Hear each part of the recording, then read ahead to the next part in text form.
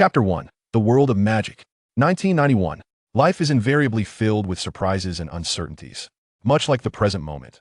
While I am aware that my birth is rather extraordinary, this is quite unexpected. Wouldn't you agree? What a commotion! Evan Magrave stood upon the terrace of his family's grand estate, gazing at a plump, gray English owl clutching an envelope, its adorable demeanor momentarily causing him to forget his writing. The 11-year-old boy, with his fair complexion embodying the quintessential British hue, towered over his peers, his visage resembling a work of art. His thick, ebony hair and sapphire blue eyes sparkled in the sunlight, a testament to his German and Slavic heritage. Yet, this quintessential European gentleman spoke with surprising casualness. "Hey, don't nag me. Fine, I'll take it." A phrase in pure Eastern vernacular escaped his lips. Perhaps Evan's moment of distraction had caused the impatient owl to lose its composure. It set the envelope down on the table and pecked at his fingers, with no other choice. Evan picked up 2 pieces of jerky from a jar on the table and fed the eager little creature, all the while contemplating the envelope, crafted from parchment and adorned with emerald green ink. The envelope bore a wax seal imprinted with a capital H, surrounded by the figures of a lion, serpent, eagle, and badger. Welcome to Hogwarts. It was settled. There was no doubt he had truly entered the world of Harry Potter. Indeed, Evan was certain he had transmigrated into a book, rather than having succumbed to the afterlife and sipped the forgetfulness soup that clouded memories of his previous existence, as for the cause of his demise. He was an ordinary youth from the Dragon Nation, whose relatives had come to visit during the new year, ostensibly to prevent him from spending the holiday alone. In reality, they sought to exploit him, a mature orphan who had received a substantial compensation following the untimely passing of his parents, hoping to pilfer a hefty red envelope. How despicable! A gathering of mercenary souls. Yet amidst this, a mischievous child inadvertently toppled his figurine cabinet, causing a large, replica spellbook to crash down upon his head, leading him to stumble into an aquarium. As fate would have it, the impact shattered the aquarium, spilling water onto the floor where an electrical strip lay, resulting in his untimely electrocution. Had his relatives merely cut the power, they could have saved him, but they simply watched, more concerned with their own children than his plight, only calling for help once his heart ceased to beat. Fortunately, he had previously arranged for insurance stipulating that, in the event of his untimely demise without having started a family, all his assets would be donated to the impoverished mountain regions. These avaricious individuals would receive nothing. He had prepared for their greed. He hoped the state, in light of his generous donation, would provide him with a decent earn. Otherwise, relying on those relatives for anything would be a stretch. However, he did not anticipate that upon regaining consciousness, he would find himself surrounded by foreign faces at roughly the age of 1, well past the weaning stage. His English was not exceptional, yet adequate enough to comprehend the meanings behind the words spoken. The man before him, adorned with gold-rimmed glasses and an upright posture, was his father in this life. The elegant woman holding him, with deep brown hair and a warm smile, was his mother. Does this mean I must learn a foreign language from scratch? Young Evan thought, his face falling at the realization. Unperturbed by his parents' confusion regarding his sudden discontent, he surveyed the opulent surroundings, the lavish decorations, and a multitude of maids, alongside an elderly gentleman sporting a handlebar mustache and monocle, clearly the butler, filled his eyes with wonder. This family seems immensely wealthy. Could it be that the heavens are compensating me for my hasty demise in my previous life? In that case, learning English may not be so unbearable. Magrave looked quizzically at the suddenly cheerful child, but he thought little of it as long as his son was happy. That sufficed, despite him being just over a year old. Though uncertain as to why he retained his memories, he was not one to dwell on the past. His former life had been severed with his death. While he did not forget everything, he felt no need to cling to what had once been. That being said, when he glanced at the calendar displaying the prominent year of 1981, he fell into contemplation. As he grew, he came to understand that he was born into the Magrave family, an ancient lineage in England. Though no longer at the pinnacle of glory, the family still wielded considerable power. His mother hailed from a prominent Russian family, further enhancing his privileged existence. Thus, he was indeed destined to live a life of affluence. However, this came at the cost of rigorous noble education, which, after experiencing the intensely competitive era, he deemed trivial. As for the era itself, he regarded it merely as a jest from the heavens. Just as he thought he would live his life in this manner, a peculiar letter shattered the worldview he had only recently begun to establish. Hogwarts School of Witchcraft and Wizardry. Headmaster, Albus Dumbledore, President of the International Confederation of Wizards, First-Class Wizard of the Order of Merlin, Chief Warlock of the Wizengamot. Dear Mr. Magrave, We are delighted to inform you that you have been accepted to Hogwarts School of Witchcraft and Wizardry. Enclosed is a list of required books and equipment. Sincerely, Minerva McGonagall, Deputy Headmistress. Enclosure, Hogwarts School of Witchcraft and Wizardry. Uniform, first-year students are required to. Students may bring one owl, one cat, or one toad. Parents are reminded that first-year students are not permitted to bring their own broomsticks.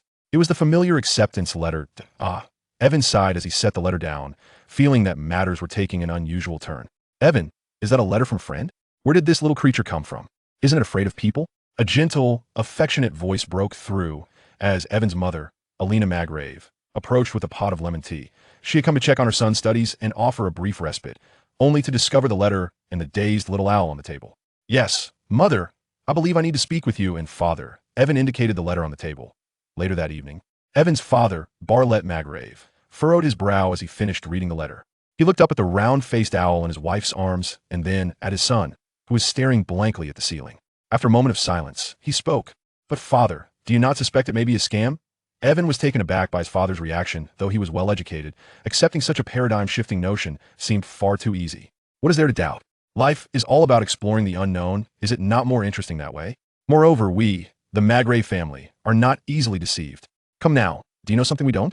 Spare my little Evan from any philosophical musings, Alina interjected, her familiarity with her husband allowing her to see through him. Though he hailed from nobility and was well-educated, he was far from the serious and peaceful man he appeared to be. The peculiarities of their son could undoubtedly be traced back to his genes. Well, I recall that when I was a child, one of my distant cousins performed magic for me with a wand resembling a chopstick, so you understand, dear. Barlett's face flushed as Alina exposed him, earning an eye roll from their son. Indeed, he intends to journey to Hogwarts, since he has arrived and received an invitation. How could he possibly forego such an opportunity? However, he had previously watched the first 4 installments of the Harry Potter series, while his acquaintance with the subsequent narratives was limited to a few edited clips, leaving him somewhat bewildered about the unfolding story. This uncertainty, however, only adds to the allure of the unknown that lies ahead. Yet, as Mr. Barrett wisely remarked, life is meant to be a quest for the unknown, a genuine existence rather than a mere adherence to a preordained script, leading to an absurd life. Would you not agree, my friend? Cheers! Chapter 2. The visit of the mature cat, Lady Time, sped by swiftly after the letter was sent, and one evening, the doorbell of the Maygrove residence rang. Under the guidance of the butler, a tall and elegant lady, adorned with gold-rimmed spectacles and draped in a deep green robe, entered the drawing room.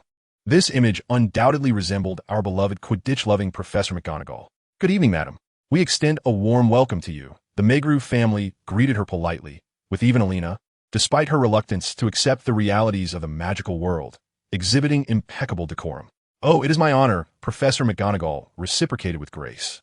Once the pleasantries were exchanged, and the butler had served tea, McGonagall's gaze fell upon the bright-eyed young Edwin, who was observing her with great curiosity. What a beautiful child! He must be exceptionally talented, she remarked, as Edwin's family, being on a visit from the Muggle world, displayed remarkable politeness, prompting McGonagall to generously offer her compliments. Thank you, madam. Edwin feigned shyness, though internally he was in a frenzy. Was this truly the cat professor? A mature cat lady. Beneath her cool exterior lay a passionate heart. How splendid she appeared in person. He wondered if she could resist the allure of catnip after transforming into a cat, without employing the legilimency charm. Professor McGonagall was unaware of Edwin's thoughts, merely sensing that this charming little boy seemed to possess an unusual glimmer in his eyes. He did not appear as obedient as she had anticipated. You're a teacher at Hogwarts, correct? Though it may be impolite, I must ask if you could provide proof of the school's existence. As a mother, I cannot jeopardize my child's future for an institution that may not even exist. I trust you can understand this, Alina articulated, maintaining her composure and politeness despite her skepticism. Of course, madam. Your courtesy compels me to clarify any doubts you may have. However, to be precise, I am a professor at Hogwarts, Professor McGonagall replied with a smile. She then drew her wand from within her robes and with a gentle flick directed at the teapot on the table, transformed it into a lively white cat before the astonished eyes of the Maygrove family. Transfiguration. This is transfiguration, isn't it? I remember Aunt Celine performing this for me. Edwin thought, marveling at McGonagall's silent spellcasting, while Mr. Barlett gasped in astonishment. Indeed, this is transfiguration. I am honored to teach Mr. Edwin this subject when school resumes. McGonagall confirmed. All right, you all share the surname Maygrove. Celine Maygrove, the elder, is indeed an outstanding Ravenclaw. I wonder how she is faring lately, Professor McGonagall recollected, recalling the individual Mr. Bartlett had mentioned. Apologies, I have only seen Aunt Celine once in my childhood and have had no news of her since, Alina replied. Oh, what a pity. However, it is often the case that many wizards lead such elusive lives. I hope she is safe, Professor McGonagall expressed with a hint of regret, pondering the fate of the Ravenclaw elder who had either gone into hiding 11 years ago or met with misfortune during that incident. Or, oh my goodness, is this truly the case? Have you conjured toxic apples, cast curses upon textile vehicles, or transformed men into frogs? Before Professor McGonagall could ponder further, Alina, engrossed in her feline companion, exuberantly interrupted her thoughts. The tangible sensation was undeniably that of a cat, yet it was one she had witnessed transforming from a teapot. Unmistakably real. Oh, Mrs. Alina, that is merely a fairy tale. However, it can indeed be achieved, albeit only by malevolent dark wizards. We at Hogwarts are a legitimate institution of magic, Professor McGonagall emphasized. With a flick of her wand, Alina's small white cat morphed into a pristine white dove, which began to circle above the family. As for their family fortunes, there was no concern. Even if Evan did nothing but squander, their wealth would suffice for him to indulge for 2 to 3 centuries. Moreover, given the physical condition of the couple, practicing a bit of magic would pose no challenge. If only a small flute could also wield magic, then Evan should consider having more children. After all, not everyone in the household could possibly possess magical abilities. There must be a few exceptions, otherwise, Bartley would surely be a wizard as well. Indeed, let us proceed with this plan. For some reason, young Evan suddenly felt that his mother's overly affectionate smile was a bit too much, leaving him with an inexplicable sensation in his back. Since everything is settled, I shall take my leave now. Tomorrow, I will return to escort Mr. Evan to Diagon Alley for his school supplies. With successful communication established, Professor McGonagall prepared to depart. Although there were not many young wizards to visit each year, Professor Snape happened to have obligations this time, necessitating a departure from her usual plan of persuading one to accompany her to Diagon Alley immediately. Professor McGonagall, dinner is approaching. Why not stay for a meal? Allow us to treat you to some delicacies from the East, Bartley implored, eager to extend hospitality as he noticed her intention to leave. I sincerely appreciate your kindness. However, I must visit another student, so I must take my leave. I shall manage my meal en route. Despite her words, an untimely rumble emanated from Professor McGonagall's stomach, causing her cheeks to flush with embarrassment. Wizards require nourishment too. Chaz, please notify the kitchen to prepare 2 meat sandwiches for Professor McGonagall to take with her. Certainly, young master. Professor McGonagall, you must be exhausted. I suspect you haven't tea even at lunch. Please wait a moment. It will be ready shortly. Evan, displaying remarkable insight, sought to alleviate the awkwardness. Thank you, Mr. Evan. I truly appreciate it. Well, I must confess I have indeed skipped lunch, Professor McGonagall admitted. The kitchen was swift. Within 3 minutes, the butler entered with a food box and a thermos. Madam, this is for you. He respectfully presented the box to Professor McGonagall. Oh, I am exceedingly grateful. I shall return tomorrow. Thank you for your hospitality. Professor McGonagall was taken aback by the promptness and accepted the offering, for she was indeed hungry. After bidding farewell, Professor McGonagall departed from the Magrave Manor, heading towards the final young wizard's residence. Let us proceed. Mother, it is time for us to prepare dinner. For tomorrow we shall venture to Diagon Alley for shopping. We shall indulge in braised spare ribs, oil-braised chicken, stir-fried garlic shoots with meat, and a delectable egg and persimmon soup, authentic cuisine from the Dragon Kingdom. This is made possible as Mr. Aiden has engaged 3 distinguished chefs from the Dragon Kingdom, who not only excel in the 8 culinary traditions, but are also well-versed in regional delicacies from across the realm, as per Mr. Aiden's specific request. The reason? It is widely acknowledged. There exist 3 of the thinnest tomes in the world: German humor, American history, and British cookbooks. On young Aiden's 3rd birthday, Mr. Bartlett presented him with a plate of food that seemed to mock the heavens, which resulted in the child sobbing uncontrollably. Once he was able to consume solid food, his greatest vexation became the presence of those dreadful culinary abominations. Perhaps a native Englishman, accustomed to such fare from childhood, might not find it objectionable. Yet beneath this exterior lies a bona fide citizen of the Dragon Kingdom. His palate has been finely honed, particularly as it appears he has not partaken of the Mangpa soup, rendering him utterly intolerant of such unappetizing dishes. Eventually, Mrs. Alina, faced with the dilemma of her child refusing to eat, sought out chefs whom they deemed competent, and ultimately, only French cuisine was palatable to Aiden. This was unavoidable. One cannot expect a 3-year-old to articulate a desire for Eastern delicacies. He is but a child, and no one has informed him of such. It is rather extraordinary. Thus, Aiden must endure this culinary plight, planning to reassess his options as he matures. Perhaps the deity of the kitchen, the revered kitchen god, looks favorably upon this Eastern soul struggling with his meals. During Mrs. Alina S.'s search for chefs, a descendant of imperial chefs from the Dragon Kingdom applied for a position, reportedly having settled here from the Republic era alongside a nobleman. This news delighted Aiden, who immediately consumed 3 large bowls in homage to the exquisite cuisine. Mr. and Mrs. Bartlett, though somewhat disheartened that their son did not favor the foods they cherished since childhood, found solace in the delightful dishes prepared by the Eastern chef. Consequently, Mr. Bartlett took the initiative to explore the Eastern market, inviting 2 additional chefs and acquiring various works on Eastern culture. He discovered that his son seemed to engage with Eastern culture with greater enthusiasm than that of their British heritage, especially during visits to museums. The little one's eyes sparkled with joy. Yet, it was perplexing whenever the museum guide proudly narrated the origins of the exquisite artifacts. Aiden appeared to harbor an almost menacing gaze towards the guide. Perhaps it was merely an illusion. Chapter 3. The Turmoil of Diagon Alley in Gringotts. Good morning, Mr. Aiden. We are ready to depart for Diagon Alley.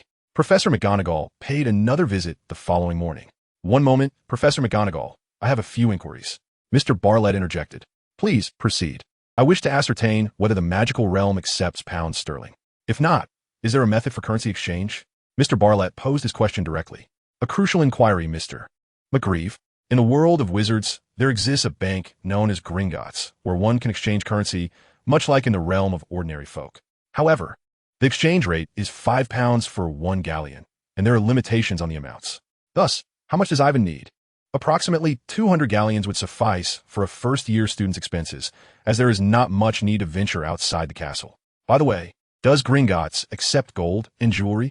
Indeed, Professor McGonagall, I apologize. My family does not believe in allowing children to be financially constrained, since there is a limit on currency. Surely hard currency will suffice. After speaking, Mr. Bartlett asked Professor McGonagall to wait a moment and quickly departed. Professor McGonagall, is it true that one can only bring cats, toads, and owls as pets for enrollment? In the absence of his father, Ivan inquired. There is no strict requirement for a specific species. Those 3 are merely the basic pet options available in Diagon Alley. However, you may bring other pets, provided you can care for them properly. I understand, thank you. Professor McGonagall, is this the entrance? I see nothing at all. Mr. and Mrs. Bartlett gazed at the bustling street as Professor McGonagall led them to a spot nestled between a bookstore and a record shop. This area is enchanted. If you hold on to Mr. Ivan's hand, you will be able to see it. Indeed, the moment they grasped their son's hand, they beheld a somewhat shabby little pub that seemed to have squeezed itself between the 2 shops. Oh, the wonders of magic. Upon entering, the unpleasant odor that greeted them made the trio frown. However, Professor McGonagall appeared unfazed. Within the establishment were a dozen oil-stained tables and a variety of wizards dressed in an array of colors and styles, who raised their cups in respect to Professor McGonagall before resuming their drinking and conversation. It was merely the process of introducing new students, nothing to be overly astonished about. After greeting the bald proprietor, Tom, Professor McGonagall led them to the back of the pub, which was merely a dead-end alley with a garbage bin. Mr. Ivan, please remember, if you wish to proceed to Diagon Alley via the leaky cauldron, you simply need to count 3 bricks up on the wall above the garbage bin. Then 2 bricks to the right, and tap gently 3 times with your wand like this.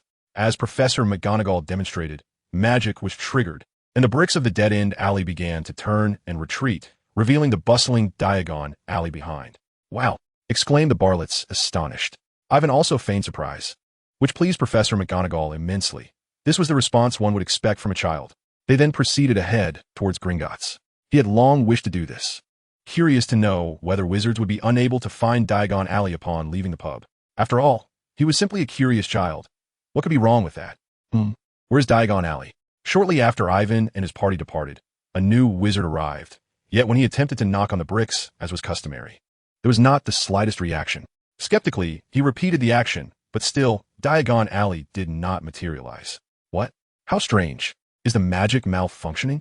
The wizard was utterly perplexed. Greetings, my friend. What occupies your time? At that moment, another wizard approached, inquiring with curiosity. Oh, it seems the entrance to Diagon Alley is inaccessible. Perhaps you might give it a try. Yet, to their bewilderment, this wizard, too, was unable to unlock the door. Tom, come here. The The gate to Diagon Alley is malfunctioning. The two, in their helplessness, summoned the proprietor, Tom. His loud call attracted the attention of patrons within the tavern, who were intrigued by the commotion.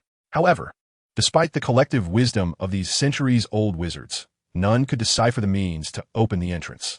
Their habitual reliance on that charming rubbish bin had rendered them inept. This very bin was kicked by a seemingly innocent child, disrupting their routine. Thus, a throng of wizards congregated in the narrow alley, tapping on bricks in search of the familiar door-knocking stone. It was not until a tall, sallow man clad in black robes approached that things began to change. Severus Snape was utterly exasperated by the drunken incompetence of this gathering. Drawing his wand, he parted the crowd and struck the enchanted brick. The door swung open, and the wizards erupted in cheers, oblivious to Snape's dark demeanor. "Thank you ever so much, Snape," Tom exclaimed, brimming with gratitude. "No need for thanks, Tom. I trust you will remember which brick I just tapped. Otherwise, should some wizard again disturb the rubbish bin's position, you may find yourselves lost once more." With that, Professor Snape swept away in his robes, unwilling to endure the sight of these fools for another moment. Meanwhile, Professor McGonagall remained blissfully unaware, completely oblivious to the mischief that her seemingly well-behaved student, Evan, had been up to. Gringotts. The first door of Gringotts was a gleaming bronze portal, flanked by goblin guards in scarlet and gold uniforms, who bowed courteously to clients upon their arrival. The second door was silver, inscribed with the following warning: "Enter, stranger. But beware, for greed may lead to dire consequences. To take without earning will surely invoke the severest punishment. Therefore, if you seek to pilfer wealth that has never belonged to you, heed this warning: thief, what you summon may not be treasure, but rather retribution." Upon passing through the silver door, one entered a spacious marble hall, where approximately 100 goblins hurriedly recorded transactions at a long counter. Some weighed coins on scales, while others examined gems through magnifying glasses. "It seems we are well prepared," Mr. Bartlett murmured quietly. "Good day. I wish to exchange some galleons." Professor McGonagall refrained from stepping forward, allowing the Maygrove family to handle the matter on their own. Unlike Harry, Evan had no guardian requiring Hagrid's assistance. In circumstances where guardianship was present, such matters were efficiently managed by the goblins. "Another little wizard from the Muggle world, I see. Very well. How much would you like to exchange?" The goblin's demeanor was rather unpleasant. Although goblins often possessed a harsh temperament, such bluntness irked Evan. "Oh, can I exchange any amount? Then I shall request 1 million, for my family is not in want of funds." Evan crossed his arms, casting a disdainful glance at the diminutive creature resembling a moldy potato. "No, it is unacceptable. Each Muggle-born wizard is permitted to exchange a maximum of 200 galleons. Gringotts is no charitable institution for Muggles." The goblin grew anxious, exclaiming, 1 million. How audacious! Huh! Such a naive child. The wizarding world has no need for such worthless Muggle currency. Those ink-stained notes are utterly divorced from the grandeur of magic. An imperious voice interjected, and a tall man clad in opulent robes with flowing platinum hair, yet pallid as if suffering from some affliction, strode in alongside a diminutive platinum-haired child. Upon overhearing Avon's words, he scoffed. It was none other than the illustrious Malfoy father and son. Avon had not anticipated encountering them here, believing he would have to wait until the school term commenced. Nevertheless, their haughty demeanor was quite irksome. Just look at Malfoy's round little head, nearly lifted to the heavens. "Fetch me 500 galleons," he commanded. "Of course, esteemed Mr. Malfoy." The goblin at the adjacent counter replied respectfully, adept at discerning whom to flatter. "Is that so? Since you refuse to accept those paper notes, how about these instead? If you do not accept this, I would be compelled to question Gringotts' financial stability." At that moment, the presence of a venerable family patriarch and a titan of commerce was unmistakable. With a resounding thud, the chest brought by the goblin named Barit was unceremoniously placed on the counter. As it opened, it revealed a bounty of golden bricks alongside an array of gemstones, each no smaller than pigeon eggs, in hues of white, red, and blue, among others. Their quality was impeccable. Though the Maglev family had lost some of its former glory in the new century, their historical and contemporary influence rendered them formidable, far beyond the reach of ordinary folk.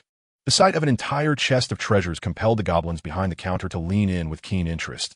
It was not that they had never seen such wealth, but rather that their innate greed rendered them unable to resist. Even the Malfoys were taken aback. While the Malfoy family was indeed affluent, ever since that infamous failure, they had been more cautious with their resources. The audacity of a Muggle displaying such opulence made Lucius feel a twinge of discomfort in his proud heart. Once, he too had been a spendthrift, unbothered by the need to keep accounts.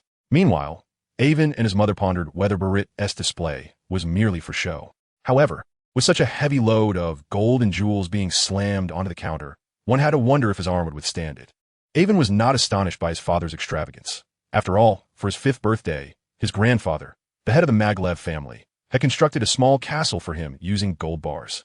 Though gold is indeed precious, families like the Maglevs possess substantial private reserves. Such hard currency has never been lacking among grand families. Or else where do you think all that historical gold has gone? It cannot all have been buried without a trace or vanished in a thin air, can it? Chapter 4. Shopping with the Malfoys. Oh, what is happening over there? The commotion naturally drew the attention of Professor McGonagall. It is of no consequence, Professor McGonagall. It seems this esteemed goblin questions my financial capabilities as a muggle, which is why I am quite relieved to have brought some spare change. Nevertheless, being a muggle, I hope you could assist me in verifying whether the price presented by Gringotts is reasonable.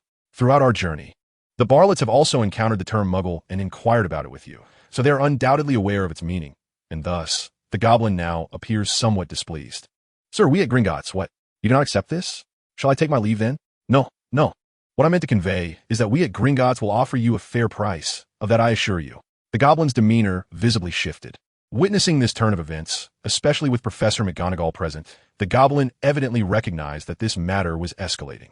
Furthermore, the allure of the box of jewels was undeniable. The goblin exchanged 36,000 galleons, as the smallest red gemstone within was exceedingly valuable, possessing a degree of magical properties which could serve as alchemical material. Hence, the modest box of jewels commanded a price of 36,000 galleons. After opening an account and completing the necessary formalities, I withdrew a portion of galleons. As a gesture of goodwill, the goblin presented me with a wallet enhanced by the extension charm. It was not large, merely the size of palm, yet contained a space equivalent to that of a backpack. After all, the extension charm is regulated by the Ministry of Magic, and only specially approved items may utilize it, a privilege that Gringotts happen to possess. Following the conclusion of this farce, both parties exchanged pleasantries. This is Professor McGonagall. Do present your courtesy. Good day, Professor McGonagall. I am Draco Malfoy. It is a pleasure to meet you. Despite his haughty demeanor, the young aristocrat maintained a commendable air of nobility. Hello, young Malfoy. Oh, by the way, this is Aiden, who will soon be your classmate. Although Professor McGonagall harbored her own reservations regarding Lucius, she refrained from projecting her disdain onto the child, thus introducing Aiden as a means of striking up conversation. Greetings, Malfoy. I am Aiden Magrave. It is a pleasure to make your acquaintance. Upon hearing his name mentioned, Aiden proactively greeted the young lord, a flicker of enigmatic light momentarily shimmering in his eyes. Observing the other's arrogance and recalling his previous impressions of this young scion, Aiden silently noted the encounter in his mind. You little rascal, just wait. Acting all high and mighty, you'd better not cross my path again. Despite his internal musings, Aiden maintained a facade of decorum. Good day, Lucius Malfoy. It is a pleasure. Out of a sense of propriety, even while looking down upon muggles, Lucius extended a greeting to the Barletts. Given the formidable presence of the Magrave family and the Barletts' earlier display of wealth, Lucius discerned that this family was of no ordinary status, thus rendering the greeting not entirely beneath him. Barlett Magrave, my wife, Alina Magrave. It is a pleasure to meet a scion of the Malfoy family. Barlett accurately surmised the identity of Lucius and his son, thus commanding the atmosphere with assuredness. You have heard of the Malfoys? Lucius found it difficult to fathom that a muggle could recognize the Malfoy name. The inner world of Ballot. Who do you think you are, acting so arrogantly? Every family has its own ancient nobility, so spare me your pretensions. Upon hearing compliments about his ancestors, Lucius felt an immediate surge of joy, and he began to reassess the muggle before him, intrigued by Ballott's demeanor. Acknowledging the glint in his eye, Lucius realized this was no ordinary individual. He could not dismiss him as merely a typical muggle. He seemed to possess noble qualities and was familiar with the esteemed Malfoy lineage, warranting a modicum of respect. Indeed, Mr. McGreeve, you're absolutely correct. Although proud, Lucius was not foolish. Even a muggle, if of suitable status and capable of yielding benefits, could merit his favor. After all, the Malfoy family had fallen from its former glory. If this seemingly polished muggle noble could provide some advantage to the Malfoys, Lucius would gladly encourage his son to cultivate such a friendship. Professor McGonagall, you likely have other students to attend to, correct? I would be honored to accompany the McGreeve family for the remainder of their shopping. What do you think? Lucius inquired, glancing at Ballot for his opinion. Professor McGonagall hesitated. She had not intended to allow the Evan family excessive contact with this former Death Eater. Rest assured, Professor McGonagall, if you have other matters to attend to, please do not hesitate. I am confident that Mr. Malfoy will take excellent care of us, Evan interjected, providing a timely opportunity for her to leave. Very well. I appreciate your assistance, Lucius. Seeing Ballot nod in agreement, McGonagall acquiesced. You're most welcome, Professor. Nonetheless, McGonagall cast a worried glance at Evan before departing. Given Lucius's initiative, it was unlikely he would engage in any reckless behavior. Otherwise, Albus would certainly pay him a visit, given their connection. Lucius led the McGreeve family first to Flourish and Blots to procure books, then on to the Cauldron shop, followed by a visit to the apothecary. In a pet shop, they acquired a snowy owl with a tuft of black feathers atop its head, resembling an antenna, to serve as their future messenger.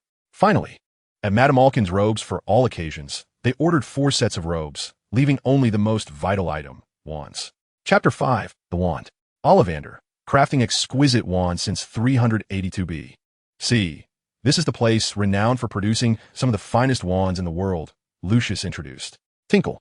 The crisp sound of a bell rang as they pushed open the door, echoing through the quiet shop to announce their arrival. Ah, Mr. Lucius, an elm wand, 13 inches. Dragon heartstring, if I recall correctly. The disheveled Ollivander suddenly emerged from behind the shelves, startling Evan. Indeed, your memory remains as sharp as ever. But today's focus is on them. My son Draco and his future classmate, Evan. Please select wands for them. Oh, certainly. Who shall go first? Ollivander inquired. Let Draco go first. I would like to observe, Evan suggested. Very well. Draco strode confidently forward, prompting Evan to shake his head inwardly at the boy's arrogance. Child, which hand do you prefer to use? My right hand. Ollivander withdrew a measuring tape from his pocket and, like an old tailor, measured up and down. With a flick of his eye, he retrieved a box from the shelves and handed it to Draco. You would 11 inches dragon heartstring, give a try. As Draco took hold of it and waved, a burst of white light erupted, startling the young master. After several attempts with different wands, Ollivander finally found a suitable wand for Draco. Hawthorn wood, 10 inches, unicorn hair. This one is perfect for you, he declared with delight. No matter how many years passed, he always experienced joy when finding a wand's rightful owner. However, the expressions on Lucius and Draco's faces were less than favorable. It was far too ordinary. Although it was a fitting match, the wand's simplicity felt akin to placing a blade of grass atop a mound of gold for the noble Malfoys. Yet, the reality was undeniable, and they had no choice but to accept it, especially with muggles watching nearby. Maintaining composure was paramount. Remember, it is not the wizard who chooses the wand, but the wand that chooses the wizard. With a smile, Ollivander approached Evan, measuring tape in hand. Your turn, my boy. Certainly, sir, but I would appreciate it if you could measure both my hands simultaneously, as I am accustomed to alternating between them, Evan replied, raising both hands in demonstration. A rather unique habit, but not a problem. After finishing the measurements, Ollivander furrowed his brow, deep in thought, as if confronted with a conundrum. Before turning and walking deeper into the shop. How about this one? Red oak, dragon heartstring, 9 inches. Upon receiving it, Evan, who had never experienced magical turbulence before, felt magic for the first time. Suddenly, a loud explosion erupted as one of Ollivander's chairs shattered into a fine powder, finer than baby formula. After testing a dozen more wands, Ollivander appeared undeterred, his ancient eyes glimmering with determination. After attempting with over 40 wands, he finally emerged from the attic, dusty and disheveled, carrying a box covered in grime. I believe this could be the one. Although I had a final thought, I realized that perhaps this is the most suitable. Let us give it a try. As the box opened, a wand of exquisite design was revealed, its shaft adorned with spiraled carvings, and its handle meticulously crafted. The wand shimmered with a spectrum of colors in Evan's hands. With a gentle flick, the previously dormant magic surged through the wand, forming a ribbon of magical energy that danced in the air. Ah, what a perfect one-of-a-kind choice. Acacia wood, 13 inches with a core of Chelan hair. Ollivander's wrinkled visage trembled with excitement. Though he always felt joy in matching wands with their owners, the selection of such a unique wand filled him with extraordinary exhilaration. After a moment of fervor, Ollivander could not restrain himself from recounting the wand's origins. Acacia wood, a truly exceptional wand material. Wands crafted from this wood are notoriously elusive, refusing to be wielded by anyone other than their rightful owner, and they only reveal their true potential to those with the greatest innate talent. This unique sensitivity renders the search for suitable owners profoundly challenging. I possess only a limited stock, prepared for sufficiently astute wizards. For the acacia wood wand is ill-suited for the cacophonous and aromatic spells of so-called flashy magic. Once a match is established, the acacia wand can channel power and harmony with any nature. However, its energy is frequently underestimated due to its peculiar temperament. The unicorn hair core, oh, what a lamentable tragedy it represents. This is a magical creature exclusive to the distant East, and its population is exceedingly scarce. In those dark days of yore, the first Dark Lord ruthlessly slaughtered a pair of unicorns for his own nefarious purposes. For those unfamiliar with the Fantastic Beasts series, a prelude to Harry Potter, this refers to a rather unattractive unicorn offspring. This wand core was extracted when Newt laid the unicorn to rest. Although that esteemed magical creature enthusiast was reluctant to desecrate the body of the creature, I have crafted but this one singular wand, and it seems that fate is awaiting your arrival. Everything appears to be preordained. Evan mused, "You old fraud. You're always peddling the notion of uniqueness. Which of your wands, ISNT, claim to be one of a kind? You and T dare say they're identical, even if they differ by a millimeter, day in and day out. You revel in your air of mystery." Ollivander continued to recount the origins of the wand, detailing his selection of the appropriate wood and the serendipitous process that led to the creation of its current design and length. He seemed to have divulged an abundance of information. A mere 7 galleons. A truly splendid wand. You are indeed fortunate. Upon exiting the wand shop, Evan carefully examined this essential piece of wizarding equipment. Draco, beside him, spoke with a tinge of envious acidity. "It's all right, I suppose. I don't understand why I ended up with such an ordinary wand. It's quite embarrassing, lacking any special attributes." Draco's tone was laden with dissatisfaction. "Do not belittle it. Though you perceive it as mundane, it is the wand most suited to you, the one capable of unlocking your true potential, is it not? Oh, mind the alley. The dark wizards lurking in those corners are far less amicable than those here. Farewell." As the tasks at hand were completed, Lucius had no intention of lingering with the Muggle family any longer. Merely accompanying them for shopping had been his final concession. "Indeed, Mr. Malfoy, we appreciate your company. Since your wife is awaiting, we shall not impose any further." With the departure of the Malfoys in sight, there was no need for retention. Their objectives were met. The rest could proceed as they pleased. "What a proud little fellow," Evan shrugged. "But father, you were truly impressive just now." "Of course. Do you not know who your father is? No fallen noble could ever overshadow my presence. Yet, I truly did not anticipate that the elusive Malfoy family would be situated within the wizarding community." Mr. Barlett wore a proud expression, relishing in his son's admiration. The moment belonged to the heads of 2 noble families and their young heir. Thus she remained discreetly in the background, silent. However, now that the individuals had departed, how could she resist the allure of a stroll through the bustling commercial street of the wizarding world? The father and son exchanged knowing glances, instantly comprehending her unspoken desire. Since their esteemed matriarch wished to indulge in a shopping excursion, they would oblige, especially as he himself harbored a curiosity about the shops in Diagon Alley. Chapter 6. The Arrival of the Golden Finger. Astonishingly, it is a compendium of spells.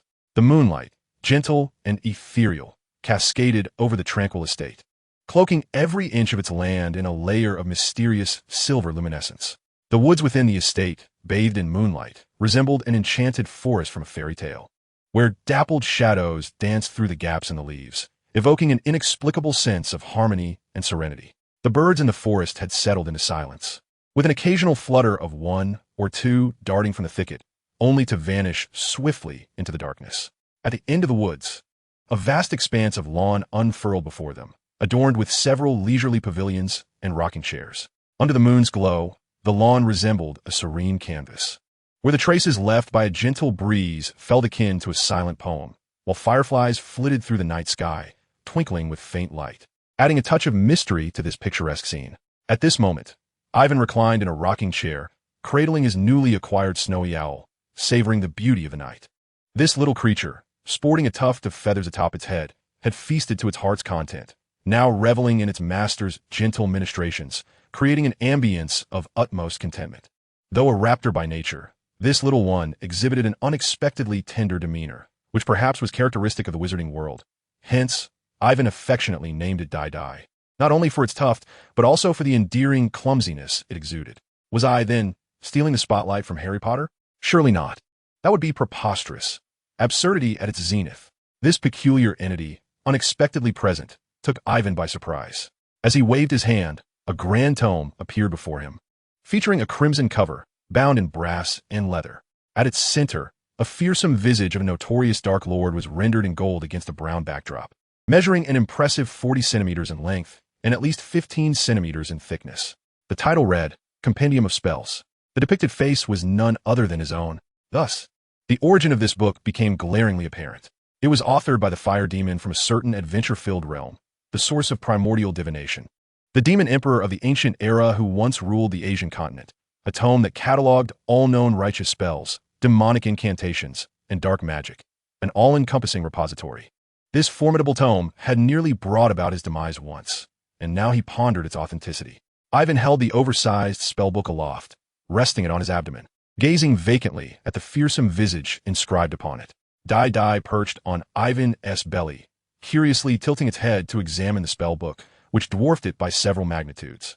It was time to put it to the test. Rising from the rocking chair, Ivan placed Die upon his shoulder and settled into the pavilion, ready to unveil the essence of this otherworldly magic. As he gazed at the densely packed, obscure text within the book, Avon's expression darkened. This was utterly incomprehensible. Although the content eluded his understanding, he recognized it to be likely written in seal script, corresponding to the historical context of that world. Nevertheless, he reassured himself that it would suffice to enroll in an additional course. Once at Hogwarts, he could forego the tutors at home, thus freeing ample time to study the script. He refused to believe that the possessions he had brought from his rebirth and journey to another realm would merely serve as useless trinkets. The following day, he initially engaged in some preparatory studies and attempted a few simple spells in his room before approaching his father with a request for a translation dictionary on seal script, preferably in Chinese, as he could comprehend it. An English version would likely complicate matters further. Mr. Bartlett consented without much inquiry, valuing his son's privacy. After a month of diligent study, Mr. Bartlett presented him with a Chinese dictionary for seal script. Although curious about when his son had acquired knowledge of the Eastern characters, he refrained from asking, assuming it was the household chef who had imparted such wisdom. After all, this child had learned to speak fluent dragon tongue from the cook, so it seemed reasonable that his son could master the writing as well. Surely, it was a testament to his own fine genes, just like him. During the final holiday before the commencement of school, Avon immersed himself in his textbooks. Despite his origins from another world, he was determined not to slacken his efforts. Such behavior was not in his nature. He was resolved to excel. Perhaps due to his fortuitous fate in this life, his talents shone through, enabling him to retain much of what he studied and successfully master several minor spells, including the levitation charm. One particularly simple air spell, while not of significant utility, could hasten the growth of plants, akin to the effects of a growth stimulant. Yet this revelation brought Avon good tidings. The grimoire was indeed legitimate. He had acquired an impressive advantage. On August 27th, the Margrave family villa was aglow with lights and decorations, celebrating the birthday of our young master, Avon. Uncle Oleg, Uncle Maxim, and Uncle Neil, how delightful to see you again. Avon warmly greeted his two uncles and uncle who attended his birthday celebration. This year was somewhat special. His grandfather and maternal grandfather were preoccupied, for typically, the entire family would gather to celebrate his birthday. The reason for this was straightforward. Avon's demeanor had always set him apart from other children, making it challenging for him to forge friendships. It was only in recent years, as he interacted with slightly more mature peers, that he began to seem less extraordinary. After all, who could blame him for feeling out of place with the soul of an adult residing within? Engaging in play with a group of younglings was indeed a formidable task. However, he remained intrigued by the adventures awaiting him in the magical realm once he entered Hogwarts. Happy birthday, little wizard. Look at what your uncle has brought you, boomed Uncle Oleg, a towering figure at 2 meters tall, as he enveloped Avon in a hearty bear hug, his arms nearly as thick as Avon's waist. Avon felt like a rag doll tossed between two men akin to adult grizzlies. I find myself increasingly drawn to the gentle embrace of my aunt. Aiden, feeling utterly bewildered, was just freed from the clutches of 2 bears when it was time for his uncle to take his turn. Fortunately, his uncle, a quintessential English gentleman, possessed a rather slender and refined physique. This year is somewhat extraordinary. We cannot celebrate your birthday together, yet everyone is delighted to know you have become a wizard. After setting Aiden down, Neil adjusted his slightly disheveled suit collar and remarked, Everyone believes it now? Of course. Aunt Celine demonstrated her magic in front of everyone during New Year's, so we all know. It's just unfortunate that we haven't seen her since. Neil replied with a cheerful smile. Ah, that makes sense, Aiden said, glancing at his bear-like uncles. We believe in my sister, and so do Mom and Dad. He almost forgot that his own mother held a princess-like status at home, ultimately ensnared by his father's charms. It was said that when his grandfather first met his father-in-law, he brandished a pistol, exuding an air of intimidation that suggested, "If you displease me, I shall take action." Indeed, this weapon was commonly used in Russia during the 1990s. I'll look it up. He mused, reflecting on his family dynamics. Among his closest relatives, his mother had 2 uncles and a younger aunt, while his father had 1 uncle and 1 younger aunt. As the eldest child in the family, Aiden noted that both uncles were single, while his younger aunt and uncle were still in school, currently without partners. His uncle was married and had a 3-year-old child. His grandparents and maternal grandparents were in good health, likely to live for another 20 years or so. Come now, little wizard, let's show you our gifts. Hooray, Aiden exclaimed. But how did you manage to bypass security? In front of him lay an array of gifts, including 3 rather unconventional boxes, which prompted Aiden to ponder deeply. Inside the boxes were a revolver adorned with silver olive leaves and gilded floral patterns, a glistening triangular military dagger, and a classically designed short-barreled double-barrel shotgun. Its grip embellished with a wolf's head crafted from pure gold, exquisitely fashioned.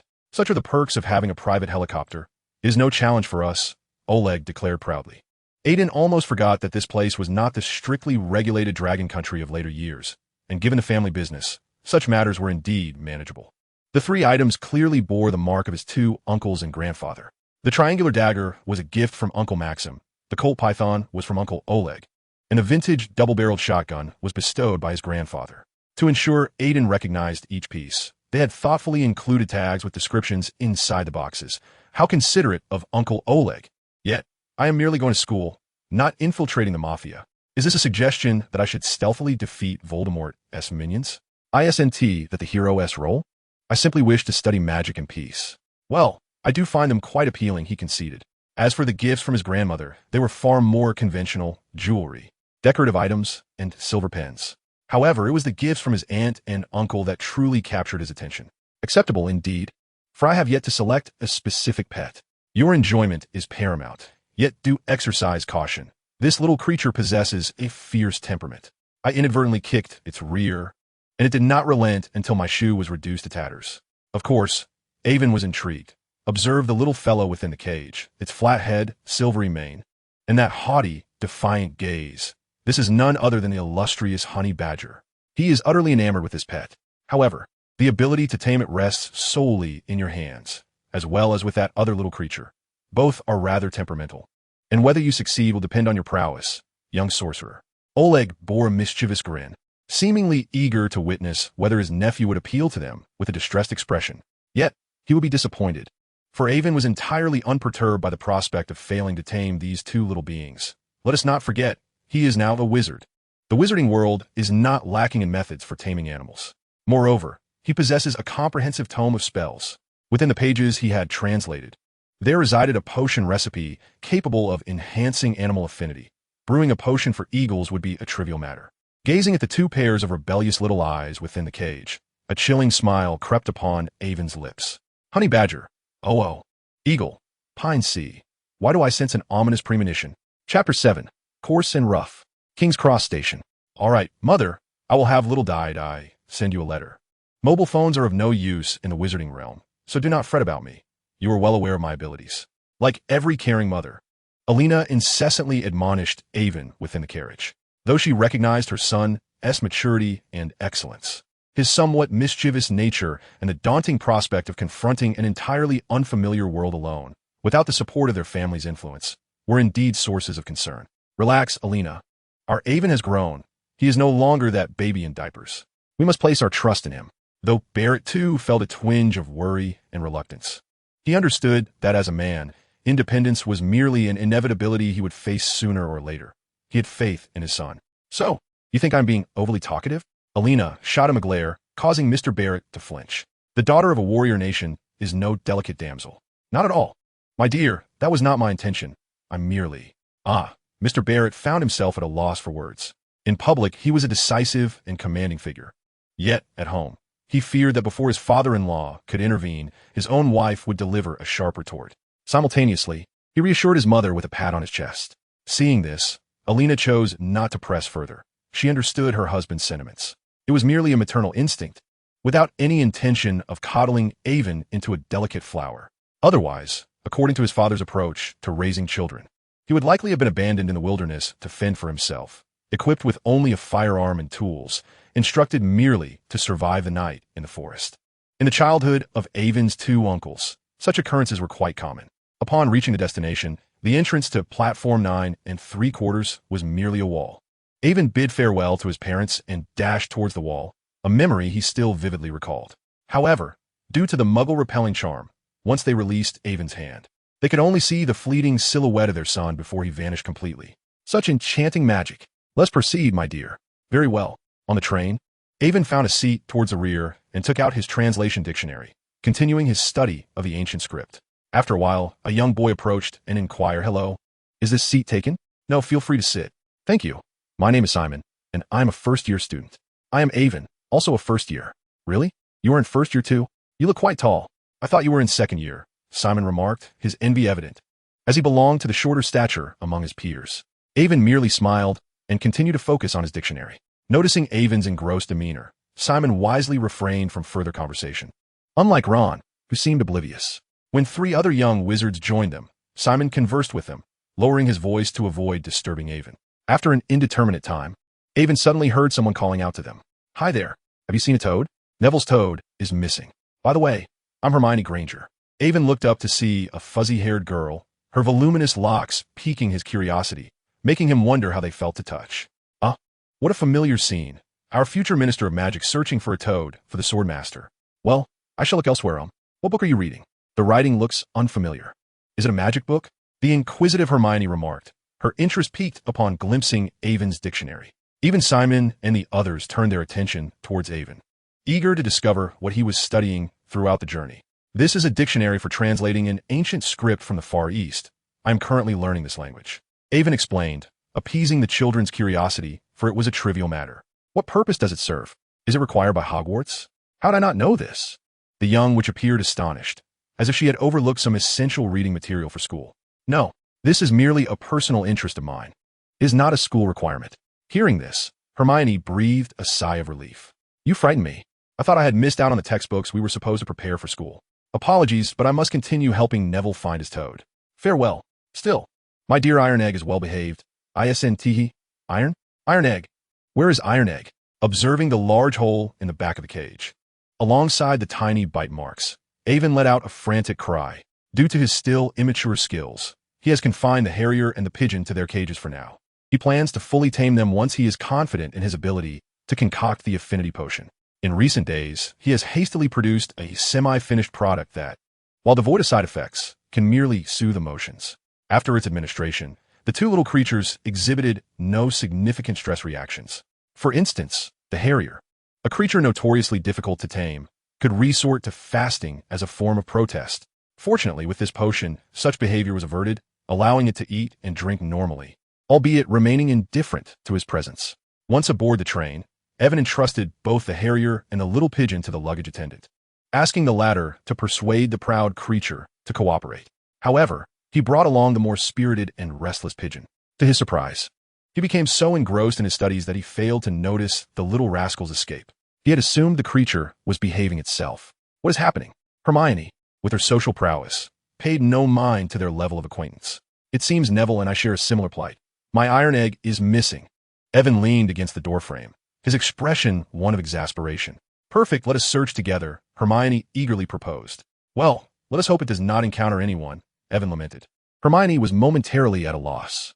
Shouldn't one wish for someone to find the lost pet? Why would anyone hope for it to remain undiscovered? Quite peculiar indeed. "Iron Egg! Iron Egg!" echoed the desperate calls of the boy throughout the lengthy train. "What is that ruckus? Is someone dead? I have no idea." It is more unsettling than hearing the plaintive cries of the myrtle at night.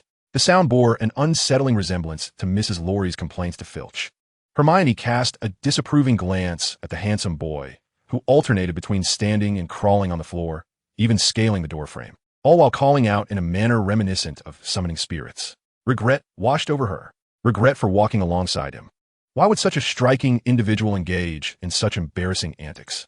Such beauty squandered. Unbeknownst to Evan, Hermione was internally critiquing him while he, oblivious to the peculiar stares from other young wizards, energetically scoured every corner in search of the little pigeon.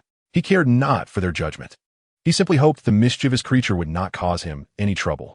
Surely, those familiar with the pigeon's notoriously troublesome demeanor would understand. Hello, have you seen a toad? And have you spotted my iron egg? Chapter 8. Hermione and her two useless men. The two young boys in the carriage were taken aback by the sudden appearance of the two figures. One boy sported somewhat disheveled black hair and wore round glasses held together with tape. The other was tall and thin, with blue eyes, freckles, and a mane of fiery red hair. At that moment, their table was strewn with snacks, and a plump mouse, missing a digit on its front paw, was munching away. The red-haired boy raised his wand, seemingly preparing to cast a spell. Apologies, we haven't seen it, he said. Very well, but are you about to perform magic? May I see it too? Hermione confidently settled into her seat, her eyes radiating keen interest. Evan followed suit, unwilling to miss out on this captivating scene. Indeed, this marked the initial encounter between Hermione and her two flaws, Harry Potter and Ron Weasley. The plump rat before them must surely be the infamous Scabbers. Of course, Ron exclaimed. Daisies, sweet cream, and sunlight have turned this rat a shade of yellow. With a flick of his wand, a small puff of smoke erupted, startling the rat. Yet there was no transformation. Are you certain this is a spell? Hermione inquired, puzzled. At that moment, Ron felt a twinge of embarrassment, mentally berating his two unreliable brothers for putting him in such a humiliating position. Well, I have learned a few simple spells at home. Like revert to original, Hermione drew her wand and pointed it at Harry. As she recited the incantation, Harry's eyes flickered, and the areas bound by tape returned to their original state. Wow, Harry exclaimed, astonished by the prowess of this chattering young girl. Ron shared his surprise, but his embarrassment overshadowed it. Ahem, actually, that spell isn't entirely useless. I noticed that the rat's whiskers turned slightly yellow when Ron cast the spell, perhaps due to his lack of practice. Ron, would you mind if I gave it a try? All right, but be careful not to hurt it. It's already quite pitiful, Ron replied. Oh, come on. What could this pathetic creature possibly feel sorry for? He thought of how Ron would feel upon discovering he had been cuddling with a fat, balding, greasy old man for so many years. Now, that was pitiable. Evan withdrew his elegant wand, aiming it at the drowsy rat, who was just about to curl up with its tail. Wow, what a cool wand, Ron exclaimed, filled with envy as he glanced at his own outdated wand, a hand-me-down from his brother, and sighed silently. Under the watchful eyes of the trio, Evan waved his wand and uttered the incantation. Just as the rat was about to doze off, it sensed something amiss and, upon opening its eyes, found its tail had transformed into a shade of excremental yellow. Wow, it actually worked. George wasn't lying. Of course, magic always has its effects. With a bit of practice, you too can achieve this, Evan remarked with a gentle smile. However, shouldn't we be on our way? We should be arriving soon, and you both ought to change into your uniforms. Hermione suddenly recalled their purpose, quickly rising to search for Neville's toad, while reminding Harry and Ron to don their school attire. Right? I've been so distracted. I still haven't found my toad. Toad, come out wherever you are. Evan remembered the task at hand and dashed out again, ensuring he made his mark on this significant moment, which was not lost after all. What a truly vibrant individual.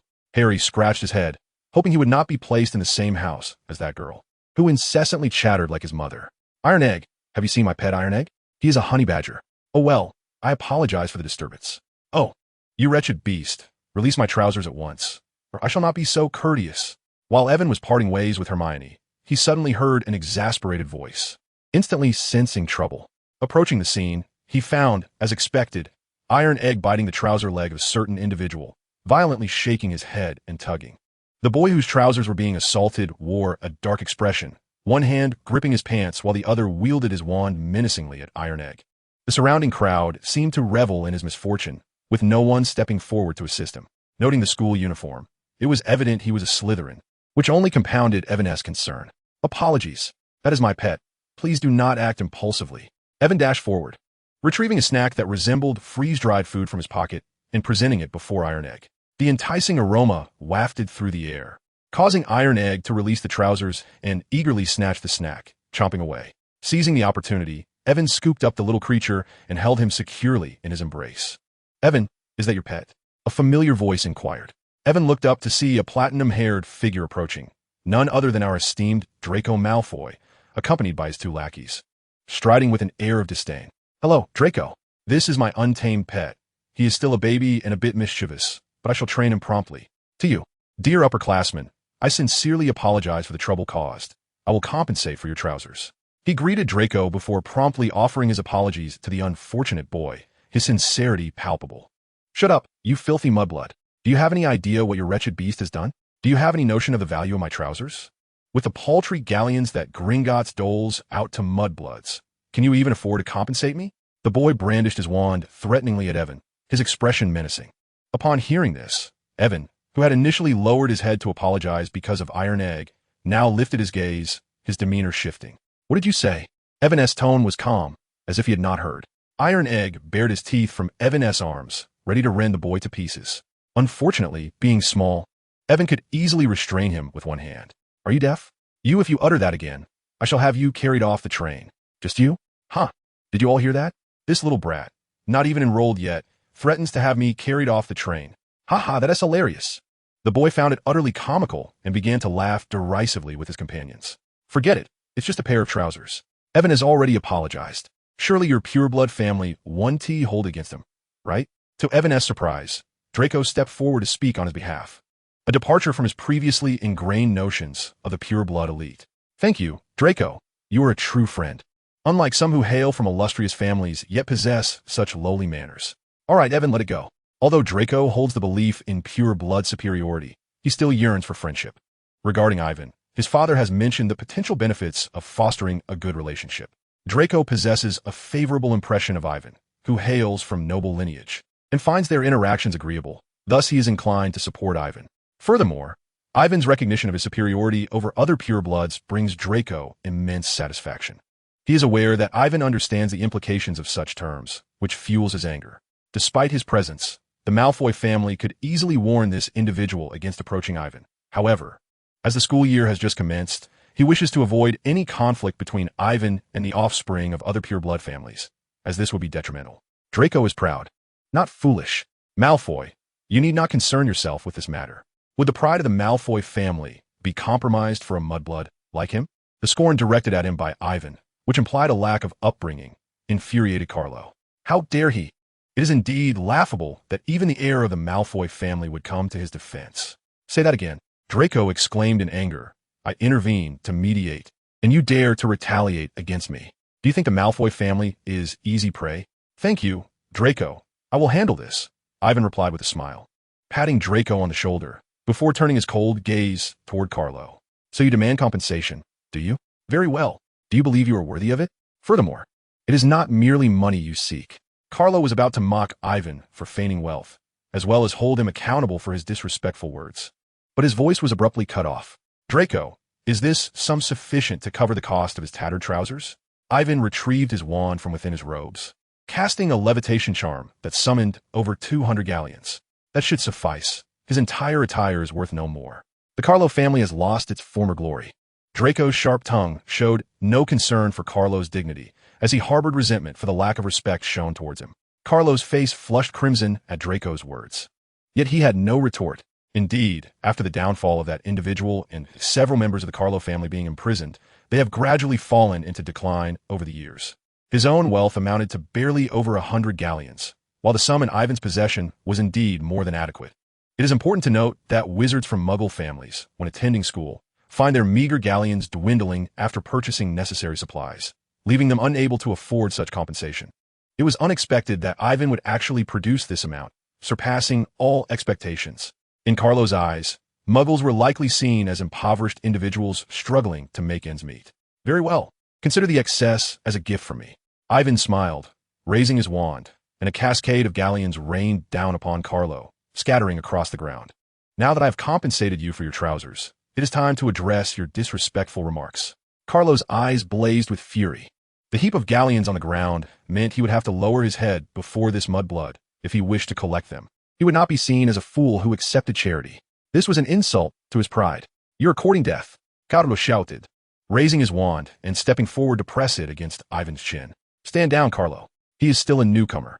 If you harm him, you will face consequences. And even the headmaster will not be able to protect you. Ivan, remain calm. You're no match for him. Draco and Carlo as friends were ready to spring into action, but I immediately intervened. Do not be alarmed. I'm not some reckless imp. I know my limits. A little prank spell to teach him a lesson should suffice. Carlo wurde a wicked green. Yet, Evan remained unfazed. If new students face punishment for retaliating, then surely I, as a new student, should be justified in defending myself against threats. How absurd. Do you truly believe you can defeat me? You barely know a handful of spells. Carlo scoffed, preparing to cast a spell at Evan when Evan moved first.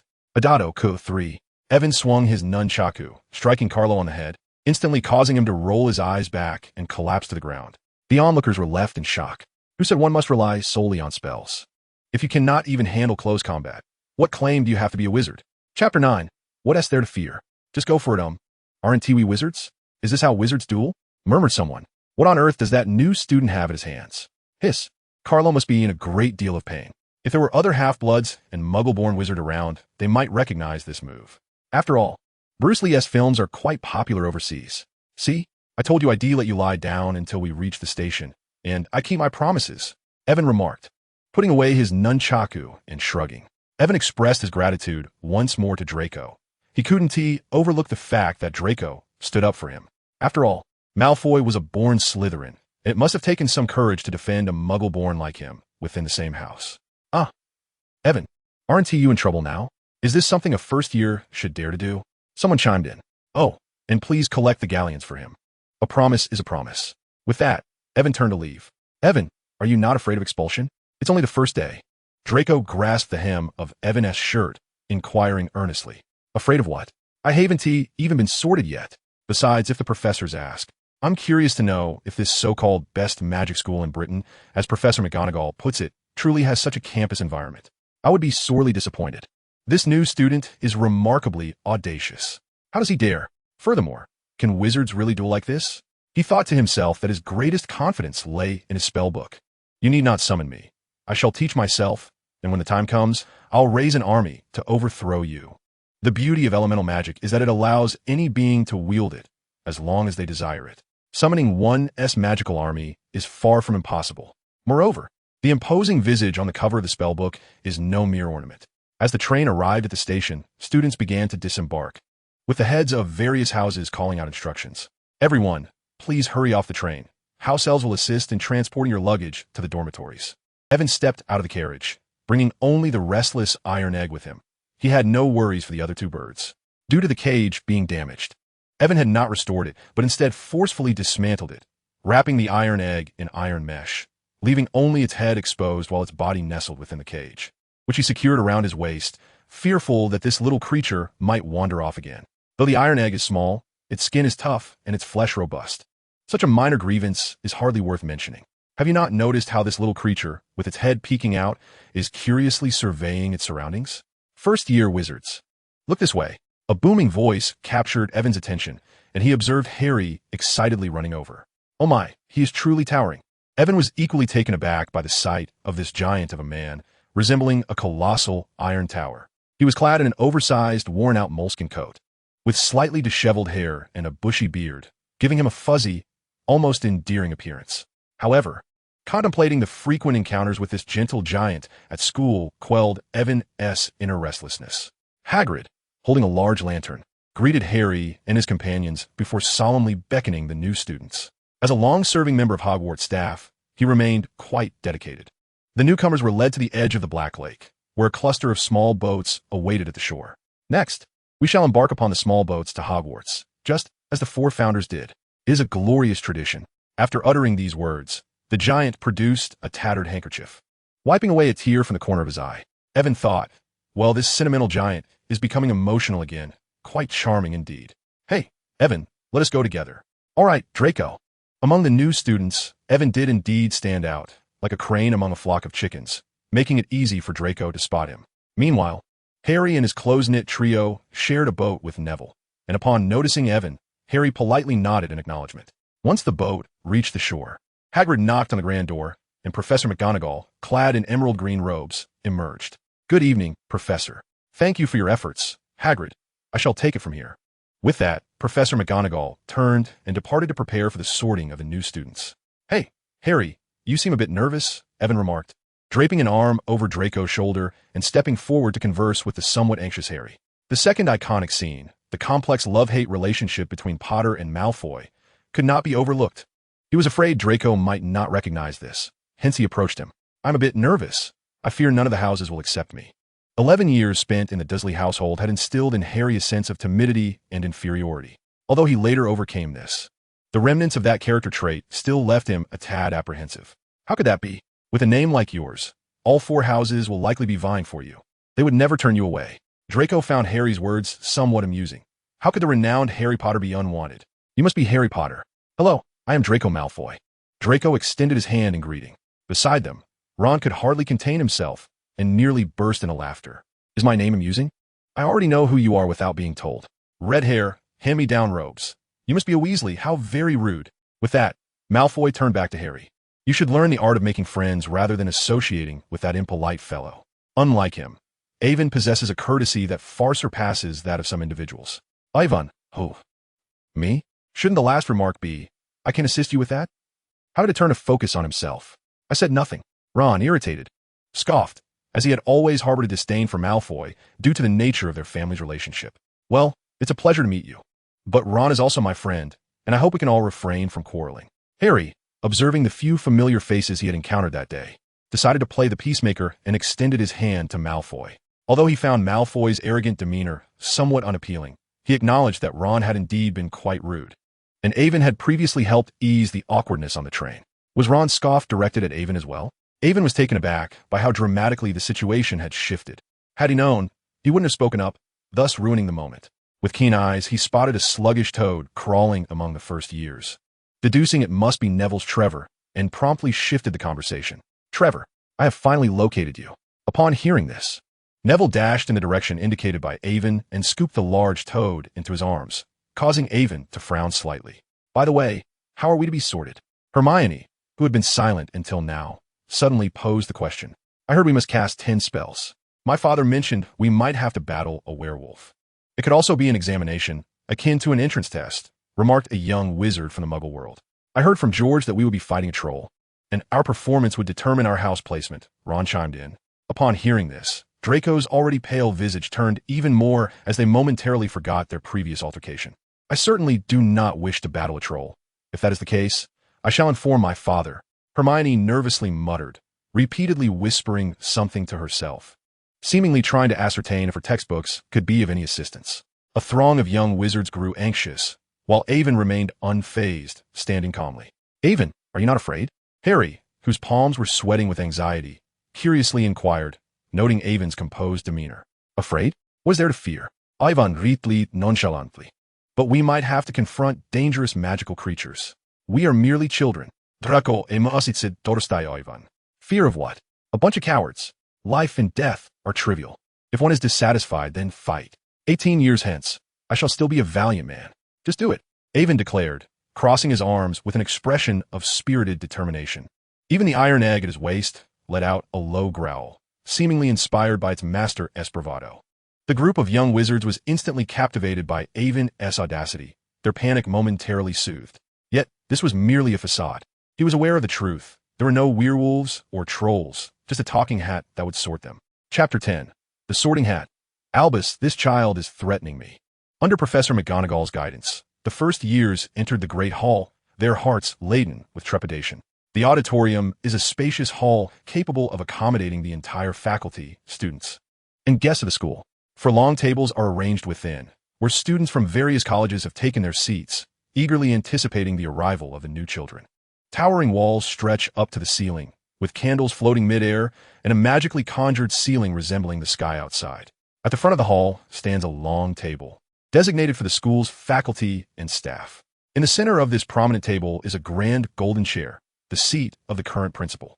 To the left of the faculty table, a door leads to a room adorned with portraits. There are no werewolves, no trolls, only an old chair and a tattered, grimy wizard's hat. Professor McGonagall leads them to the aged hat and states, when I call your name, step forward. I shall place the sorting hat upon your head, and you will be assigned to your respective house. As Professor McGonagall finishes her announcement, the auditorium falls into a profound silence. The new students, except for Ivan, gaze in astonishment at the filthy hat, visibly shaken.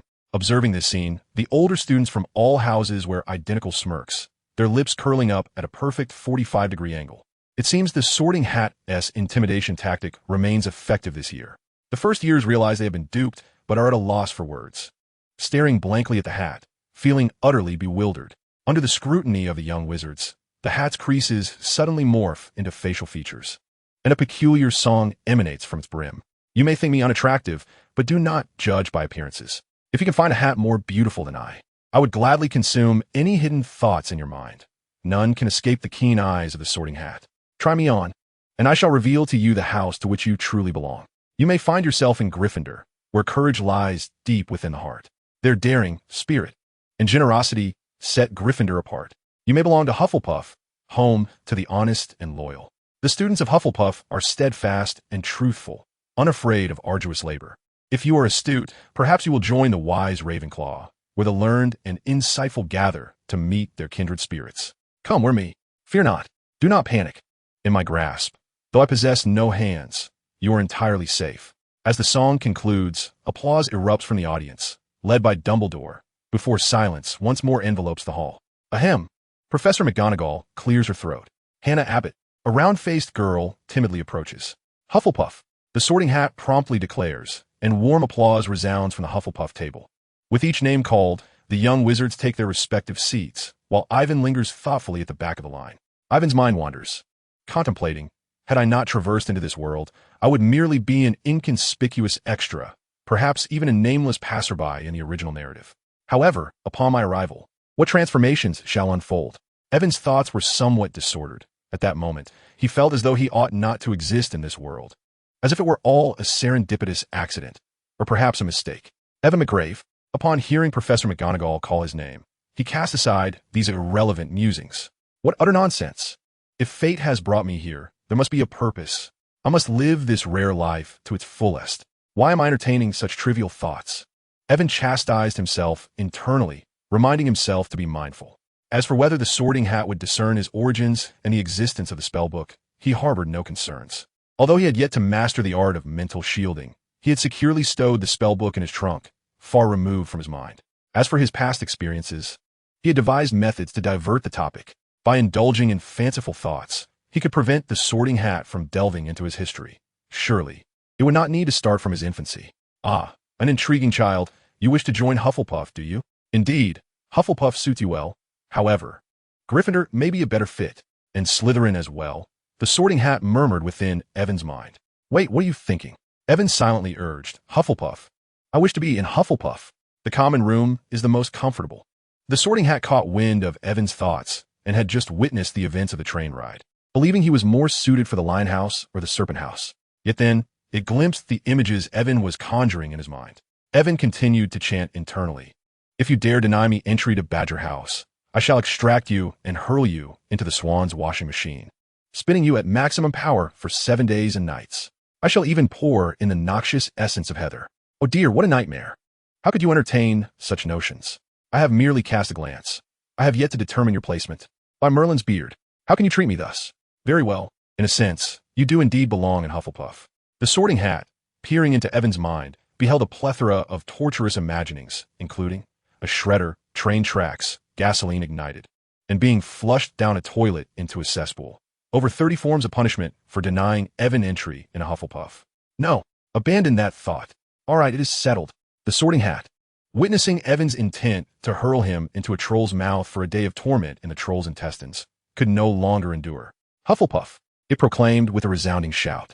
Evan, satisfied, rose to join the Hufflepuff table. The Sorting Hat observed Evan's retreating figure, an expression of complexity upon its brim, culminating in a sigh.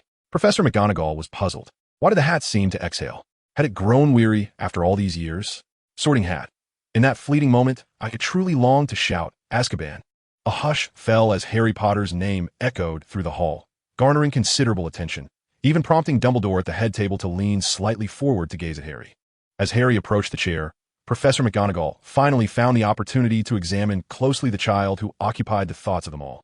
Upon seeing the shy, frail boy with a face reminiscent of his father and eyes akin to his mother's, a wave of compassion washed over her.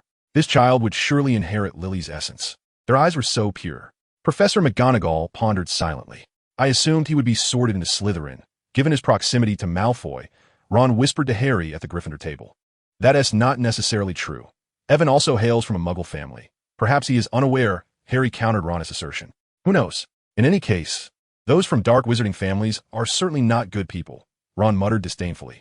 Meanwhile, Harry gazed thoughtfully at the staff table. Once the sorting ceremony concluded, Dumbledore stood to address the assembly. A new academic year was upon them, but it appeared that everyone was rather famished. Therefore, before the feast commenced, I have a few announcements to make. It is strictly forbidden for any student to enter the Forbidden Forest. Furthermore, Mr. Filch, the caretaker, has requested that I remind everyone that those who wish to avoid a torturous demise should refrain from venturing down the corridor on the right side of the 4th floor. Lastly, you imbeciles, crybabies, wretches, now let the feast begin. As Dumbledore's words echoed, the previously empty plates were instantly filled with a sumptuous array of food. Roast beef, whole roasted chickens, pork chops, roasted turkey legs, lamb chops, sausages, steaks, boiled potatoes, roasted potatoes, French fries, Yorkshire pudding, pea shoots, carrots, gravy, and ketchup. There were even mint candies, though Evan thankfully did not notice the horrifying blue cheese staring back at him from the table. The little wizards, who had long been ravenous, immediately began to feast. Evan was no exception. He adjusted the cage containing his iron crab, allowing its front claws to emerge while its body remained inside. Much like a little hermit crab, making it easier for it to perch on the table and eat. After offering it a piece of medium-rare steak, Evan himself seized a whole chicken and devoured it greedily. After a long day of exertion, he was famished. The snacks consumed on the train hardly counted as a proper meal, and he craved something substantial. Dumbledore, in emphasizing the rules, seemed to be blatantly signaling to the neighboring little lions to embark on their own adventures.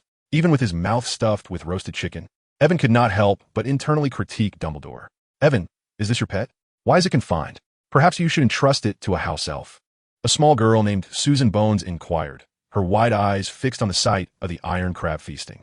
Evan swallowed the morsel of meat with difficulty, took a sip of pumpkin juice, and wore a perplexed expression. After a few contemplative smacks of his lips, he set down the cup and quietly pushed it away. Don't let its adorable appearance fool you. This little creature can be quite fierce. If someone inadvertently steps on it, it can bite and hold on for a month. I have yet to perfect its training. Thus, I must endure its current state for a while longer. Once I have refined its abilities, I shall grant it the freedom it deserves. Do your best. It appears truly pitiful at this moment. Avon cast a silent glance at Tai Dan, who was joyfully devouring a steak, and nodded in acknowledgement. I will, he affirmed, for it is indeed my beloved companion. As dinner concluded, amidst the professor's expressions of discomfort, Dumbledore suggested they sing the school anthem. A cacophony of voices erupted, and Dumbledore reveled in the chaos, while the Weasley twins contributed their own mournful tunes with evident delight. Avon covered his ears and rested his head on the table, mirroring Tai Dan, who also pressed his tiny paws against his ears, casting a sorrowful glance at Avon. Chapter 11. Herbology and Charms Classes. The Hufflepuff Common Room, akin to the Slytherins, is situated in the castle's subterranean depths, though the two houses face different directions. Little wizards, pay attention. The current Hufflepuff prefect led the younger students past a painting depicting a bowl of fruit, arriving at a corner on the far right of the corridor. Here lay a collection of haphazard wooden barrels. The prefect drew forth his wand and demonstrated. Upon a precise tap, the lid of a barrel would lift, revealing a passageway leading to the basement, one that was accessible for crawling. Upon hearing this, many young badgers displayed expressions of trepidation, as if recalling a sour experience they wished never to relive. Entering the common room, they found a circular space with a low ceiling. Despite its underground location, the Hufflepuff Common Room rightfully claimed the title of the coziest among all the communal lounges. The low ceiling combined with bright hues transformed the area into a warm retreat. Upon stepping inside, one was greeted by a comforting warmth. Although it was early September in England, with a hint of autumn's chill, the inviting atmosphere of this common room evoked the warmth of spring, much to Avon's satisfaction. After exchanging greetings with his unnamed, minor character roommate, Avon fed 2 birds before diving into the comfort of his cozy bed. The black and yellow drapes adorned with the Hufflepuff emblem gradually lulled him into slumber, where he dreamt of the bustling cities of his past life in the Dragon Kingdom. He stood beside a busy street, gazing up at the brightly lit surroundings, reminiscent of daylight, amidst a throng of hurried passers-by. Avon, it's time to rise, otherwise you'll be late. As Avon reveled in the dream of the street food markets, he reluctantly bid farewell to the tantalizing roasted sausage, groggily sitting up in bed. How could I have overslept? This is impossible. It must be noted that during his time at home, he had never indulged in such laziness. His academic life in England was not overly demanding, yet he found himself overwhelmed. Beyond the reinforcement of his school studies, he needed to learn piano, violin, art, equestrian skills, swimming, combat, swordsmanship, and Baji Quan, taught by a master from Chinatown. This did not even include essential social skills such as etiquette and dance. Despite his wealth in this life, he firmly believed that possessing diverse skills would never be a burden. Should his family face bankruptcy, he might not be able to fortune tell on the streets, but he could always resort to street performances. Mr. Bartlett, one must continue to earn more. The concerns regarding the family's modest possessions, making the child anxious about a future of street performance, are unfounded. Though he relishes comfort, he is by no means indolent.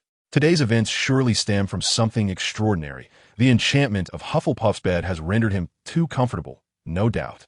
In truth, he simply exhausted himself yesterday, compounded by a restless night of preparation for school, resulting in a dire need for sleep. With a renewed spirit, the magic of cleanliness swept over him. Clad in his attire, Aiden drew forth his wand and cast a spell upon himself, instantly banishing the greasy sensations from his visage and refreshing his mouth. "Aiden, I want that too," exclaimed roommate, admiration evident in their eyes. Me too," chimed in roommate B, their mouth foamy with toothpaste, clamoring for Aiden's assistance. To avoid a frothy disaster upon his own face, Aiden obliged, casting the spell upon each of them in turn. Only roommate C, having risen early to tidy up, fell into contemplative silence. "Hurry, we mustn't miss breakfast." With his textbooks in hand, Aiden dashed out of the dormitory, narrowly avoiding a collision with an upperclassman. "Oh, watch yourself, young wizard. No need to rush. Professor Sprout is quite amiable," remarked the tall and handsome boy. "Apologies, senior. I merely fear missing breakfast. You must be Aiden, correct? I'm Cedric Diggory. Step outside, and you'll see. Rest assured, Hufflepuff will never let its students miss a meal." So, this was Cedric. What a pleasant disposition he had. Though Aiden couldn't help but sigh inwardly as he trailed behind him. Upon reaching the common room, Aiden's eyes widened at the sight of numerous upperclassmen and newcomers gathered by the fireplace, enjoying their breakfast. Do not be astonished if you rise late. Simply summon a house elf to bring your food. The kitchen is just next door, a unique convenience of Hufflepuff, of course. However, if you can rise early, you may also join everyone in the Great Hall for a meal, Cedric explained, taking a hearty bite of his sandwich. Evidently, I made the right choice, Aiden thought, as he took a bite of his egg sandwich. Professor Sprout was indeed a kind witch. Having such a gentle head of house for the first class was simply delightful. Although she commenced with a serious declaration that students must not move or touch the plants in the greenhouse without permission, she made it clear that while most of the plants were harmless, there remained the potential for harm to wizards. "If you wish to avoid a warm welcome from Madame Pomfrey, you may test your luck," she warned, her stern gaze sweeping over the badgers and eagles. Fortunately, these little ones were not the mischievous lions or the haughty snakes. They were quite obedient. Seeing the little ones dutifully respond, Professor Sprout's demeanor softened once more. The first lesson primarily introduced the diverse array of plants and fungi within the greenhouse, allowing the young wizards to broaden their horizons. Among them were the formidable mandrake, a sound-based weapon, and the rare and excellent healing white ash, which, while requiring later hands-on experience, did not hinder the young wizards from familiarizing themselves with their names in advance. These plants each possess their own extraordinary abilities, and in due course, your potions instructor will enlighten you on the wondrous effects that arise when they are combined. The curriculum for first-year students is rather relaxed, and even the courses leading up to the fourth year are quite manageable. Time swiftly passes, and soon the lesson concludes. Ghosts or spirits linger in the mortal realm due to certain obsessions, yet the nature of Professor Bin's fixation remains a mystery. However, Avon recognizes that Hogwarts employs ghosts as educators, sparing them from the burdens of salaries and benefits. Such avarice is truly deplorable. Avon feels that this reflects a profound lack of virtue. Is it not a form of bullying towards the honest? As the lesson adjourns, students meander in small groups towards the Great Hall in anticipation of their lunch, while Avon finds himself summoned by Professor McGonagall to a corner of the staircase. "Mr. Maggrave, could you kindly elucidate the events that transpired on the train yesterday?" Professor McGonagall's tone is somewhat grave. It is quite astonishing that a well-mannered young wizard would, on the very first day of school, send a senior student to the infirmary. "Professor McGonagall, have you inquired with that senior student?" "Not yet. Carlo remains in the infirmary. I haven't visited him, but I heard Professor Snape mention it, which prompted me to consult you first. The matter is as follows." Avon responds earnestly. "I happen to overhear the meaning of that term. Is it truly the case that Hogwarts fosters such an environment? Or does this esteemed institution in Europe delineate its hierarchy I must confess, I am profoundly disappointed. Avon's gaze is icy, and a poise beyond his years manifests in the young boy. After all, Mr. Maggrave is grooming an heir from a tender age. My apologies, Avon. I did not foresee this outcome. However, rest assured, Hogwarts is absolutely fair to its students. I shall discuss this matter with Professor Snape. This is not your fault. I hope you find joy at Hogwarts. Believe me, it is a place worthy of your trust. Professor McGonagall is taken aback by the situation, realizing that this child now harbors doubts about Hogwarts. Such a notion is truly lamentable. Very well, Professor McGonagall, I hope so too. If there is nothing further, I shall make my way to the Great Hall. I eagerly anticipate your lecture tomorrow. Avon slightly bows in respect, and with Professor McGonagall's consent, he turns to leave. Upon entering the Great Hall, Avon sheds the demeanor of an heir and reverts to being an ordinary, handsome boy. Meanwhile, Professor McGonagall, filled with indignation, strides towards Professor Snape's office, determined to seek justice for the child she has personally approached. To endure such humiliation before even being admitted to the school, and to cast doubt upon it, is truly a grievous matter. One can only imagine the psychological toll this has inflicted upon an 11-year-old child. As for Carlo, what is his plight? A second-year student, well-versed in numerous spells, yet he was felled by a mere first-year student. How shameless to report this to a teacher. At that moment, Carlo, just awakening in the infirmary, murmurs, "Who am I? Where am I? What am I to do?" Chapter 12. This lad is quite formidable. Hello, Avon. Are you well? As Ivan had just settled down, Hermione, along with 3 others, including Malfoy, gathered around him. Are you all right? What brings you all to Hufflepuff? Ivan observed as the 4 of them pulled up small stools, clearly indicating their intention to stay. What is there to fear? There is no rule against students from different houses sitting together, Draco nonchalantly replied as he took a seat without a care. Well, the Badgers don't mind if the Snakes join for a meal, right?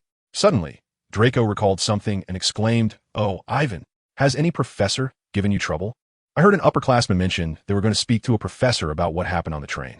He nearly lost sight of his original purpose. Yes, indeed. What transpired? Just moments ago, we saw Professor McGonagall in the corridor asking students about your whereabouts, and she looked rather serious. It's evident something unpleasant is afoot. Hermione chimed in, worry etched on her face. Don't fret, Ivan. If anything is amiss, just let me know. I'll inform my father, and he will set things right, Draco declared, raising his chin proudly. Ron rolled his eyes at Draco's demeanor, finding him as insufferable as his father had described. It's all right, Draco. No need to trouble Uncle Lucius. Professor McGonagall merely wanted to ascertain the situation. Besides, it's not a significant matter. Everything is fine now. Ivan graciously acknowledged Draco's concern. Ivan, what truly happened? Harry asked, his curiosity piqued. During the train ride, my pet, Iron Egg, went missing, and then, after a lengthy recounting, the trio was left in astonishment. Goodness, Ivan, you're incredible. You actually dared to send an upperclassman to the infirmary. Ron exclaimed, his Gryffindor spirit shining through, finding the incident exhilarating. You are remarkable. Harry's praise was succinct, yet the eagerness behind his glasses revealed his excitement. Their voices were loud, drawing the astonished gazes of nearby Badgers, who were taken aback by the audacity of this bold first year. They wondered if Professor Snape would seek to reprimand him. Remarkable. Do you realize how perilous this is? A first year knocking out an upperclassman before the term even begins. How reckless. What if you were expelled? Hermione interjected, her demeanor serious, showing that she understood the gravity of the situation, unlike the 2 boys. There's no what if. I'm not at fault, and that remark was no trivial matter, correct? Draco? Ivan smiled mischievously at Draco, who was about to take a bite of a chicken leg. Draco was taken aback, surprised that Ivan would direct a question at him, leaving him somewhat flustered. Raised in the Malfoy household, he had looked down upon wizards from Muggle families, and though he had often used derogatory terms, he now considered Ivan a friend. He couldn't possibly utter such words to him now. Indeed, that remark was profoundly insulting, especially for a newcomer from a Muggle family. The second year was indeed out of line, Draco stated emphatically. That is more like it. Ivan tiakled lightly, realizing that if he wished to befriend the young master of the Malfoy family, it would be prudent to gently correct his missteps before they became ingrained. Meanwhile, Ron stared at Draco as if he had seen a ghost, astonished that such words could escape the lips of a Malfoy. Were they not the ones who held Muggles in the highest disdain? Nevertheless, Draco's impulsiveness was evident. He could have waited until the start of term to inform a professor. Instead, he had rendered the boy unconscious, a rather unfortunate choice. The young witch beside them, still naive, perceived Avon's actions as rash. After all, in a moment of crisis, One must resort to their own means of resolution. Given the weight of those words, Avon felt he had shown considerable mercy. After all, the boy was merely unconscious. Had this occurred in the Muggle world, if his father, uncles, or other relatives had learned that a child from the Maygrove family had been so insulted, within 3 days, the remains of his family would surely be floating in the Thames. Avon, unfazed by the incredulous gazes of those around him, leisurely picked up a chicken leg and began to eat. Not only Harry and his friends, but everyone within earshot regarded him with a mixture of horror and disbelief. It was true. He was merely 11 years old and had just begun his studies. What was the big deal about rendering someone unconscious? Should he have resorted to murder on his very first day? That would have been utterly barbaric. How could he utter such chilling words with such nonchalance? Was this truly the manner of speech befitting an 11-year-old? Hermione fell silent, equally taken aback by Avon's words, especially since they were merely children, few possessing the fortitude to confront such notions. He had overheard discussions between his father and grandfather on similar matters during his childhood, though they had assumed him too young to comprehend. Hermione chose not to speak further. In light of Avon's perspective, the situation seemed trivial. Yet, she began to view Avon as the child of a mob boss, one perhaps with some psychological issues.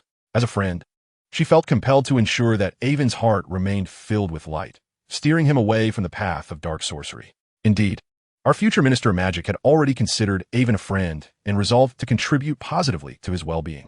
In Draco's mind, Avon's stature had risen yet again. He now perceived Avon as someone exceptional, though not to the exaggerated degree Hermione did. He simply felt that Avon was not to be trifled with. Ron believed his suspicions were confirmed. Anyone capable of associating with Malfoy surely harbored the potential for darkness. After all, what good child could speak so cavalierly of murder? Meanwhile, Harry envied Avon for having a family willing to go to such lengths for him. The Lumos spell is a commonly used incantation in daily life, though it appears unremarkable. It can prove invaluable in times of need. Thus, do not underestimate this simple charm.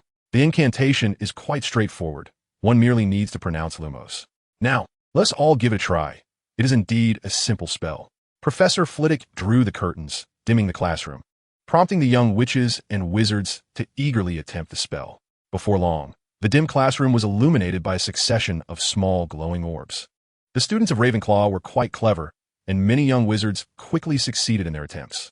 Hufflepuff, though not known for academic excellence, also boasted commendable talents. Their modest nature often led to them being overlooked, yet the little badgers were indeed remarkable. Wow, Aiden, you succeeded in an instant. Of course, I learned this on my own at home. It's quite simple. As Aiden waved his wand up and down, the orb at its tip flickered with varying intensity. Easily manipulated by him, he felt that he could use this simple illumination charm to blind his classmates if he wished. However, in an effort to make a favorable impression on Professor Flitwick, he refrained from such antics. An excellent illumination charm. Hufflepuff earns a point. Professor Flitwick was generous with his praise for outstanding students, and Aiden's adeptness with the charm pleased him immensely. Chapter 13, Ridiculous. Do you think the venom of a Serpent King is trivial? This is a nightmare. Snape must truly despise me. I swear, this is our first encounter. It does seem that Professor Snape treats you differently, said Ron, but doesn't he treat all of Slytherin the same way? No. I can sense a certain animosity directed specifically at me. How else could he be so harsh? Harry declared resolutely. Oh, foolish child, it is not you that Snape despises. Rather, it is your face, which so closely resembles your father's. After all, your father was quite the scoundrel, stealing away his beloved mother. Not only did he fail to protect her, but now he is confronted with your visage. How could he not harbor resentment? The nearby Aiden, overhearing the conversation of the trio, couldn't help but shake his head. Oh, my infuriating potions professor. Why must you be so obstinate? Oh, Aiden, I'm sorry. Did you know? In potions class today, distracted by her focus, Hermione collided into Aiden's chest as she stepped out. Upon apologizing and realizing it was Aiden, she eagerly launched into a complaint about Snape's cruelty. Harry and Ron joined in, though it was primarily Hermione who spoke, her words spilling forth at a rapid pace. Aiden discerned that her grievances stemmed largely from Snape's disregard for her raised hand and the numerous points he had deducted. All right, I understand. Aiden, feeling helpless, extended 2 fingers to gently pinch Hermione's chattering mouth shut, effectively silencing her. How rude. What are you doing? Hermione exclaimed, her face flushed with indignation. Just trying to help you calm down. You seemed rather agitated. Aiden spoke truthfully, despite it being the first day of school. He had already been inundated with information from the loquacious Cedric, who enthusiastically shared everything he knew about Hogwarts and its academic atmosphere. But this is different, Harry retorted immediately. Oh, in what way is it different? Aiden inquired, tilting his head in curiosity, because Harry found it hard to articulate his feelings during one particular class. Professor Snape had unleashed his ire upon every student, sparing even the Slytherins, although the Gryffindors bore the brunt of his severity. The points deducted were disproportionately higher for them. According to the upperclassmen, Professor Snape had always been this way. If one were to suggest that he held any particular animosity towards you, it would be understandable. Understandable? Goodness. Ivan, you have yet to attend potions class. You cannot begin to fathom the terrifying aura that Snape exudes. Furthermore, it was evident that he was targeting Harry. Ron was utterly incredulous at Ivan's words. How could anyone think it justifiable for a professor to single out a child on his very first day? Ron, do you remember Harry's status in the wizarding world? Of course, Harry defeated that dark wizard the moment he was born. Everyone calls him the Chosen One. Ron was puzzled by Ivan's inquiry, yet Hermione seemed to grasp the situation. Indeed, he is the Chosen One.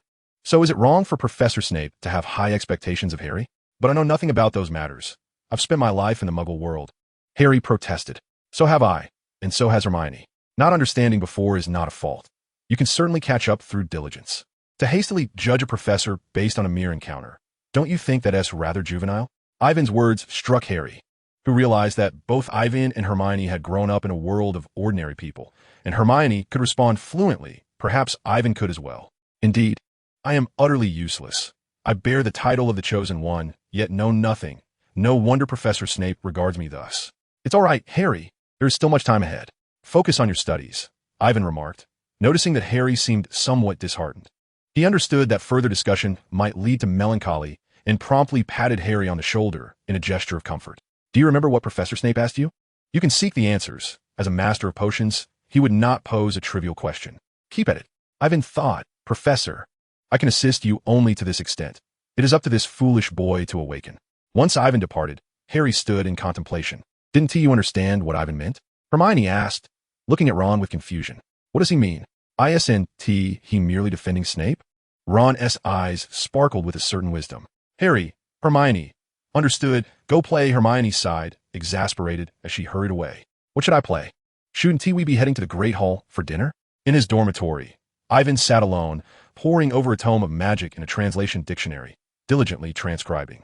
Little Dui had gone to play in the Ollery, while the cages of the hawk and the iron egg hung at Ivan's bedside.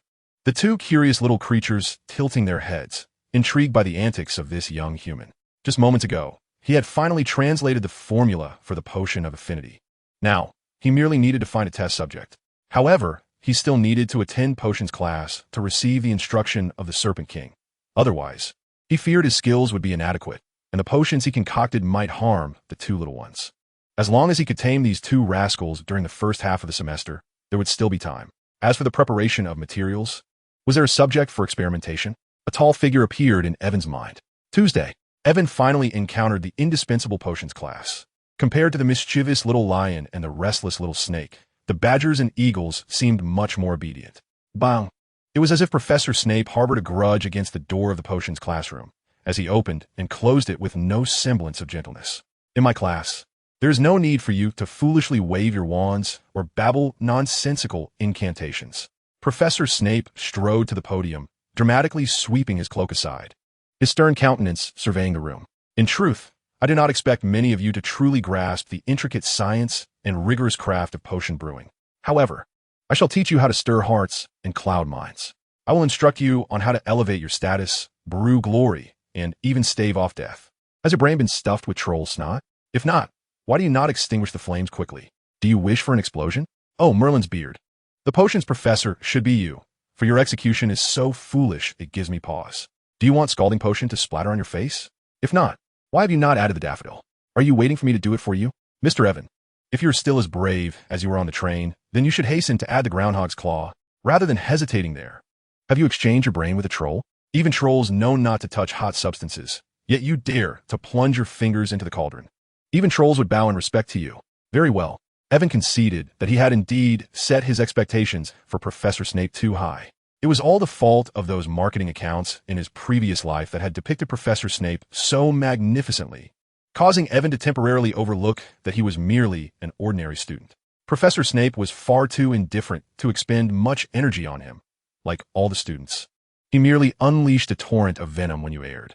The venom of the Serpent King, indeed, lived up to its reputation. Chapter 14. Transfiguration Class. Ifid Professor M. Sigonagal Katip. Having endured the torment of Professor Snape, Evan also gained a preliminary understanding of potion brewing. Regardless of how acerbic Professor Snape's tongue was, the mastery of potion making was beyond question. The following day, today, Evan, who did not oversleep, was exercising by the Black Lake.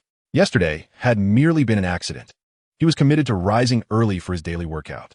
As the saying goes, a quarter of an hour in the morning is worth 10 years of effort. That should suffice. Today was Professor McGonagall's Transfiguration class, and he could not afford to be late. It seemed that yesterday, Harry and Ron, those two fools, had arrived late. Good morning, Hermione. This little witch was indeed diligent, clutching a thick book as she made her way to the great hall for breakfast. Good morning, Evan. How was potions class yesterday? It was fine.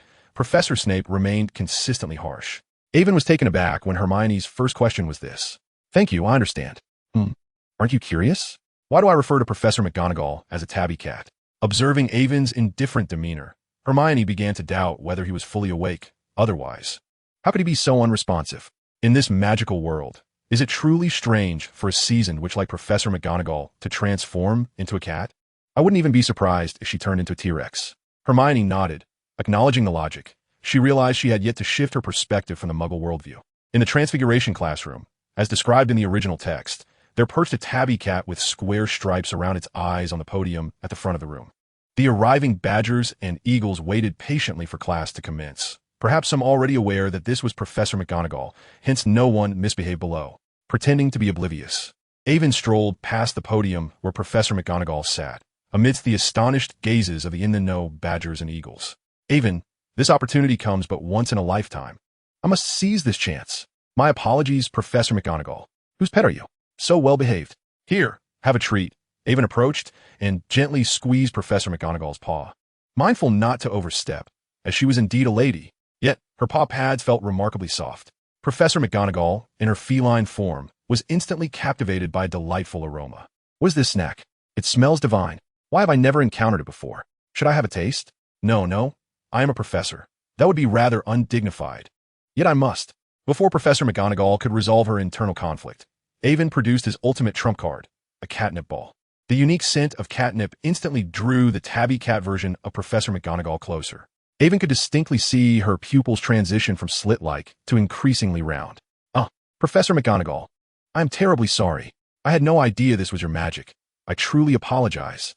Realizing the situation, Evan feigned ignorance, stepping back with a look of panic, then executing a deep bow, lowering his head sincerely in apology. Well, let's call it even.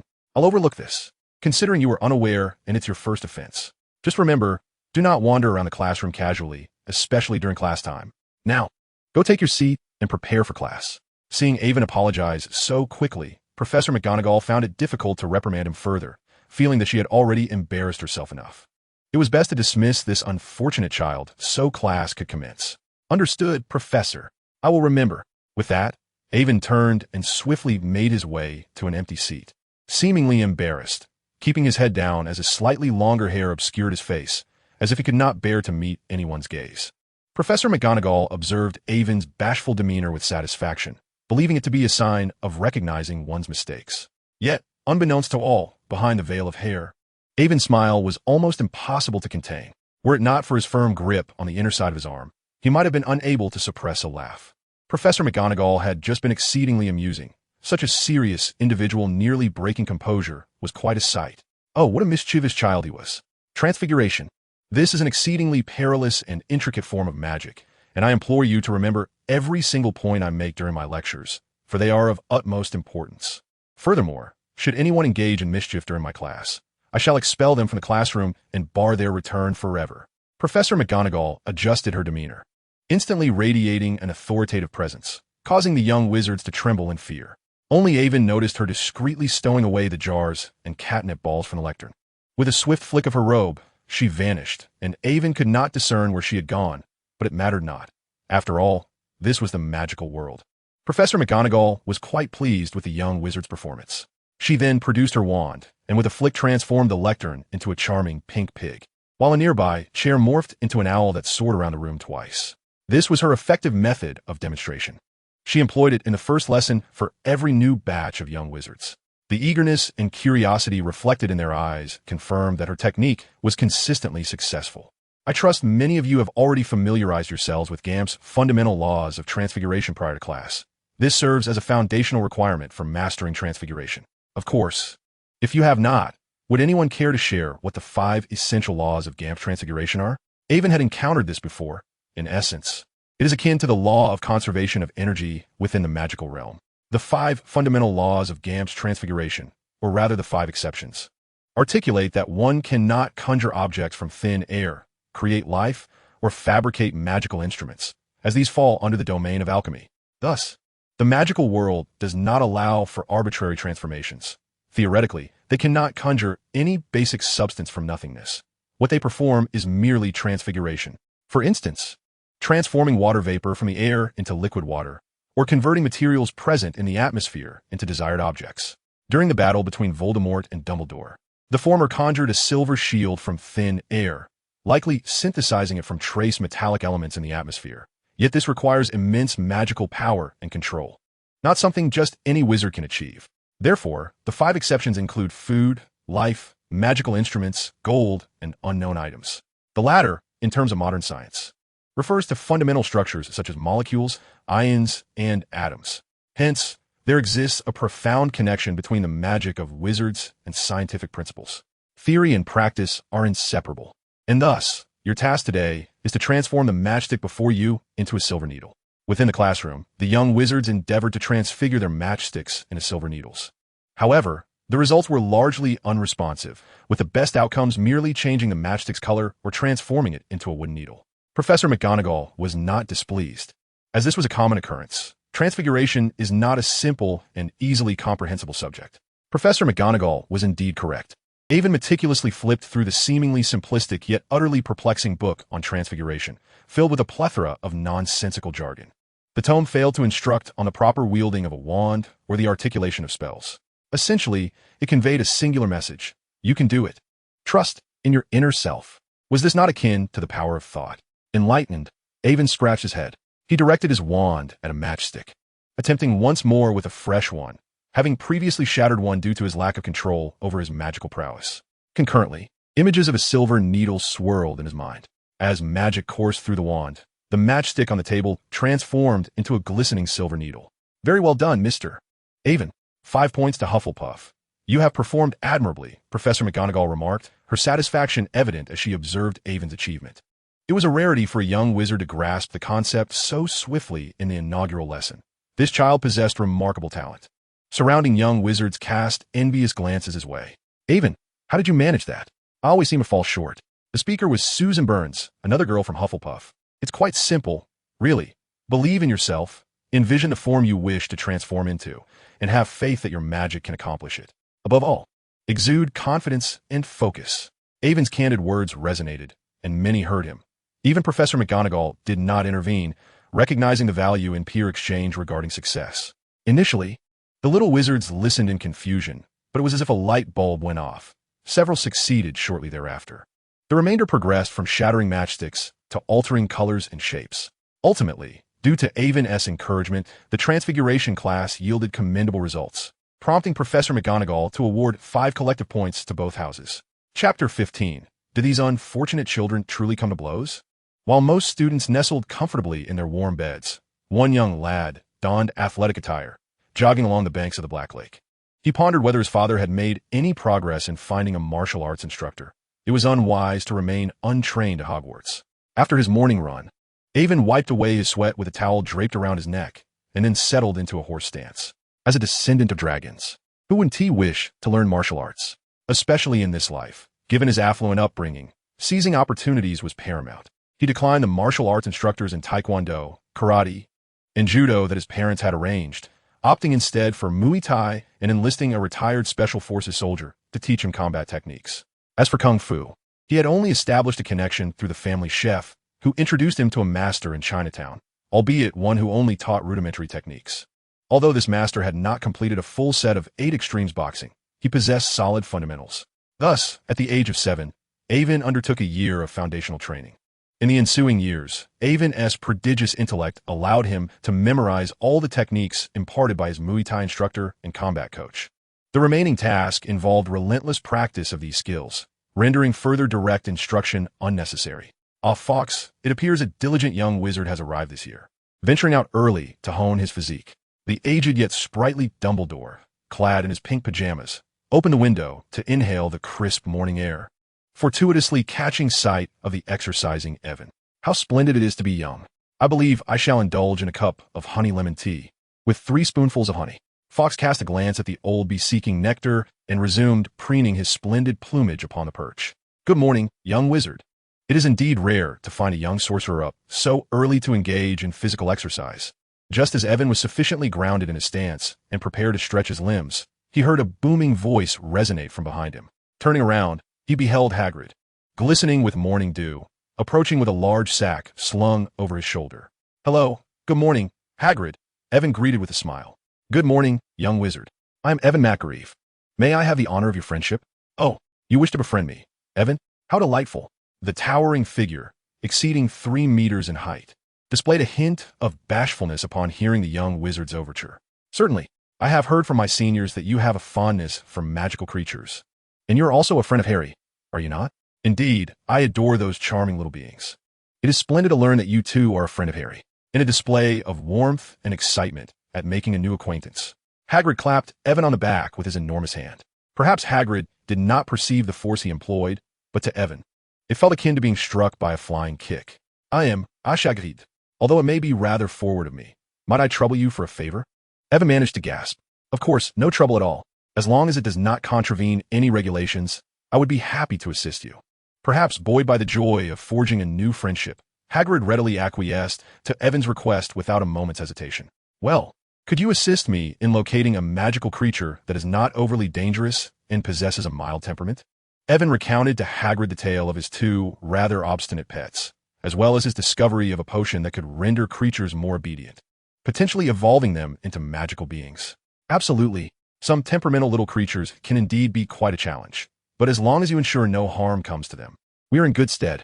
However, you must promise me that this potion remains a secret. I fear that unscrupulous individuals might exploit it for their gain and harm those delightful little beings. Hagrid emphasized earnestly. By my life, I swear, should I ever act to harm them, may Merlin obliterate my magic and bring about my demise. Evan declared, his conviction unwavering. I undertake this only to help my 2 pets acclimate to the magical realm. Evan understood the depth of Hagrid's love for magical creatures, and under this premise, he had no doubt that this newly acquainted friend harbored any ill intentions. Engaging with a pure-hearted individual requires no convoluted discourse. Oh, no need for such grave oaths. Young wizard, I comprehend your resolute intent. Henceforth, refrain from uttering such fearsome vows. Seeing Avon so earnest, Hagrid felt a surge of anxiety. He merely intended to offer a gentle reminder to the young wizard, not to create such a serious atmosphere. It's quite all right, Hagrid. In fact, this only reaffirms my unwavering resolve to protect the creatures. I'm not troubled by it, Avon replied, his face adorned with a warm, benevolent smile. Indeed, the materials for taming creatures were procured by Avon's father, as many did not belong to the realm of wizards, necessitating the reliance on their family's financial resources. Look, Neville has received a memory orb, exclaimed Seamus from Gryffindor, pointing toward Neville. I recall that when the mist within turns red, it signifies you have forgotten something. However, Neville sheepishly responded to his companions, but I don't remember forgetting anything. The arrangement of the long tables in the Hogwarts Great Hall was serpentine, lion, badger, and eagle, with Avon conveniently seated next to Neville. Professor Quirrell's defense against the dark arts class was exceedingly dull, with his stuttering recitation of the textbook yielding little in the way of practical knowledge. When Avon first read Harry Potter, he pondered whether the defense against the dark arts professor of that year could truly educate the students of Hogwarts effectively. Was it not the case that the wizarding world's fear during Voldemort's resurgence stemmed from their acknowledgement of their own inadequacy? Dumbledore, in his fervent ambition to cultivate his chosen savior, seemed to neglect the future of those students who lacked a competent defense against the dark arts professor and thus failed to acquire any substantial knowledge. Could it be that he, as headmaster, was not as competent as one would hope. Today's flying lesson was notably chaotic due to Neville's memory orb. Harry and Draco found themselves in a heated pursuit in the skies, culminating in Harry being escorted away by Professor McGonagall. Avon felt bewildered since his involvement. It seemed that Harry and Draco's rivalry had simmered, yet now it had reignited. Was true love truly an unstoppable force? Was this pair of adversaries destined to remain at odds? Avon had maintained a low profile since the start of term, focusing intently on his studies and striving not to intrude upon Harry's journey as a burgeoning hero, thus remaining indifferent to Harry's and Draco's tensions. Although Draco had not become extreme in response to Harry's initial rejection, he was nonetheless subjected to Ron Weasley's incessant jibes about the Malfoy family's less than savory reputation. Moreover, Draco's caustic remarks, perpetually laced with disdain, would have led to his downfall long ago had it not been for his family's position on the Board of Governors. Today unfolded much like the original narrative, with Draco mocking Neville, prompting Harry to respond sharply, which in turn displeased the young Malfoy, thus replaying the familiar drama. Avon, acknowledging this theatrical development, found himself speechless. How could he have forgotten Draco's insufferable arrogance? Chapter 16. The Strategy to Deal with Filch's Cat. Greetings, Madame Loris. Today we have chicken breast in a can. Next time, I shall bring you some cat treats from home. Avon announced as he retrieved a can of cat food from his pocket and opened it to offer to Madame Loris in a quiet corner of the Hogwarts corridor. The Maine Coon cat had been suffering under Filch's care. Originally a large breed, it had become nothing but skin and bones, its once lustrous fur now dull and lifeless, resembling a pile of hay. The cat food was produced in Evan's own factory, and with remarkable foresight, he had urged his father to invest in the pet market, knowing that it would become increasingly lucrative in the future. The earlier one entered, the greater the profit. Mr. Filch initially dismissed it, assuming it was merely a child's whim for small animals. But after hearing Evan's analysis of the pet market's promising future, he began to see the wisdom in his son's words. He realized that the pet supply market was far from saturated, leaving ample room for growth. Consequently, he decided to heed his 9-year-old son's advice, unperturbed by the potential loss, as such a sum would not affect the Margrave household. Due to his cautious nature, Evan had never ventured out at night, but now that he was at Hogwarts, how could he resist the allure of nocturnal escapades? "Darling, where are you?" "Oh, what are you doing?" Unable to locate the cat, Filch spotted Evan crouching beside Madame Loris and rushed over, fearing the worst. "Sweetheart, has he harmed you?" "Let me see. These troublesome little wizards are always up to no good." Filch anxiously examined Madame Loris, searching for any signs of distress to justify punishing the wicked little wizard. However, after scrutinizing her from every angle, he found nothing amiss and cast a resentful glare at Evan. "What have you done to Madame Loris?" His suspicion was not unfounded. He had learned from the Weasley twins' previous mischief when they had snipped Madame Loris' whiskers while his back was turned, leading to a furious chase throughout the castle. "I merely felt sorry for her thinness. I just wanted to give her a can of treats," Evan replied, bemused by the old man's antics. Reminiscent of a witch who devours children. Meow. Madame Loris, thoroughly enjoying her meal, was abruptly lifted, expressing her displeasure with a disgruntled meow before wriggling free from Filch's grasp to continue feasting on the cat food. She rarely enjoyed such delicacies while under Filch's care, and she had no intention of relinquishing this opportunity. "No, Madame Loris, what kind of potion have you given her, you wicked little wizard?" Filch glared at Evan with fiery eyes, his gaunt face contorted in accusation. He looked as if he had just discovered his wife in an affair. "Arg!" Filch shouted, covering his eyes in distress. Evan, feeling his personal space invaded, could not resist poking Filch's eyes with his fingers. "Do not come so close. And what potion could I possibly give her? It is your neglect that has left her malnourished and emaciated. Wouldn't she indulge a little more when presented with good food? How dare you question me?" Filch, tears streaming from his sore eyes, remained silent, acknowledging that Madame Loris was indeed too thin, despite his earnest efforts to care for her. He provided her with boiled potatoes and fish bones, but the food he prepared was often too rich for her delicate constitution. Yet, he felt powerless to remedy her condition. "Mind your own business," Filch retorted, his anger boiling over. "Meow." Madame Loris once again called out to Filch with dissatisfaction. "Goodness, what on earth are you feeding me day after day? Are you not aware of the quality? If it weren't for my own ability to catch mice, I would have starved by now. Truly, you are a foolish caretaker." Filch felt a pang of sorrow. Madame Loris was actually aiding that little wizard. Such a thing would have been unthinkable before. "Here, have another one. From now on, I shall take care of your canned food." Aiden resolved to relocate his pet treat factory to the magical realm. He envisioned a plethora of diverse pet delicacies, rather than the meager offerings of dried mice, voles, and cockroaches to feed the owls, cats, and toads.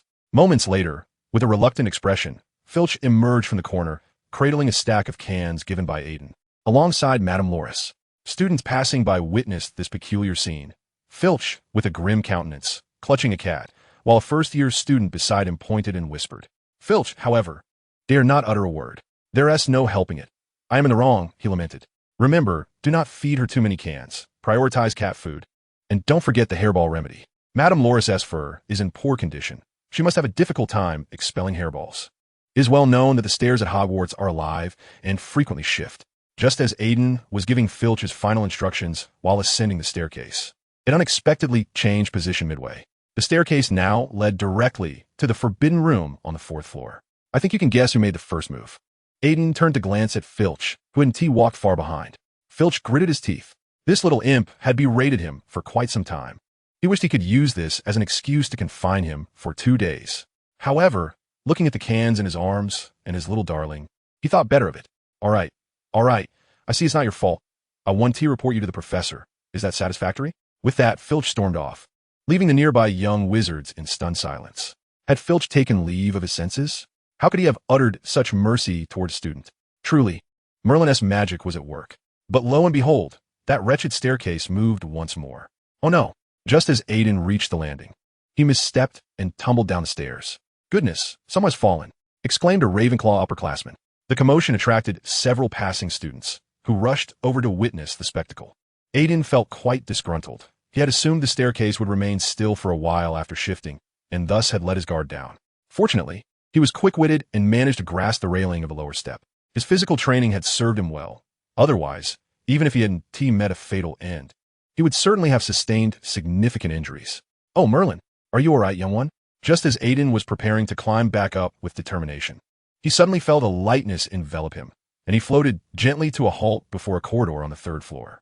I am unscathed. Thank you, Professor Flitwick. No need for thanks. Would you like to visit Madame Pomfrey to check your arm? After all, you are still quite young. The one who intervened was Professor Flitwick, who was just on his way to class when he overheard a student from his college exclaiming that someone had fallen down the stairs. He hurried over to investigate and found Evan dangling from the handrail outside the staircase. It's all right, I'm really fine, but I do wish to blow up this cursed staircase. Can you teach me the blasting spell? Evan raised his hand once more to assure he was unharmed, all the while glaring at the troublesome staircase with gritted teeth. Well, I'm afraid that is not possible, my child. If you were to blow up the stairs, it would make it quite inconvenient to ascend, Flitwick replied, rubbing his temples in exasperation. He had not anticipated that this usually gentle child harbored such a violent side. Why can't this inconsiderate staircase ensure that those at the junction are steady before transforming? I would love to smash them to replace them with an elevator. Evan resolved to install magical elevators in Hogwarts, completely replacing those foolish stairs. As for whether Dumbledore would consent to this, he thought, just wait. I will eventually replace you all. Flitwick, this lad certainly holds a grudge. Chapter 17. The preparation of the potion for pets to understand human speech. Evan, I hope your potion preparation is going well. I have selected a magical creature for you, and it is currently residing in my hut. You may come by whenever you are ready, Hagrid wrote. Upon seeing Hagrid's letter, Evan was instantly filled with joy, spinning around with the cage containing the iron egg. Every day, he only dared to take the little creatures out for a stroll on a leash during morning and evening. He feared that if he let them roam freely, he might lose them. Though he recognized this as selfish, Evan did not wish to part with his 2 pets. Selfishness be damned. He never considered himself to be a selfless person to begin with. Now, he could prepare the potion. Excited, Evan neglected his meal and immediately pulled out his cauldron. Phew! Cough, cough, let us clear this out. He waved his wand to dispel the smoke filling the room and clean up the mess on the table. This was already the 5th attempt. He had failed 4 times. I believe I may have succeeded. He gazed at the light green potion shimmering with silver luminescence in the cauldron, carefully comparing it with the descriptions in the spellbook. Indeed, he had truly succeeded. Are you happy? Soon you shall be free to move about, no longer confined to your cage. Evan waved the freshly bottled green potion before the 2 little creatures. The iron egg appeared perplexed, tilting its little head in confusion, while the hawk, puffing up its chest, cast a disdainful glance at Evan. Oh, quite proud, aren't we? But I haven't named you yet. What shall I call you? Evan pondered, resting his chin on his hand. The hawk had no idea what name Evan might choose. but it certainly did not appreciate the one who restricted its freedom to soar. Were it not for the generous portions of delicious meat it received daily, it would have long since starved itself to death in protest. Perhaps weary from a particular posture, the hawk lifted its head, spread its wings, and shook its body, causing its pristine white feathers to flutter, elegantly showcasing its splendid form before Evan. Cuckoo! Ah, how splendidly pretentious you are! Henceforth, you shall be known as a guru, for you possess the qualities of a true master of pretentiousness. Thus, it is settled. Your name shall be a guru. With a delightful sense of finality, Haidong shall now address a guru, tilting his head to observe this eccentric prospective master, before turning away to disregard Avon. After meticulously preparing 11 vials of potions, Avon tidied the table and exited the dormitory. His 3 thrifty roommates were engrossed in their assignments in the communal lounge, and having missed dinner, he decided to venture to the kitchen. Since the commencement of the semester, his presence had been notably subdued, a state he had deliberately cultivated. Even his roommates maintained a certain distance from him.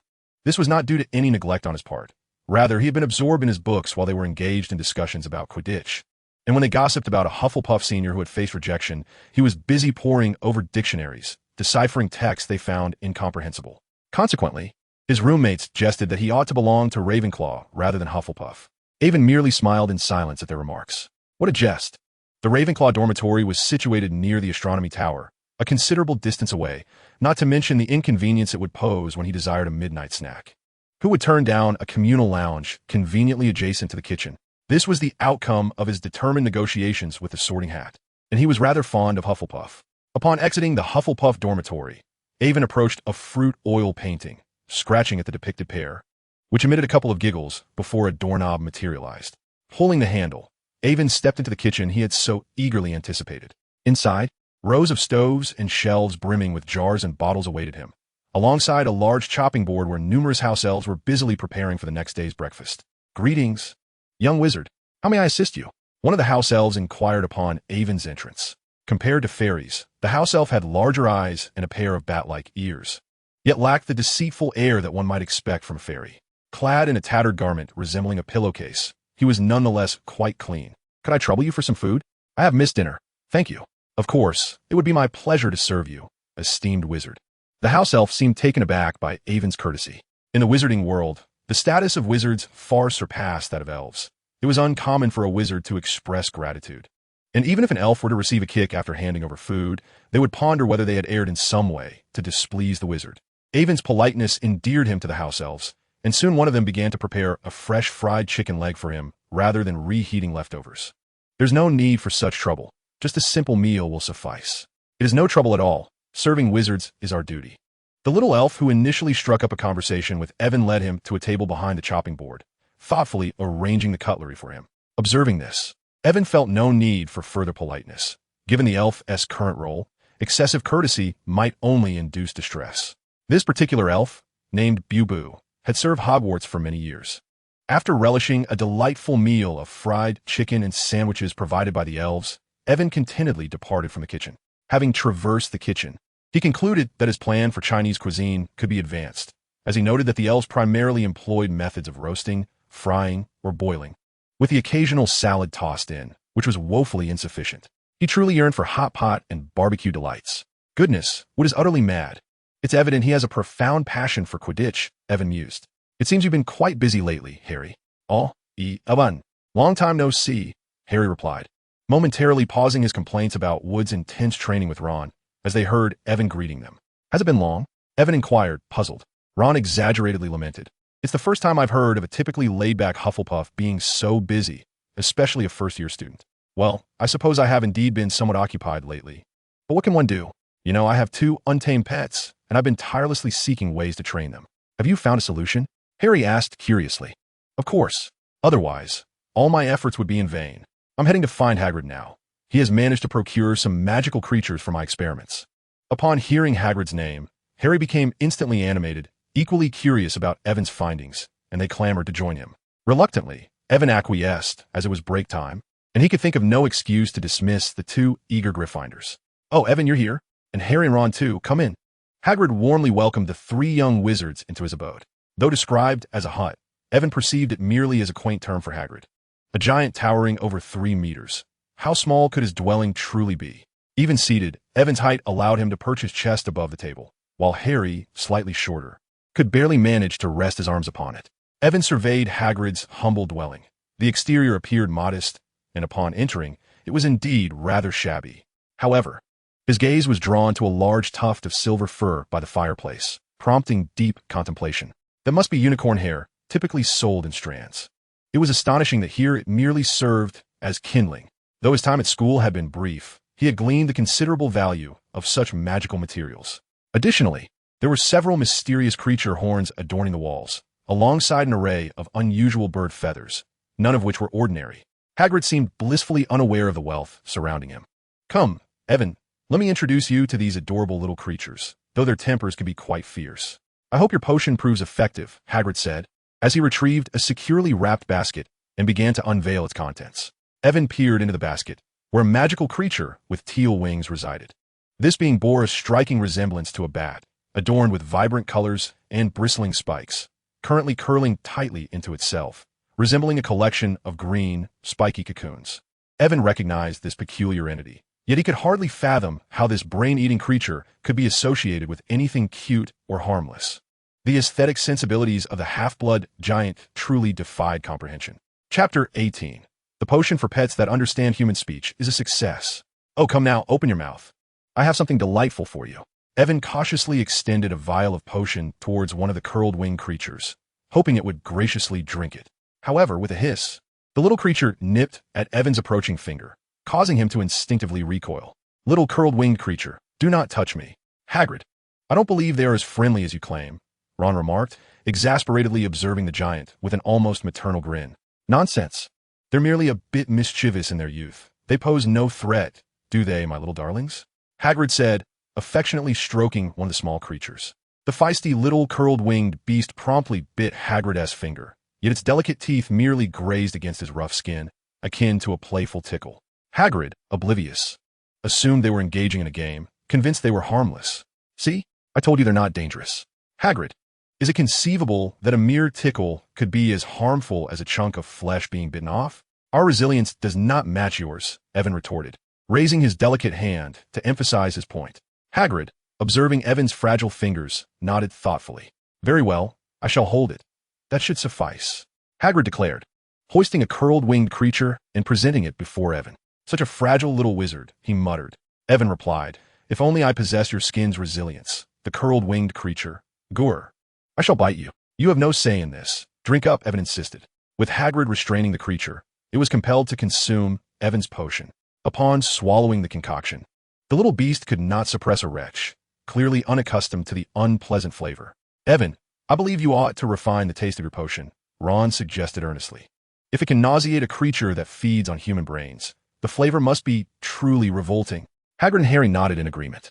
"Well, the flavor is of little consequence, as long as it proves effective," Evan replied, momentarily forgetting about the taste aspect.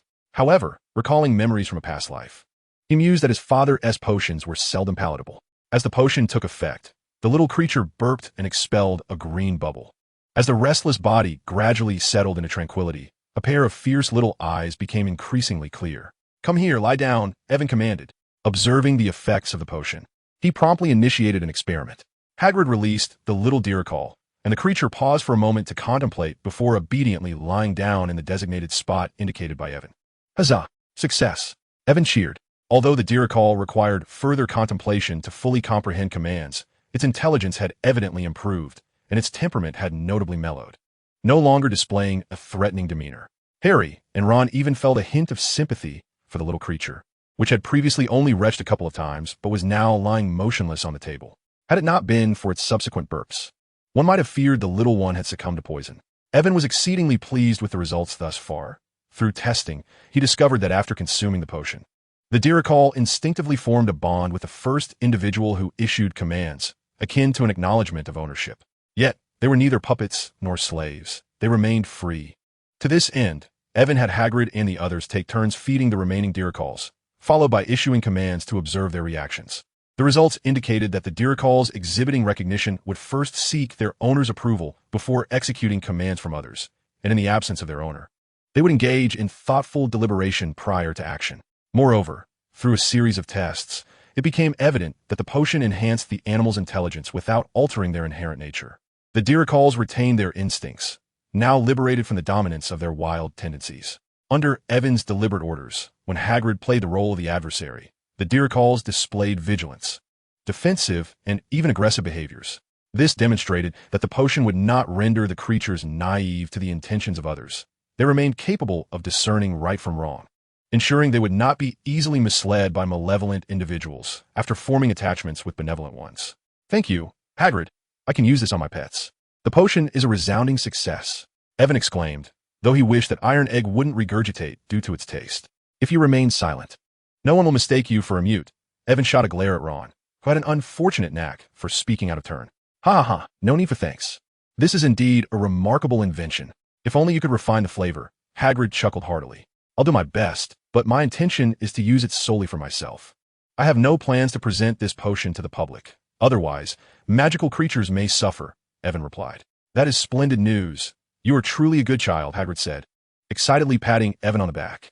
His greatest concern was that if Evan were to sell the potion, unscrupulous magical creature traders might exploit it against the innocent beings, a scenario he wished to avoid. However, it was Evan's prerogative, and he couldn't directly instruct Evan not to sell it. Evan's words resonated deeply with him, further elevating his fondness for the young wizard. Ahem, it's only right. And do take care, Hagrid at last. Evan and his companions departed from Hagrid's hut, cradling the rock cakes that Hagrid had gifted them. According to Hagrid, he had nothing of value to offer, and they should not be disheartened. Come on, drink it. Once you do, you will be free to roam the magical world, Evan coaxed, resembling a peddler as he grasped the tiny body of Iron Egg with one hand while bringing the potion to its lips with the other. However, Iron Egg's keen sense of smell detected the foul odor emanating from the small glass vial. It pushed vigorously against the approaching bottle with its tiny claws, its hind legs flailing in resistance, and it turned its head away, resolutely refusing to open its mouth, as if to declare its defiance against the notion of drinking. I think it doesn't T want to drink, roommate A said, appearing conflicted. Bro, I believe I mentioned my Iron Egg's temperament. You wouldn't T want to unleash it one day, untrained, to tear your wizard car to shreds, would you? It shouldn't T do that, roommate A responded weakly, taken aback by the unexpected intensity radiating from someone who usually seemed so amiable. Oh, really? Tear, tear, tear. Naturally, Iron Egg was indignant. Once placed on the bed by Evan, it immediately took the bed as its target for venting frustration, flailing its tiny paws wildly, scattering sheets and pillows everywhere. Feathers from the pillow flew through the air. It even clamped down on a corner of the torn fabric, shaking its little head vigorously as it tore at the already battered mattress. Iron Egg, how dare you grab me? How dare you feed me strange concoctions? Dreaded bipedal beast, I shall shred your nest to pieces, and you can sleep in a tree hollow. Wah, you wouldn't want to provoke it one day and find your bed turned into a chicken coop, would you? The young man observed the irate creature on Evan's bed and silently gulped, nodding stiffly. I suppose you're right. I will assist you, he vowed, solely fearing the day that this tempestuous little creature might wreak havoc on his belongings. Certainly not because of Evan's arm tightening around his neck. Iron Egg, release me. Don't touch me. If you come near me again, I'll bite off your oregano. Yet, how could such a diminutive creature resist 3 half-grown children? It was still a baby, an infant version of a hedgehog.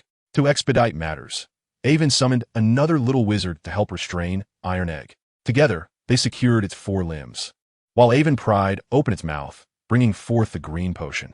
Iron Egg, don't come near me. Gulp, gulp, gulp. After 3 vials of potion were consumed, they released Iron Egg. At that moment, it was devoid of strength to struggle, rolling its eyes and languidly sticking out its tongue, sprawled across the table in a state of utter disarray. Iron Egg, what a horrid taste. Ugh. Evan, your Iron Egg ISN, going to be poisoned, is it? Roommate A exclaimed in horror as he looked at Evan. Oh no, I have become an accomplice to pet abuse. Nonsense. Is this a normal reaction? Step back a little. Soon you will witness a well-behaved Iron Egg. With a grand gesture, Evan ushered his 2 roommates behind him, eager for the Iron Egg to see him upon awakening. Burp. The Iron Egg let out 3 successive green bubbles before wobbling to its feet. Howl. The Iron Egg had awakened, not displaying any signs of anger, but instead sitting obediently at the table, gazing at Evan, devoid of any intent to harm him. Success. Observing the Iron Egg's demeanor, Evan was certain of his triumph. Now, let's invite our next contestant to the stage. Evan instantly transformed his expression, half of his face shrouded in shadow. Casting a grim look toward the creature in the cage, a guru. Chapter 19. Encounter with Carlo. Do not take a guru into the forbidden forest to fly. Be cautious of any flying creatures that may wish to devour you. Instead, let him familiarize himself with the route home. A guru's journey to take his medicine became significantly simpler after witnessing the iron egg's plight. When Avon extended the potion, a guru eagerly seized the vial, tilted his head back, and gulped it down in one go, consuming 3 vials in succession. Although he ultimately rolled his eyes and kicked his legs, he recovered and became more docile and obedient. Once everything settled, Avon brought the 3 little creatures outside for some fresh air, also allowing the oblivious little one to guide a guru in familiarizing himself with the aerial routes. They would soon be colleagues. The iron egg seemed to relish this interaction, playing joyfully with Avon, its small eyes sparkling with palpable excitement. Draco, esporting a slack placino a approached with his 2 hulking companions, striding forward with an air of indifference. Yes, Draco, I no longer need to worry about the iron egg wandering off. Say hello. Iron egg, this is my friend. The iron egg, displaying a remarkable sense of humanity, stood upright and waved a tiny claw at Draco. Ah, Greens, Yaun Fayo. You look quite sprightly. Draco chuckled at the iron egg's antics, crouching down to observe this little creature. Draco also had a fondness for small animals, as evidenced by his enthusiasm in Hagrid's care of magical creatures class. He longed to interact with those peculiar beings, yet his pride often led to mishaps. Especially seeing Harry earn the affection of those magical creatures, he could not help but feel a twinge of jealousy. Why should you, Harry Potter, with your title of the Chosen One, have the entire world revolving around you? It is simply unfair. By the way, this is for you. When we were on the train at the start of the term, you stood up for me, and I promised to give you a gift. Although it is not a magical alchemical tool, it is a small toy, and I hope you won't find it lacking. Avon retrieved a silver orb from his wallet, gently pressing a raised portion on the sphere-S surface. The lower half of the orb revealed 2 triangular stands, the upper half, resembling an eggshell, split open to reveal a mechanical model of a blue-eyed white dragon. This is a special request from Avon to his father, asking their toy factory to create this design, which was of course drawn by him. Over the years, his artistic skills have not gone to waste, and knowing Draco's fondness for dragons, he crafted this one in platinum. Wow, how cool. What kind of dragon is this? I've never seen it before. Draco and his 2 companions' eyes lit up. Although it isn't a moving magical ornament, this striking design is undeniably impressive. Of course, you've never seen it. This is a creation from the world of ordinary people, an image conjured by an artist specifically to delight children. Upon hearing this, Draco's expression shifted instantly. Though still holding the ornament, he feigned a mature and haughty demeanor. I'm not a child. Oh, so you consider yourself an adult? And do you not remember which grade you are in? Avon stepped forward, playfully wrapping an arm around Draco, pinning his head under his armpit, utilizing his considerable height to help this proud young master face reality. Fine, I do like it, but I'm certainly not like those immature kids. Given the height disparity, Draco reluctantly conceded. Well, how could the heir of the Malfoy family possibly be akin to those little brats? Avon tactfully complimented the proud little serpent. Pleased by Avon's words, Draco raised his chin in triumph. Once this little fellow matures a bit more, he can rest easy. At that point, the tough and resilient head of the family will be able to walk confidently through Hogwarts, as long as he doesn't encounter magical creatures. Avon, did you know? That Potter fellow has been chosen as the Seeker. What incredible luck. After observing the iron egg for a while, Draco suddenly brought up Harry. Is he lucky? Avon recalled seeing Harry looking utterly exhausted during his morning workout, being dragged off by Wood for training, and he genuinely didn't perceive any luck in that situation. Of course, he asked the first-year student in a century to become a Seeker. Well, I suppose that's okay, but I don't see what the big deal is. Perhaps it's simply because I lack interest in Quidditch. What? You're not interested?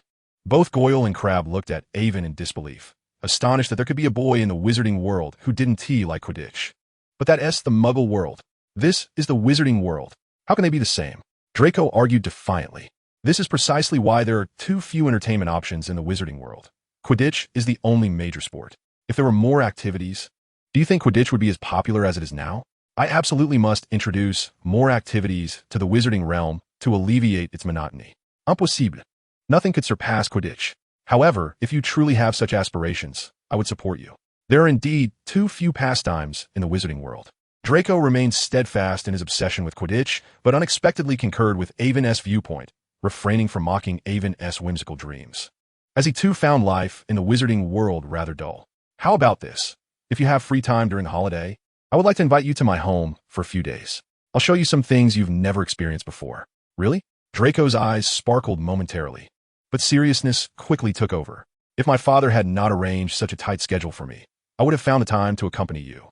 Nevertheless, this has made Aiden perceive Draco as considerably more endearing. When he previously watched Harry Potter, he largely viewed the story from Harry's perspective, where Draco consistently appeared as the despicable character. However, upon actual interaction, he discovered that Draco was merely a spoiled child yearning for companionship. Get away, you wretched beast.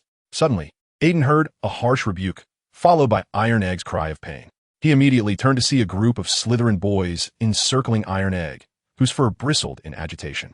With his back arched, he assumed an aggressive stance, emitting low growls from his throat. His newfound intelligence prevented him from instinctively leaping to attack the human who dared to kick him, for his master had warned him that causing harm could lead to complications. Though he did not wish to trouble his master, it did not mean he lacked a temper. If this individual went too far, his claws and teeth were not to be trifled with. What are you barking at, you despicable creature? You are blocking my way. Carlo glared at Iron Egg with displeasure. The humiliation of being knocked unconscious by Aiden last time was already sufficient. He was infuriated to learn that his classmates reported the incident to the professor, resulting in the new student facing no consequences while he received a reprimand. How could he contain his rage? It was that mudblood who instigated the trouble. Why was he the one to blame? Such a wide path. Is it not enough for you? Do you have large feet or something? A cold voice interrupted, and Aiden stepped out from the side, cradling the agitated Iron Egg in his arms, gently smoothing down its fur. Ah, it's you little brat. Is this how you address your seniors? Carlo's anger intensified upon realizing the main subject had arrived and was speaking to him in such a tone. So, what will you do about it? You kicked my Iron Egg and expect me to converse politely with you? Do you think you are someone important? Aiden displayed no trepidation, boldly confronting the 7 or 8 Slytherin boys without fear. Damn little brat. Mind your attitude. No one is here to inform the professor on your behalf. You dare offend us, what are you doing? Step aside. Before Carlo could finish his sentence, Draco pushed through the crowd surrounding Aiden. Malfoy, what are you doing here? This is none of your business. You can't possibly befriend this guy. Carlo frowned, irritated at the troublesome Malfoy's presence. What is it to you? Why are you surrounding my friend? Aren't you afraid the professor will find out? Draco was undeterred by their year or status. In school, his father was a governor, and outside, his family was one of the wealthiest capitalists. Am I supposed to be afraid of you? Oomph. The proud pure-blood Malfoy is actually willing to associate with a mudblood. I see you still haven't learned your lesson. Aiden interjected coldly. Carlo's unfinished sentence was clear to all. Draco's expression darkened further. He contemplated writing to his father, asking him to address the head of Carlo's family. Oomph. What did I say? It is you who have spoken disrespectfully to your senior and allowed your pet to act dangerously towards others. Surely you are seeking detention. Then let me see if you have the capability to enforce that. Evan provocatively thrust the Iron Egg into Draco's arms and cast a challenging glance at Carlo. Goyle and Crabbe, the 2 hulking oafs, trembled in fear, still lacking the massive stature they would later possess. Faced with so many upperclassmen, their trepidation was palpable. Chapter 20, A Brutal Beating, Confinement. In response to Evan's taunt, not only Carlo, but also the other Slytherin boys began to express their discontent. How dare a mudblood speak to us in such a manner, displaying such blatant disregard? Boy, recognize your own identity and comprehend your situation. A brown-haired Slytherin scoffed with an air of disdain. In this world, reputation is earned, not bestowed. Who are you to presume to dictate my standing? Evan stood his ground, displaying no inclination to relent. The primary obstacle to teaching Evan a lesson was Draco, as long as the Malfoy family refrained from intervening. They feared no repercussions in punishing a muggle-born wizard. At worst, they might only receive a reprimand from a professor. Draco's face flushed with anger, yet he found himself at a loss for words, fully aware of the implications of his family's reputation. However, he was also concerned that Evan might suffer, reluctant to witness a friend in distress, leaving him torn between frustration and anxiety. Evan positioned himself in front of Draco, effectively severing the connection between him and Carlo. You 2 oafs, if you wish to spare Master Malfoy any harm, then take him away. Do you understand? Evan's words brooked no dissent, and instinctively, Goyle and Crabbe complied, each taking an arm and escorting Draco away. Hey, you 2 fools, let me go. I want to help Evan. Draco's legs flailed in the air, struggling to break free. Boss, if you get hurt, we won't know how to explain it to our families. Indeed, we can't be of any assistance. It would be wiser to find a professor and bring Dean Sprout instead, wouldn't it? Draco suddenly realized that these two dim-wits had managed to think rationally for once, suggesting they seek the Hufflepuff head instead of their own head of house or Professor McGonagall. Fine, then hurry up and put me down. I can walk on my own. Once released, Draco clutched the iron egg and hurried toward the greenhouse, where Professor Sprout could typically be found. Now that Draco had departed, let us see what they are capable of. If they lack any ability, then they should apologize to my iron egg, which is still a baby. How dare you lay a foot upon it? Evan cracked his neck, realizing that a confrontation was now inevitable. A beast like you dares to demand an apology. You, on the other hand, shall pay the price for your insolence, Carlo retorted, drawing his wand and aiming it at Evan's forehead. Perhaps we could use the hanging charm to suspend him here. This Hufflepuff wizard is even more detestable than a Gryffindor. How about we let him taste a hefty stick? He might find it quite enjoyable. Or perhaps we could use the leg locker curse to bind his legs and make him jump into the Black Lake for a swim. Several Slytherin boys encircled Evan, their faces twisted in mockery, akin to predators toying with their prey. But was Evan truly their quarry? A light chuckle escaped from Evan, as if he sensed their confidence in overpowering him. Well, as could it be? Do you genuinely believe that your handful of spells could contend with so many of us? How ludicrous! Carlo and a group of boys erupted into laughter, seemingly finding Evan's naivety endearing. Suddenly recalling their encounter on the train, Carlo's expression shifted, and he immediately launched an attack. A flash of light flickered. Evan reacted swiftly, ducking just in time while advancing forward, delivering a punch squarely to Carlo's chest. The force of the blow expelled Carlo's stomach acid. Damn it, teach him a lesson. The other Slytherin boys, witnessing Evan's unexpected defiance, resolved to surround him and administer a beating, disregarding the consequences for the moment. Lumos. Evan brandished his wand, casting a powerful illumination charm that acted like a flashbang, momentarily blinding the unsuspecting Slytherins. Blessed with natural talent and a greater reservoir of magic within him, Evan's spell was particularly potent, showcasing significant effectiveness with a mere fraction of his magical ability. He was not foolish. Using magic against classmates and refraining from it were two entirely different matters, with disciplinary repercussions varying accordingly. As it stood, he possessed no offensive spells, making his dual wielding of nunchucks a more advantageous option. It seemed imperative that he visit the library soon to thoroughly review the spellbooks. However, for now, he thought, bring it on. Professor, hurry. Up ahead. Draco's anxious voice rang out. He, along with the mud-streaked Professor Sprout, was dashing forward, the poor professor having to run as swiftly as a rabbit despite her age. Yet, she bore no complaints. Her sole desire was to support her students. Pomona, what has happened? Draco was confronted with the most unwelcome sight as they neared the castle. Professor McGonagall and Professor Snape, alongside the scolded Weasley twins. Upon hearing the brief account from Draco, Professor McGonagall and Professor Snape's expressions soured instantly. What are we waiting for? Let us hurry. I hope Evan is not in too dire a situation.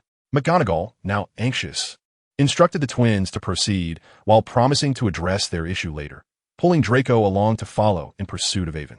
Carlo is actually trying to ambush a first year, and he was reported by his own? I think we should gather more people to witness this spectacle, George. You were right, Fred. The Weasley twins, relishing the chaos, wasted no time in spreading the news, ensuring that half of Hogwarts soon learned of the impending confrontation with a first-year student. Professor Snape, sprinting, resembled a bat flying low, all the while muttering curses at Carlo for his foolishness. Stop, you all! Professor McGonagall, despite her age, was racing to the scene, trailed by a throng of students. Just as she began to intervene, her words faltered as she discerned the true nature of the unfolding events. Amidst the watchful gaze of countless eyes, Ivan executed an aerial spin to evade a petrifying curse hurled by a Slytherin. In a swift motion, he struck the boy's temple with a pair of nunchaku. As he landed, he followed up with a flying kick that connected with the jaw of the last standing boy, sending him soaring 2 meters into the air before crashing down heavily. Thus concluded this skirmish, with Ivan's attire slightly soiled and the Slytherin cohort sprawled on the ground, battered and defeated. Hero, he lacks martial ethics. He attacked from the shadows, blinded his opponent, and then struck with a blunt object, not to mention seizing their wands. Were this not within the confines of the school, and had he been confronted by dark wizards, Ivan would have first blinded them before swiftly shattering their wands. Professors, it seems you have arrived rather late, Ivan remarked, maintaining a disarmingly innocent smile. The scene left even Professor Snape momentarily speechless, gaping in disbelief, unsure of what to say. He had anticipated witnessing the bullying of his own house, only to find his students lying on the ground, two of them frothing at the mouth, while he had thought the ones bullied stood unaffected. What on earth were they scurrying about for? They were infuriated. She had not expected Ivan, who appeared so refined, to reveal such a side. The incident on the train was merely a fluke, yet reality unveiled a different facet. This was far from the gentlemanly persona she had envisioned for him. A noble scion of high society. Regardless of the circumstances, it was evident that a punishment was unavoidable. Chapter 21. Consequences. In the office of the headmaster of Hogwarts. Mr. Ivan, do you comprehend the extent of your actions? 8 individuals, 1 with a fractured skull, 2 with broken ribs, 3 suffering from concussions and cervical misalignments, and 2 with fractured arms. Not to mention the myriad bruises. All 8 have been thoroughly thrashed. Cough, cough. Snape cleared his throat, subtly urging Professor McGonagall to choose her words with care. What do you mean by thrashed? Let us show some respect for Slytherin, shall we? Professor McGonagall, slightly embarrassed, inadvertently voiced her thoughts. Good heavens, I can scarcely believe such devastation could be wrought by a first year. Faced with McGonagall's exasperation, Ivan shrugged. Well, here we are. I thought you might be the one bullied, yet you have astonished us all. Do you have nothing to say in your defense? I can only assert that my actions were in self-defense, and given my limited repertoire of spells, I had no choice but to rely on my fists. Otherwise, all those years of training would have been in vain. Ivan feigned helplessness. Is it my fault I know so few spells? Mr. McGregor, I wonder if you are aware that 3 elderly professors nearly ran themselves ragged for your sake, only for you to provide us with such an enlightening spectacle. Snape, ever the cynic, interjected. Professor Sprout remained silent, content that her little badger was unscathed. At worst, they would lose a few points, but the fault lay not with Ivan. And it was not a grave matter. I sincerely apologize, professors, for causing you concern. Ivan bowed deeply to the professors. Given that 2 elderly professors had exerted themselves for him, he felt they deserved his utmost respect. Although the reason for their reluctance to use magic remains unclear, they insist on running instead. As for Snape, you, a middle-aged man, should not pretend to be an elderly figure. You are merely an old man masquerading as a professor. Is that all? Do you think an apology suffices? Those 8 fools still lie in the infirmary. While you may not have instigated the conflict, you must still face consequences. For your actions were excessively forceful. Snape's tone was stern. He believed this young wizard displayed audacity by resorting to such severity within school, akin to that of those 4 ruffians. Understood, Professor. I shall be more restrained next time. What? You still wish for next time? Professor McGonagall was once again incensed by Ivan's words. She had expected him to declare that he would never again resort to violence, and that he would seek resolution through her guidance in the future. However, Ivan countered. You are aware, Professor, that at the beginning of the term, you mentioned this matter would be resolved. If I were unable to swim, do you comprehend what that implies? His words plunged the room into silence, even causing the candy-eating, play-watching Dumbledore to furrow his brow. I did not believe a spirited youth would easily relent. Should there be another occasion, I would still choose to act, albeit with a lighter touch, out of respect for the professor. Our family philosophy at Maggrave is that while we can avoid trouble, we shall never be bullied. Ivan spoke with a seriousness that belied his youth. Professor Sprout, the amiable witch, widened her eyes, incredulous that anyone would impart such lessons to a child. Indeed, it is an intriguing approach to education. Yet perhaps it is premature for you. You are still a child, and your primary task is to enjoy a joyful childhood. Dear child. This was Ivan South's first close encounter with Dumbledore, and he gazed at the seemingly kind-hearted elder with a slight smile. I beg your pardon, headmaster, for my impertinence. Although I do not belong to one of the pure blood families esteemed in the wizarding world, the Maggrave family has a lineage that spans nearly a millennium. I am, by chance, the heir to this heritage. From a young age, I have been tasked with acquiring knowledge pertinent to our legacy. The Maggrave family has withstood numerous dynastic changes and has endured countless wars over the centuries. We have survived the Black Death and emerged resilient after the trials of 2 world wars, maintaining our foothold in this world. It is not through humility and kindness that we stand firm. It is a legacy forged through the iron will of our ancestors. Thus, I cannot allow my youth to tarnish the family's reputation. When not provoked, I may remain an inconspicuous bystander. However, if I am affronted, I will certainly not choose to yield. Ivan spoke with unwavering seriousness, facing even the most esteemed wizard without a trace of fear. Yet as he spoke, he kept his gaze lowered, reluctant to meet Dumbledore's eyes, fearing that the elder might delve into his thoughts. Much of his impassioned rhetoric was indeed exaggerated. Though his family had imparted a wealth of knowledge, it was not akin to the ancient tutelage of a crown prince. He pursued much of his studies independently, and his family has evolved to a point where extensive knowledge is no longer necessary. It suffices for him to learn how to manage the family business at a certain age.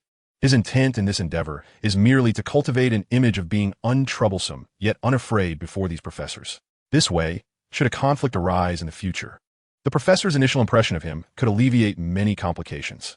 After all, where there are people, there are conflicts. No matter how much he diminishes his presence, complete detachment is impossible. Ah, my child, I lack the authority to dictate your family's educational path, yet I sincerely hope you find joy at Hogwarts, Dumbledore remarked with a shrug, harboring no dissatisfaction. Being from a pure blood family himself, he understood well what family honor signifies, compared to the families in a wizarding world that uphold pure blood supremacy. What Ivan expressed was indeed quite modest. Very well, Ivan, we comprehend your perspective, but I would prefer you to entrust matters to the professors moving forward. As your primary task is to learn, Professor McGonagall stated. She was taken aback to discover the historical depth behind the Magrave family, whom she had initially encountered. Although she recognized the importance of honor to a family, she still did not wish to see students infringe upon school regulations. Nevertheless, you were still at fault this time, so you must accept the consequences. You will patrol the Forbidden Forest with Hagrid for a month. Furthermore, you will incur a deduction of 50 points. Do you understand? The stern McGonagall was resolute in her decision. Appropriate consequences were non-negotiable. I understand, Professor, Ivan replied, bowing once more. He then turned to Professor Sprout, expressing his regret. I apologize for causing you trouble, Headmistress. Not at all, Ivan. Just be more cautious in the future, she reassured him. This boy embodies traits of both Slytherin and Gryffindor. Yet the Sorting Hat placed him in Hufflepuff. How intriguing, Dumbledore remarked to the three professors after Ivan departed. Who knows, perhaps that hat hasn't been cleaned in ages, and its faculties have diminished, Snape quipped sarcastically. The others directed their gaze toward the Sorting Hat perched on the shelf. The hat turned away, refusing to acknowledge Snape's rudeness. What could it say? Should it confess that had it not sorted him into Hufflepuff, this little rascal might have attempted to feed him to a troll, allowing him to ferment in the troll's intestines? It was no joke. It too had its dignity to uphold. Such an embarrassing incident was hardly something it could disclose. Chapter 22. Ivan caught the attention of the Death Eater leader. Oh my goodness, Ivan. Are you all right? Our champion has emerged. Let us cheer for him. Hooray. What is happening? Upon stepping out of the headmaster's office, Ivan heard someone inquiring about his well-being, followed by either George or Fred rallying the crowd to cheer. Soon, a throng of students gathered at the entrance, erupting into applause. Ivan stood bewildered, gazing at the cluster of individuals poised to storm the headmaster's office.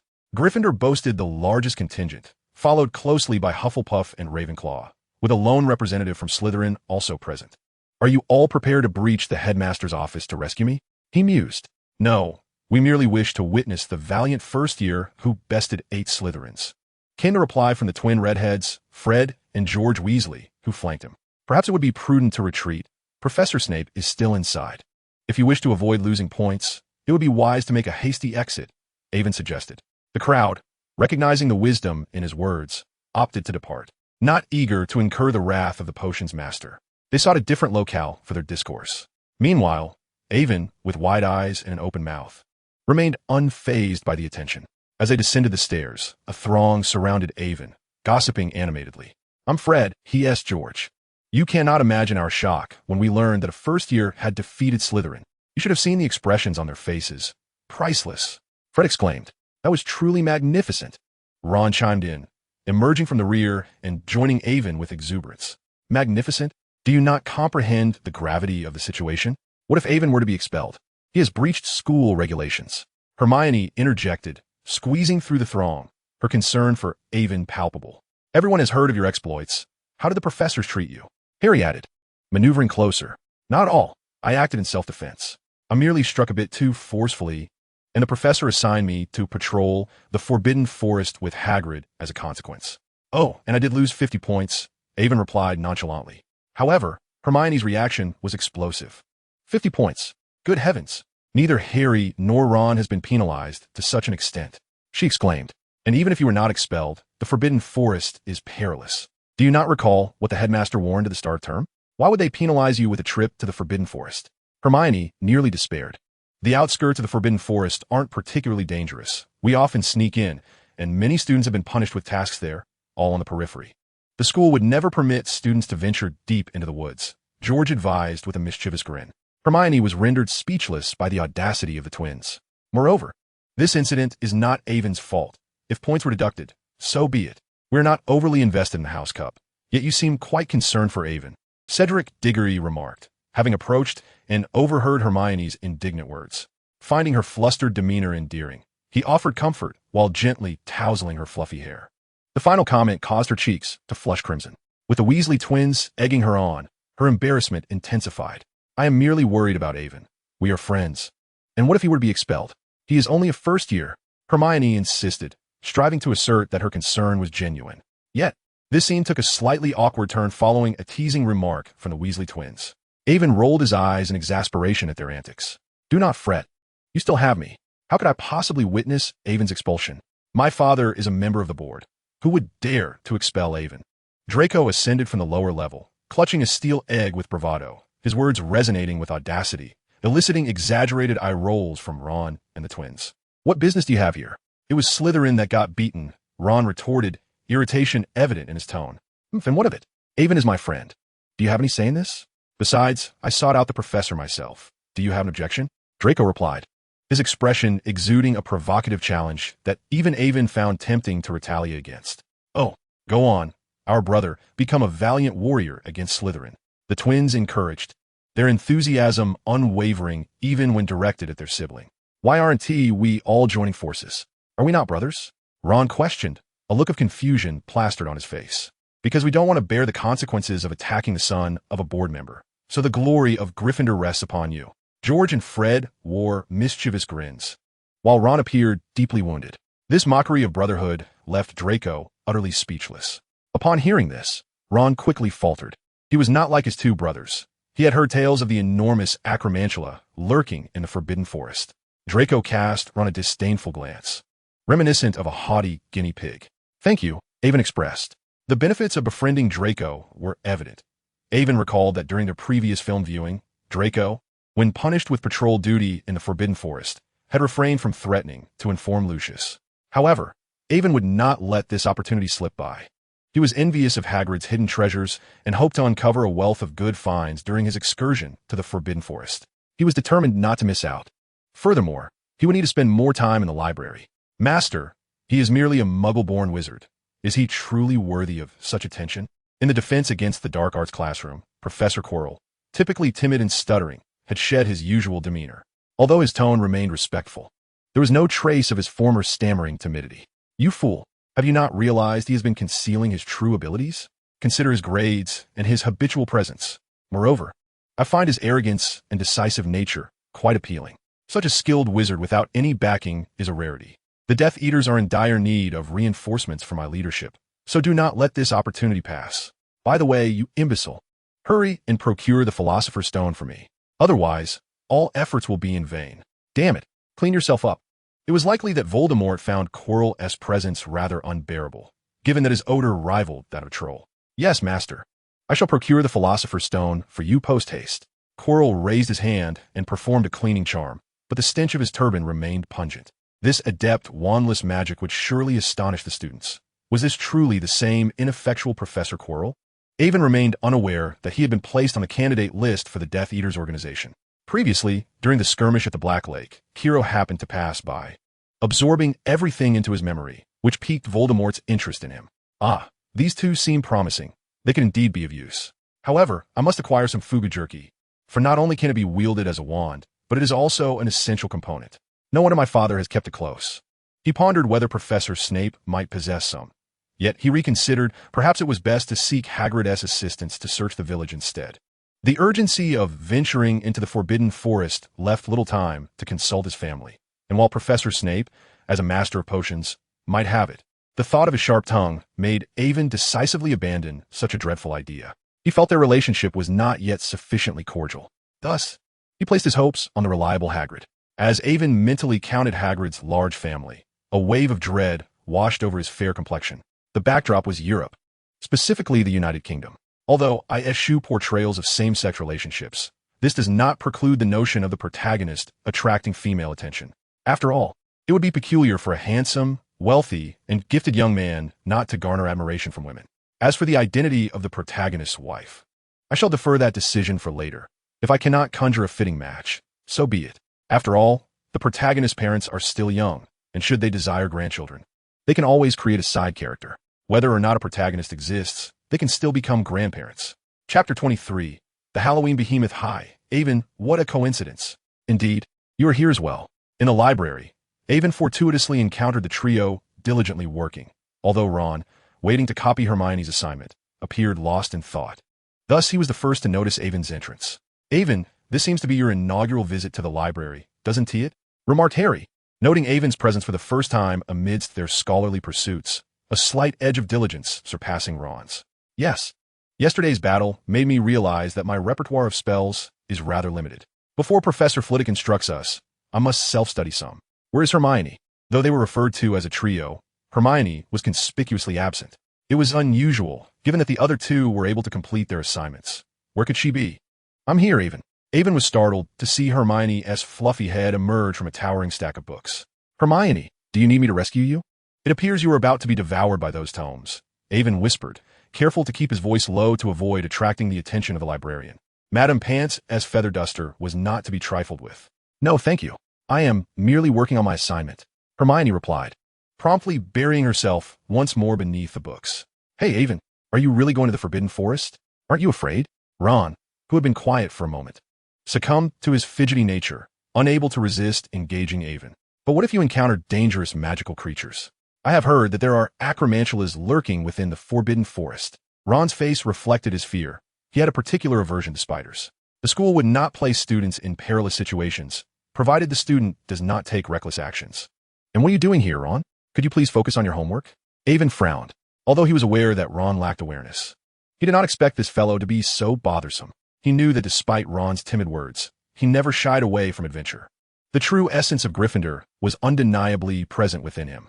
Homework could be addressed later. After all, they were headed to the Forbidden Forest. George and Fred had longed to venture inside. And if you keep distracting others from their studies, I shall have no choice but to expel you.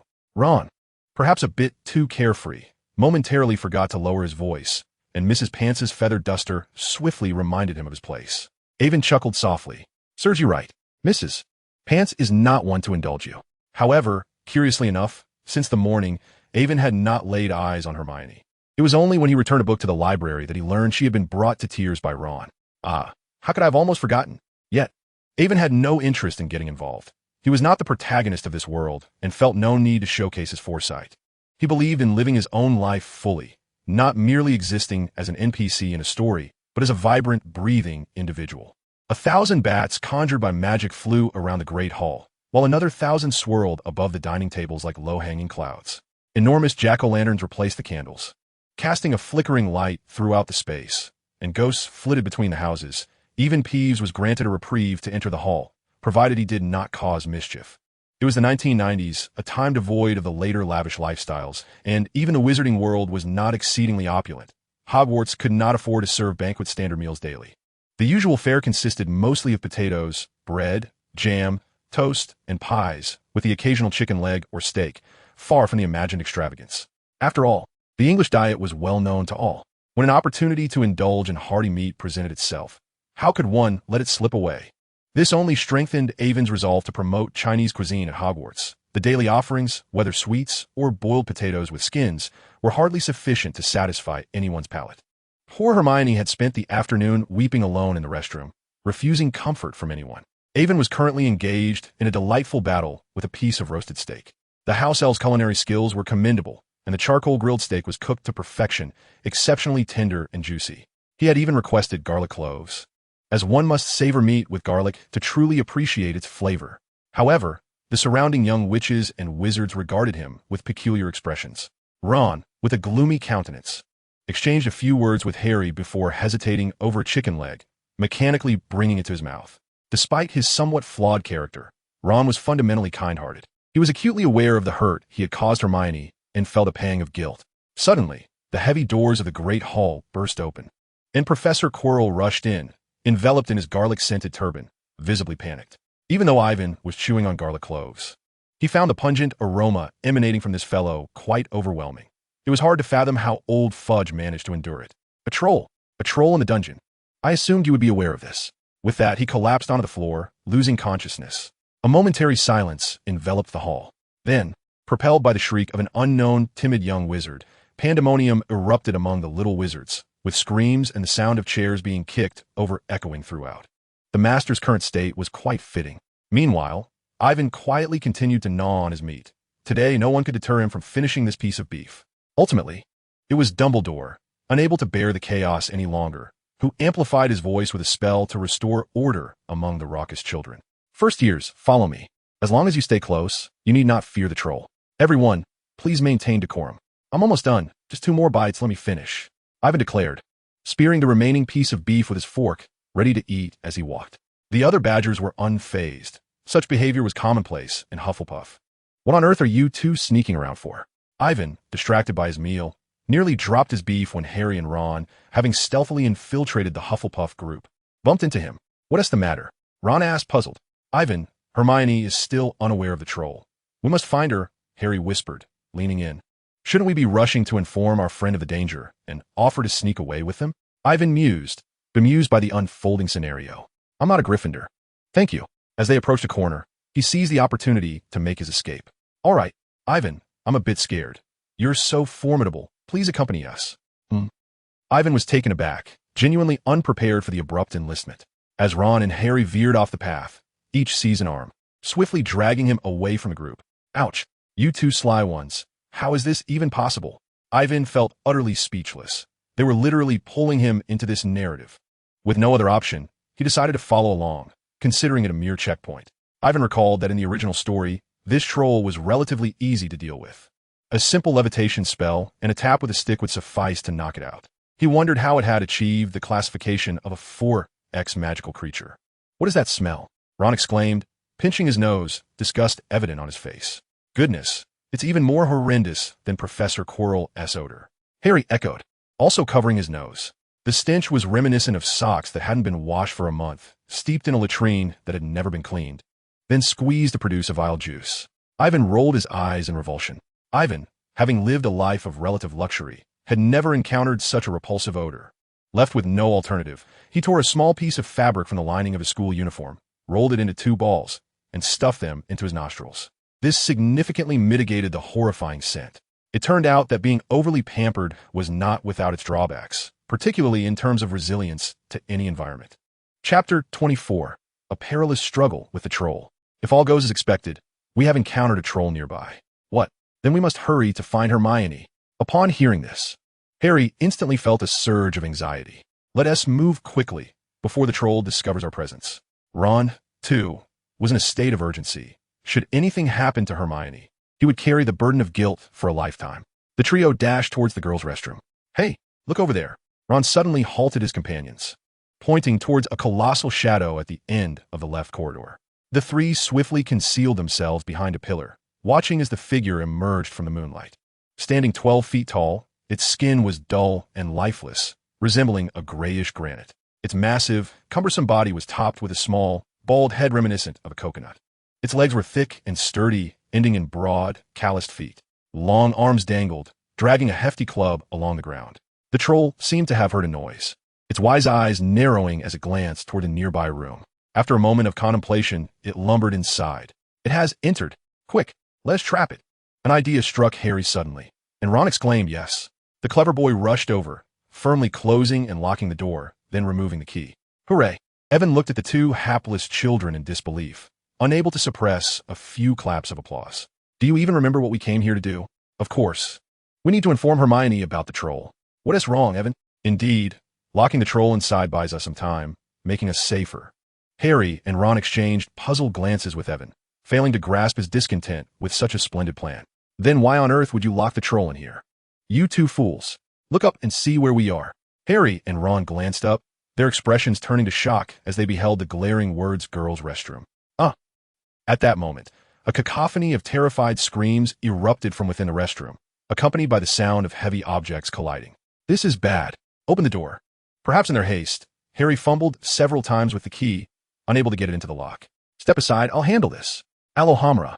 With a perfectly executed unlocking spell, the door swung open, revealing Hermione cowering in the corner alongside the troll, brandishing its massive club. Quickly, go save her. Hey, look at this, you dimwit.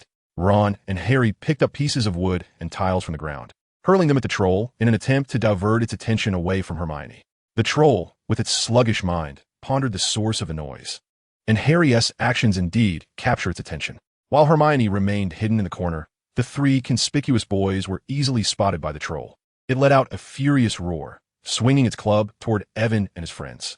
Oh no, is the original text this understated? Before the club even reached him, Evan could hear the sharp whistle of the air being sliced through, a clear indication of the tremendous force behind it.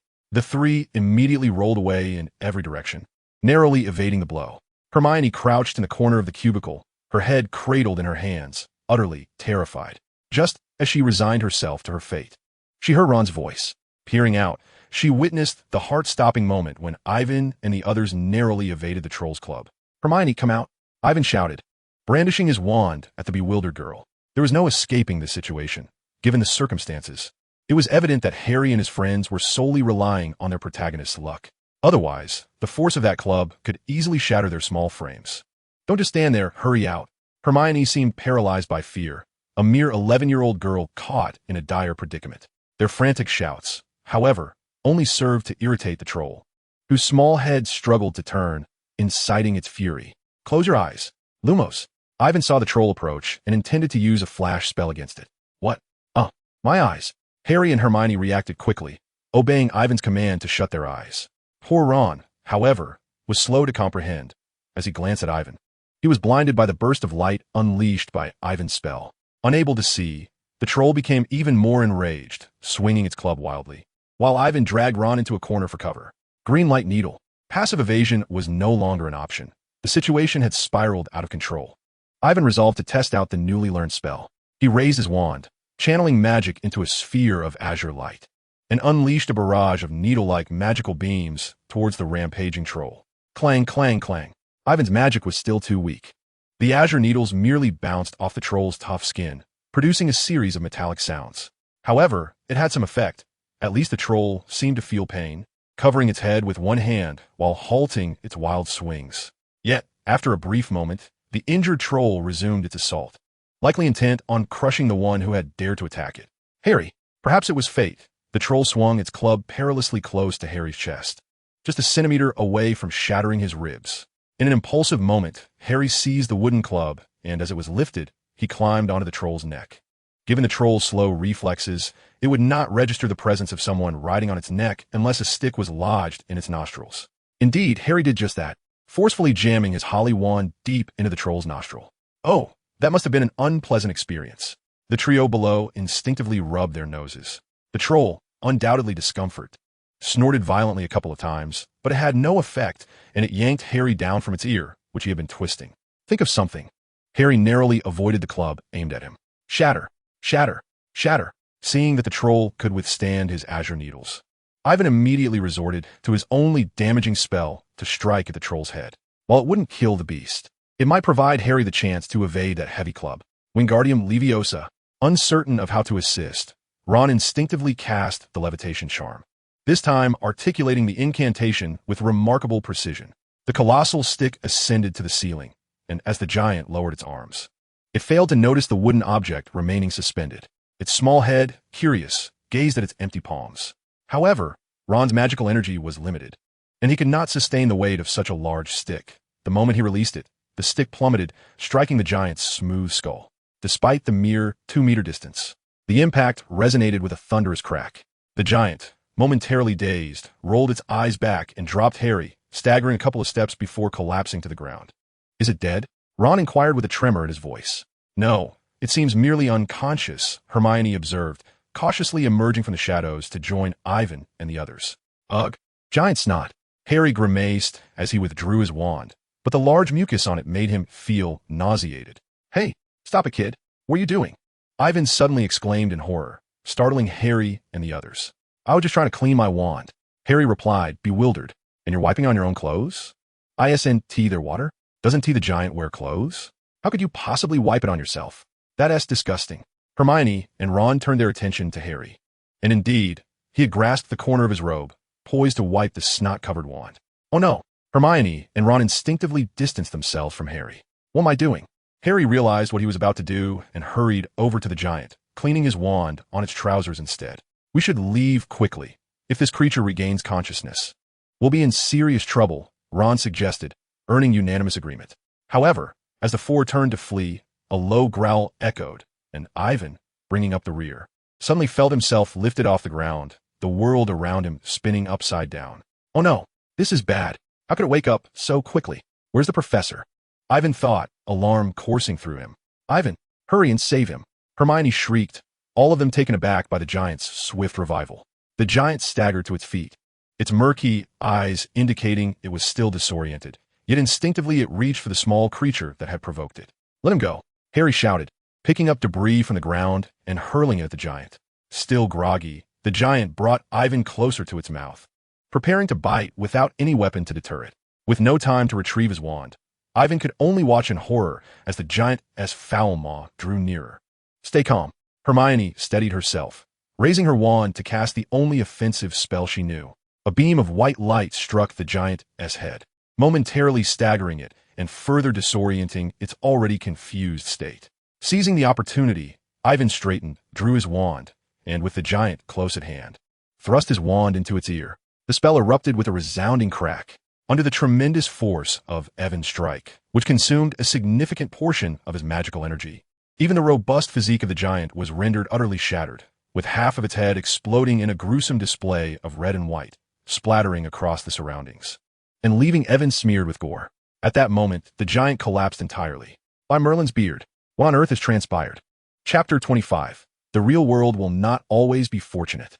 Amidst the cacophony of hurried footsteps, Professor McGonagall led the charge into the scene, followed closely by Professors Snape, Quirrell, and Flitwick. Upon entering, Professor Quirrell let out a shriek at the sight of the mangled giant, before collapsing onto a pristine toilet seat, weeping helplessly like a delicate flower. Professor Flitwick cast a shameful glance at the former student, ultimately letting out a silent sigh within his heart. What kind of folly are you engaging in? Professor McGonagall's voice brimmed with barely contained fury.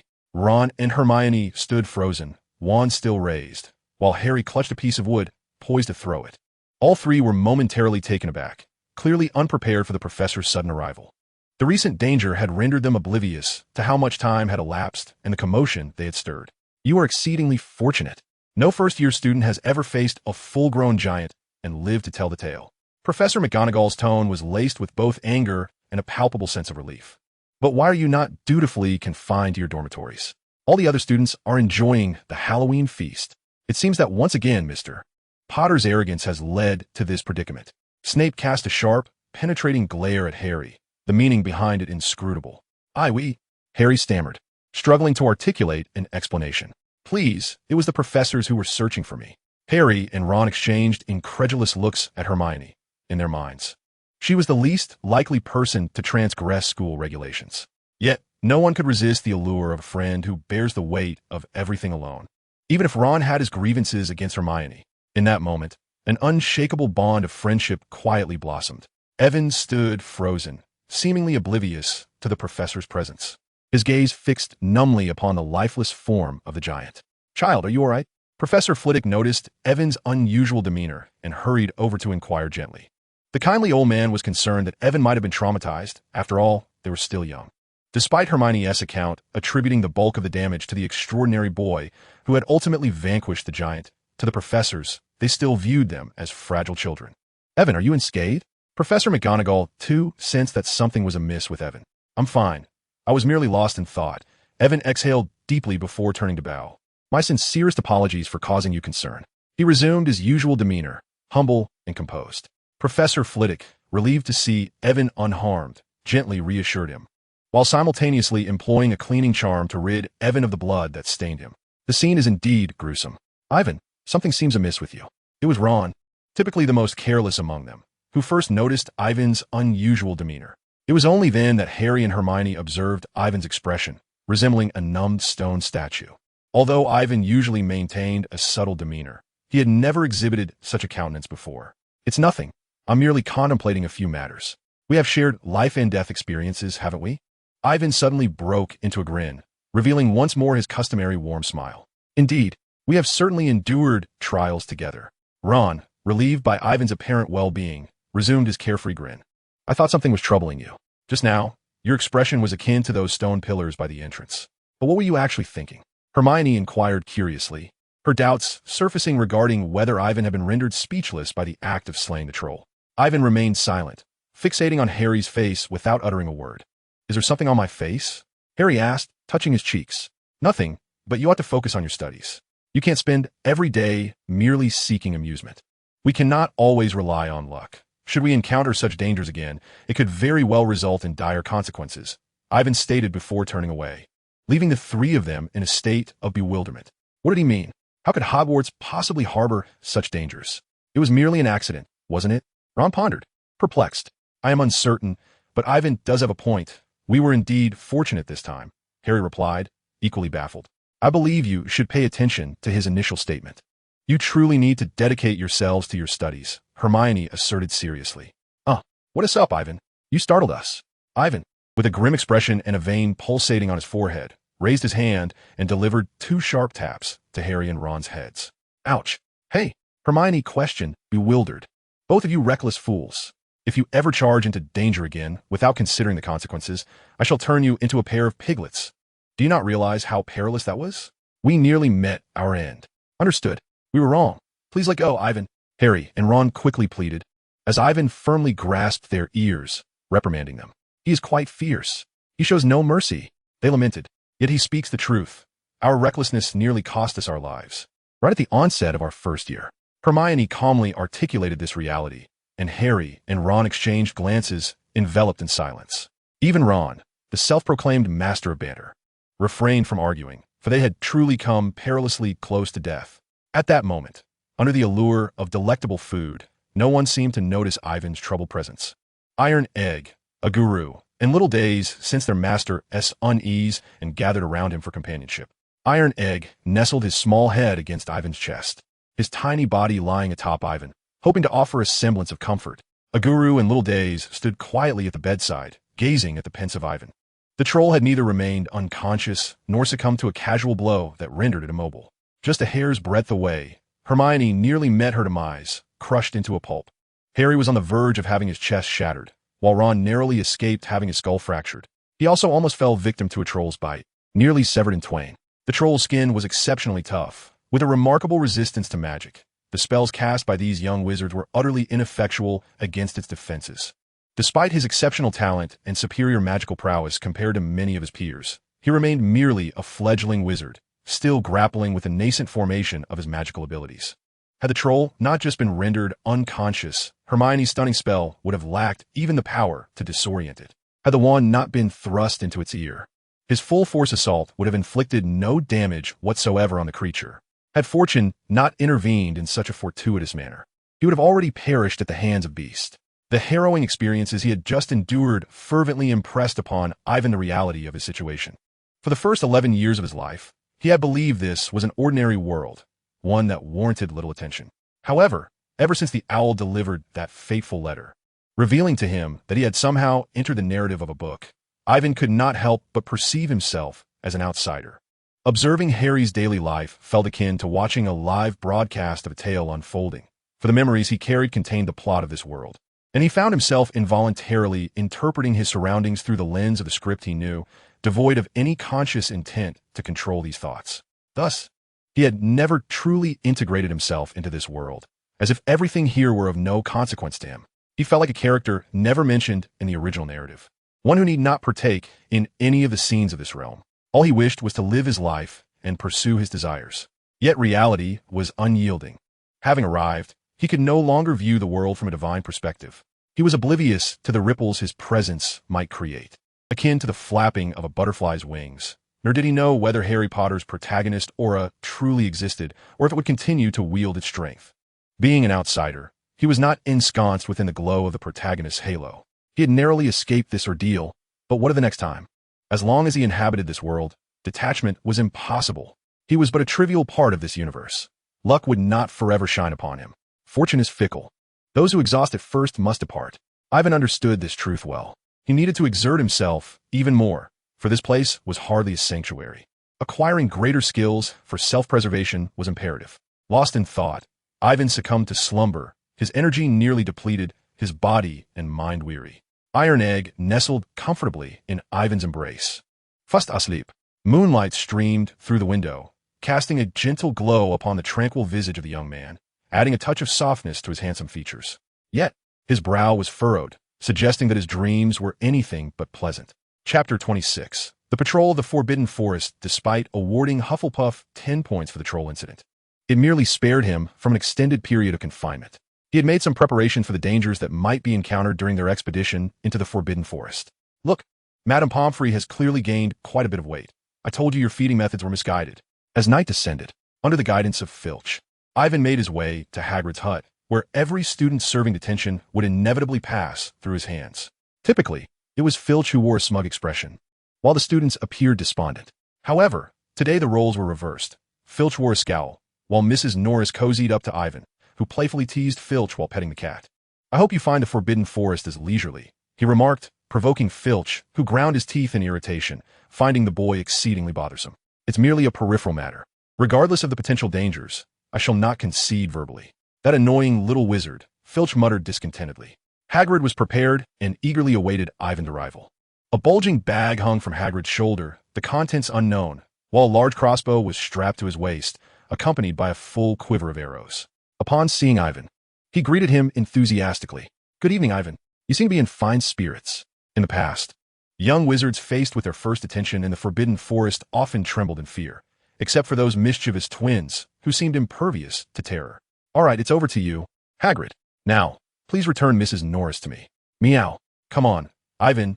Let us commence our expedition into the Forbidden Forest. I'll show you an old friend, shall we? Where has Fong wandered off to? Hagrid realized, just after speaking, that his timid dog had vanished again. Here I am, Hagrid. By the way, allow me to introduce my companions. This is Iron Egg, and they're Aragog, once I summon him down. Ivan retrieved Iron Egg from his pocket, and the creature waved its tiny paw in greeting to Hagrid, while Ivan whistled to call down the flying Aragog. Ah, it appears your potion has truly succeeded. They possess the intelligence akin to magical creatures. Such adorable little beings. Hagrid remarked, his large, rough hands gently stroking the two creatures, a warm smile spreading across his face. Thank you. But Hagrid, what is the purpose of our patrol? Ivan inquired curiously. Primarily, we are to observe whether any creatures that could pose a threat to young wizards, such as werewolves, emerge from the depths of the forest. As he spoke, Hagrid made a comical biting face to frighten Ivan. Ivan was at a loss for words. Did he truly consider him a child? Moreover, with Hagrid's kind-hearted visage, it was hardly intimidating. You should know, while the Forbidden Forest is perilous, the outskirts are relatively safer, particularly for Gryffindor's little lions. They view such adventures as a testament to their bravery. Oh, how unfortunate. Hagrid strode ahead with a large lantern, while Ivan followed with a standard one. Their journey was somewhat bumpy, as the absence of the moon hindered visibility. Ivan had to resort to a light charm, his magic ample to sustain such a minor spell. What a pity. That wretched Ministry of Magic forbids wizards from using Muggle items.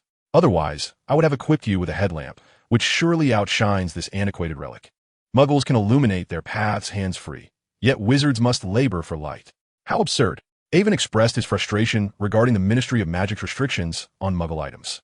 While magic often surpasses technology in its capabilities, places like Hogwarts experience magnetic disturbances due to magical elements, rendering electrical devices inoperable in such environments. However, what purpose does it serve to impose limitations on Muggle artifacts? Are they afraid that wizards would forsake illumination spells in favor of electric lights? Absurd. Although I am unfamiliar with the term headlamp, it must be a remarkable invention. Yet, the Ministry, with its inherent arrogance, is largely composed of pure-blood elitists who disdain Muggles. Hagrid shared this sentiment, and together they lamented in the woods, with Hagrid's blunt nature causing him to voice his thoughts candidly. Yaya joined them at some point, while Tydan, being smaller, struggled to keep up and thus rested atop Yaya's sizable head. A guru circled nearby in the air. So, this is where you place them, Avon exclaimed, marveling at the spiky gray eggs suspended in the trees. Hagrid then produced several enormous brain-like objects from his pocket, remnants of the previously encountered Diracals. Although these creatures primarily consume human brains, they cannot sustain themselves solely on that diet, lest they face extinction. Thus, animal brains suffice as well. However, one would be gravely mistaken to think this renders them harmless. After bidding farewell to the Diracals, Hagrid and Avon collected some special items from the Forbidden Forest. concluding their adventure for the day. Hagrid, what is that? Avon inquired, pointing to a pool of silvery liquid. Ah, that is unicorn blood, a substance possessed only by pure unicorns. Hagrid belatedly realized the implications of his words. His towering frame rushed to the silvery pool, and upon confirming its nature, he emitted a mournful wail. No, who did this? How dare anyone harm a pure unicorn? It is utterly unforgivable. Hagrid's fury resonated through the forest, sending vibrations through Avon's eardrums, reflecting the depth of his emotions. Perhaps it is not too late. I must find that poor creature. Yaya, go, Hagrid quickly instructed, allowing Yaya to sniff the blood before embarking on a quest to track down the unicorn. Before long, Yaya identified a direction, barking twice before sprinting ahead. Hagrid, wait for me, Avon called out, exerting all his energy to keep pace. Hagrid's strides were immense, especially now as he raced forward, making it difficult for Avon to keep up. Unlike Yaya, who had 4 legs to match Hagrid's pace, Avon struggled. After a while, Yaya's barks guided them to a small stream. Avon swore that upon seeing the creature, the first word that came to mind was pure. The pristine and flawless figure of a unicorn, adorned with a lustrous silver mane that sparkled like stars, bent down by the riverbank to sip water, a long, pale, spiraled horn crowning its head. Indeed, the unicorn epitomizes purity among all creatures. Yet, this immaculate being bore a lengthy claw mark on its hind leg, the edges still stained with fresh blood. Chapter 27. The Unicorn Sister and the Centaur Sister. The good news is that the unicorn was merely injured and not deceased. Oh my, are you all right? Hagrid hurriedly approached the unicorn with long strides, his concern evident. Hello, Hagrid. Thank you for your concern, but I am fine. Just a minor scrape. The unicorn responded in a calm and articulate manner, devoid of any panic over its injury. I was astonished to learn that unicorns could speak the human tongue. Ivan leaped down from Hagrid's back, his eyes wide with curiosity at the sight of this magnificent creature. As children of nature, we are inherently fluent in the languages of all beings. It is our innate magic. The unicorn's voice was gentle, reminiscent of a caring elder sister, showing no aversion to Ivan's human identity. Is this your friend, Hagrid? Ivan inquired, noticing the unicorn addressed Hagrid by name. Haha, I believe in this forest. Any sentient being would recognize Hagrid, he replied. But we ought to examine your injury. Who has done this to you? Hagrid's concern for the unicorn's wound was palpable. The unicorn seemed unconcerned, perhaps viewing the incident as a mere accident and choosing not to elaborate on the cause. Hagrid gently inquired, realizing he had not brought any healing supplies or bandages on this outing. Never mind, it is not a severe injury. I shall recover swiftly. You know, Hagrid, unicorns prefer to avoid areas teeming with wizards.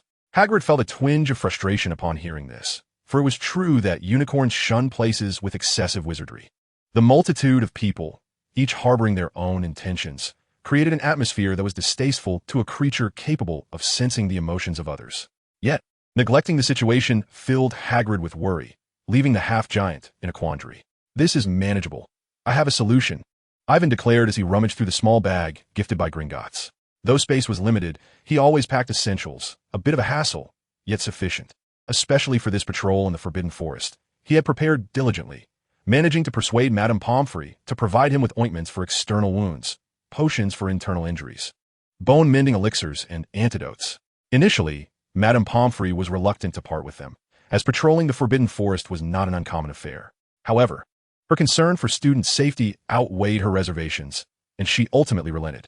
Little did she know that the very first day would see such supplies put to use on a unicorn. With the unicorn's consent, Ivan applied the potion to the claw mark. Although it was not a specialized healing salve, its effects were remarkably swift, and signs of healing were visibly apparent almost immediately. It is evident that this is the handiwork of the master potion maker, Severus.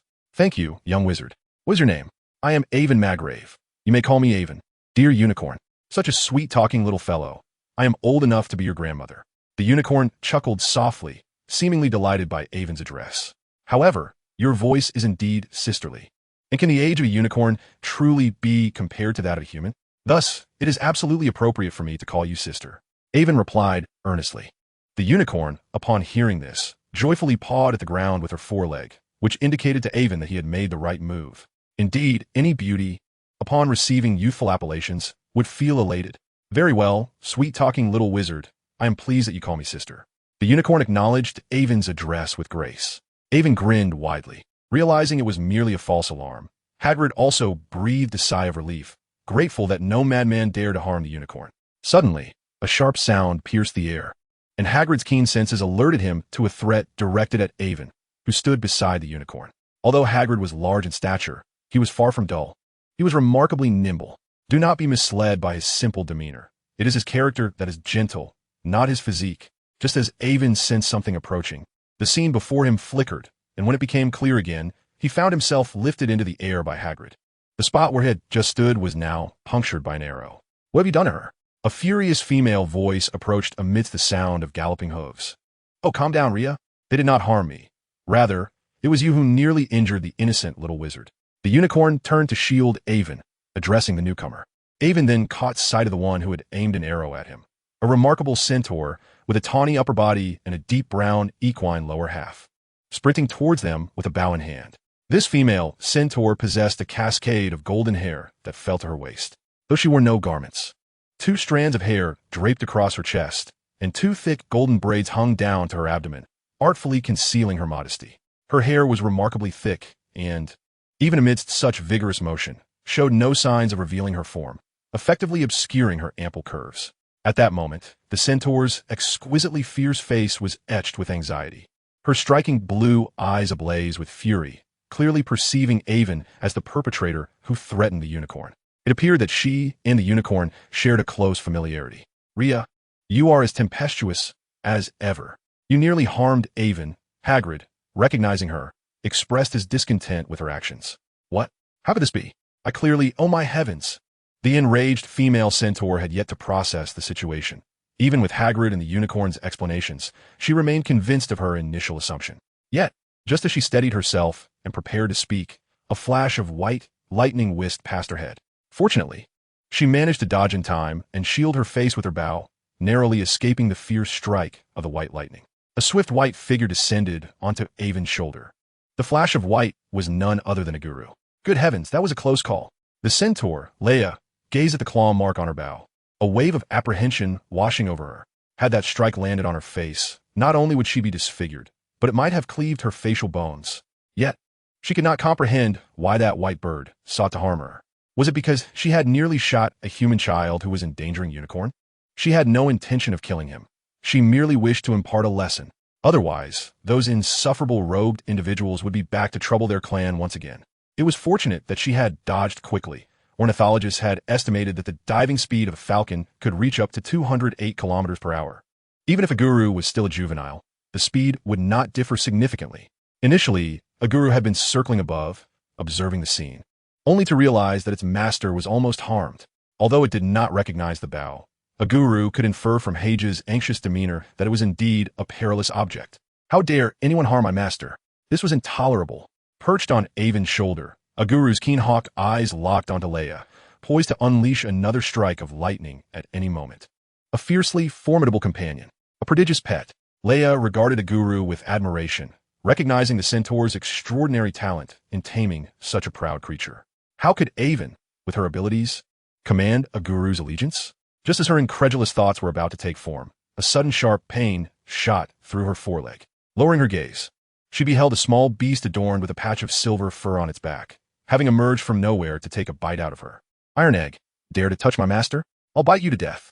Upon hearing Avon call its name, Iron Egg released its grip, casting a fierce glare at Leia before scampering back to Avon's feet. Quite impressive. You possess 2 exceptional companions. Nonetheless, that does not justify your intent to harm unicorns.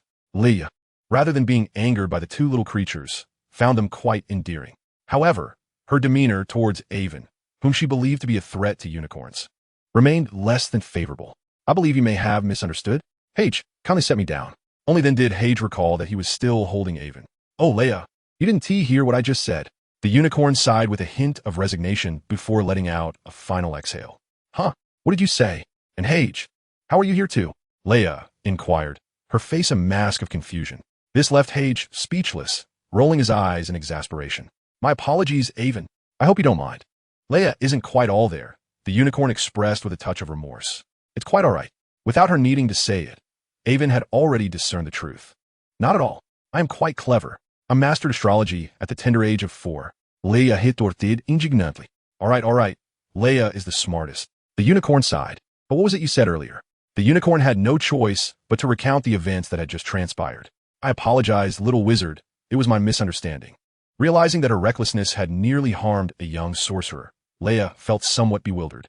In a fluster, she extended her apologies to Evan and even bowed as a gesture of contrition. It's quite all right. As long as we've cleared the air, Evan quickly reassured her. As she bowed, the two ample curves before Leia swayed slightly, causing Evan to feel momentarily dizzy despite the hair that obscured them. Goodness, is this something an 11-year-old should be witnessing? However, Elisa, what exactly harmed you? Leia inquired boldly, completely oblivious to the patronizing look bestowed upon her by the unicorn. Elisa, the name of the majestic creature. Well, I can sense that you, little wizard, are not malevolent. But I kindly ask that you refrain from casually uttering my name unless it's in the company of someone you can truly trust. Leia suddenly realized her prior slip of the tongue and covered her mouth, her face flushed with embarrassment. Why is my mind so slow to react? Hagrid observed Evan's puzzled expression and explained, unicorns do not share their names lightly. They will only do so when they perceive your sincerity. Hence, those with impure intentions will never attain the friendship of a unicorn. Elisa's willingness to confide in you signifies that you are indeed a good child, and her stipulation of trust is rather lenient. This clearly indicated Elisa's profound perception of Evan's character. Huh, a good child? Me? Evan exclaimed incredulously, pointing to his own nose. He certainly did not align himself with the notion of being a good child, for his soul was far from that of an innocent.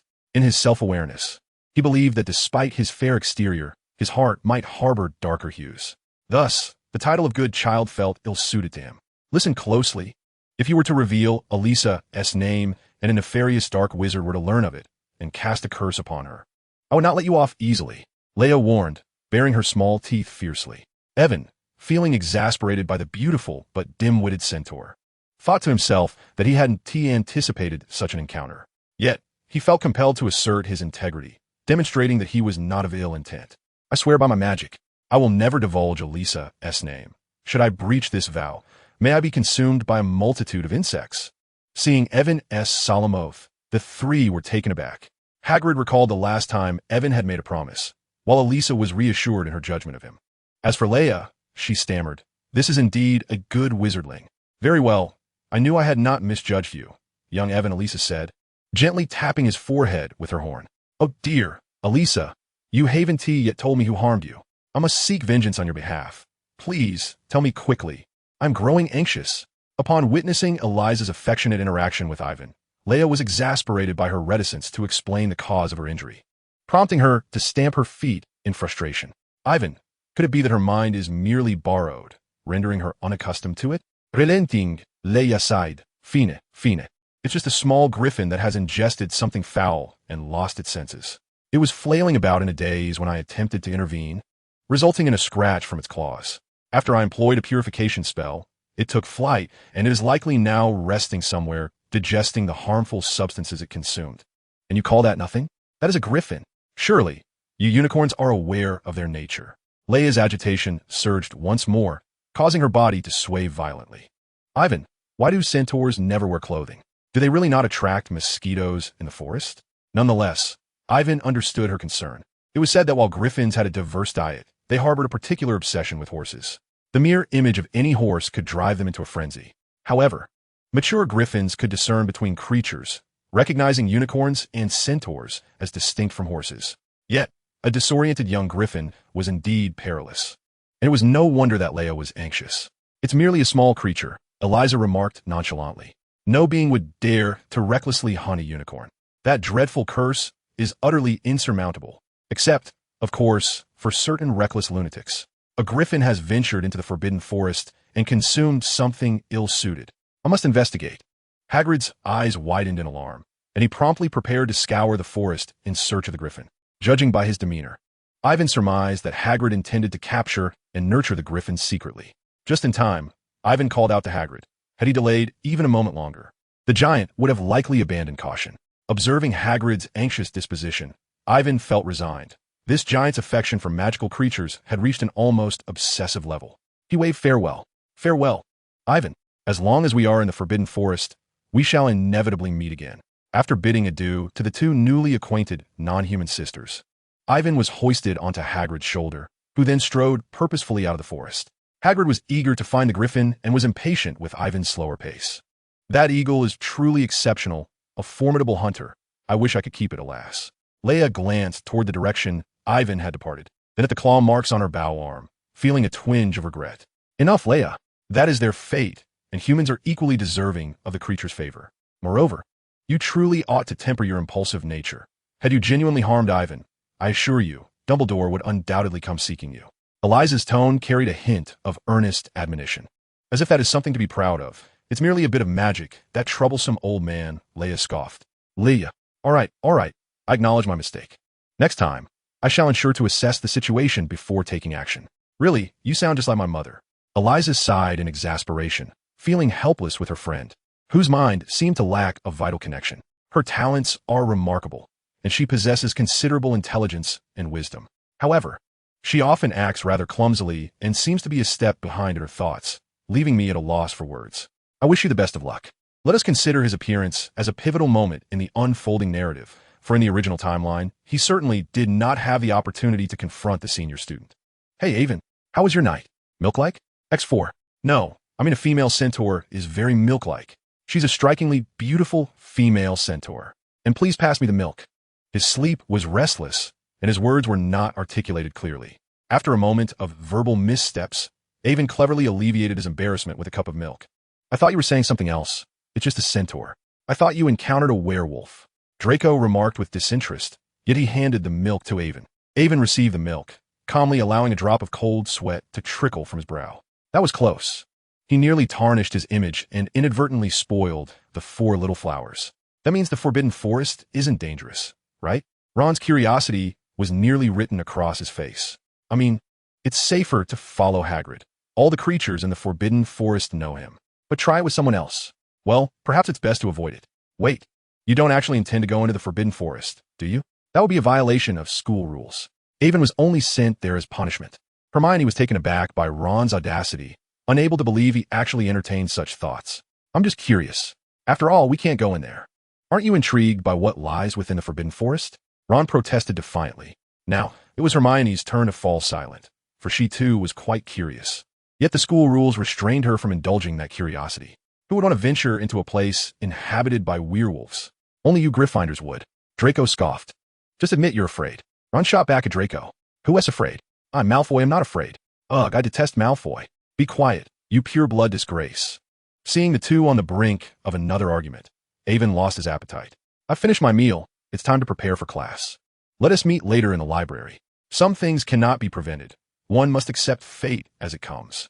Chapter 29. The Dark Lord's Attention.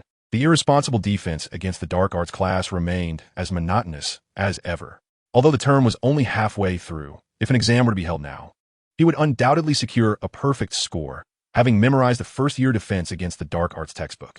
Studying alongside Hermione in the library, he was inspired by her diligence and found himself engrossed in his studies. However, something felt amiss today. He sensed that Professor Quirrell, this puppet, was constantly observing him. Had he been overly conspicuous? After enduring the class in a state of unease, Avon fled toward the library, as if escaping for his life. While he held a certain disdain for Voldemort, this second Dark Lord, it was undeniable that he posed a significant threat to both him and the entire magical community. At the very least, he is undoubtedly incapable of defeating me. Moreover, he has yet to master the art of mental closure. This individual is akin to a master mind reading. Once locked in gaze, he would see through everything. He certainly cannot be deceived as easily as the Sorting Hat, nor is he as principled as Dumbledore. If it becomes apparent that this ancient sorcerer possesses a compendium of spells, he lacks the means to ensure his own safety. My lord, this young fellow seems to be evading me. Have I, perhaps, revealed something? I believe he is merely dodging the garlic scent you use as a disguise. In that case, I am relieved. I have not exposed myself and can continue to serve you. But do you truly wish to accept this mudblood as one of your subordinates? Chilo pondered in confusion. I care not whether he is a mudblood. He is still here to serve me. Furthermore, I found his gaze intriguing, so filled with aggression. If tamed properly, he could become an excellent hunting hound. An ominous whisper echoed in Chilo's mind, cold and devoid of warmth, yet impossible to reject. As you command, my master, I shall make contact with him. Evan, what troubles you? Harry and the other young wizards looked at Evan with curiosity. The group had been diligently focused on their assignments when Evan suddenly sprang up, startling them all. It's nothing, just a feeling that someone is watching me with ill intent, Evan replied, rubbing the goosebumps on his arms, his expression equally perplexed. Evan, what are you looking at? That doesn't seem appropriate for a first year, Ron exclaimed, aghast at the book titled Advanced Charms in Evan's hands. Oh, the first year material no longer satisfies me. I seek to challenge myself with greater depths. But aren't we not yet at that level? Can you even perform the spells? Harry asked, intrigued. Moreover, I have already previewed the material. I will find the classes significantly easier than you. In every way, it is a profitable endeavor. Ron, along with Goyle and Crabbe, donned bewildered expressions, having been left dumbfounded by Evan's audacious declarations. Indeed, Draco was present, seated beside Evan, while the three younger boys were across from them, with Draco as companion, Pansy Parkinson, at his side. Never mind. You and T comprehend anyway. Just focus on your studies and refrain from relying solely on Hermione's homework. And you too, don't depend entirely on Draco's assignments. You are both scions of noble families. Have some ambition. Evan regarded these unruly youths with a disapproving gaze, leaving them utterly baffled. Let us set aside Ron for the moment. As for the other two, I believe you are being rather harsh. Draco, surprisingly, came to the defense of his underlings, for he felt he understood their intellect quite well. Evan glanced at Ron, seeing clarity mingled with foolishness in his eyes. Harry's gaze revealed a blend of clarity and restlessness. Then he looked at Goyle and Crabbe and envisioned a feast of chicken legs, steaks, turkey, cheese, cookies, and cream cakes. Very well, perhaps he was being a tad unreasonable. Never mind, you shall take care of yourselves. I must prepare, for I am to venture into the Forbidden Forest tonight. After gathering his belongings, Evan departed, and as he left, Draco hastily followed suit, casting a disdainful glance at Ron and Harry before his exit. Were it not for the fear of Professor McGonagall's feather duster, they would undoubtedly have caused quite the ruckus. Evan, might I trouble you for a favor? A timid, stammering voice emerged from behind Evan. Though the speaker seemed easily intimidated, Evan felt an involuntary shiver run down his spine. He furrowed his brow slightly, detecting the familiar scent of sweat mingled with garlic in the air, and turned his body stiffly. Indeed, before him stood the individual with a thick turban wrapped around his head. Professor Quirrell, how may I assist you? Evan lowered his gaze imperceptibly, avoiding direct eye contact, wary of the old wizard lurking at the back of Quirrell's head. What if that magic he practiced were to become a passive threat? What if he whimsically decided to probe into Evan's mind? Better safe than sorry. I would like you to help me organize the textbooks, if you would be so kind. In return, I shall reward you with extra points. Though the words were soft, Quirrell's hand had already settled on Evan's shoulder, leaving him no choice but to comply. He observed that the corridor was devoid of any other students or professors. Not even a ghost was present, and no portraits adorned the walls. Well, when one is under a roof, one must bow their head. Evan, you are truly exceptional. Though you remain modest, I can discern that you rival even those of Ravenclaw. Thank you for your kind words, Professor. I merely prefer to endure hardship first, so that I may enjoy leisure later. I am aware of your recent encounter with Slytherin. It is unfortunate. Had you mastered more spells, you could have triumphed over them with greater ease next time. Alas, as you know, Professor, I am but a first year, so I must resort to my fists. I know, I certainly do, but a genius should not be overlooked. Quirrell rose and approached Evan, a mysterious expression adorning his face. Fear not. Grant me some time, and I shall soon catch up with them. No, you shall surpass them. Indeed, you will utterly overwhelm them. The chasm between genius and the mundane is precisely this. If you receive additional guidance, next time, you shall undoubtedly astound them with your remarkable magic. Do you not wish to learn more potent spells to demonstrate your prowess to them? Quirrell queried, somewhat puzzled, or perhaps it was Voldemort's confusion surfacing. The child he had observed did not embody such reluctance towards power. I've already bested them. That suffices for me. I harbor no desire to prove anything to a group of inconsequential individuals. I would much rather enjoy the comfort of my soft bed and learn magic at my own pace. Quirrell pondered for a moment, perhaps engaging in a silent dialogue with Voldemort. Very well, however, I believe your talents should not be obscured. Thus, I shall grant you a pass to the restricted section, encouraging you to explore a few tomes that may prove beneficial. As Evan departed from the defense against the dark arts classroom, he contemplated the stack of passes in his hand, accompanied by a list brimming with titles of dark magic literature. Was this an attempt to cultivate him as an undercover agent within Hogwarts? Yet, it mattered little. After all, his time was limited. Having someone provide him with a pass was indeed advantageous, sparing him from nocturnal escapades. My master, he appears rather indifferent, one noted. No matter. Let us proceed with the trial. Should he succumb to the allure of dark magic, it would signify his potential. Conversely, if he falters, it would reveal his worthlessness, rendering him unworthy of further attention. Acquiring the Philosopher's Stone is paramount. He is merely a fledgling wizard, not deserving of excessive concern. Particularly considering the Hufflepuff house, save for a few notable individuals, the rest are but a collection of inconsequentially mediocre souls. Indeed, my master. Chapter 30. The Griffin. Aven. We may need to venture further today. I failed to locate that griffin yesterday, and I must continue my search. However, I've already scoured a substantial portion of its likely territory. If it eludes us here, it may well have departed. Hagrid's expression bore a hint of regret as he spoke. Could it possibly reside in another area of the Forbidden Forest? Aven inquired. Unlikely. I consulted my old friend in the adjacent area, and he reported no sightings. The opposite side is the Centaur-S domain, and they too have seen nothing. Thus this final region remains our sole hope. And what of the patrols? I enlisted the aid of 2 Centaur friends to keep watch. Should any young wizards attempt to sneak in, they shall be promptly expelled, as Centaurs are far less accommodating than I. Very well, let us proceed. With assistance on watch, Aven was more than willing to explore the Forbidden Forest, for it was indeed a realm steeped in mystery. Throughout their journey, Hagrid animatedly conversed with Aven, his excitement palpable. This time, Hagrid had brought along all the necessary potions, as well as a pack of meat, indicating thorough preparation. Aven could only hope that this giant would not be reduced to tears if he failed to find the griffin. Yaya, carrying the iron egg, scoured ahead, while a guru flew above in search. Prior to their departure, Aven had gestured to them about the possible appearance of the griffin, providing them with a general target. By the way, Aven had also given Yaya a vial of the previous potion, rendering Yaya even more astute than before, much to Hagrid's relief. Aven suspected that the potion did more than merely enhance affinity. It seemed to elevate the intelligence of the pets, with affinity appearing secondary. A piercing cry from a hawk resonated overhead, as it landed gracefully upon Aven's shoulder. Hagrid, let us investigate over there. A guru appears to have made a discovery. Amidst a thicket, a massive creature, nearly 2 meters in length, lay sprawled in a deep slumber, occasionally twitching, suggesting it was not at ease. The individual bore a luminescent white glow, presumably the purifying magic that Eliza had previously mentioned. From a distance, the audible gurgling from the griffin's belly suggested it had indeed ingested something unsuitable. Upon closer inspection, Evan marveled at the creature, which perfectly resembled the legendary descriptions.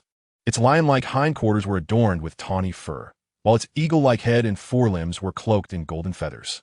The feathers on its head were deep gray. Yet 2 rows of dark golden plumage stood erect near its ears, adding an air of elegance to its appearance. The griffin's wings boasted feathers of a cerulean hue reminiscent of the sky, while its chest feathers were a striking crimson. Its beak and talons, akin to those of an eagle, gleamed with a brilliant gold, while the tips of its claws were black. In comparison to the typical griffin, this one exuded an even more formidable presence. In summary, the coat of this young griffin was exceptionally beautiful. Not only was Hagrid captivated, but Evan too found himself enamored. Contemplating the idea of raising it, Evan halted Hagrid, who was about to rummage through his collection of vials to experiment.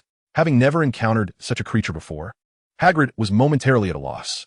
Well then, I suppose we could seek out Professor Kettleburn for assistance, he suggested, lifting the slumbering griffin and making his way toward the Forbidden Forest-S exit. Professor Kettleburn, the current instructor for the care of magical creatures class, was an elderly gentleman who had dedicated his life to the welfare of magical beings. Despite the numerous injuries he had sustained from his endeavors, his passion remained undiminished. Though not as renowned as Newt, he was a seasoned protector of magical creatures, and due to his advancing age, he had been invited to teach at Hogwarts. Hagrid, I believe you should learn more from Professor Kettleburn. It would greatly benefit your interactions with magical creatures. I am certain he would be more than willing to impart his knowledge. I do often consult him, but since I am no longer a student at Hogwarts, I fear I might intrude on his time, Hagrid replied, a hint of disappointment in his voice. After all, had it not been for that unfortunate incident. Do not worry, you share a common interest, and the professor would not mind in the least. If you truly feel hesitant, you could request Dumbledore to intercede on your behalf. That would certainly alleviate any concerns. This way, when you encounter unfamiliar magical creatures, you will be more adept at handling them. Hagrid felt a surge of excitement at the prospect of acquiring more knowledge about the care of magical creatures, and he wholeheartedly agreed. He gently placed the griffin down for Evan to observe while he himself went to retrieve the drowsy Professor Kettleburn. It's nothing to worry about. It merely ingested a poisonous fruit. Although I remain puzzled as to why a griffin would wander into the forbidden forest and violate the instincts of a purely carnivorous creature by consuming toxic fruit, I suspect that a herbivorous creature might have eaten the poisonous fruit and, before it could fully digest it, was devoured by this little one, leading to its indirect poisoning. Thankfully, with the help of the unicorn, it was spared from real danger. The elderly professor, still clad in his night attire, shivered in the cold night air. Yet he did not forget to analyze the cause of the griffin's poisoning. It is truly heart-wrenching to witness the elderly gentleman's plight. Avon retrieved a blanket from Hagrid's hut and draped it over him, observing as he prepared the emetic potion to feed the griffin. After Professor Kettleburn's departure, Hagrid grumbled with lingering dissatisfaction. Where's the danger? Just look at how sweetly it sleeps. Such a delightful little creature could never pose a threat. Upon hearing this, Avon approached Hagrid, pried open the griffin's beak, and even placed his own head inside for a moment's comparison. This young griffin, though still growing, could easily sever his head in one bite. After this demonstration, Avon remained silent, extending his hands in resignation, and the ensuing silence was deafening. All right, I understand, but I can't bear to part with it. It's so small and alone. It doesn't even have siblings for companionship. Oh, the poor little creature. As he spoke, Hagrid retrieved his grimy pink heart-shaped handkerchief and began to weep. Professor Kettleburn had just explained the griffin's life cycle. After 2 years, a young griffin is considered an adult and must leave home to build its own nest. In rare circumstances, 2 or more griffins, usually male siblings, form a hunting partnership. Unlike the cautious married pairs, these solitary companions tend to be more reckless and thus more easily spotted. Clearly, this one is a lone wanderer. Moreover, being merely a young adult, it has not yet reached the mature size of at least 23 meters in length. Enough of the tears. Did you forget that I have this? Avon produced the remaining potion that allows pets to understand human speech. The first batch was entirely used on the curled-winged creature, while the second batch was divided among Iron Egg and Aguru, each receiving 3 bottles. With 11 bottles produced per batch, 5 bottles remained. But is this truly wise? I wish to befriend it, not to dominate it. Hagrid hesitated. Do you desire to awaken one day and find it devouring the heads of dozens of children, crunching them one by one? Well, that image is too horrific to contemplate, Hagrid admitted. Seizing the opportunity while the little one remained asleep, Avon poured 2 bottles of the potion into the griffin. As a highly intelligent magical being, the griffin would not require 3 bottles. 2 would suffice as a precaution. Chapter 31. Quidditch in the Room of Requirement. November 5th. The arrival of November ushered in frigid weather, with the surrounding mountains and the forbidden forest blanketed in ice and snow. The past few nights of patrolling the forbidden forest had been quite arduous. However, Avon had donned thermal leggings and a cozy cotton jacket, wrapping himself in his robe to avoid the discomfort of a chilly breeze during his night patrols. Hagrid, too, had clad himself in a fleece-lined moleskin coat, and Avon found warmth in the sight of his rabbit fur gloves and enormous moleskin boots. At that moment, Hagrid was busy clearing snow from the Quidditch pitch, and Avon decided to lend a hand. To his surprise, Draco was also present. Rather than joining others for breakfast, he chose to linger by Avon, incessantly rambling about how Slytherin would dominate Gryffindor once Harry took the field. In summary, it all boiled down to one statement. Harry Potter is allowed to participate, so why should I, the esteemed Draco Malfoy, be excluded? Even Evan remained unfazed, patiently assuming the role of an attentive listener. Hagrid, I shall lend you a hand. Such a vast area ought not to be cleaned solely by you without assistance. Under Evan's magical influence, the untouched half of the Quidditch pitch was instantaneously swept clean by a miniature whirlwind. It appears I may have slightly overestimated my magical reserves. Having managed to gather all the snow to a distant location away from the pitch, Evan sighed in relief, leaning against Draco. That was incredible, Evan. What kind of magic is this? It doesn't resemble any cleaning spell I've encountered in my studies of charms, Draco inquired with curiosity. This is a new spell I discovered, entirely different from the incantations we are currently learning. Once I have fully comprehended it, I shall gladly teach you if you wish to learn, Evan replied. Really? That is fantastic, Evan. It's truly wonderful to know you, Draco exclaimed, momentarily forgetting his discontent over Harry's participation in Quidditch as he reveled in this newfound excitement. Thank you, Evan. This is simply marvelous, Hagrid exclaimed, enveloping Evan in a warm embrace, albeit with a hint of envy in his tone. Have some jam on toast, Harry, Hermione said, glancing anxiously at Harry, who was poking his toast with a fork, then at Ron, who was devouring his meal. She shook her head with resignation. I believe Ron is correct. You need to consume more food today to build up your strength, she advised. But I have no appetite, Harry Potter. A voice Harry was reluctant to hear resonated above him. Looking up, he was met with a familiar face that resembled a stone from a latrine, complete with the customary greasy hair. You have already proven yourself before the troll. Surely, a mere Quidditch match, even against Slytherin, should be a trivial matter, Snape remarked, casting a glance at Hermione and Ron. Good luck. With that, he limped away, leaving the trio in a state of bewilderment. I understand now. As Harry observed Snape's retreating figure, a sudden epiphany struck him. He then quietly shared his hypothesis with Hermione and Ron. Then that three-headed dog must bite, quite painfully. It's been a week, and his leg is still not healed properly, Ron said, expressing a hint of trepidation. However, Hermione was poised to speak further when she was interrupted by the call of an owl. Hedwig swooped in, clutching a package shaped like a broom. Wow! Harry received a Firebolt 2000, exclaimed his classmate Nimit. The gazes of the small wizards at the table were drawn to the spectacle, while Harry exchanged a glance with Professor McGonagall at the staff table. With her nod, he offered a grateful smile. You Slytherins can just wait to concede defeat, Ron boasted, as if he were the one participating in the upcoming match. What is so impressive about that? Victory shall undoubtedly belong to us Slytherins. But you, Potter, better not fall off your broom in fear. With Draco's taunt, Harry's appetite was instantly rekindled, despite Hermione and Ron's earlier attempts to persuade him to eat. It was imperative that he ate heartily, ensuring he possessed sufficient stamina to pursue the elusive golden snitch. Yet, his eyes brimmed with an almost palpable affection for the Nimbus 2000. Even if he were to possess the Nimbus 2000, defeat was certain. Our Slytherin house would undoubtedly prevail. Oh, Avon speared a piece of sausage triumphantly. His pride, however, would not endure for long. I wager he cannot last 5 minutes. Oh, Avon devoured a salt-cured meat sandwich. I wonder how swift the Nimbus 2000 truly is. Oh, Avon consumed another ham sandwich, washing it down with a glass of milk. Draco, too, was not focused on his meal, chattering away while Avon concentrated on his food, replying intermittently. Avon, which side will you support during the match? Neither. You may play as you wish. I shall remain in the castle to continue practicing spells. What? Draco was taken aback. You mean you do not wish to go? Do you not want to witness the speed of the Nimbus 2000, the fastest broom currently available? Not at all. I have no interest in brooms. Oh, Merlin's foul socks. You are truly peculiar. How could a wizard lack interest in brooms? Are you uninterested in flying as well? Draco suspected Avon might be unwell. After all, what wizard does not relish the thrill of flight? I am indeed interested in flying, but I do not care for riding a broom. A flying carpet or flying sword would be acceptable, but I find the posture required for broom riding uncomfortable. It necessitates using one hand to grip the broom, which is hardly agile. Observing Avon, who was still engrossed in his meal, left Draco utterly bewildered. Well, I am full. Good luck to you all. I shall take my leave. With that, Avon departed without a backward glance, leaving Draco in a state of confusion. As the Quidditch match commenced, the castle became almost deserted. Seizing the opportunity, Avon made his way to the 8th floor, standing opposite the tapestry of the troll being beaten by the barrow.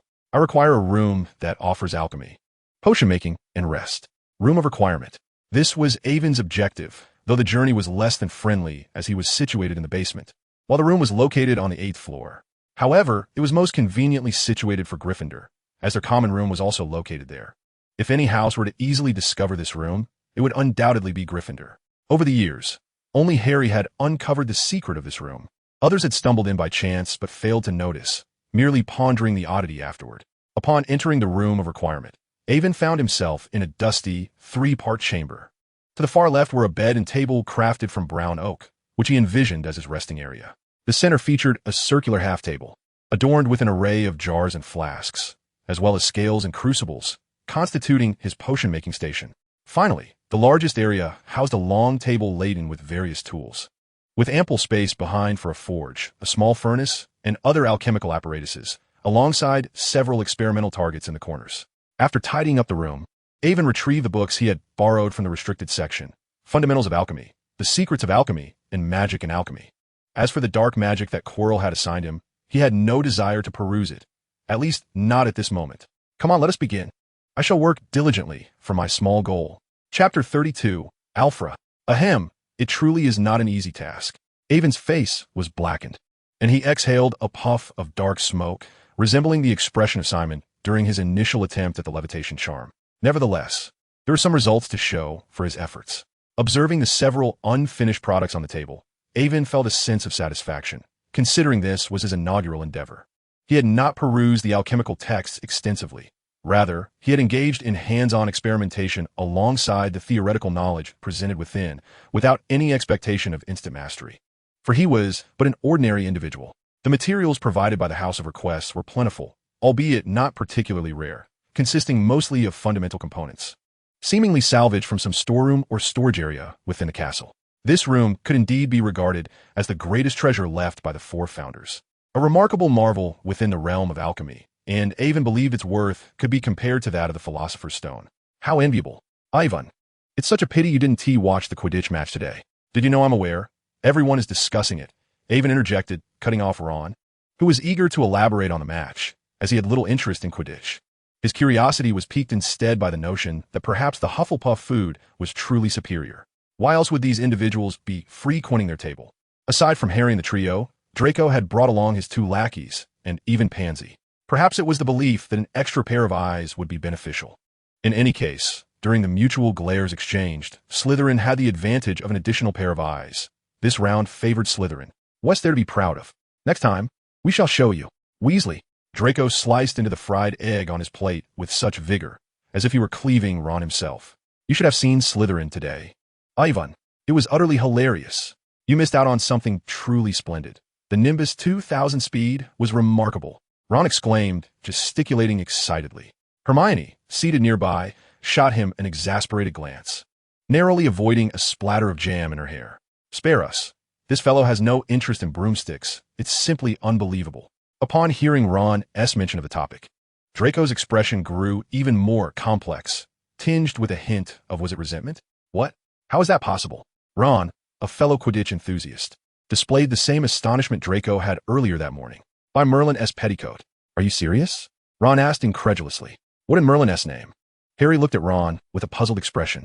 Indeed, I do not like broomsticks. I prefer flying carpets, Avon reiterated, yet was met with Ron's incredulous gaze, as if he were some sort of oddity. What are you staring at? Huh? Oh, try staring again. Fine, if you don't like it, so be it. Under Avon's piercing gaze, Ron, who had intended to enlighten Avon on the joys of broomstick flying, promptly swallowed his words along with a mouthful of apple pie. Hagrid, could you help me find some magical creature materials? I have recently commenced my studies in alchemy, and I wish to craft some Christmas gifts for my friends. Certainly. However, a deeper exploration is necessary, as that place forbids young wizards from entering. If you desire anything, do let me know. I possess quite a few items.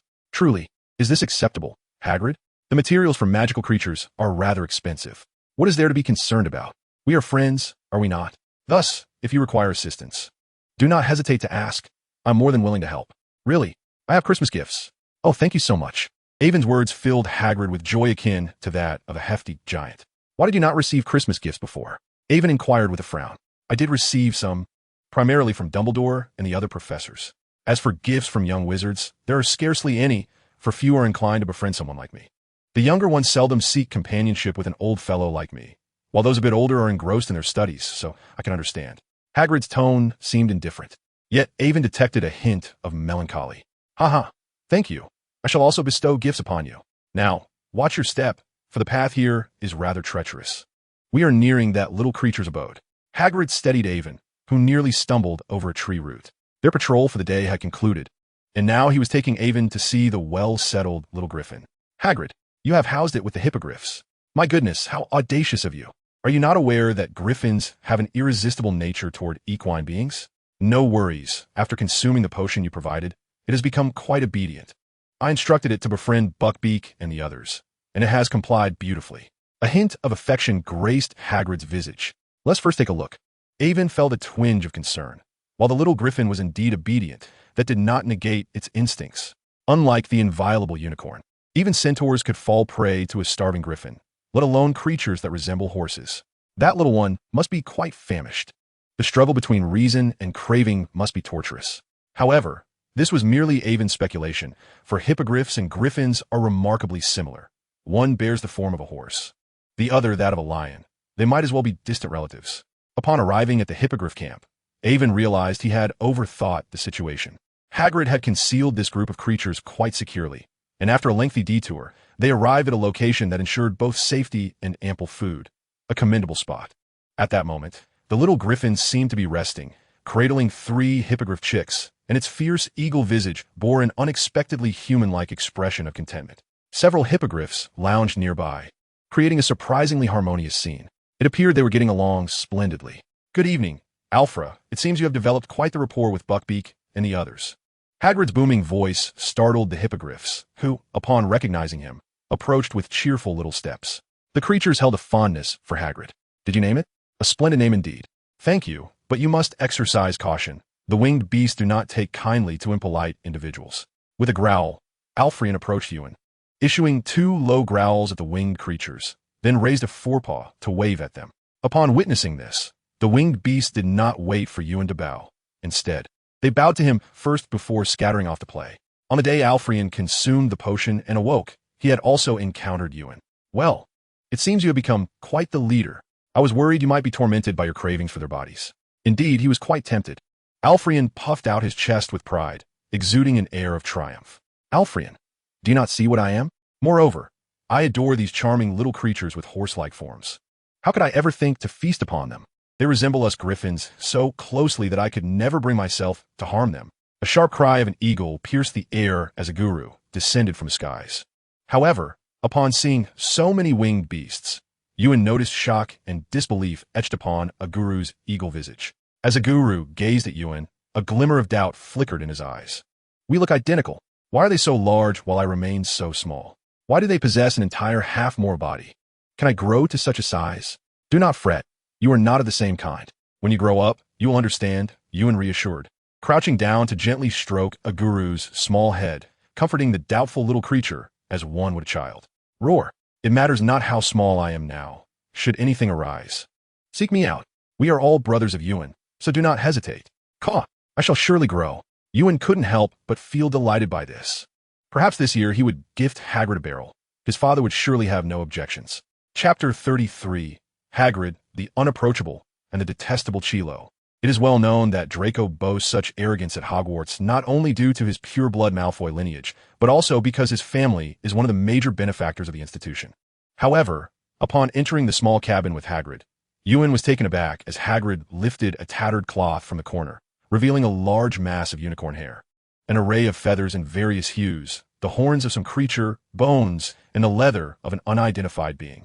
Ewan suddenly felt a sense of injustice regarding Hagrid's apparent poverty. Despite being so wealthy, he still wore patched-up undergarments. Ewan gazed thoughtfully at the large floral underpants hanging on the beam opposite the hanging ham. "Hagrid, do you truly not know the value of these items? Who is this wealthy Hagrid you speak of?" "Ah, it's nothing. I misspoke. Oh, I only know that some are potion ingredients. At times, Snape comes to request some from me. The rest should also be materials I've seen in shops. Have you never thought to sell some of them? Well, these are what they do not want. Outside, they are offered at high prices. Selling just a few would surely improve your situation. I believe it is unnecessary. I hardly spend any money, only a little on alcohol. The salary from Hogwarts is sufficient for my needs, and I only expended a significant portion of my savings when purchasing a broomstick. Otherwise, my expenses are minimal." Upon uttering these words, Hagrid suddenly realized the implications of his statement, panic washing over his face as he covered his mouth. "Oh no, I should have mentioned a broomstick. Evan, you must promise you haven't heard anything. That's a secret." Evan, maintaining a stoic expression, regarded Hagrid's alarmed visage, feeling somewhat awkward as he scratched his backside. "Very well, I haven't heard a thing." Evan held little interest in Dumbledore's plans, save for a mild curiosity about the Philosopher's Stone, for it is indeed a unique treasure in the realm of alchemy.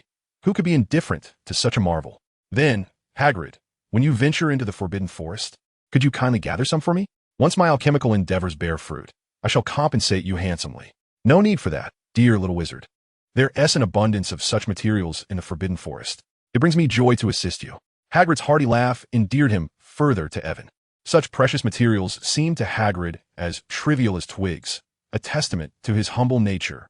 "Wait for me, Hagrid. By the end of my second-year holiday, I shall build you a new house, spacious and grand. Your sincerity warms my heart, and I cannot let the goodwill of a friend go unreciprocated."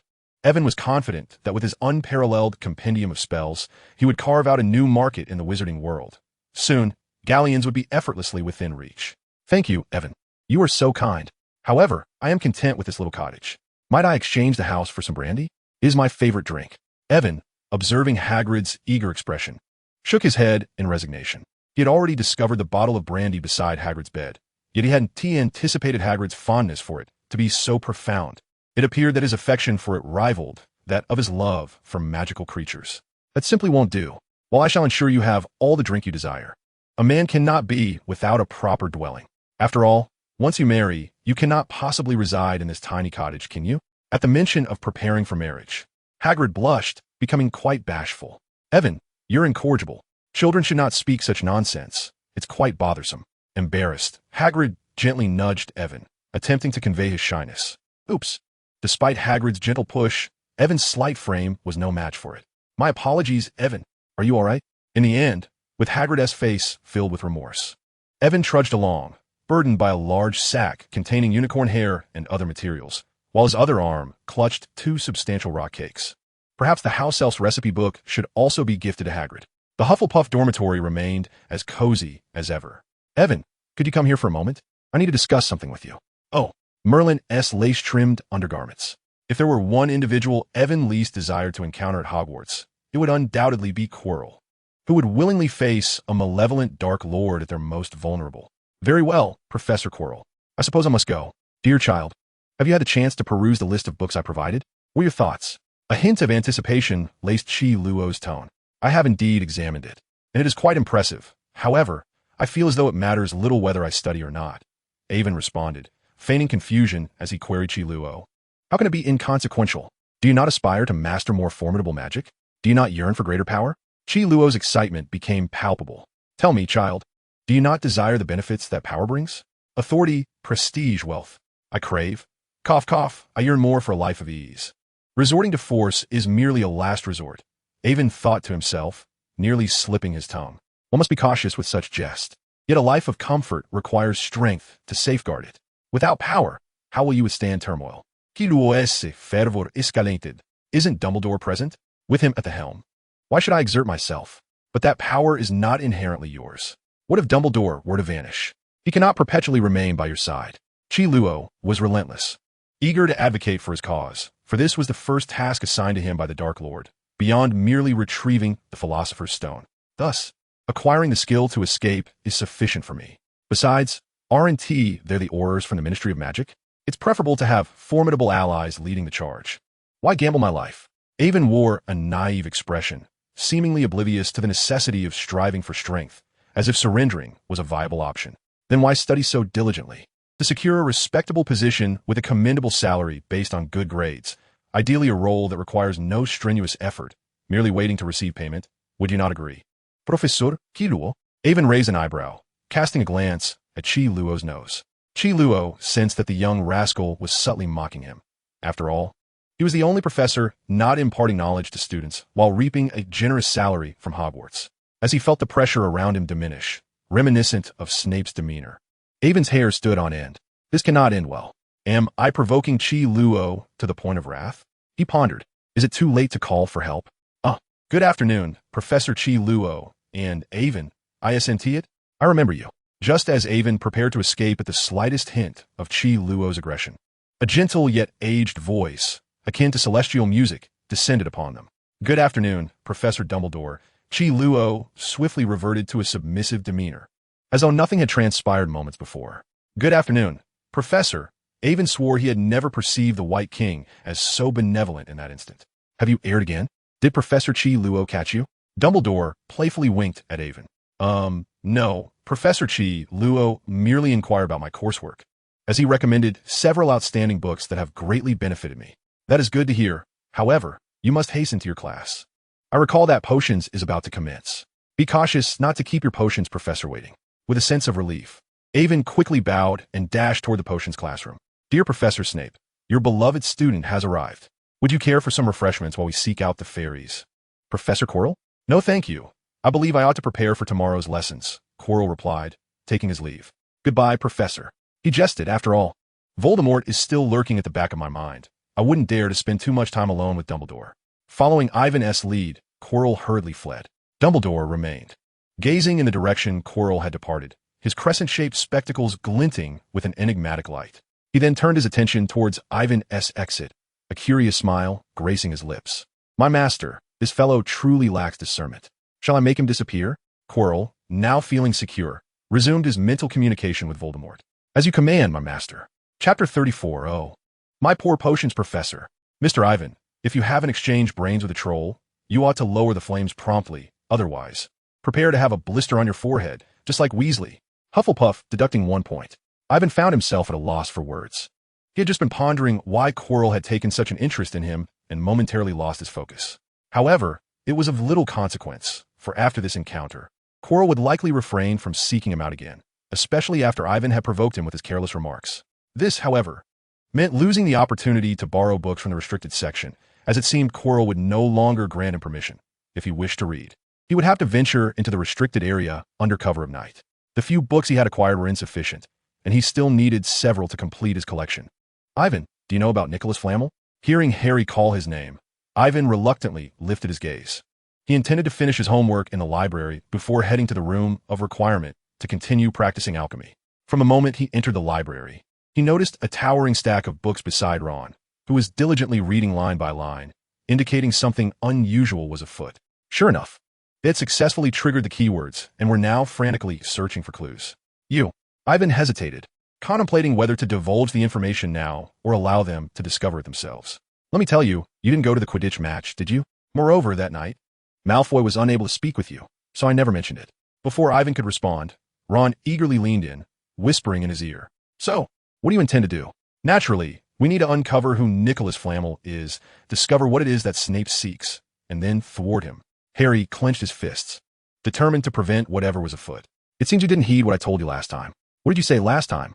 I asked if you had taken the time to understand Professor Snape's words. Indeed, I take notes in potions class too. I've already learned to brew the potion for scabies.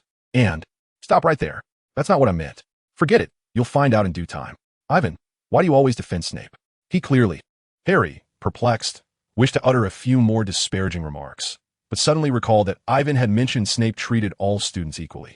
Indeed, this was the truth, and it was only natural that Ivan, having only just learned of their adventure, remained unaware of Snape's secrets. I know that Hagrid keeps a three-headed dog, and during their previous conversation about unicorns, Hagrid let slip some information. But what does that have to do with me? Moreover, Professor Snape is a seasoned instructor at Hogwarts. How could he possibly steal something from the Forbidden Forest? Although aware that this was a scripted fate, he remained baffled as to how these three little ones believed they could thwart a professor. Who knows? Perhaps it was all for the sake of the Dark Lord, which is why we must discover what he intends to steal and stop him. Then you plan to leap up and strike Professor Snape on the knee? Ivan mercilessly doused Harry's spirited enthusiasm with cold reality. We could inform Dumbledore, Ron suggested, convinced that such a course of action would resolve the matter perfectly. After all, who could stand against Dumbledore? Do you really think Dumbledore would overlook a professor who is clearly not of good character, one that even you can see through? I believe Dumbledore is not so easily deceived, don't you think? Ivan's words rendered the trio silent. Indeed, who could possibly evade the scrutiny of a legendary wizard? Could it be that they were overstepping their bounds? No. What if Dumbledore remained oblivious? Thus, as informed students of Hogwarts, it was their duty to investigate thoroughly. But what if Dumbledore was indeed unaware? What if Snape was exploiting Dumbledore's trust to conceal his true intentions? Well, do as you wish, after all. This could turn out to be quite the adventure. I wish you all the best, but I must caution you. Never be misled by appearances, for what you see may not reflect reality. With that, he decided to withdraw, uninterested in participating in the tales of the Savior. He preferred to develop in solitude. By the way, Ivan, if possible, could you keep an eye on Nicholas Flamel for me? Once I uncover the truth, I will undoubtedly change your perception of Snape. Harry, still somewhat unconvinced, believed Ivan had merely fallen victim to Snape's deception.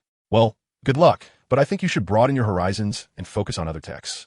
Ivan neatly organized the borrowed books, casually shaking a copy of the Equivalents of Alchemy as he spoke. Ivan, trust me, I will reveal Snape's true nature to you, Harry declared, pushing aside the obstructive books and locking his earnest gaze onto Ivan's eyes. Fine, I hope you remember your words. Oh, my poor potions professor. You walk around with a perpetual scowl, causing children to distrust you. What's the point? Indeed, Ivan, you should also limit your interactions with Malfoy. Slytherin is notorious for breeding dark wizards, and the Malfoy family is particularly infamous in that regard. Be cautious not to be led astray by them. Seizing the opportunity with Draco absent, Ron quickly chimed in to share a few more disparaging remarks. Your words suggest that aside from Slytherin, there are no dark wizards elsewhere. As if they are merely more prevalent in that house, while others are overlooked, Ivan remarked, furrowing his brow. I'm not mistaken. Most families who delve into dark magic have indeed been sorted into Slytherin. This is evident to all. Ron retorted defiantly, questioning whether he was wrong. So you believe Slytherin is synonymous with villainy? Essentially, yes. Voldemort himself was a Slytherin, and his followers were predominantly from that house. We, on the other hand, in Gryffindor, are steadfast supporters of Dumbledore. Thus, we are the good ones, Ron declared with an air of certainty. Is that so? But what does that have to do with Slytherin? It merely indicates that the individual in question was judged by their house. How does that equate to all Slytherins being malevolent? Are you implying that Hogwarts should not have a Slytherin house at all? The sweeping generalization left Ron momentarily speechless. He merely harbored disdain for Slytherin and had not anticipated that he might inadvertently suggest reducing Hogwarts' 4 houses to 3. That's not what I meant. Well, you should clarify. It's baffling how a group of youngsters can carry such biases. Instead of focusing on their studies, they waste time on these trivial matters, dividing themselves into factions over inconsequentialities. What purpose does that serve? It won't feed them, Ivan concluded, turning away, weary of engaging with someone so misguided. Were it not for the Gryffindor adventurous spirit flowing through the Weasley lineage, he might have thought Ron better suited for Slytherin, sharing the same arrogance and penchant for division. Only his inherent kindness, coupled with a lack of sophistication, spared him from a fate in Slytherin. After Ivan departed, the trio exchanged glances. I think he might be a bit upset, Harry said earnestly. What is there to be upset about? Why is he defending Slytherin so vehemently? Does he have a fondness for those insufferable individuals? Let us not forget, Slytherin looks down upon wizards of Muggle descent. Ron remained unconvinced. Hold on. I believe you've misconstrued the matter. He does not favor Slytherin. He merely has a friendship with Malfoy and dislikes your disparagement of him. After all, Malfoy values his relationship with Ivan enough to stand against his own housemates. Hermione interjected, keen to prevent Ron from further antagonizing Ivan. Who knows why Malfoy chose to befriend him? The Malfoy family is notorious for their disdain for Muggles, always boasting about their pure-blood lineage. Yet, their relationship is genuinely strong. When Ivan is around, Malfoy refrains from provoking us, indicating his sincere desire to befriend Ivan. As he said, you ought to let go of some prejudices. Remember, Ivan found himself in conflict due to Slytherin's biases, and he is still confined as a result, Hermione continued. Harry concurred with Hermione's assessment. Although Malfoy could be quite irritating with his incessant provocations, he treated Ivan with notable respect. Ron rolled his eyes at the remark, no matter what. That insufferable Malfoy was simply detestable. Draco, Achoo, is that fellow speaking ill of me? Chapter 35, An Introduction to Alchemy. Evan arrived at the room of requirement. Gazing at the tome in his hands, the equivalent exchange of alchemy, with a line of gilded words at the lower right corner of the cover, authored by Nicholas Flamel. He had lifted it up, only to have it snatched away. Thus, he could hardly be blamed. He had already issued his warnings. Evan took a deep breath and spread out 4 alchemical books in a circle alongside another titled Ancient Runic, placing a compendium of spells in the center, which fortuitously contained the method for crafting a magical artifact. The Dragon-S Breath Jar. This method involved storing dragon breath within a specially crafted magical vessel, reputedly acquired by the Holy Master after vanquishing a group of rebellious sorcerers. These sorcerers had captured one of his colossal dragons and fashioned this artifact as a weapon to equip their soldiers. Alas, they ultimately failed to topple the Holy Master's reign. The principle is akin to that of cupping therapy. Runes are inscribed upon the container, coupled with a unique enchanting technique involving air magic, allowing energy to be stored and triggered upon use. It represents a rather conventional form of magical apparatus, present across myriad magical systems. However, the air magic necessitates the prior concoction of potions or powders, which, when combined with incantations upon the vessel, adopts a somewhat unconventional approach. Ancient Runic is an essential aspect of alchemy in this world, enabling practitioners to communicate magic through the assembly of words to achieve desired effects. It serves a function similar to runes, but is considerably simpler. For instance, to forge a sword, one would inscribe words such as sharp, resilient, and armor-piercing in Runic to achieve the corresponding enchantments. Yet, Ancient Runic is by no means easier to master than small seal script. Ancient Runic is divided into 3 groups, each comprising 8 letters, with each letter bearing its own meaning and mythological significance. Beyond this, it also possesses divinatory properties. This is akin to the ancestors of modern alphabets. Mastering it is immensely powerful. In broad terms, Alchemy in this world involves transforming certain materials into implements, inscribing or branding them with runes, or applying spells or curses upon them, either one or the other, or a combination of both. However, the majority of current practices lean toward the choice between the two, with the dual application being more complex and a true test of the alchemist's skill. Subsequently, the magical energy is employed to activate the object, with the depth of technique determining whether the artifact is disposable or reusable. However, cursed items are predominantly permanent, unless countered by a corresponding dispel or destroyed by formidable force. These artifacts will function indefinitely. Success is only achieved by directly employing magic as ink to inscribe words, or by using specially prepared ink to inscribe runes, followed by activation through magic. The former is termed branding, while the latter is called inscription, which is akin to engraving. The runes carved upon the artifact also require magical energy. Otherwise, one might as well dig a hole, as it would yield no effect. Thus, we may postulate that by employing the spell of gaseous manipulation, one could concoct a magical potion to serve as ink, enabling the inscription of runes akin to those of ancient scripts. Would such an endeavor not yield an outcome surpassing mere arithmetic? Nevertheless, for this novice, the complexities of such notions remain dauntingly premature. He is yet to grasp either concept fully, rendering the pursuit rather premature. After producing a plethora of subpar attempts, Ivan ultimately succeeded in crafting a single completed item. However, it was not the coveted dragon's breath potion, but a disposable trinket, a flat, smooth pebble, imbued with ink made from unicorn hair, was inscribed with a flame spell, a blazing inferno.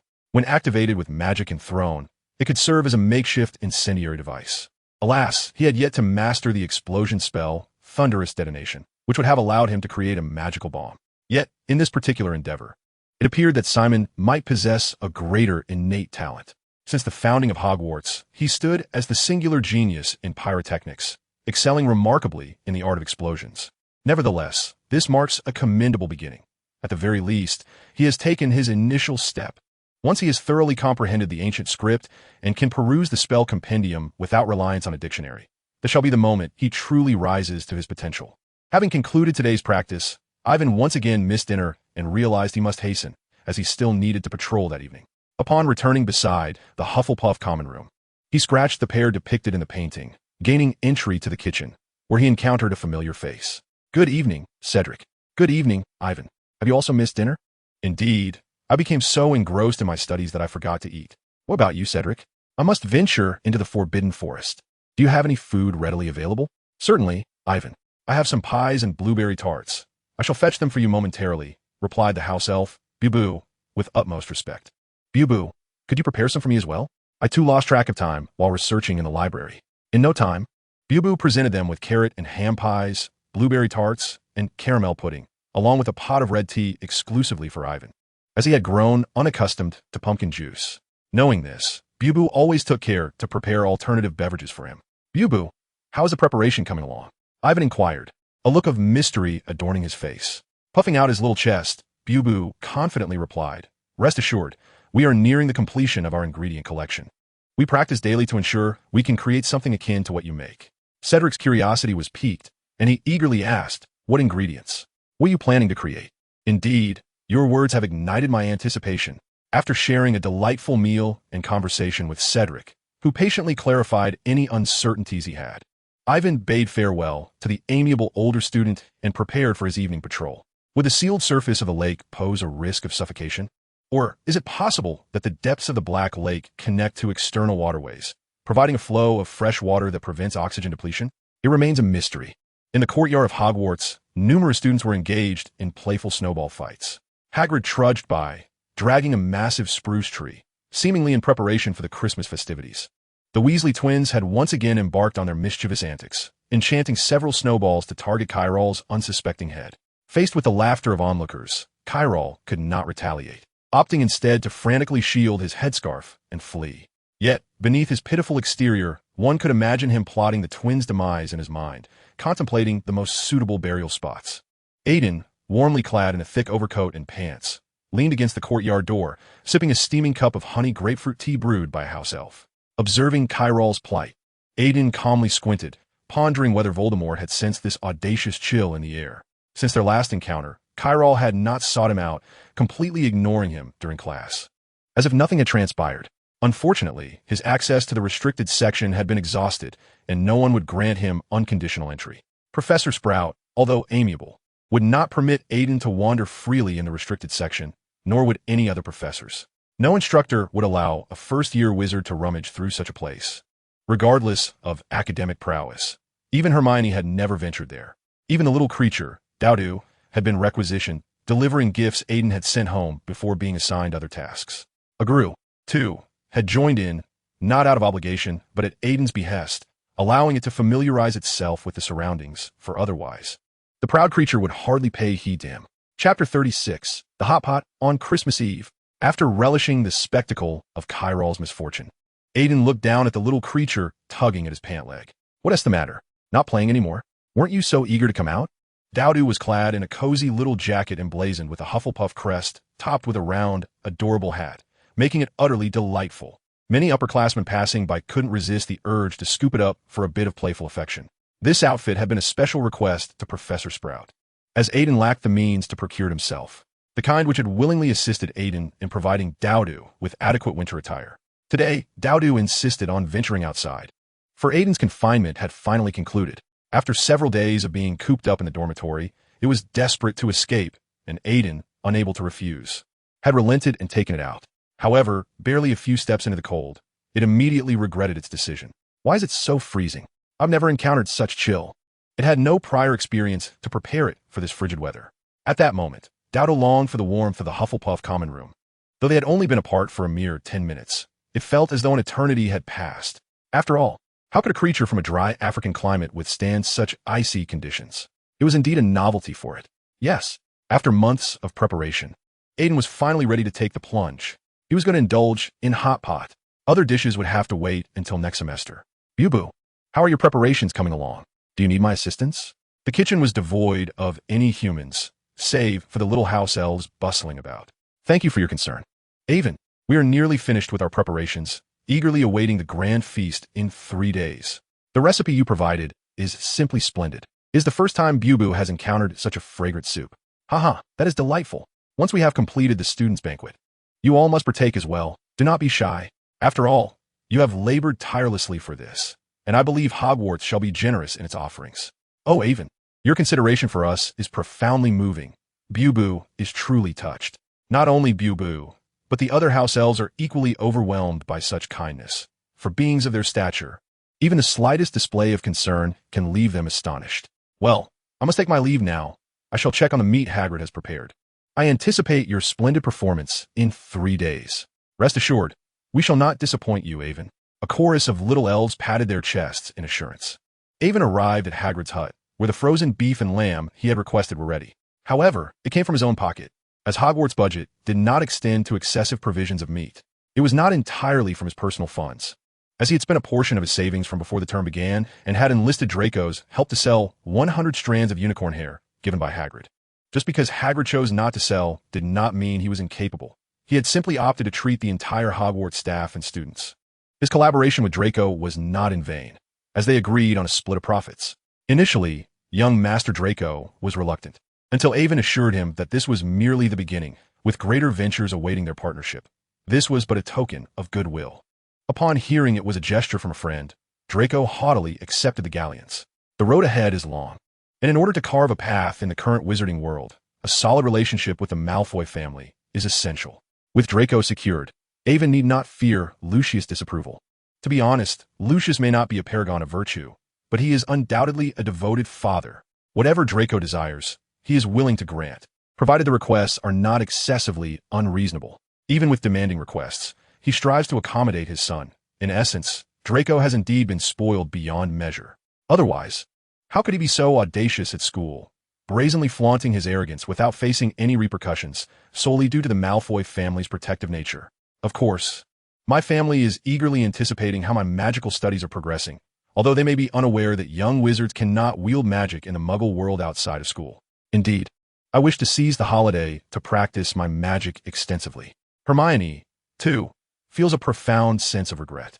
The inability to practice magic during the holidays is quite disheartening for such a diligent young witch. Yet this is a holiday. Why do you not wish to relax properly?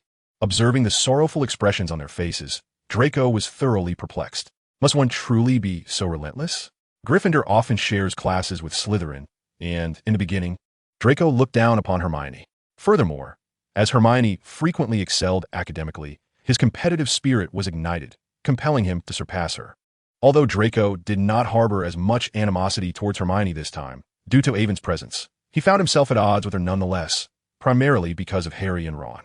However, within just half a semester, Draco abandoned his antagonistic stance, for Hermione was simply formidable.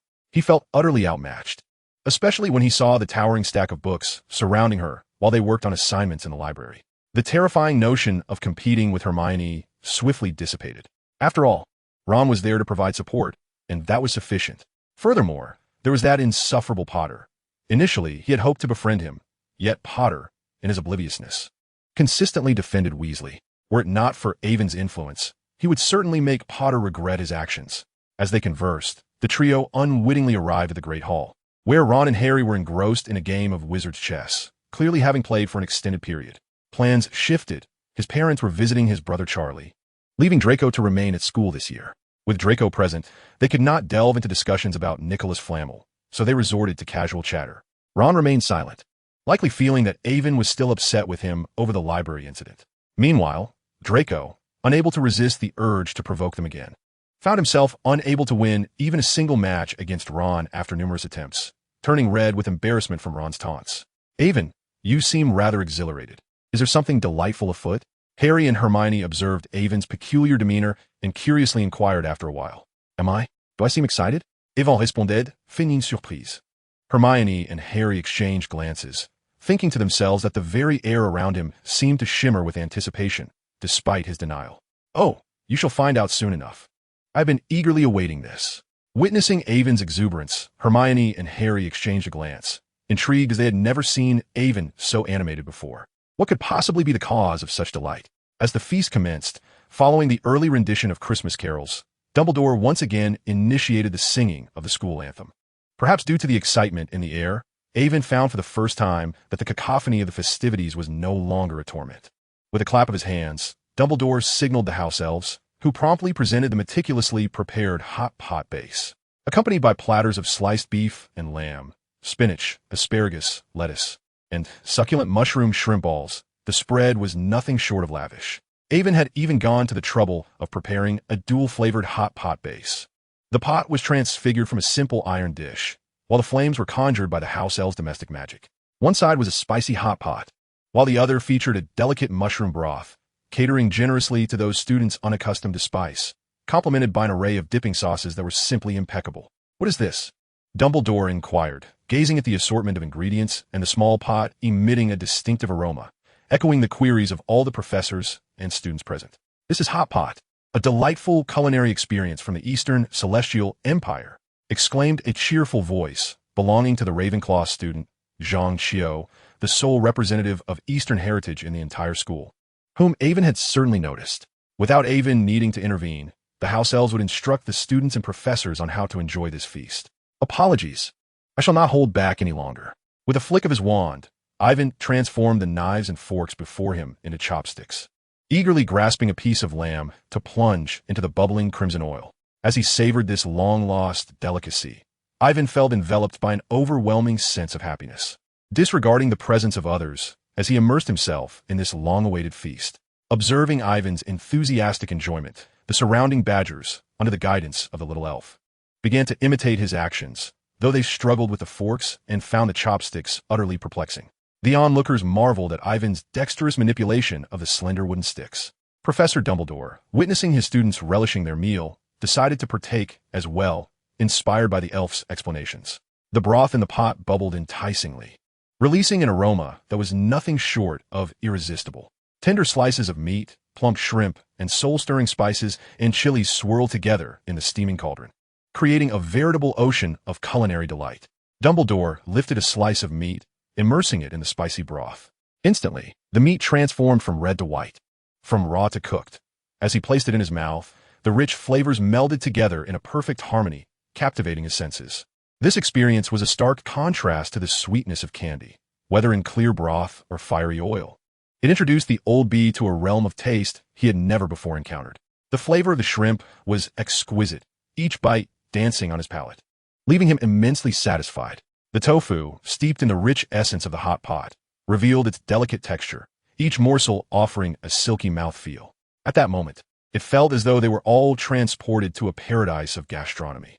Even Professor Snape, who typically wore a stoic expression, found himself indulging in the depths of the spicy broth, surprising all with his newfound appreciation for such vibrant flavors. Harry and his companions finally understood the mysterious allure Ivan had spoken of, while Ron's belly swelled with indulgence. Meanwhile, the ever-image-conscious Draco Malfoy remained oblivious to the fact that his hair gel had succumbed to sweat, his lips now swollen and red, caught in a bittersweet predicament. As the dinner neared its conclusion, Dumbledore, with slightly swollen lips from the spice, inquired of the little elf whose idea this feast had been. Upon learning it was Ivan's creation, he rose to address the gathering. It seemed everyone was thoroughly enjoying themselves, so let us extend our gratitude to our Hufflepuff student, Ivan, for presenting us with this splendid banquet. Cheers to Ivan. Cheers to Ivan. Chapter 37. The start of the Christmas holidays, the hot pot Ivan prepared today was truly delectable. How wonderful it would be to enjoy it every day. Indeed, I have never encountered such exquisite flavors at the Dursleys. Not to mention the prospect of playing wizard chess. Farewell, you two. I hope you can uncover news of Nicholas Flamel during the holiday. Hermione, dragging her suitcase, addressed the two who were sprawled on the couch, unwilling to move. But we've already searched every book we could find. Ron lamented, rubbing his belly in distress. Ahem, you haven't checked the restricted section yet. The little girl whispered conspiratorially in their ears. Merry Christmas. As they watched Hermione's retreating figure, Harry and Ron found themselves in a state of confusion. I feel as though we have led her astray. I share your sentiment. Ah, there you are, Evan. May I take a seat? Certainly. Just as I settle my luggage, I heard a familiar voice calling my name, followed by the appearance of a fluffy-haired figure. Hermione had also placed her belongings down and sat opposite Evan. What are you reading? Alchemy. Are you interested in studying alchemy? Hermione's curiosity was piqued as she noticed the book Evan was engrossed in. Yes, I am indeed studying alchemy, and I have already made some progress. Wait, the cover reads, authored by Nicholas Flamel. Evan, you knew all along, didn't you? Hermione asked incredulously. The book Evan was reading was the very one that had caught Harry's eye a few days prior, titled The Equivalence of Alchemy. Yes, I was aware of it long before. Why didn't you tell us? We searched for quite a while. Hermione exclaimed, visibly annoyed. Evan's remark reminded Hermione that recently, in their quest to find Nicholas Flamel, she and Harry had indeed perused numerous books, engaging in a rather thorough study session. Moreover, I had already alerted Harry. I placed the book right under his nose, and he merely brushed it aside without a glance. If given a chance, he still proved ineffectual. Surely, I cannot be blamed for that. Hermione fell silent. If Evan's perspective held any weight, then Harry truly had it coming. The train's whistle jolted the slumbering young wizards awake, each stretching their stiff limbs and retrieving their luggage as they disembarked. Farewell, Evan. See you at school. Goodbye, and I wish you a Merry Christmas. After bidding farewell to Hermione, Evan stepped onto the platform alone. At the designated meeting point, he immediately spotted his family's luxurious vehicle.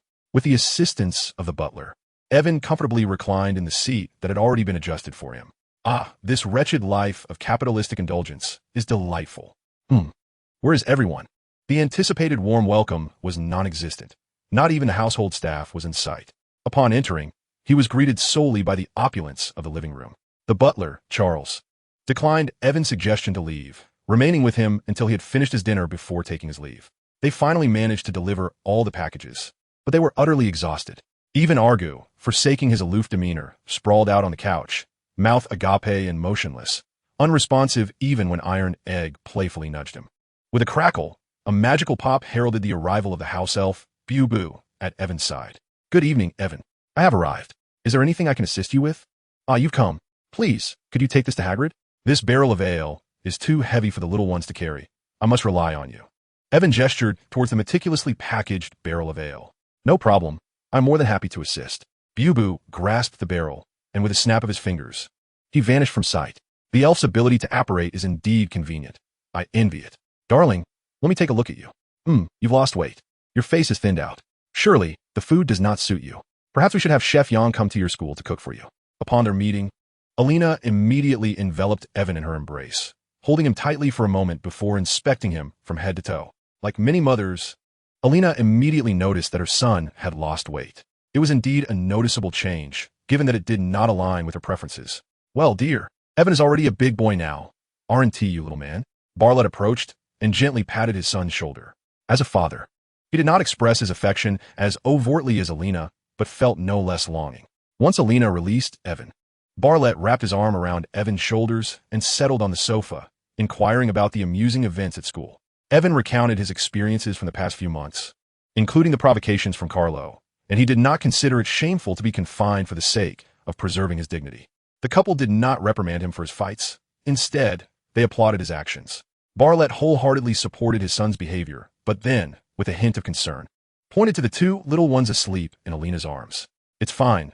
They're just exhausted from their long journey, Evan reassured, waving his hand dismissively. He then continued to share the amusing tale from the Forbidden Forest, mentioning Hagrid, transitioning from unicorns to griffins, though he tactfully skipped over his centaur sister's rather extravagant tales. Naturally, Evan was not averse to such discussions. Thus, with his 3 pets nestled in his mother's embrace and himself cradled by his father, the family relished the warmth of their reunion, celebrating a peaceful Christmas Eve. Chapter 38, Christmas. In the heavens, Merlin donned a bright red Christmas hat, reveling in the annual festive spirit. The wooden cottage, though not extravagantly built, exuded warmth. Unlike his 2 tall sons, old Hosk Margrave was a robust man, the kind who seemed destined to live a long life.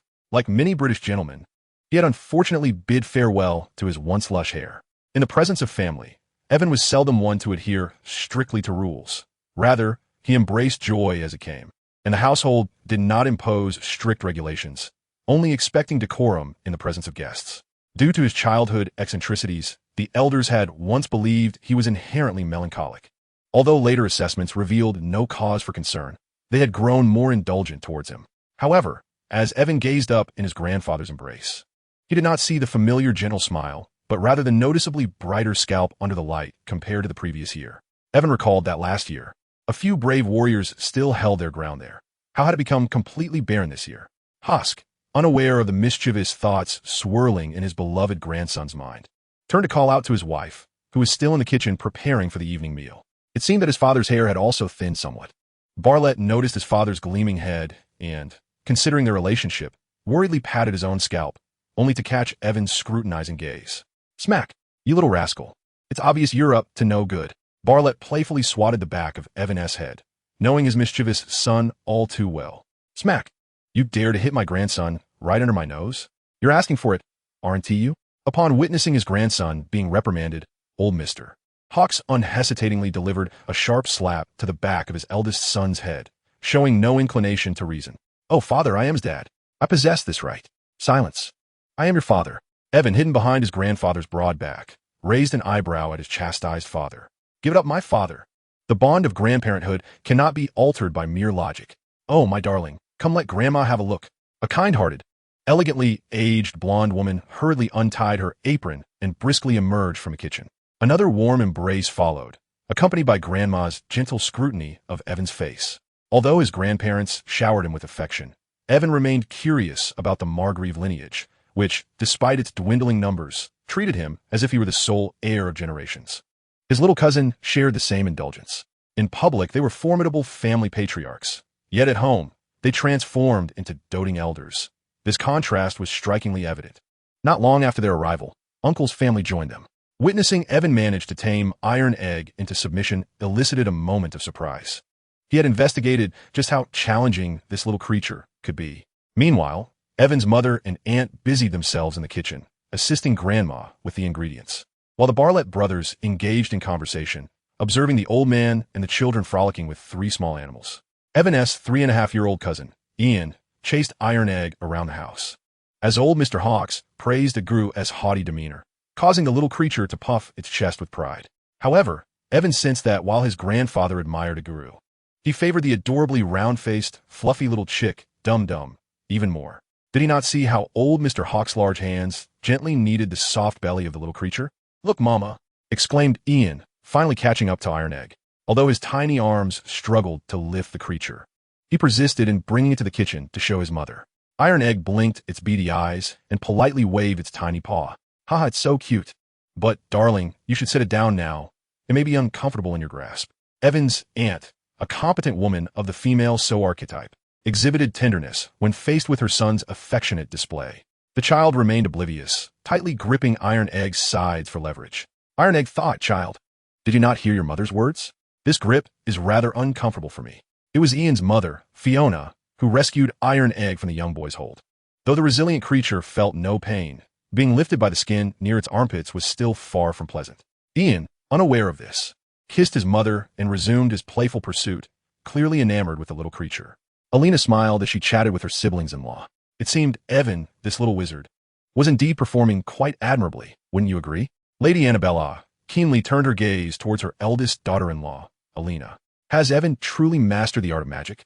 Does magic genuinely exist? I find it difficult to believe, Fiona inquired, her curiosity directed towards her sister-in-law. Indeed, I witnessed the professor who came to collect Evan using magic that day. Regrettably, Evan mentioned that young wizards are prohibited from using magic outside the wizarding world. Otherwise, he could have demonstrated it for us, Alina lamented. Without having seen it firsthand, I remain skeptical, Fiona replied, though she did not harbor the absolute denial of ignorance characteristic of those who presume to know everything. Perhaps by next year, I shall discover a way to practice magic outside of school without detection, Evan remarked as he entered the kitchen, bringing sweets from the Duke of Bees, just in time to overhear his grandmother's conversation. Here, try these. I had a friend send them from school, since he had yet to reach the age to visit Hogsmeade. He had to rely on his classmates from the magical realm to procure them for him. Wouldn't you get into trouble if you were caught? Alina queried. I'm not worried. I'll be careful. This issue is not overly complicated. Finding loopholes is relatively easy, Evan assured her. Well, good luck then. I hope you encounter no difficulties. Unbeknownst to the three women, they were oblivious to the potential repercussions of Evan's intention to challenge the laws of the wizarding world. Most of the gifts he received from acquaintances were snacks and candies, with the occasional small toy. Hermione gifted him a quill, while Harry and Ron sent him chocolate, showing they hadn't forgotten him. Young Master Malfoy, in a display of wealth, presented him with a moving figurine of a Peruvian viper-toothed dragon, crafted entirely from pure gold. Professor Sprout also gifted him a music box, which, upon opening, revealed a badger dancing the tango. Hagrid sent him a vial of acromantula venom, a full 10 drops. Hagrid even wrote on the card, I don't have much to offer, but I believe this could aid you in your potion studies. I hope you won't disdain it. Truly, Hagrid lived up to his reputation as Hogwarts' most discreetly affluent individual. This was hardly considered a trivial gift. Chapter 39, Christmas Gifts. Harry, you've received an invisibility cloak. How rare. Who sent it? I have no idea. There's no signature, just a note instructing me to make good use of it, Harry replied, puzzled as he examined the card. Look at what Evan sent you. He gifted me 5 unicorn hairs, surely obtained from the Forbidden Forest. Ron was taken aback that Evan had also given him a present, initially believing it to be an act of reconciliation after their previous encounter in the library. He hadn't expected Evan to be so generous, especially with such a valuable gift. Ron was elated, particularly since Evan's card read, You may sell these to acquire your own wand, but remember, do not let your mischievous brothers find out. This gift is solely for you. If they snatch it away during your boasting, I shall not be responsible. Though your brothers likely wouldn't do that, it would merely be a prank. Evan is truly remarkable. Ron excitedly held up a small bag containing unicorn hair and exclaimed, Indeed, Evan is quite remarkable. So do be mindful of your words in the future. He values politeness immensely. Harry kindly reminded his good friend. Ron shrugged, indicating he had heard him. Evan, however, was not yet capable of crafting glasses that could cure Harry's vision. He simply lacked that level of skill at present. Compared to Evan's gifts, ours seemed quite trivial. Upon donning the custom-made golden filigree glasses from Evan, Harry's appearance improved significantly. Moreover, Harry and Ron had overlooked a crucial detail. This also served as a small gift for Professor Snape. Of course, Evan had prepared a separate present for him. In the depths of his dungeon, Professor Snape was unwrapping Evan's gift amidst a collection of others. He wore a scowl as he stared at the 2 peculiar bottles within the box, accompanied by Evan's card. Merry Christmas, my dear potions professor. This is a gift sourced for you by your student from a country 800 kilometers away. Bee flower shampoo. The left one for dandruff and volume. The right one for smoothness and oil control. I hope you appreciate this token of affection from 800 kilometers away. Yours sincerely, Ivan. Upon reading this, Snape was infuriated, contemplating deducting 100 points from Hufflepuff. How audacious of that brat. What if he didn't fancy washing his hair? Who said that all wizarding shampoos were from the Potter brand? It wasn't that he couldn't perform cleaning charms. He simply found it tedious to deal with the smoke from potions that would quickly soil him. What was the meaning of this? Did the boy imply he was unclean? Very well. I shall remember you, young man. Do not let me catch you when school resumes. Dean Sprout received a potion from Avon that could aid plant growth, which the plant-loving would undoubtedly cherish. Dumbledore received a set of hand-knitted socks made of wool and camel hair from Avon, believing it would surely please the old bee. Every professor Avon knew received a gift, including Quirrell. However, Quirrell gazed thoughtfully at the box containing a guide to cosmetic surgery and a peachwood sword. Avon crafted scarves from processed unicorn hair for each of the 6 female elders in his family, adorned with various colors of magical creature feathers and pearls, reflecting their respective zodiac signs. Each scarf was enchanted with cleaning charms, ensuring they would not become soiled, while the sacred properties of unicorn hair offered protective qualities. As for the male relatives, Avon gifted each of his uncles an iron armor talisman necklace, deeming it quite practical given their daily lives. This piece was crafted according to the dimensions of the charms, featuring an octagonal obsidian design and a strap woven from unicorn hair, embellished with symbols of their zodiac signs. When under attack, it would automatically activate the armor protection charm 3 times, although its current capabilities were limited. He presented his father and uncles with dragon leather belts, each adorned with a pure silver buckle, also featuring 3 layers of the armor protection charm. To his grandfather and maternal grandfather, Avon gifted each a fire dragon leather vest. The effectiveness rivals that of a bulletproof vest, serving as both armor and a cleansing charm. Yet these expenditures have utterly depleted Avon's finances. Fortunately, thanks to Hagrid's sponsorship of unicorn hair and other magical creature materials, he can still manage. Before the school term begins, he must make another visit to Gringotts to deposit some treasures from his family's vault, viewing it as an investment. Since he cannot utilize wizarding magic during the holiday, surely elemental magic is permissible, although he has not fully mastered the intricacies of the small seal script this semester. He has discerned patterns that enable him to swiftly locate corresponding characters in the dictionary, coupled with the characters he has noted down. Translating a spell is no longer a daunting task. At the very least, translating the table of contents is no issue. Indeed, the Compendium of Spells contains a table of contents. As a tome authored by the Demon Emperor, how could it lack one? Otherwise, with thousands of pages of parchment, how could one ever locate a spell? The compendium is divided into 3 sections, each commencing with its own table of contents, adorned with a metallic border for easy navigation. The directory for righteous magic primarily encompasses auxiliary, enhancement, protective, defensive, binding, sealing, and exorcism spells, with very few offensive spells, most of which target dark magic. Conventional attack spells are predominantly elemental in nature. Conversely, dark magic begins with curses, following that are sinister spells of murder, puppetry, poisoning, and necromancy. Even elemental attacks are more vicious and powerful, and far more diverse than those of righteous magic. Indeed, the frequent inclusion of bizarre materials such as centipede legs, mouse claws, fly wings, and crocodile bile induces a sense of physiological discomfort in Avon. While the recipes for righteous spells are also peculiar, they are relatively more palatable. Dark magic truly conforms to Avon's stereotypical image of dark wizards. However, the offensive spells are considerably more acceptable and bearable. Chapter 40. Can ordinary animals become magical creatures? Within a brass cauldron, a pot of purple liquid emits yellow smoke, while the 3 little iron eggs huddle in the corner, eyes wide with fear as they observe Avon, who diligently stirs with a glass rod while perusing a book. Despite his grandfather's advanced age, he remains the decision-maker in the family business. And even his grandmother does not resemble those idle aristocratic ladies who squander their days shopping and hosting tea parties. The old matron also has her own work to tend to, although she has enjoyed a more leisurely pace in recent years. She still manages a portion of the Magrave family's enterprises. Consequently, the family does not gather often, each member engrossed in their own pursuits. As Avon delves into his studies of elemental spells, during this time, he made a trip to Diagon Alley, where he not only exchanged a batch of galleons, but also procured various materials. As for other odd supplies, they can also be found at the department store. In a world reminiscent of Jackie Chan's adventures, the old man always manages to procure whatever he desires from various quaint little shops. It seems that every magical realm possesses its own enigmatic supply chain of mystical materials. Over the course of a week, Avon diligently experimented with incantations, encountering numerous failures. This endeavor proved to be quite distinct from potion making. In the realm of potions, a poorly concocted brew might merely result in a ruined batch or a slightly diminished efficacy. However, when it comes to incantations, a misstep could yield wholly uncontrollable effects. Although there exist methods to remedy such situations, they remain perilous. It is only after personally engaging in these trials that one comprehends the old man's reluctance to allow Xiaoyu to experiment with magic, for it is indeed fraught with danger. As for the three little creatures, who trembled in fear, their initial experiences of explosions and billowing smoke culminated in one particularly shocking incident where a radiant flash transformed Iron Egg into a large goose with a meerkat's head. From that moment on, these little beings were gripped by terror. The very room they occupied had been specially arranged by Barrett to prevent his son from wreaking havoc, as it was originally a storage space in the garden. The reason for this precaution stemmed from Avon's experimentation with a highly explosive black magic, which had obliterated the makeshift storeroom on the villa's top floor.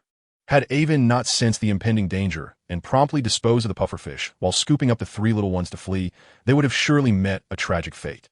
Yet, these three little creatures, lacking in memory, were irresistibly drawn by curiosity, determined to witness whether Avon could conjure something extraordinary.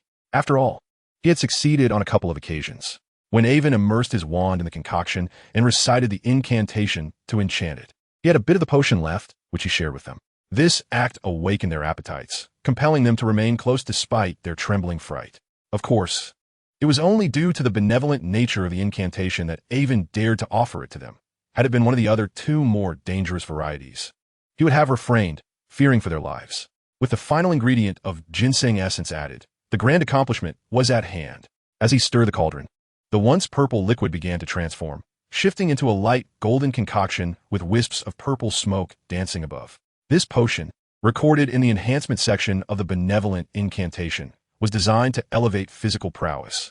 Crafted by ancient sorcerers to bolster their bodies for greater survival and combat capabilities against demons. After all, the benevolent incantation differs from the spells of wizards or the magic of other realms, which can draw magical elements from the air for cultivation or replenishment. It merely requires the proper potion to be brewed and an incantation to activate the medium. Avon's objective in creating this potion was to enable his body to store more magical energy, effectively lengthening his mana bar. It is essential to note that this cannot be entirely classified as an incantation, as it necessitates the recitation of a spell during its creation to infuse it with the world's magical energy. The potion itself only enhances a limited aspect of the sorcerer's physical attributes, providing roughly 3 to 4 times the original capacity, far less dramatic than Captain America's serum. Consequently, Avon found himself wavering on the decision to consume it, ultimately relinquishing the thought. As it is still a child, its development is incomplete, and its physique has yet to reach its pinnacle. This elixir enhances its abilities based on its current state without hindering the growth of its physical capabilities. Moreover, during its maturation, it will continue to develop and strengthen through training. If it were to use the potion now, although it would possess superior physical attributes compared to its peers, it would ultimately prove unwise. However, it poses no issue for the three little creatures. One has already reached adulthood, while the other two are approaching it, and their physical foundation is nearly at a normal level, making it suitable for them. Nevertheless, to be cautious, it would be prudent to test it on a laboratory mouse first. Should the purchased mouse perish or encounter any adverse effects after consumption, it can be discarded. Conversely, if it survives and the potion proves effective, the three little ones can enjoy the mouse as a snack. Using a dropper, I administered a dose of the enhancement potion to several laboratory mice to observe the results. After consuming the potion, a radiant golden light enveloped their bodies, and they instantly appeared larger. Subsequently, in the cage, they voraciously devoured the weak rations I had prepared for them, consuming everything until they seemed to have tripled in size. It appeared to be a success. Just as I was reveling in this triumph, I noticed something unusual. The mice, invigorated by their newfound strength, began to exhibit a yearning for freedom, gnawing at the iron bars of their cage right before my eyes, completely disregarding my presence as they displayed an audacious defiance. As they vigorously chewed on the bars, I sensed a fleeting surge of magical energy emanating from them. Indeed, this realm is saturated with the magic of wizards. The potion requires incantations during its creation to infuse it with magical properties. Once consumed, it allows magic to flow within the body, making it plausible for these ordinary creatures to transcend their nature and evolve into magical beings. However, it remains uncertain whether this transformation will render them entirely magical creatures or simply imbue them with magical abilities while retaining their original form. If a regular person were to consume it, could they potentially become a wizard? If so, this would indeed be revolutionary. Chapter 41. The end of the vacation as the three laboratory mice diligently gnawed at the iron cage. determined to carve out a bright future for themselves with their bestowed incisors. One of them mused, "Life blossoms like a flower solely for that moment of freedom." The path of struggle is fraught with storms, yet unwavering faith shall never fade. Let us fight for our freedom, bite on. The mice, their eyes ablaze with fervor, felt a newfound confidence in their robust physiques, even daring to consider a challenge against a cat. Meanwhile, lost in contemplation, I remained unaware of the three brothers lurking in the corner who had taken notice of the commotion. Those little snacks seemed poised to escape. One remarked, "In that case, it wouldn't be wrong for us to devour them, would it?" Another chimed in, "Not wrong at all." The third agreed, "In the end, it all ends up in our stomachs, so what is there to fear? Let us go for it." Tai Dan, with his unwavering resolve, boldly led the way, stealthily accompanied by two birds. Eager to indulge in these delectable morsels, Egu Ru and Xiao Dai Dai extended their long legs, moving with an enchanting rhythm, and quietly followed suit. Ultimately, through the relentless efforts of the four little white mice, they managed to gnaw a sizable hole, swiftly darting out one by one. Hooray! However, before they could revel in their newfound freedom, for claws mercilessly seized their lifelines. Despite their newfound strength, they remained pitifully weak against the talons of two fierce raptors and a ferocious weasel. Tai Dan exclaimed, "You little ones thought you could escape? Not a chance." The white mice lamented, "Oh dear, we thought we were so close." The three little creatures wasted no time, each devouring a small mouse with a satisfying crunch, the nutrition equivalent to 6 times that of beef. In the end, the last mouse was shared equally among the three, with each taking a bite, ensuring none overindulged. "Well, you are quite swift in your actions. Never mind, if we must, I shall prepare some food for you, and let us see how you fare with this." Observing the damaged iron cage, Avon surmised the events that had transpired, but refrained from reprimanding the three little rascals, as they were, after all, his own offspring. After tidying the scene, Avon resumed crafting this potion for physical enhancement, eager to ascertain whether it could transform an ordinary individual into a wizard. Yet, he held little hope, for the current wizarding world necessitated an awakened magical lineage to attain wizardry. He still had not discerned whether this magical bloodline merely required the body to store magic to qualify as a wizardess lineage. Everything required experimentation. Should his experiment succeed, it could revolutionize the worldview of this realm.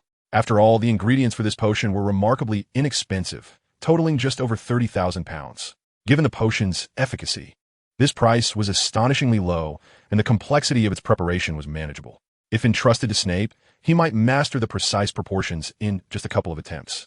However, he faced a dilemma regarding the test subject. He could hardly experiment on family. Moreover, he speculated that transforming an ordinary person into a wizard would certainly require more than a mere sip. A precise dosage was essential.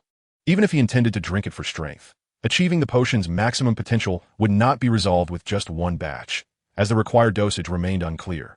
Furthermore, recruiting those motivated by money as volunteers posed its own challenges, and approaching death row inmates risked spiraling out of control. After all, once endowed with immense power, who would willingly remain mediocre? This potion could yield super soldier capabilities, and with magical assistance, any lapse in management could lead to calamity. Holidays are always fleeting, akin to a time thief who stealthily absconds with your moments, leaving you astonished at the imminent return to school. At King's Cross Station, despite having accompanied him once before, the Barlett couple chose to send Avon off to school once more. "All right, Mother, it's time for me to go. My dear, do take good care of yourself at school. Should you require anything, feel free to write home. I have purchased supplies from the usual stores for you, preparing for our move to Scotland, which will make it more convenient for you to collect materials in the future." "How splendid. Love you dearly, Mom. Study well. We eagerly await your magical displays." Barrett patted Evan on the shoulder. "No worries. Rest assured, Dad.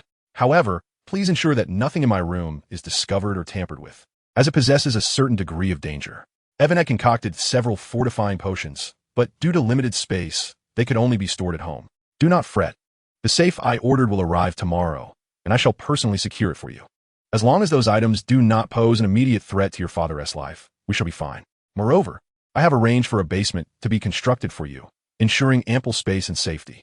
Once this term concludes, you'll have your very own wizarding den." "Wow, Dad, you're the best. I love you too." Evan was absolutely elated. Having such a generous family was simply delightful. After bidding farewell to his parents, Evan boarded the Hogwarts Express, seeking a window seat to immerse himself in his book. "Hey Evan, did you receive my gift?" Evan looked up to see Draco striding over with an air of indifference. I did, thank you, he replied with a standard gentle smile. Draco, momentarily pleased, then recalled something, his expression shifting to one of confusion. But Evan, why did you give me hair conditioner and a hair growth serum? I've never seen those brand before. Are they effective? The barrage of questions caused Evan to pause, slowly lifting his gaze to Draco. I merely thought your forehead could benefit from being a tad more radiant than the first time I met you, and it seems your hairline has receded slightly. Evan's explanation left Draco speechless. He was still quite young. How could he possibly be affected by a hairline disappearing act? Completely implausible. Yet, given it was a friend's concern, he decided to keep the items as mementos at home. After all, space was not an issue. Do not take it lightly. I must inform you, once a hairline recedes, it remains so for a lifetime. Despite Evan's warning, the youthful and spirited Draco remained unfazed, stylishly slicking back his shiny hair and arching an eyebrow at Evan in a challenging manner. However, by the time he reached his second year, the laughter would cease, as he would realize that he was, in fact, experiencing some thinning. Chapter 42, Return to School. Draco departed halfway through the journey. He had initially intended to sit quietly like Evan and read, but since his belongings were not with him, and he had no book, he borrowed one from Evan. Yet, upon seeing the tome nearly the size of his upper body, he silently exited the compartment. Upon disembarking the train, he immediately spotted Evan and greeted him. But upon noticing the stretched-out iron egg at Evan's feet, he fell into contemplation. Evan, is that iron egg?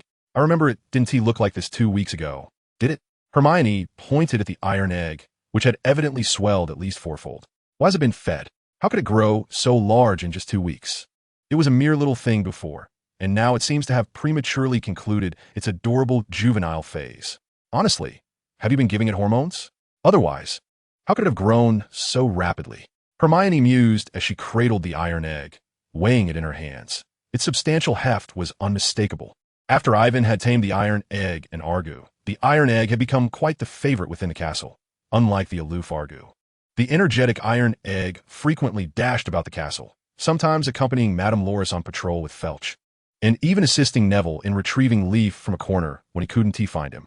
Its insatiable curiosity and fearless, sociable demeanor endeared it to the Gryffindor students. On the other hand, Argu, with its regal eagle identity and majestic demeanor, garnered admiration from a host of Ravenclaw and Slytherin students. Nearly everyone in the castle had heard of the first-year Hufflepuff who owned these two extraordinary pets. During her time with Ivan, Hermione often brought the iron egg over for some affection, and the changes in just these 2 short weeks left her somewhat astonished. Well, you seem to know about hormones. You're quite knowledgeable for such a little girl, Ivan teased, causing Hermione's cheeks to flush as she shot him a disapproving glare. I didn't feed hormones. I've discovered a new potion that strengthens and invigorates. After it drank that, it grew like this. Lavender and Parvati remained silent, while Draco, who initially approached with his entourage, discreetly retreated upon witnessing Hermione's formidable spirit. Ivan, observing Hermione's incessant chatter born from genuine concern for potential mishaps, felt both amused and exasperated, struggling to interject amidst her flow of words. In exasperation, Ivan had no choice but to physically silence Hermione, pinching her lips shut. Stop. I appreciate your concern, but I know my limits. I only dare to use it after experimenting with other substances. Otherwise, during the holidays, when we can't use magic, I would have to resort to potion research. After breaking free from Ivan's grip, Hermione stomped on his toes, glaring at him in annoyance. You're insufferable. This is the second time. If it happens again, I'll steal your iron egg. All right, it won't happen again. Ivan feigned surrender. Hermione huffed, turning on her heel to leave with the iron egg. The iron egg seemed to think, that sister, she appears to be my true master. Watching Hermione take the iron egg away, Ivan felt no anger, for he understood that her concern stemmed from a genuine worry about potential accidents. After all, only half the year had passed, and it was rare for any young wizard to concoct a flawless potion without the guidance of a professor. Unfortunately, his creation was not a conventional potion. Ivan, did you know? Harry discovered a magical mirror in an empty classroom. He saw his parents in it, and I saw myself as a prefect and the Quidditch captain. Alas, it was taken by Dumbledore. Otherwise, you all could have seen it too. As the new semester commenced, Ron eagerly recounted their extraordinary experiences to his friends. Hermione, intrigued, felt a twinge of disappointment upon hearing that Dumbledore had confiscated their adventures, which only fueled her frustration. After all, this was a matter of being caught on a nocturnal escapade by the headmaster himself. The gravity of the situation was undeniable. Harry, exerting all his effort, managed to find a sliver of opportunity amidst Hermione's onslaught to assure her that everything was fine, thus quelling the storm. Evan, with a knowing smile, chose silence. Yet he harbored a keen interest in the mirror of Ariste, yearning to uncover his deepest desires. Regrettably, he lamented not being able to experience the mirror firsthand. Hermione sighed softly, explaining that the mirror of Ariste reveals the most intense and fervent desires of one's heart, which is why Harry and the others could see their most cherished people and things. Do you know about it, Evan? Harry inquired, surprised, as he had intended to showcase what Dumbledore had shared with him. Of course, it is quite renowned and a rare alchemical artifact. I never imagined it would be in Dumbledore's possession, though given his stature, it makes perfect sense. As Hermione furrowed her brow, curious about how Evan was aware of this. He preemptively anticipated her question, retrieving a book titled Famous Alchemical Compendium from his pocket. Hermione realized that Evan's interest in alchemy must have led him to peruse numerous related texts, which was entirely plausible. However, she felt a competitive spark ignite within her. She needed to read more to keep pace and not fall behind.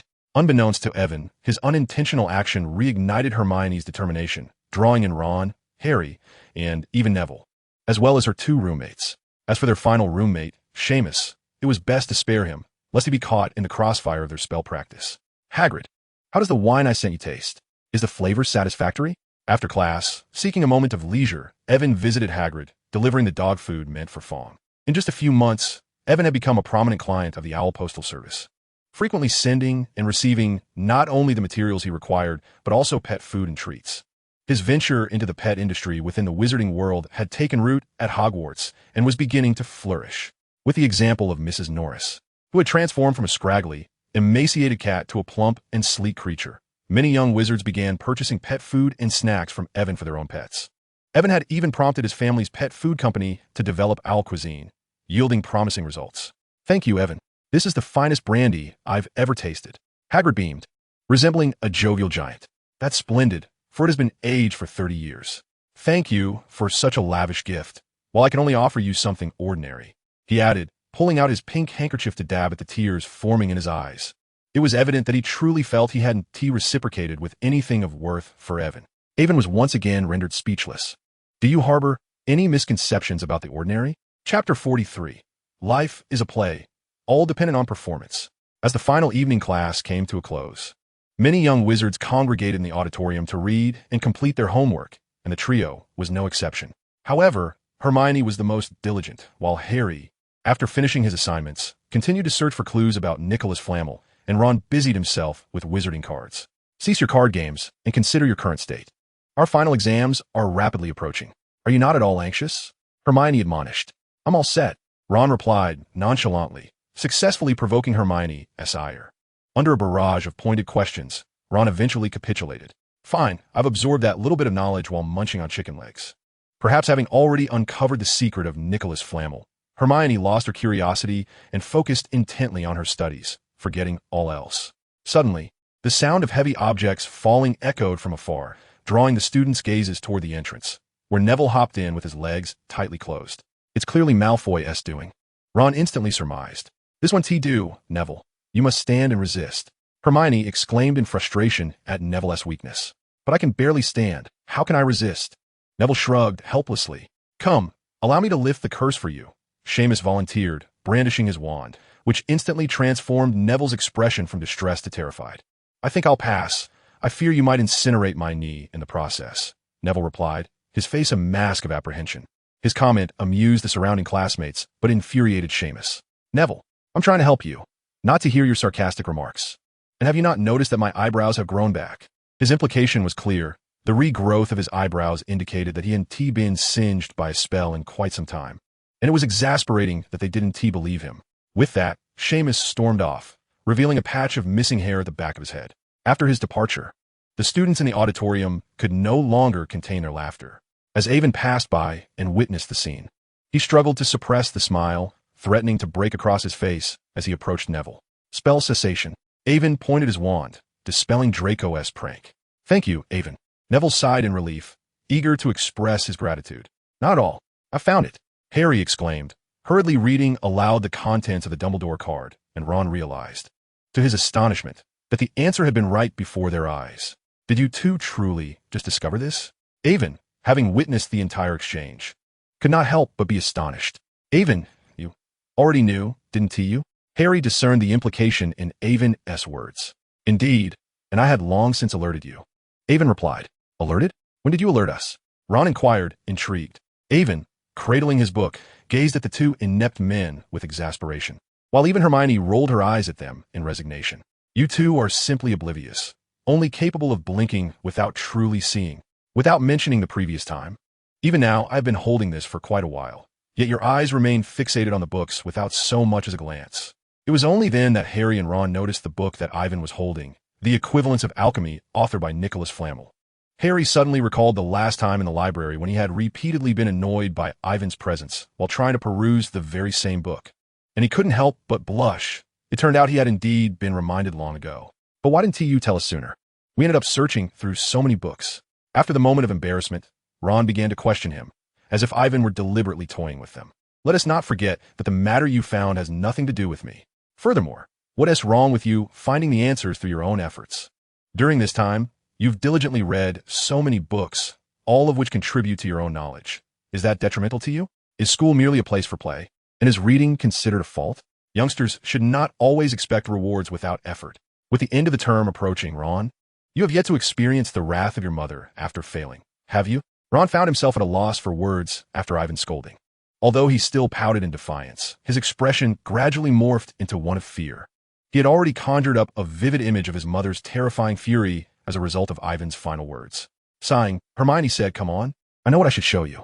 She then grabbed the embarrassed, blushing Harry and the increasingly fearful Ron and led them toward the library. Oh, isn't that Potter? Being dragged away by a motherly figure to study, they encountered Draco and his gang upon exiting. The brat's mouth was as sharp as ever, deliberately ignoring Ron, which infuriated him to the point of wanting to throw a punch. He even forgot his earlier fear. One must admit, Draco's sharp tongue possesses a certain prowess. Don't mind him. Let us move on, Hermione said, narrowing her eyes with a glint of determination, and she pulled the two away. Just you wait. In the previous moment, Draco had been reveling in his triumph, when suddenly he felt a chill run down his back, causing him to shudder involuntarily. Boss, what is wrong? Nothing, nothing. Let us go. Draco brushed it off and continued strutting confidently into the great hall with his cronies. Oh, Longbottom, not bad. You solved the spell so quickly. Yes, Ivan helped me with it. Faced with Draco's arrogance, Neville began to falter. Huh, you're quite lucky to have met Ivan. Upon hearing that Ivan had assisted, Draco swelled with pride, as if to say, look, this is the talent of my friend. A crowd watched his smug demeanor, each one suppressing the urge to knock him down and turning their gaze away from him. Did you cast Neville's spell? Ivan leaned in to inquire. Yes, I just learned it, and I thought I'd practice on him. Draco remained as pompous as ever. With a swift motion, Ivan couldn't resist and gave Draco's slicked back hair a light slap. Although it lacked force, it left Draco momentarily stunned. Isn't that bullying the innocent? Draco was taken aback. He never expected Ivan would strike him for someone else. Shouldn't they be closer? You actually dared to hit Draco. Goyle and Crabbe shouted, quick, teach him a lesson. As one of Draco's loyal followers, Pansy was immediately displeased, unaware of the depth of the bond between Ivan and Draco. Crabbe and Goyle were cognizant of it, yet upon witnessing their leader rendered speechless, they stood frozen, contemplating the necessity of action. With stern countenances, they directed their ire towards Ivan. Get lost, Goyle exclaimed. All right, brother. They promptly retreated, silenced by the encounter, in a tone tinged with grievance and inquiry. It seemed as if Ivan was a man who discarded affection without a second thought. Because you bully the innocent. What? I thought your mischievousness and arrogance merely reflected the love of doting parents. You ought not to be a wicked child. Yet, to my astonishment, you find amusement in tormenting a simple-minded, honest soul. I had heard rumors of your penchant for pranking Neville, believing it to be mere jest, akin to George and Fred. However, witnessing you compel Neville to wander the chilly corridors without his coat, do you not realize how frigid it is outside? This revelation truly astounds me. I had presumed you to be a person of refinement. As a scion of an elite family, I expected you would not casually prey upon the weak, indulging only in playful antics. For who among us lacks a mischievous spirit? Yet I believed you were different, not akin to Carlo and his ilk.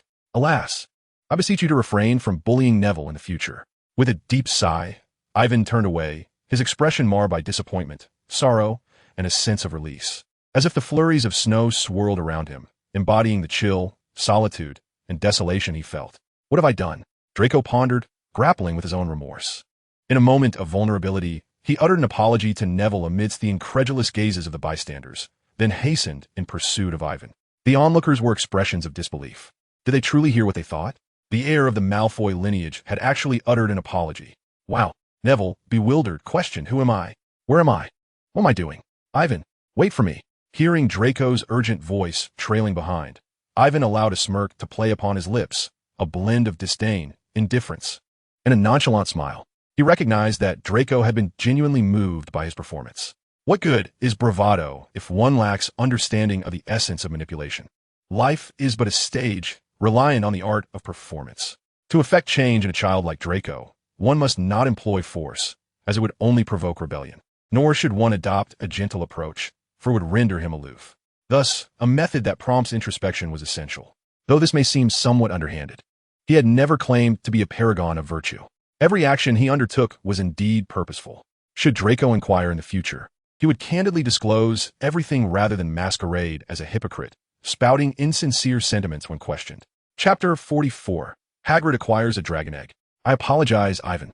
I have extended my regrets to Longbottom, Draco confessed, his face flushed with shame. Yet, he found himself at a loss for words, feeling he had brought disgrace upon his pure blood lineage. However, it was only upon encountering Ivan that he began to transform. The initial bond of friendship with Avon was forged when Avon's father recognized the Malfoy lineage, coupled with an attraction to the aristocratic aura of the McGregor family. Subsequently, through repeated interactions, he came to appreciate Avon as a true friend. He even went so far as to betray Slytherin by seeking out a professor to punish his upperclassmen for Avon's sake. To him, Avon represented a pure-blood family from the Muggle world, akin to himself. Thus he was willing to stand up for his friend. However, Avon's recent words filled him with shame. As a pure-blood aristocrat, how could he engage in the same despicable behavior as those from Carlo's group, deriving pleasure from bullying the weak? Avon, hailing from a prominent Muggle family, had never stooped to tormenting other young wizards from the Muggle world. There was indeed a significant disparity between them. He felt he had disappointed Avon, particularly with his excessive pranks on Longbottom, which had wounded Avon's heart. Though spring had arrived, a cold wind seeped into his robes, sending shivers down his back from the sweat he had just worked up. So it was quite chilly today.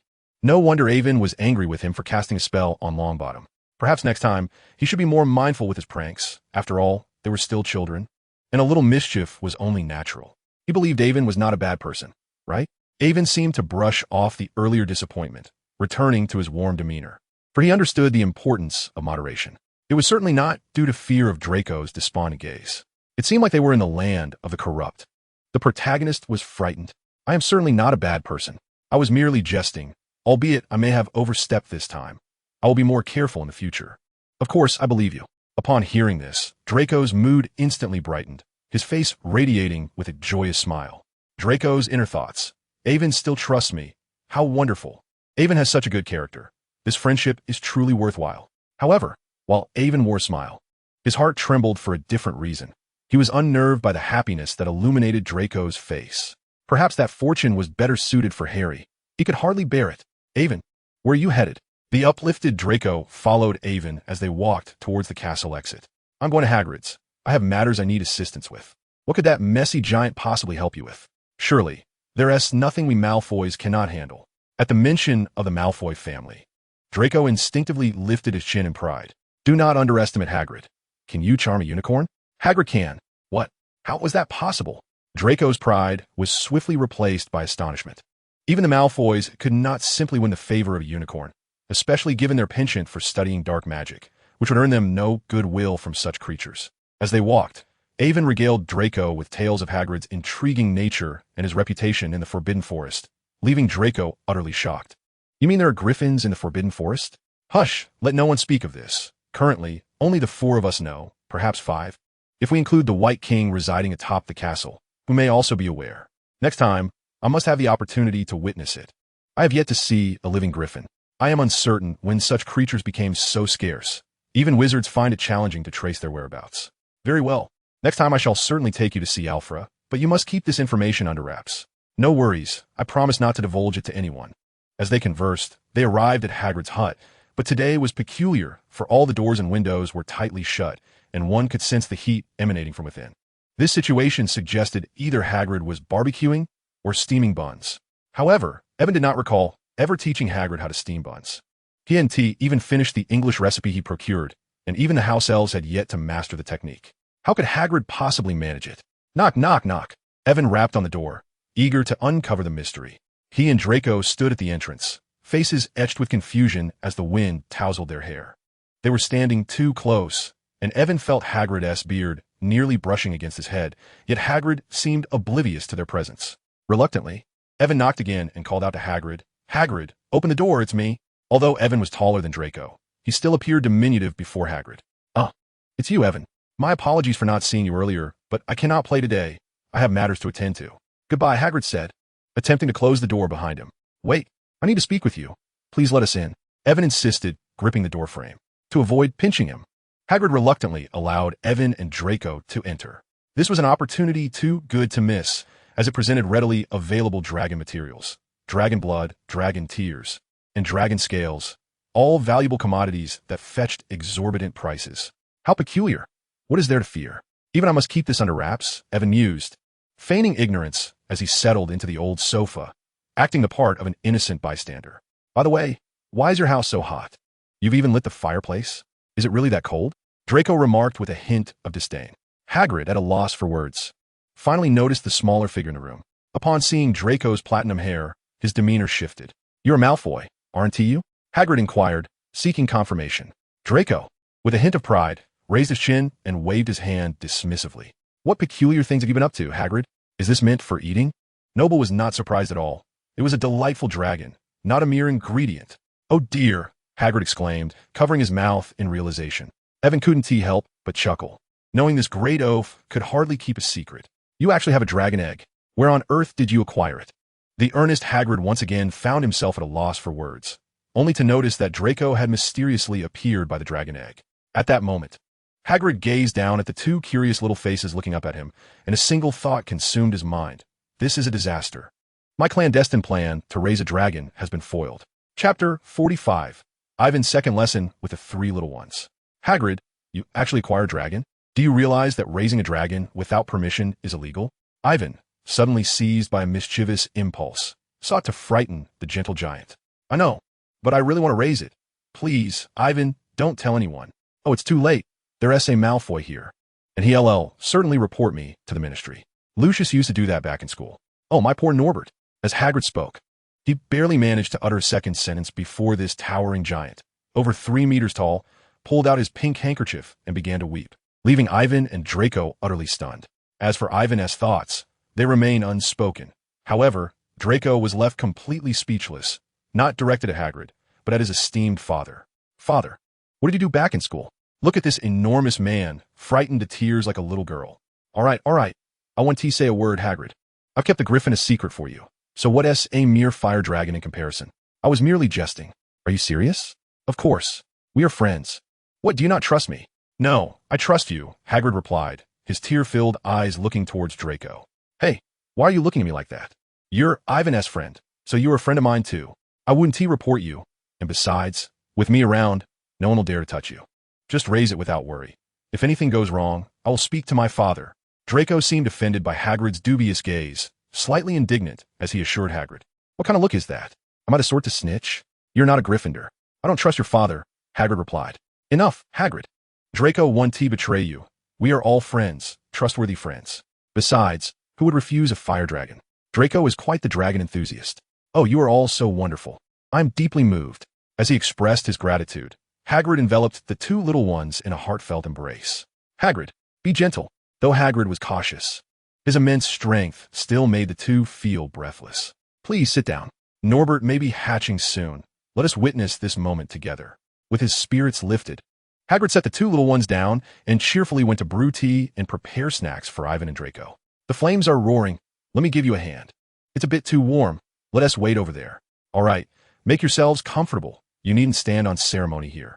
Ivan, sweating profusely, led Draco to the innermost part of Hagrid's room, near the window, far from the fireplace, where it was cooler. The large black dog, Fong, was panting heavily, sprawled behind the sofa in a state of utter exhaustion. Ivan wondered what the dog was trying to endure. It was so hot. Why not just go outside? Could it be that this large creature, Hagrid's pet, is curious to catch a glimpse of what a baby dragon looks like? The anticipation of the birth of this little fire dragon has gripped both Hagrid and the two smaller companions. Just as Hagrid was on the verge of dozing off, a sudden knock at the door jolted him back to alertness. He signaled for Ivan and the others to be silent and stealthily approached the door. It was best that as few people as possible knew about his clandestine dragon-raising endeavor. The fact that Ivan and the others had discovered it was already an unexpected turn of events. As for Harry and his friends, that could be addressed later. We know about the Philosopher's Stone. They exclaimed in unison. Oh, Merlin's high heels. How did you find out?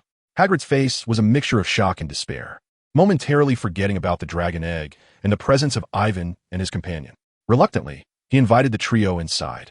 However, Harry and his friends failed to notice Ivan and his companion hiding in the corner. Each of them held a rock cake the size of a manhole cover, and clad in their dark robes, they remained undetected for the time being. Draco, still nibbling on a corner of his rock cake, cast a puzzled glance at Ivan when he saw Harry and the others enter. Ivan, equally engrossed in his cake, exchanged a knowing look with Draco, who understood and continued to munch away. To their surprise, the cake was quite delectable, boasting a savory, meaty flavor. Although it was challenging to take a large bite, a bit could be chewed after moistening it with saliva, and it proved to be quite enjoyable. Thus, the two of them struggled in the corner, gnawing on their rock cakes while eavesdropping on the gossip around them. When they heard Harry and the others express suspicion that Snape intended to steal the Philosopher's Stone, Draco could no longer contain himself. You're talking nonsense. Our headmaster would never do such a thing. Have you even considered his stature? The Philosopher's Stone is hardly worthy of his attention. Draco's loud exclamation startled Harry and his companions, who turned to locate the source of the voice. It was then that they noticed Ivan and Draco seated on a small bench in the corner, each clutching a cake marked with bite impressions. Ivan Malfoy, what are you doing here? Hermione inquired, her expression one of confusion. If you can come, why can't we? Besides, we arrived before you did, Draco replied, proudly taking a bite of his rock cake, though he inadvertently bit down too hard, causing a sharp pain in his small teeth. Nevertheless, he gritted his teeth and remained silent. Ivan, why haven't you spoken up? Harry asked in a panic, fearing their secret had been uncovered. Hagrid, why didn't you tell us Malfoy was here? Ron asked, his voice tinged with alarm. Harry shared the same concern. What if such crucial information reached Snape through Malfoy? Would it alert him prematurely? You all know too much. You've shocked me. And I simply forgot they were in the room, Hagrid admitted awkwardly, scratching his head. The small creature, Fong, looked disdainfully at the trio, as the cramped space made it difficult for such large figures to go unnoticed. Ivan, you won't betray us, will you? Harry asked, his eyes filled with hope as he looked at Ivan. Suit yourself. I warned you last time. Do as you please. We want to interfere. Just hope you don't regret it in the future, Ivan replied, continuing to enjoy his rock cake without lifting his gaze. He had previously advised Harry not to be deceived by appearances and urged him to seek the deeper meaning of Snape's words. Yet, the boy, following in his father's footsteps, stubbornly believed that Snape was a villain, leaving him with no recourse. Oh, my poor potions professor, may Merlin, who delights in silk stockings, bless you. But what is to be done? I cannot believe that Malfoy would show such kindness as to refrain from reporting. Ron, with a skeptical expression, pointed accusingly at Draco. Master Malfoy has no interest in playing house with you. Indulge in your antics as you will. But I implore you to keep your disparaging remarks about our headmaster to yourselves, Draco retorted, rolling his eyes and casting a disdainful glance at Ron. Have we misspoken? Who in all of Hogwarts is unaware of Snape's true nature? Ron's stubbornness flared as he defiantly straightened his neck. Is that so? Then I shall be compelled to inform the headmaster, along with your claims of him attempting to steal the Philosopher's Stone. At Malfoy's threat, the three friends' expressions drained of color, and Harry and Hermione shot Ron a look of exasperation. Why did he have to say anything? Hadn't they heard the warning to stay silent? Ron, equally frustrated, chastised himself for his indiscretion, knowing full well Malfoy's malicious disposition, yet still choosing to confront him in a vulnerable position. Seeing the trio's discomfort only delighted Draco further. Rest assured, I guarantee that Draco will not disclose your little secret, but I advise you to refrain from speaking out of turn, regardless of your opinions on Professor Snape. He is a teacher at this institution, and it would do you well to address him with the proper title. It is most disrespectful to refer to a professor by their surname alone. Would you dare to call Professor McGonagall by her first name? Regardless of your feelings towards Professor Snape, respect for a teacher is a fundamental quality expected of students. What say you? Faced with the trio's pleading gazes, Ivan offered them a reassuring nod, yet he could not allow them to escape unscathed. He truly believed their attitude towards Professor Snape was rather excessive.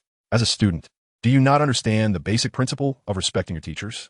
Snape has not committed any heinous acts against students. He may be a bit harsh in his teaching style, deduct points occasionally, but he does not demand bribes, nor does he withhold knowledge, nor encroach upon your leisure time. Is there truly such animosity? Harry and his friends felt a bit awkward, while Hagrid seemed unsure of how to interject.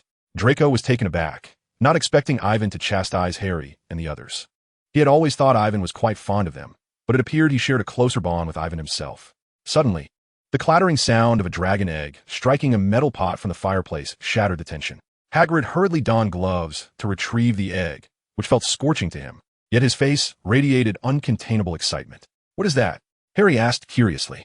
"This is a dragon egg. Do you not recognize even this, Potter?" Draco emerged from the corner to the dining table, not missing the opportunity to mock. Fuming, Harry shot him a fierce glare. "Isn't it just about recognizing a dragon egg? What's so remarkable about that?" "I know it too. My good friend is in a predicament.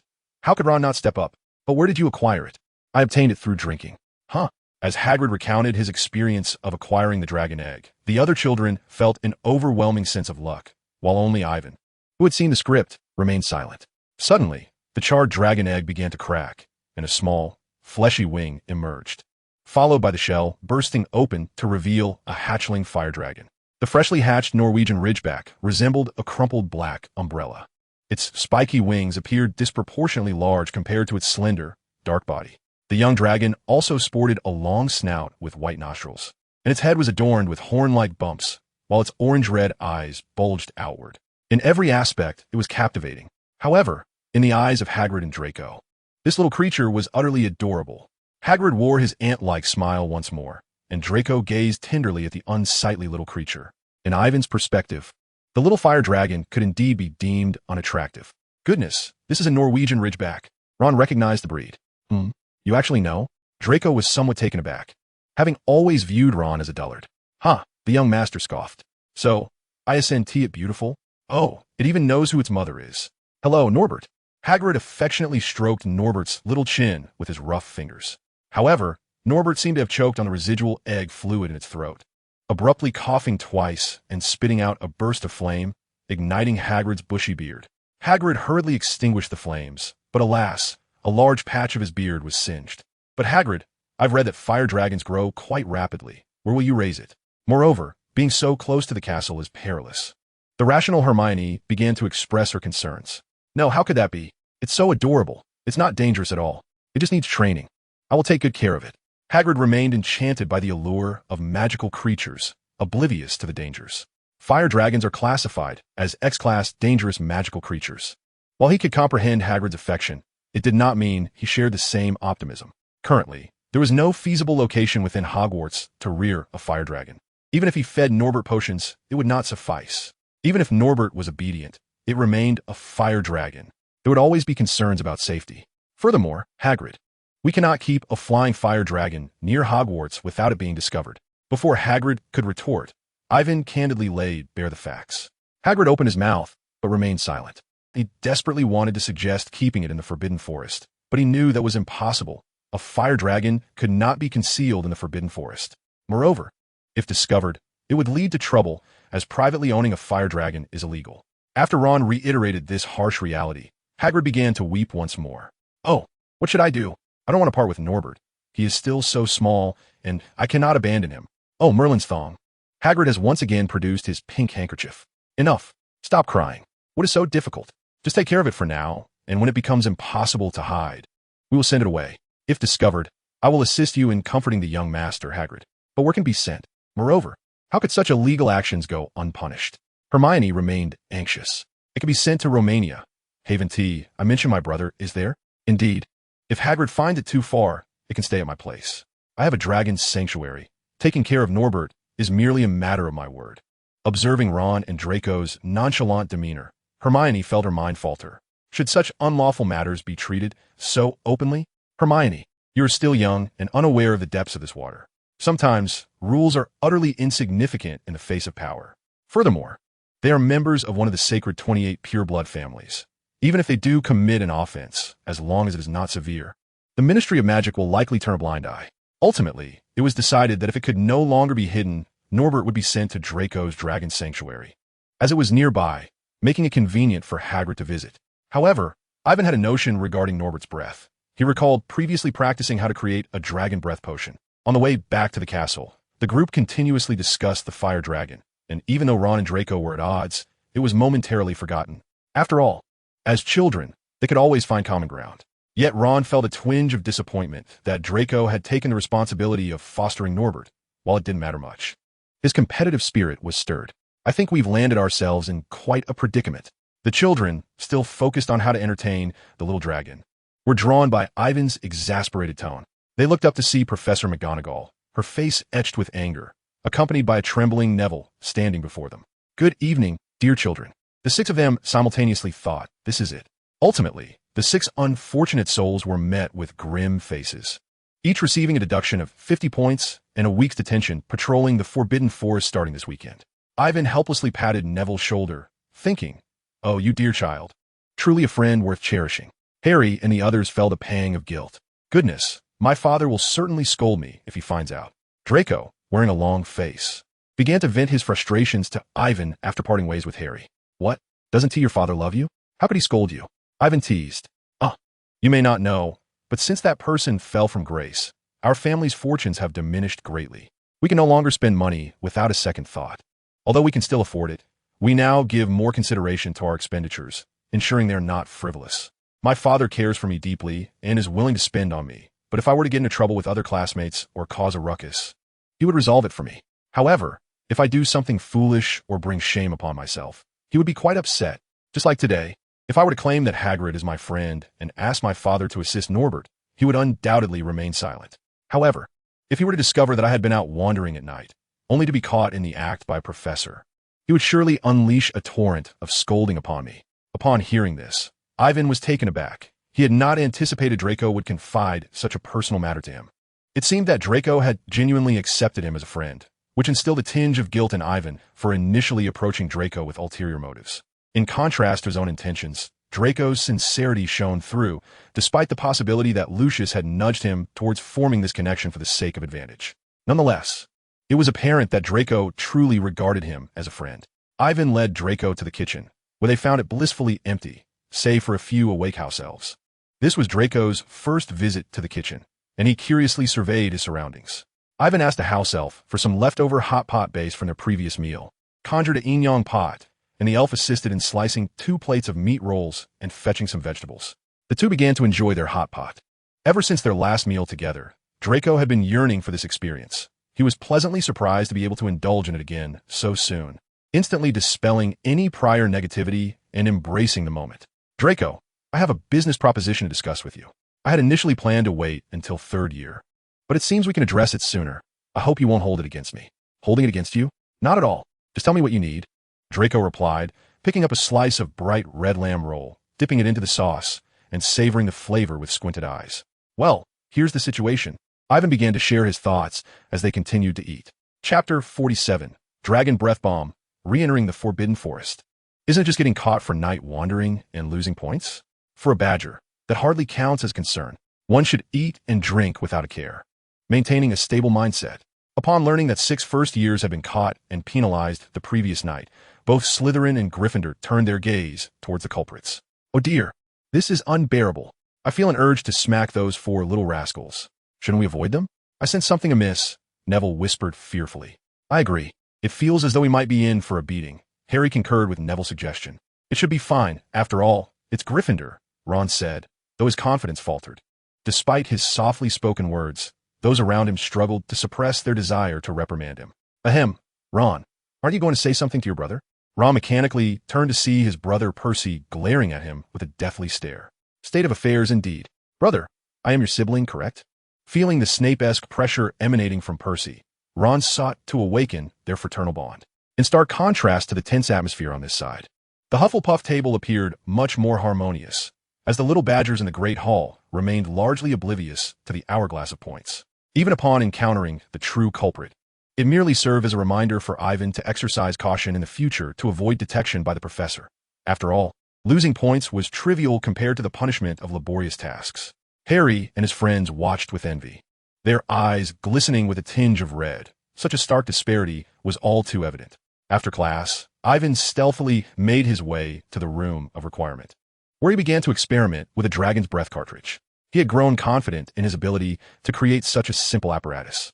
However, he was not crafting a traditional dragon's breath cartridge. Instead, he retrieved the shotgun shells he had brought from home. Given that shotgun shells predominantly feature plastic casings, he aimed to replicate the alchemical shell with precision. This task was straightforward and could be completed in a short time at the forge. The next step involved concocting a gaseous spell potion and inscribing it with runes, merging the two elements to produce the shell and the shot, before reassembling the disassembled cartridge. The structure of a shotgun shell is uncomplicated, consisting of a primer, casing, wad, and shot. It is distinct from other ammunition due to the wad that separates the shot from the gunpowder within the casing. As his wand descended, the runes on the cartridge illuminated, and Ivan ceased his peculiar incantation, akin to an eccentric ritual. 12 cartridges, each adorned with a circle of runes, lay neatly arranged, shimmering with an unusual luminescence under the light. Initially reluctant to intervene, his concern for Eliza, who was at least a friend, compelled him to act, should the need arise. He would gladly let Voldemort experience the ferocity of his dragon's breath rounds. Ivan, perhaps we should allow Norbert a moment's respite? Hagrid gazed at the diminutive creature, his expression one of heartfelt concern for the little dragon still laboring diligently. At that moment, the young dragon was expelling flames toward the pile of cartridges, its runes glowing as they absorbed the fiery essence. Magical protections were in place. Otherwise, the gunpowder within would have ignited long ago. To facilitate the creation of the dragon's breath rounds, Ivan had taken the liberty of administering a vial of golden enhancement potion to Norbert. As a magical creature of such caliber, the dragon possessed considerable intelligence, allowing Hagrid to communicate and train it without resorting to mundane methods. With the enhancement potion's effects, Norbert had developed ahead of schedule. However, the 12 dragon's breath rounds demanded a significant quantity of effort, leaving Norbert thoroughly exhausted and Hagrid deeply sympathetic. Hagrid, Ivan, you are employing child labor. All right, let us give Norbert a break, Ivan decided, instructing the dragon to pause and offering it a piece of meat. Having successfully filled 3 cartridges, he was in no rush to finish by Saturday night. My poor Norbert, forced to work at such a young age. Hagrid consoled as he cradled Norbert in his arms.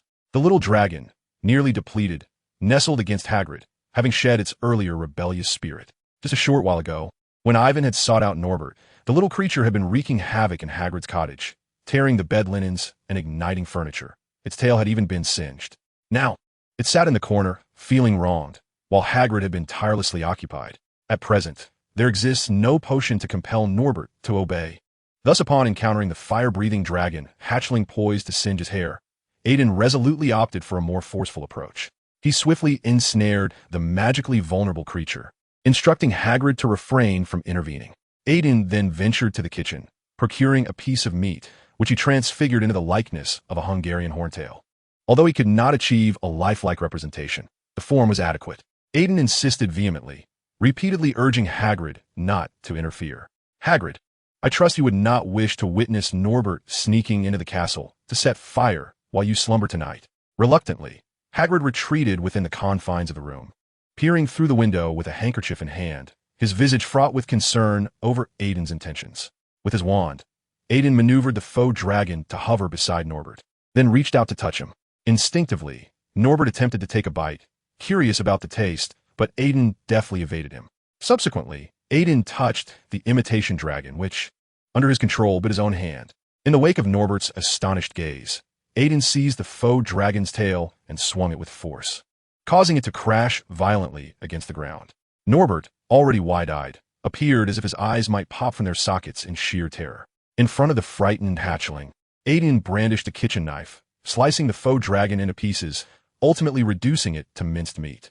Norbert, still young and lacking the audacity and cunning of an adult dragon, was thoroughly frightened by Aiden's display. This instance served as a classic example of the efficacy of intimidation to instill compliance. Aiden gestured for Hagrid to emerge. The anxious giant rushed out to embrace Norbert, offering comfort while simultaneously chastising Aiden for his brutality. Hagrid, you too wouldn't desire to see Norbert injure someone, only to be discovered by the Ministry of Magic, leading to an intervention from the Dangerous Creatures Committee. Would you? The mere mention of this department, which Hagrid despised, rendered him mute regarding his grievances about Aiden's scaring Norbert, as he merely cradled the hatchling and murmured softly. Recognizing Norbert's newfound obedience, Aiden, seeking to expend the hatchling's exuberant energy akin to that of a husky, duly assigned him the task of charging the dragon's breath. Reluctantly, Norbert, still shaken, became an unwitting laborer. As time passed, the days of confinement quickly approached. Well, this is the last one, my dear Norbert. Fear not. I shan't turn you into minced meat. Aiden spoke with a gentle smile, though to Norbert's eyes, this was far from reassuring. The psychological impact on the young creature was considerable, especially in the absence of Hagrid, leaving him alone with Aiden. Suddenly, Hagrid emerged, his expression grave. Aiden, there's trouble. I discovered a unicorn-esque corpse in the Forbidden Forest. It has been dead for quite some time. Aiden's heart sank. Had the inevitable finally arrived? Was it the sister, Eliza? No, it was another unicorn, long deceased. In truth, I had noticed an injured unicorn a week prior, but could not locate it until today, when I stumbled upon another unicorn's lifeless body. Hearing that it was not Eliza, Ivan let out a sigh of relief, grateful that it was not someone he knew. It seemed we had a task at hand for tonight, and the more hands we had, the better. In the evening, Filch led Harry and the 5 others out of the castle, still relishing in scaring the young wizards, though this time only the timid Neville was visibly trembling. After Ivan shared the situation regarding the patrols in the Forbidden Forest, the other 4 mischievous children showed no fear. Filch, finding their lack of concern tedious, left them once he brought them to their destination. Ivan and Hagrid had long been prepared and were waiting for their arrival. Chapter 48, Shadows in the Forbidden Forest. Ivan, may I take a look at that? Draco asked mysteriously shortly after entering the woods. Look at what? Ron blurted out. What business is it of yours? Draco shot a disdainful glance at Ron. The constant bickering between the two was unmanageable. One could only watch, knowing Harry would soon get involved. A glance at Hermione's exasperated sigh confirmed this. If you 3 don't hush, I want to take you to see the griffin. Ultimately, it was Ivan who became irritated. A griffin? Originally, Ivan had not intended to involve himself, but his unease compelled him to intervene in the unfolding narrative. La King Harry es protagonista. He felt the need to be thoroughly prepared. The griffin, indeed, would serve as a formidable ally, providing a layer of assurance. After discussing his plan with Hagrid, Hagrid found some merit in Ivan's caution, albeit wondering if Ivan was being overly meticulous. You won't speak of this, will you? In an instant, Ivan's demeanor transformed. Half of his body melded into the shadows while one eye glowed a fierce crimson, the other half appearing entirely normal, yet expressionless. Although nothing had occurred, Harry and the others sensed a tremendous pressure and hurriedly nodded in agreement. Witnessing Ivan's swift change in countenance, the group felt a collective shiver run down their spines. As they ventured deeper, the sound of hooves echoed nearby, and a magnificent white unicorn approached. Long time no see, Ivan, it was Eliza. Long time no see, sister. I'm so relieved to see you well. I know you came for that fellow, but I didn't expect others to accompany you.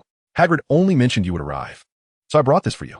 With that, Eliza leaned closer, and Ivan noticed a pendant hanging from her unicorn's horn. He took it down to examine it closely. The cord was woven from unicorn hair, adorned with an iridescent octagonal star-shaped pendant, seemingly crafted from the unicorn's horn, emanating a faint magical aura.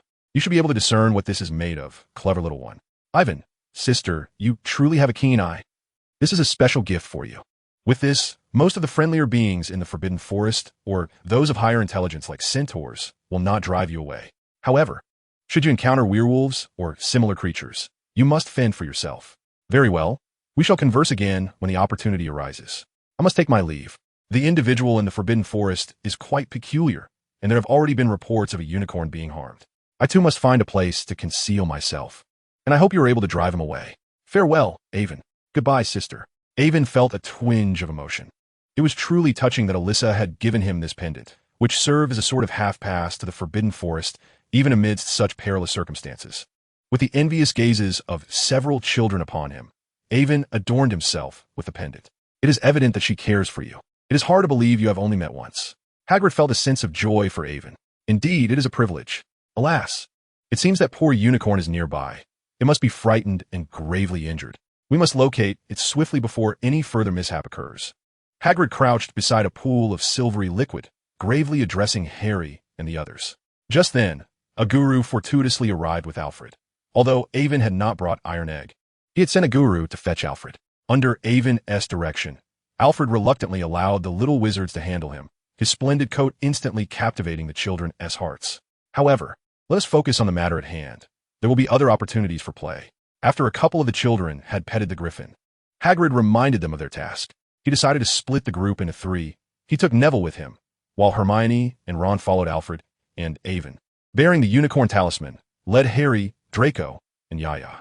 A guru, possessing aerial capabilities, was dispatched to patrol independently. Its speed would allow it to detect danger and promptly alert them. Hagrid entrusted it with a red firework, which, given a guru's current level of intelligence, it should be able to comprehend. The group dispersed in search of the injured unicorn. Why am I not allowed to accompany the Griffin? How fortunate for that Weasley fellow, the young master expressed dissatisfaction over Ron being assigned to the Griffin-S team. As he too desired to be with it, Harry remained silent, secretly wishing for some solitude with the Griffin. Perhaps Hagrid deemed him too weak and in need of the Griffin-S protection, while you are stronger, hence your placement in this group. Avon perceived their unspoken sentiments, but chose not to address them. After all, they were merely youths, and who could claim to fully understand one another?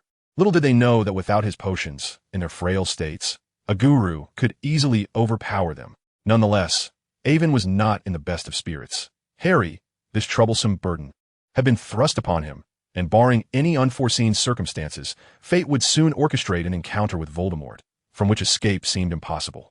This was akin to the plight of the young Grim Reaper next door. What a hassle. Avon shot a displeased glance at Harry, leaving him bewildered, unaware of what he had done to incur Avon's ire. Woof! Yaya, sensing a disturbance ahead, suddenly barked. The shadowy figure, hearing the dog's bark, looked up, sensing danger, yelped and bolted away with remarkable speed. Ah! The young master screamed. The young master fled. The young master was tripped. The young master collided his head against a stone and fainted. Harry, upon encountering Voldemort, felt a sharp pain in the scar on his forehead, rendering him momentarily immobilized as he could only watch the shadow slither towards him like a serpent. In that instant, Evan, fully aware of the impending danger, took no time to hesitate. As the shadow approached, he drew forth a finely crafted dragon's breath pellet and aimed it at its face, pulling the trigger without a second thought. Boom!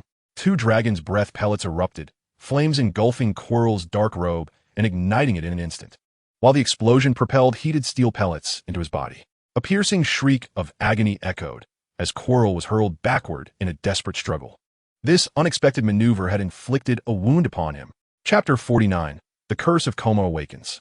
Had he not recently consumed unicorn blood, Quirrell might have sustained grave injuries from that shot.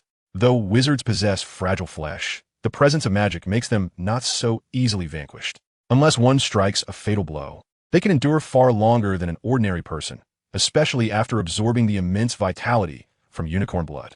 As it stood, Quirrell waved his wand, extinguishing the flames that engulfed him with surging magical energy, and cast several spells to staunch his injuries. Seizing the moment, Evan understood that Quirrell would not let this go unpunished. With his opponent still capable of retaliation, Evan knew he could not escape if attacked. Thus, he resolved to gamble. Surely, reinforcements would arrive shortly to aid Harry. In a flash of blinding light, he unleashed a bone-breaking curse, which Quirrell deflected with his wand. He could scarcely believe that this little brat dared to confront him. Truly, he had grown weary of life. Bone-breaking, all petrified, fall down unconscious. Disarm you. With no time to reload, Evan drew his wand, for he was indeed a sorcerer. In quick succession, he cast 4 spells, buying himself a moment before he forcefully kicked the dazed Harry aside. I spare your life. Just kidding, this line is crossed out. Avada Kedavra. Without hesitation, Quirrell retaliated with a green beam aimed at Evan. Good grief. What a disaster. Evan disregarded his dignity as he rolled and scrambled to evade the oncoming killing curse.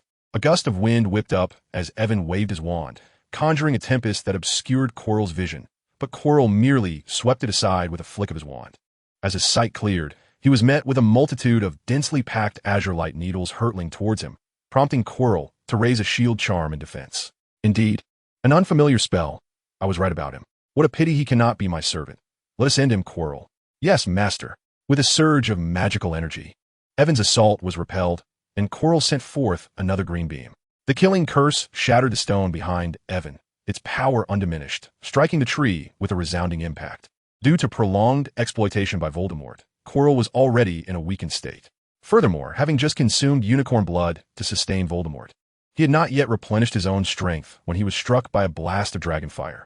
Otherwise, he would not have allowed Evan to evade him twice and relish the spectacle. Realizing he was too far to make an effective strike, Quirrell swiftly glided towards Evan, intent on a lethal blow, as he could already hear the heavy footsteps of that accursed half-giant approaching. as a shadow rapidly approached Evan. Harry, suppressing the intense pain in his forehead, raised his wand. Though he was at a loss for the appropriate spell, his mind was a blank slate. Just as he clumsily turned to face the threat, Evan beheld Quirrell's south face looming close, along with the ominous green light that flickered at the tip of his wand.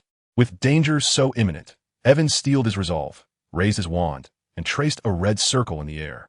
Subsequently, 3 smoke-emitting fireballs erupted from the circle, hurtling towards Quirrell.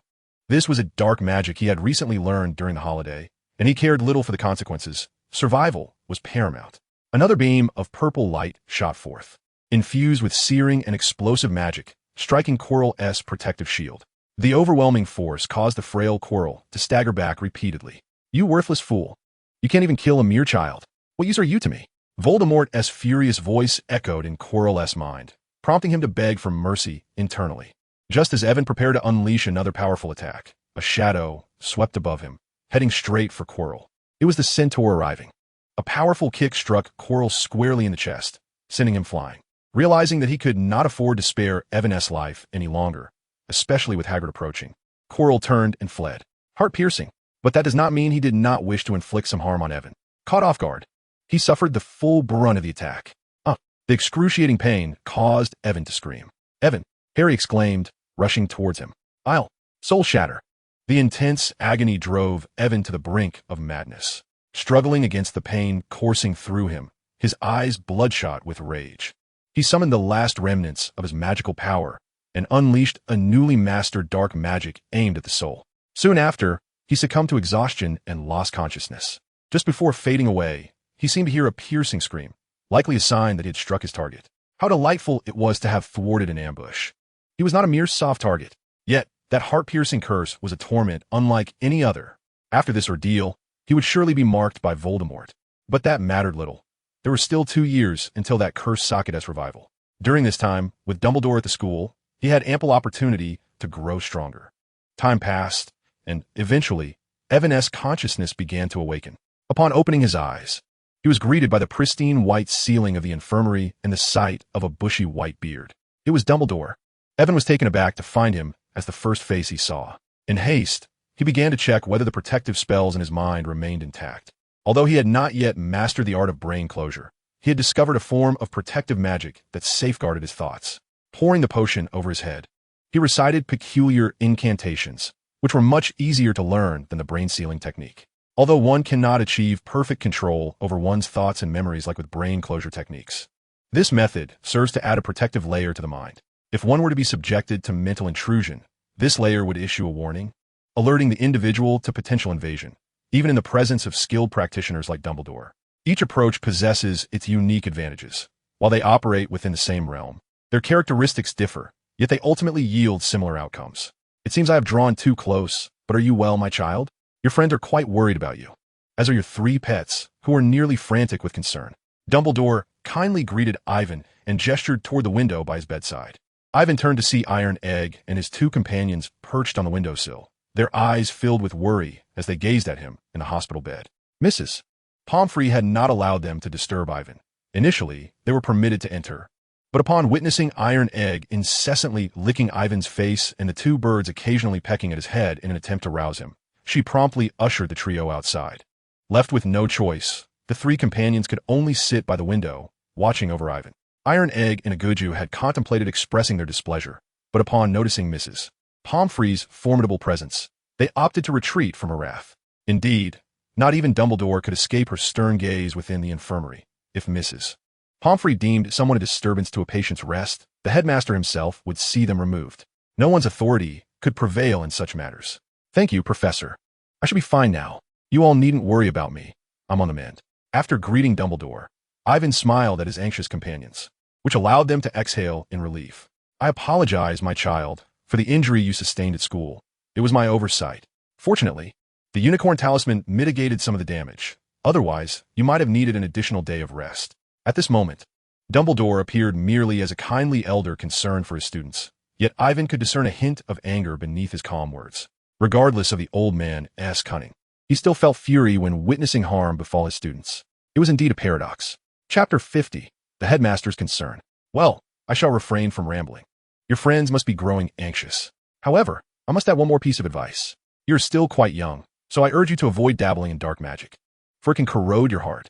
While dark magic often proves more effective in certain situations, such as in your recent endeavor, you handled it admirably. With a playful wink, Dumbledore conveyed a look that said, "You're a clever child. There's no need for further elaboration." After subtly hinting at his desire for hot pot, the old wizard departed, leaving Ivan in contemplation. It appears I truly struck a nerve with my last action, and I did not miss here. It seems likely that the old wizard has encountered Quirrell and discerned something significant. This suggests that my strike dealt a considerable blow to Voldemort's lingering essence. "Ivan, you're all right." Just then, a row of little heads peeked through the door, all gazing at him. Upon seeing him sit up, a large crowd gathered around him, including Harry and his friends, the Weasley twins, Cedric, and several classmates from Hufflepuff who were considered friends. "Evan, I'm so relieved you're all right." "It's all my fault for fainting and not being able to assist you," Draco said, his smooth forehead now swollen with a sizable bump, though it appeared to have been treated, showing neither bruise nor discoloration, likely to heal swiftly. "You fainted and missed it." At that moment, we were of no help whatsoever. Thankfully, Firenze arrived later, Harry thought, still somewhat aware of the situation. "Hey, mate, we all heard from Harry how incredibly brave you were," said George and Fred, focusing on Evan's courage while disregarding the inherent danger of the situation. "Go on, you two, scoot away, as if we weren't here." Cedric pulled the twins away from Evan, humorously noting how they were taking advantage of the situation in front of a group of badgers. As time passed, Evan and the cheerful senior became good friends, with Cedric developing a fondness for this younger student, and they gradually became close companions. "Haha, thank you all for your concern. I'm fine. However, twins, I believe I prefer the Hufflepuff common room, as it's right next to the kitchen." Evan's words elicited a chorus of laughter, and Harry, Hermione, and the others began to engage Evan in conversation, recounting the events surrounding his fainting, which inadvertently attracted Madame Pomfrey's attention. Out! How did so many gather while I wasn't looking? The patient needs rest. Do not disturb this child. Madame Pomfrey was not one to indulge. Even Merlin himself would be chased away today. Goodbye, Evan, we'll take our leave. The group of young wizards left behind gifts and snacks, hurriedly departing. Despite Evan's reassurances of his well-being, Madame Pomfrey insisted he remain for another night. In the evening, Professor Sprout personally brought a dinner to check on Evan, which took him by surprise. "Oh, my dear, how are you?" "Shoo, don't speak. I know the Cruciatus curse must be excruciating. Here, I had the kitchen prepare this especially for you. Eat it while it's hot."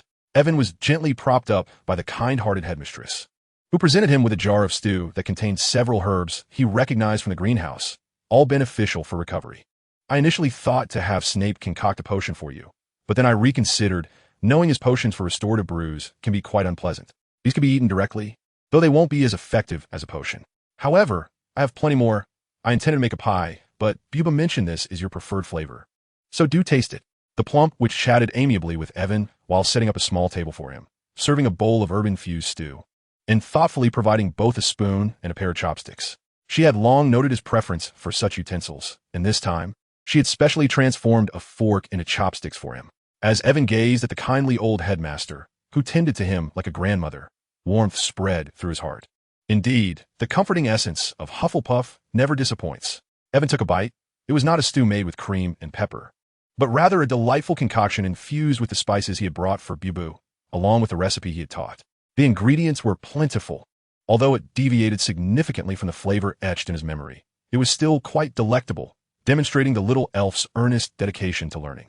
The taste was exquisite. "Thank you, Professor, for your efforts. I'm glad you enjoyed it. Take care of your injuries, and let me know if you need anything," the professor replied, his smile broadening at Evan's delight. He waited until Evan had finished every morsel, assuring him there was more if needed. Only after confirming that Evan was truly satiated did the endearing old professor clear the dishes, reminding Evan to rest early before departing. After finishing his meal, Evan felt a soothing warmth enveloping his body, likely the effect of the herbs in the stew. He recalled that those herbs were sold for 7 galleons a sprig. "Thank you, my dear professor," Evan murmured to himself. He vowed that anyone who dared to speak ill of Hufflepuff again would face the wrath of a dragon's breath spell. If the handheld version wasn't sufficient, surely the RPG's dragon breath would suffice. After all, it was unlikely that everyone had just finished drinking unicorn blood. Lying in his hospital bed, Evan stared blankly at the ceiling, his mind racing. Perhaps some matters could be addressed sooner than anticipated. Sleep, when I awaken. I must rise. You worthless fool. You can't even handle a mere child. The venomous and furious voice of Voldemort echoed in Quirrell's mind, who lay on the ground, contorted in agony. "Forgive me, my master. I never anticipated he had mastered soul-attacking dark magic. I thought he had not even touched the dark magic tomes I provided him." Quirrell pleaded painfully, hoping Voldemort would show him mercy. Just as he attempted to retreat in the Forbidden Forest, an attack from behind caught him completely off guard, and he had no inkling of its approach. The spell, unlike anything he had encountered before, manifested as a wisp of smoke, void of substance, devoid of any powerful fluctuations, seemingly harmless. Yet, it was precisely this illusory sense of safety that led to his downfall. Although the blow struck the back of his head, inflicting most of the damage upon Voldemort, the agony akin to having one's soul rent asunder left Quirrell feeling as if he had endured a heart-wrenching curse. To his astonishment, having just acquired sufficient life force, he found himself undone by a first-year wizard, losing the precious vitality he could have sustained for an extended period. And locating unicorns had become an arduous task. Enraged by this, Voldemort inflicted another severe punishment upon Quirrell, causing him to break into a sweat and gasp for air on the ground. However, when the pain eventually subsided, Quirrell exhaled in relief, grateful that his master had finished venting his frustration. Voldemort had no intention of killing Quirrell. After all, he was the only usable subordinate available and could not be so easily discarded. Chapter 51. Everyone, rise at once. Professor Flitwick, I have a matter on which I seek your assistance. I wonder if you might have some free time. After recovering, Evan approached Professor Flitwick after class, as it was reported that Quirrell had unexpectedly taken a week off, presumably to recuperate. "Of course, my dear boy. How is your health improving?" "I have heard about your situation," the kindly old man inquired, looking at Evan with genuine concern. "Evan, I believe this is all Harry's fault. I would be immensely grateful if you could guide me in my spell work, perhaps dedicating just an hour occasionally. If you could assist me until the end of my second year, I would greatly appreciate it, as that is when I have the most free time." "Certainly, that would be no problem at all. My schedule is quite accommodating. Here's what we can do. If you could come every weekend, please meet me at the classroom at the end of the right corridor on the 7th floor. I have previously assisted other students there," Professor Flitwick replied. "Thank you, Professor Flitwick. I am truly grateful," exclaimed Evan, bowing deeply to express his respect. The professor chuckled warmly, urging Evan to rise. He was quite pleased to mentor Evan, having been impressed by the Hufflepuff student's ability to quickly grasp and execute spells during their classes. Although his application of certain spells was not always fluid, he still outperformed most of his peers, which endeared him to Professor Flitwick, who appreciated the young wizard's innate talent. After confirming a training session with Professor Flitwick at 7 in the evening, Evan made his way to the defense against the dark arts classroom. Due to Quirrell's unexpected absence, Professor Snape was delighted to fill in for a week. That day, he had deducted 15 points. The Gryffindors, attending class with the Hufflepuffs, lost a total of 30 points. "Little lions, we shall not utter a word until the Hogwarts lawyer arrives," perhaps buoyed by his newfound role as the defense against the dark arts instructor. Professor Snape's mood was surprisingly pleasant, and he did not deduct a single point throughout the entire lesson, only muttering under his breath when students displayed foolishness. Evan overheard him cursing Quirrell, as he had been summoned as a teaching example. After all, he had just endured the torment of a hex. During this lesson, Professor Snape taught them how to swiftly block or evade curses, emphasizing that this was fundamental knowledge. Even a troll could learn it. Oh, Merlin S. Beard. Professor Snape still holds a fondness for trolls. Aware that he only had a week, he deemed theoretical discussions a waste of time and instead opted to impart practical combat skills, equipping these young trolls with a modicum of survival competence. The lesson concluded. Yet Professor Snape cast a meaningful glance at Evan as he passed, leaving him utterly perplexed. Unable to decipher the meaning behind it, Evan dismissed the thought and hurried to the library to review his studies, mindful that he would be meeting Professor Flitwick later that evening. "Ah, Evan, come quickly and save us." As Evan entered the library in search of a spot, he heard Ron's desperate plea, but before he could finish, Hermione shot him a fierce look that silenced him instantly. At this moment, Avon noticed that, in addition to Hermione and her companions, Neville and Draco were also present, along with Goyle, Crabbe, and Pansy, all of whom wore expressions of discontent. What had transpired? Avon inquired as he took a seat beside Neville. Ron, Harry, and Pansy began to voice their grievances against Hermione's actions. It turned out that while he was resting in the infirmary yesterday, Hermione had insisted on gathering everyone to study together. She declared that they were utterly useless, unable to assist when challenges arose, attributing their shortcomings to their excessive playfulness. With the end of term approaching, it was imperative that they all dedicate themselves to their studies. However, there was some truth to her words. Indeed, the final exams were not far off. Avon found himself in agreement with Hermione's approach. Are you all right, Avon? There's still 3 months until finals. How can you say there isn't much time left? Ron exclaimed, his eyes wide and his voice rising uncontrollably. Yet, awaiting him was Madame Pance's feather duster, bestowing upon him 2 rather sizable bumps on his head. And why, Pansy questioned, do we have to involve Draco in this? We are all Gryffindors after all. Because, Hermione began to explain, but was interrupted by Draco. In the current narrative circulating, only Avon's heroic deeds and the tales of Harry and his inability to contribute were being recounted. The fact that one had fainted and the other had been rendered completely blank with fear, unable to even run, remained a secret. Hermione, with a pointed remark, insisted. You would want to be a liability again next time, would you? You wouldn't want such an embarrassing episode to spread, would you? Harry and Draco exchanged glances, their expressions conveying a shared understanding. This matter must remain confidential. It's hilarious. Such an embarrassing incident is hardly something to discuss. I have my dignity to uphold. However, upon observing the extensive study plan devised by Hermione, Draco felt rooted to the spot. It appeared that he would not have the freedom to frolic until after the final exams. Yet for the sake of his pride, he endured. Besides, there are some essential yet slightly advanced topics you might want to preview. I shall write them down for you. Initially, the group of mischievous children had hoped that Avon would plead on their behalf upon seeing this outrageous study plan. But to their astonishment, Avon delivered yet another blow. Avon, you must be joking. Harry and the others exclaimed in unison. I am not jesting. This is indeed a good thing, and you should be pleased. Just wait. But Avon, this is already overwhelming. Are you certain this is something a normal person can complete? Absolutely, as I have already mastered half of the required content listed here. And I have my own study plan, for instance. Listening to Avon enumerate the extensive list, Harry and the others began to question their very existence. If they had not misheard, some of these books were indeed intended for third-year students. Surely, Avon was meant for Ravenclaw. Avon, you must be out of your mind. ISNT Advanced Applications of Transfiguration reserved for third year? And even then, it might not even be necessary. How do you know about this? Even Hermione found it hard to believe.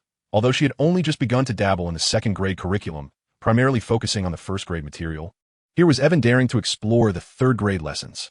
It was utterly preposterous. Cedric had informed me of this, and he is indeed a very close upperclassman. Without lifting his head, Evan added an extensive list to Hermione's schedule. After returning the schedule to her, Evan paid no heed to the despondent expressions of Harry and the others, pulling out his assignments and fervently writing away. Witnessing Evan's diligence, Hermione felt an urge to catch up. She had not anticipated that Evan had advanced so far ahead. She was determined to rally Harry and the others to not only catch up with Evan, but to surpass him. Evan proclaimed, I cannot be the sole one exerting effort. Since we are friends, let us all strive together.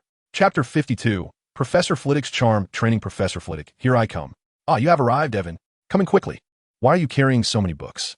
As Professor Flitwick sipped his tea, he welcomed Evan inside, only to see him place a towering stack of books at the entrance. Oh, this? I was just reviewing in the library and decided to do a bit of previewing as well. These are all the materials I intend to study tonight. And since I almost missed the time, I brought them along. My dear child, this is the 7th floor. Are you not weary? Not at all. Consider it a form of exercise. Youth is a wonderful thing. Come, let's rest for a moment before we commence. Very well, Professor. Evan obediently settled in front of Professor Flitwick's desk, enjoying a cup of tea with him. The classroom was quite spacious, adorned with several targets. While Professor Flitwick had placed a desk in the corner by the window, accompanied by 2 rows of benches for relaxation. I nearly forgot. Evan, this gift you brought me, the Longjing tea before the rain. Yes, indeed. It is delightful. Thank you for your thoughtful present. I'm glad you like it. Once you finish, I shall bring you more. Ha. Thank you, my child. Now, let's begin. I wish to see how many spells you have mastered. Imagine me as your adversary in attack. Evan refrained from employing the air magic, as he did not require Professor Flitwick's guidance for that. Instead, he utilized all the spells he had learned, channeling his magical energy through the tip of his acacia wand, casting them impressively towards Professor Flitwick. Despite Evan's vigorous performance, Professor Flitwick stood resolutely in place, effortlessly deflecting all of Evan's attacks with his wand, until the final spell, a silent, disarming charm, sent Evan's wand flying. Well done, my child. It is quite remarkable for a first-year student to master so many spells with such proficiency. Professor Flitwick praised Evan. using a silent levitation charm to retrieve the wand and return it to him. Thank you for the compliment, Professor. Evan accepted the wand, inwardly marveling at Professor Flitwick's formidable prowess. I can see that you possess a natural aptitude for spell casting, which is commendable. However, before I teach you new spells, there is a habit of yours that you must amend. What is it? Evan inquired humbly, unable to recall any habits of concern. Come on, use the stunning spell to attack me, just as you are accustomed to. I will tell you when to stop. Professor Flitwick raised his wand, signaling Ivan to proceed. All right, Professor, stupefy. Left, right, but do refrain from striking my legs. You seem intent on dislodging my beard, haha. Good, halt. How does it feel? Professor Flitwick called for a ceasefire.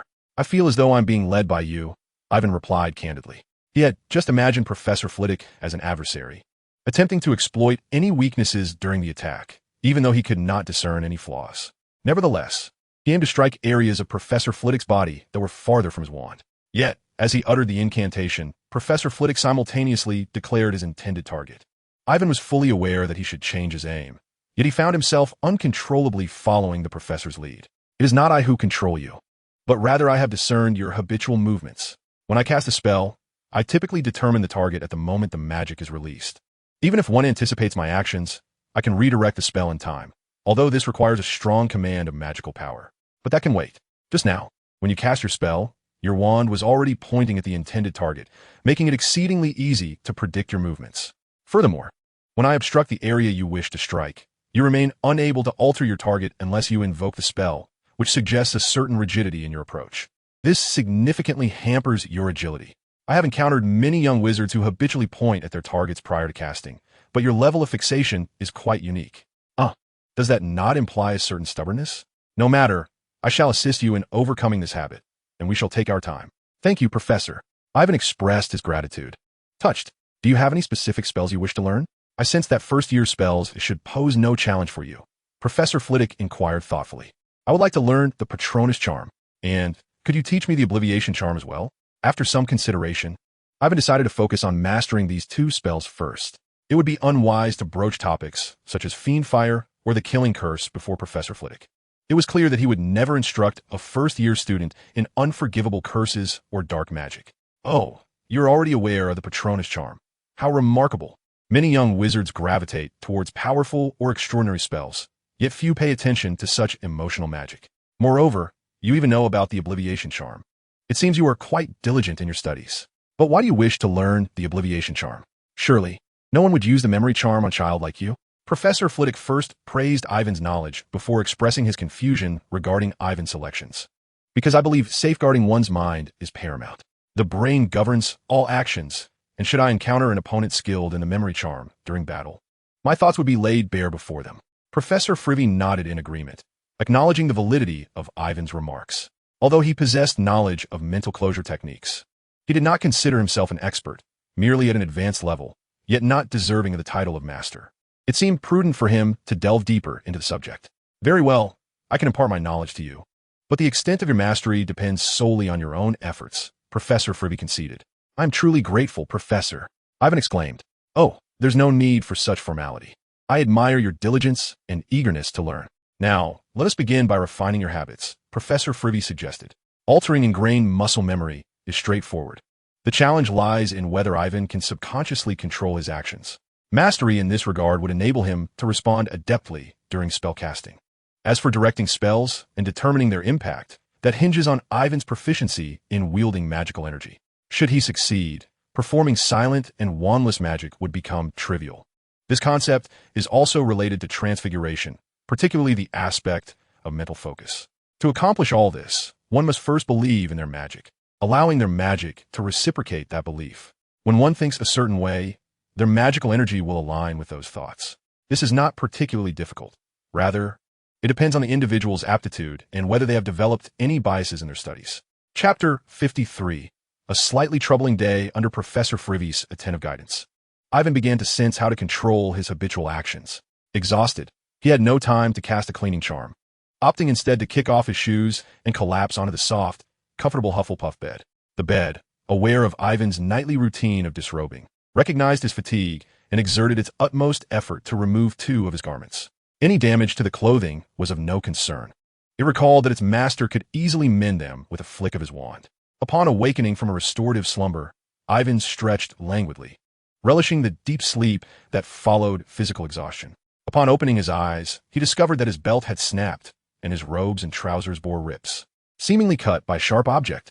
Ivan turned to Iron Egg, who had also awakened, stretching on the floor and blinking sleepily at him. "Iron Egg, did you do this?" Ivan inquired, gesturing towards his disheveled attire. Upon hearing his name, Iron Egg promptly stood upright, placing its tiny paws on its hips, its face brimming with pride, as if to invite praise. "Well done, Iron Egg. You're amazing," Ivan surmised, realizing that the little creature had assisted in removing his clothes to ensure his comfort during sleep. Pleased by the compliment, Iron Egg shook its head contentedly before strutting out of the lounge, exuding an air of triumph. Ivan shook his head in amusement, throwing off the blanket and preparing to rise for a meal. However, upon leaving the warmth of his bed, he was startled to discover that Iron Egg had completely stripped him of his trousers, leaving him quite exposed. "Oh well, this little one is already quite clever. I cannot expect too much," he mused. "Ah, Avon, you are awake. Perfect timing for us to grab a bite together. Do you still have this habit of chatting?" In the midst of conversation, the child suddenly noticed Avon's state. At that moment, Avon had just pulled out a pair of underpants and hadn't even had the chance to put them on when someone arrived. "No, it's nothing. You carry on. I'll step out for a moment." Avon hastily turned to block the view, but before he could explain, his roommate interrupted him, leaving behind a cryptic remark and departing without listening to Avon's explanation, which left Avon feeling both shy and speechless. Roommate A. So Avon likes wearing adorable bear underwear. I must tell everyone. And Avon's backside is so fair. At that moment, Avon sensed impending doom. His roommate was quite the gossip. If he exaggerated Avon's embarrassing situation, he'd become the subject of ridicule among the equally gossip-loving badgers for an entire week. Avon quickly threw on his trousers and, like an arrow released from its bow, charged towards his troublesome roommate A. A moment later, Avon departed with satisfaction, having stowed away his nunchaku, leaving behind a trembling badger in the corner. Roommate A. So what if I saw you in your cute bear underwear? Is it necessary to resort to threats? Avon, not far away, suddenly felt a chill run down his spine. "Speak. Are you mocking me behind my back?" "Huh? Mocking? What does that mean? I haven't done anything." Clearly, this genuine English lad was perplexed by the meaning of the dialect from the East. You better not." With that, Avon awkwardly strode away, occasionally tugging at his trousers. Having hastily put them on, his underpants were askew, causing discomfort. Left behind in the corner was a disheveled, unknown badger. Originally hoping this fellow would be ill for a few more days, Avon was taken aback by how quickly he had recovered. Upon encountering Chilo again, Avon couldn't help but feel a mix of guilt and resentment. After all, this individual had dared to use the Cruciatus curse against him. Even if he had cast a soul rend spell in return, what could it accomplish? He was merely a child. How much power could he wield to inflict harm? Yet, if it weren't for the unicorn's talisman, how severely would he have been wounded? Seemingly sensing Avon's unkind gaze, Chilo turned a glance towards the Hufflepuff table. Upon seeing Avon, he shyly nodded, appearing to still embody the timid Professor Chilo. Avon raised his cup in a gesture of respect. He did not comprehend the old wizard's intentions. It seemed that Chilo's health had improved considerably. Was the unicorn's vitality truly that potent? Having consumed 2 dragon fireballs and survived a soul rend spell unscathed. Or perhaps Voldemort had some other healing methods. Seeing this unfortunate soul caused Avon's meal to be fraught with unease, leaving him in a foul mood. Ironically, this oblivious creature approached him. Detecting the mingling scent of sweat and garlic wafting from behind, Avon felt exasperated. "Avon, are you all right? I heard you were injured while I was on sick leave. Thank you for your concern, Professor Chilo. I'm fine, just ambushed by an ugly, foul-smelling mutt. How about you? Is your health still well?" Avon's words caused a shy smile to freeze on Quirrell's face. In Quirrell's mind echoed Voldemort's frenzied roar. "I shall kill him. I shall slay this wretched mudblood. He is unworthy even to be my dog. I must eliminate him. I am fine, and you are well, which is truly delightful." This exchange took place outside the Great Hall, amidst the bustling crowd. Quirrell, compelled by his conscience, uttered a falsehood. "Ah, Professor Quirrell, it is wonderful to see your health restored," remarked Old B, emerging with a jelly pudding in hand, engaging Quirrell in conversation. "Thank you so much for your concern." Professor Dumbledore, Quirrell instantly donned a cheerful facade, continuing to feign nonchalance. Avon thought, how quickly his expression changes. "Farewell, I believe I must attend to my 5th-year class." Quirrell was eager to avoid lingering with Old B. As Quirrell turned away, Avon instinctively raised his hand, tempted to snatch off Quirrell's foul turban. He yearned to witness what would transpire if Voldemort were to be revealed before Old B. However, Quirrell denied him the opportunity. Just as Avon reached out, Quirrell turned back. Resigned, he plastered on a false smile, pretending to wave goodbye to Quirrell, leaving Old B with the pudding and Avon exchanging knowing glances. "Child, would you care to join me for some pudding?" Dumbledore invited Avon into his office. Avon, Chapter 54, A Transaction with Old B. "Child, have you discerned it?" Beneath his crescent glasses, Dumbledore's azure eyes radiated wisdom. "I apologize, Professor. I'm not quite sure what you mean," Avon replied, seated opposite the desk, daintily scooping mango pudding, embodying the image of an innocent and well-behaved child. Dumbledore thought, this child is quite the actor. Enough pretense. You wish to remove Quirrell's turban, did you not? When did you make this discovery? Dumbledore astutely exposed Avon's ruse while posing a question. Well, I am not foolish. When Harry kept pestering me about the Philosopher's Stone, he even compared Quirrell to Professor Snape. Coupled with Quirrell's affected demeanor, it was not difficult to deduce that something was amiss. Clever little one. But weren't you afraid when he sought you out alone? Dumbledore praised Avon while taking a sip of coffee with sugar. Not at all. With you, the greatest wizard in the magical world. Who would dare to act against a student in the castle openly? That would be tantamount to courting death. Avon complimented Dumbledore modestly. Ah, thank you for your praise. But don't you think it is rather risky? What if I had not discovered it in time? Wouldn't that place you in danger? Dumbledore playfully winked. Avon remained silent, instead turning to gaze at a witch holding flowers, who was visiting the portrait of the previous headmaster hanging on the office wall, presenting the flowers to him. The implications of this fact were unmistakable. Very well, you are indeed quite astute, Olby conceded with a shrug. In truth, I summoned you merely to converse. I have been observing you for quite some time, from your very first altercation to the moment Quirrell granted you access to the restricted section to study dark magic. As the elderly bee paused briefly to sip some syrup, he observed Ivan's expression. Noticing that Ivan remained unchanged, he continued, I initially thought you might succumb to the allure of immense power, yet I was pleasantly surprised to see you choose a different path, delving into the rare knowledge of alchemy. Perhaps you have encountered some dark magic, but you have wisely opted against it, which brings me great comfort. With that, Dumbledore, like a mischievous old man, winked playfully. Just tell me directly what you need. I still need to use the restroom. Ivan exclaimed. I detest beating around the bush. Old Dumbledore, with your cryptic words. Ahem. Very well, let us cut to the chase. Do you know what is affixed to Quirrell? The elderly bee cleared his throat, concealing his embarrassment. Based on Harry's account and his state in the Forbidden Forest, it must be that Voldemort, right? Feeling the protective barrier in his mind intact, Ivan spoke candidly. Oh, aren't you afraid of him? Nowadays, wizards hesitate to even utter his name. I trust you know the reason behind this. Afraid of what? He is practically on his last legs. Can he really come and kill me in the dead of night? Besides, if saying his name could summon him to strike, wouldn't countless wizards together uttering it exhaust him? Who does he think he is? Ivan crossed his arms, exuding a demeanor of utter fearlessness. Saint? Who is Dan Yongzi? The Olby appeared perplexed. Then, you must have guessed what I want Harry to do, right? You know about the Philosopher's Stone? Quirrell intends to assist Voldemort in obtaining it, and you orchestrated everything for Harry, the destined one, to thwart this, did you not? Clap, clap. Dumbledore applauded Ivan appreciatively before articulating his intent. Absolutely splendid. Therefore, dear Ivan, I would like to request your assistance for Harry, if you would be so gracious. Of course, this is under the condition that your safety is absolutely ensured. If Ivan hadn't sensed that the protective barrier in his mind remained, he might have believed that the old man was using legitimacy on him. How else could he know what he was about to say? I possess a fair understanding of Hufflepuff's nature. They do not, like Gryffindors, place curiosity before danger. Would you agree? That statement holds merit, Ivan retorted. So, what benefits shall I receive? I mean, what isn't it for me? I'm not going to recklessly throw myself into danger without a life-threatening situation. Although I hold Voldemort in disdain, I'm not foolish. He remains a perilous figure. Why would I willingly expose myself to him? I'm still just a child. Ivan's forthrightness caught Dumbledore off guard. Well, aren't you and Harry friends? Even brothers keep accounts clear. Moreover, you are the one asking for my assistance. As the foremost wizard in the realm, it seems rather unseemly to seek help from a mere insignificant individual like myself. Naturally, I must seek some advantage for myself. Dumbledore, in that moment, felt as though Ivan's eyes had transformed into the shape of galleons. Ha! What a clever little fellow. Well, feel free to make any requests. Dumbledore chuckled with great interest. Feel free indeed. Then, may I borrow the Philosopher's Stone for some research? Of course, Only if you're not afraid I might damage it. May I inquire about your intentions for the Philosopher's Stone? Is it for transmuting stone into gold, or perhaps for the elixir of life?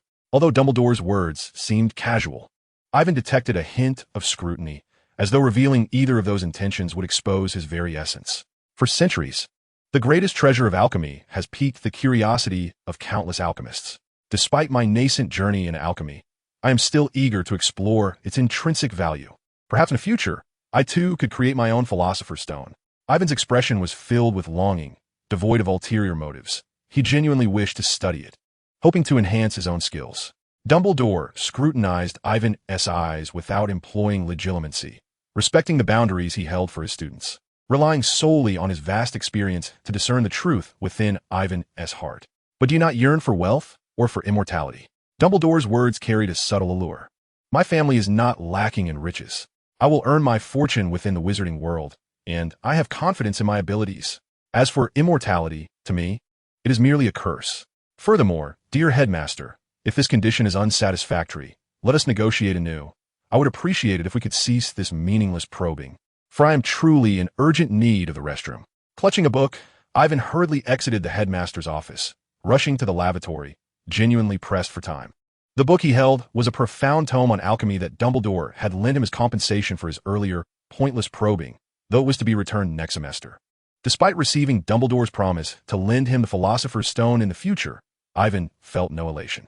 To him, Dumbledore still regarded him with keen interest, simply wishing to use him as a stepping stone in Harry's journey. This notion displeased him greatly. As for the Philosopher's Stone, it was not a matter of Dumbledore's generosity. It was a prize he had fought for. Without his own efforts, he might have only earned a mere compliment for a job well done, while he would have to face Voldemort unprepared. How foolish that would be. If they thought to take advantage of him, they were sorely mistaken. Did they consider him akin to Professor Binns, laboring for Hogwarts for 1,000 years without recompense? What relief! Ivan sighed contentedly as he fastened his trousers, clutching the book as he departed, having been truly distressed. That Olby can certainly prattle on. Chapter 55. Ivan bribing the headmaster. Hello, Hagrid. How is Norbert? Now that he had recovered, Ivan could not miss the chance to visit Hagrid, especially after seeing the candies Hagrid had sent him while he was bedridden. Hey, Ivan, I'm so glad to see you well. You scared me half to death when I arrived, but thankfully, you're all right. Hagrid, who was chopping wood, immediately set down his work and enveloped Ivan in a hearty, suffocating embrace. Fortunately, I have a strong constitution. I didn't easily succumb. After escaping from Hagrid's embrace, Ivan took a deep breath and spoke. What about Norbert? I wish to procure a sample of his blood. I have something in mind. Hagrid, with a sense of instinctive concern as a passionate enthusiast of magical creatures, felt a pang of sympathy for Norbert, cherishing every little darling. However, he also understood that it was trivial for Norbert. After all, a baby dragon in the wild can fight amongst its kin, emerging bloodied yet unscathed, and after a few days of nourishment, no scars would remain. Moreover, it was unthinkable that Ivan intended to drain Norbert of his blood entirely. Norbert, come here. The now sizable Norbert, nearly as large as Fong, heard Hagrid's call and scampered out from the nearby forest alongside Fong. Yet, upon seeing Ivan, he hesitated momentarily. Ultimately, Ivan departed with a vial of dragon blood. Despite Norbert's woeful expression, I knew as soon as he arrived, it could only mean trouble. Though Ivan had left behind a generous portion of beef, the little dragon still felt unjustly treated. Inside the room of requirement, Ivan meticulously inscribed runes onto the parts of his firearm, intent on transforming it into an alchemical apparatus. In the Forbidden Forest, if his gun were indeed an alchemical tool, then Quirrell would lack the strength even to cast Avada Kedavra against him. The breath of a dragon at close range was no trifling matter. With the influx of magical energy, the runes activated, and amidst a cascade of light, a brand new alchemical firearm was successfully forged. After its metamorphosis into an alchemical artifact, the gun's coloration transformed into a striking blend of black and gold, with the silver floral patterns now a brilliant gold, and the wood grip resembling obsidian glass, adorned with a faintly shimmering magical emblem. This was all the result of the magical influence. Fundamentally, the materials remained unchanged, but the magic had induced a remarkable transformation. Now, it was time to seek someone to address the most pressing issue. Early in the morning, Ivan sent a letter via Hedwig to his store in Scotland, specifically established for him, requesting 2 bottles of fine wine. To facilitate his social dealings at school, his family had prepared a total of over a dozen shops for him, Professor Flitwick, may I come in? The badger peered in. The door to Professor Flitwick's office was ajar, and after knocking twice, Ivan cautiously glanced inside. Professor Flitwick, finding himself with a moment of leisure while reading a newspaper, smiled warmly upon seeing Ivan and beckoned him inside. Ivan, what brings you here? Come, have a seat. Well, I have a small matter I'd like your assistance with, but I feared it might be against the rules, so I thought I'd offer you a little bribe. Ivan stated candidly, leaving no room for ambiguity regarding his intentions.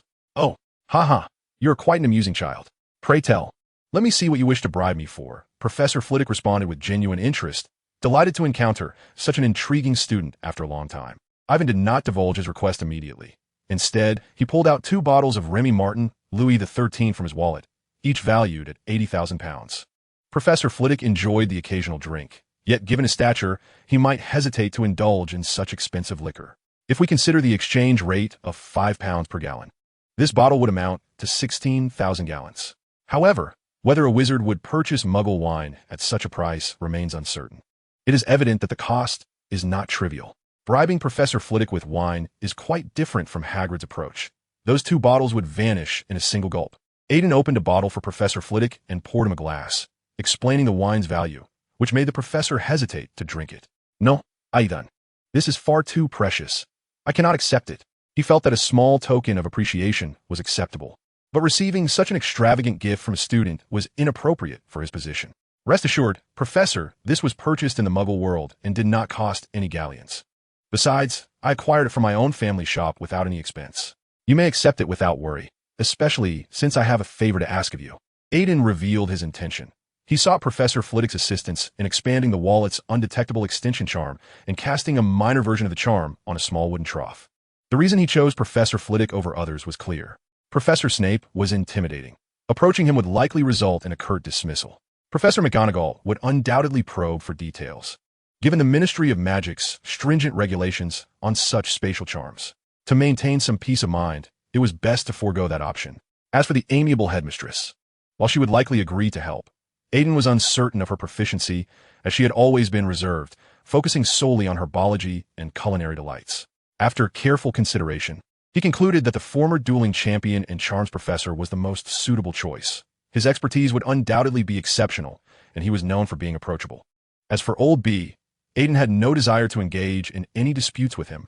In the end, Aiden left contentedly with 2 enchanted items. His wallet now possessed an impressive 500 cubic units of space, while the wooden trough contained 1 cubic unit.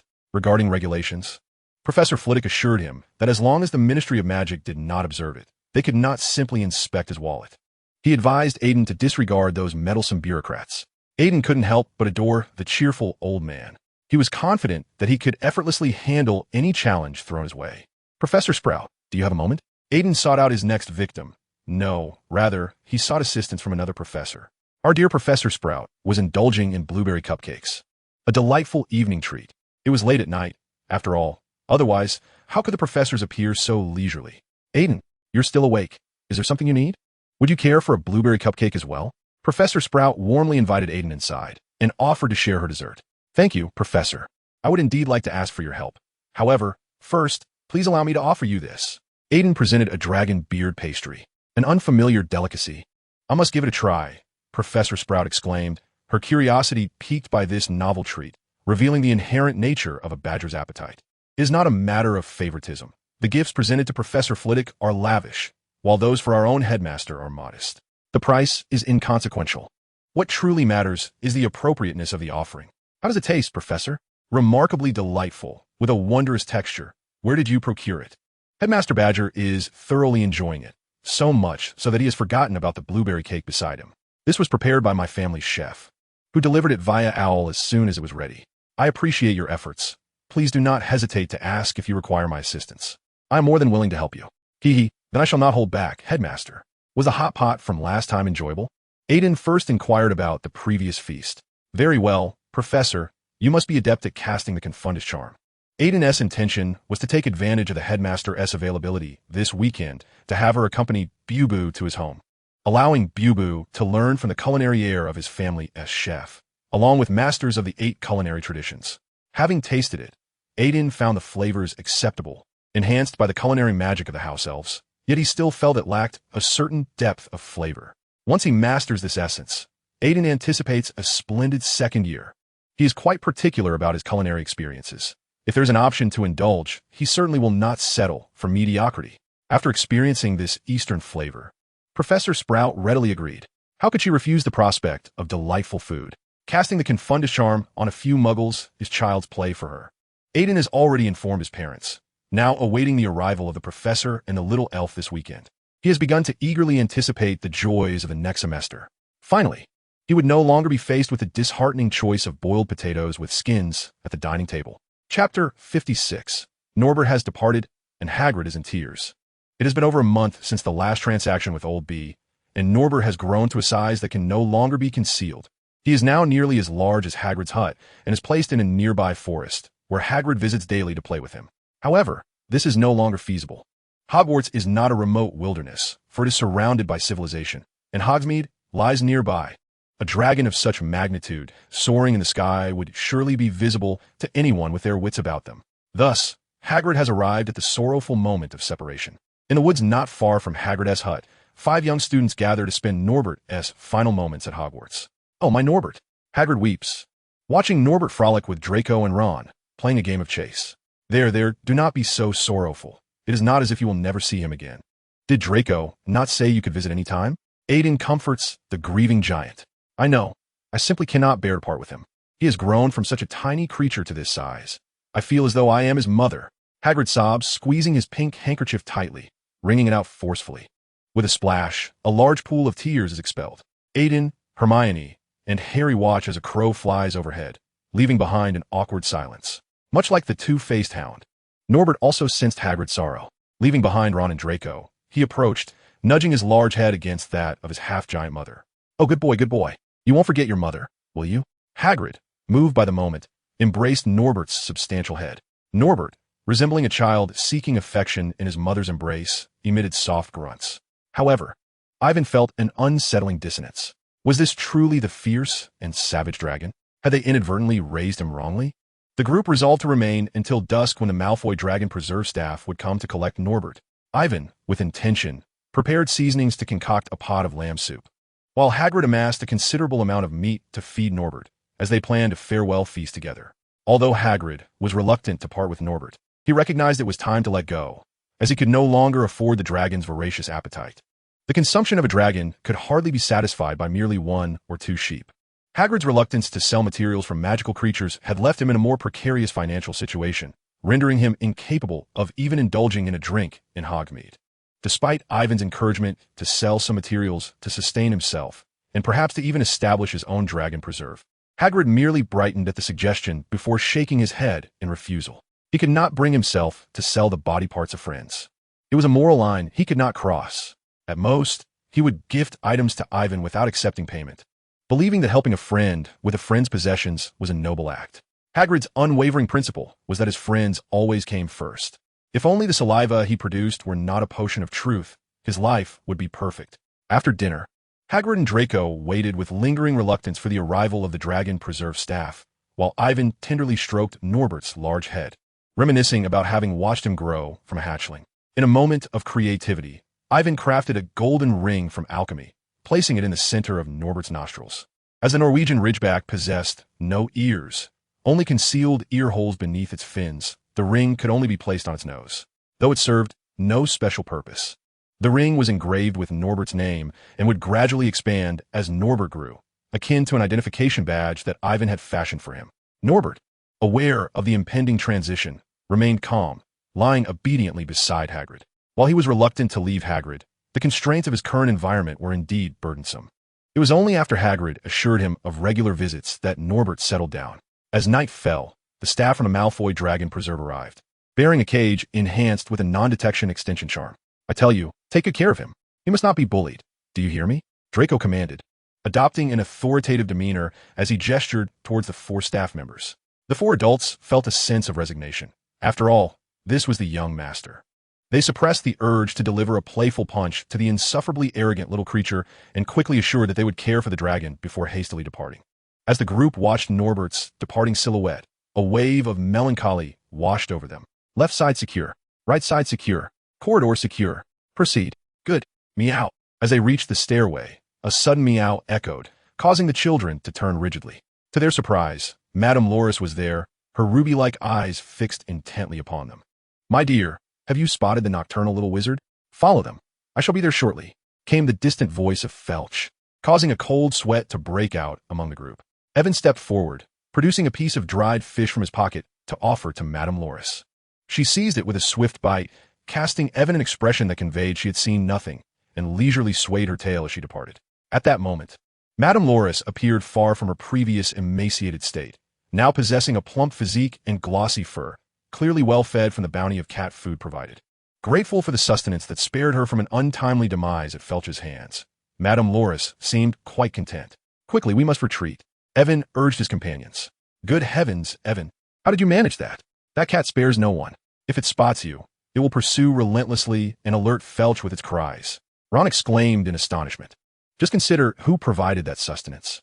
Having partaken of my food, it is only right that it grants me certain privileges. Otherwise, all those cat kibbles, treats, and cans would be for naught."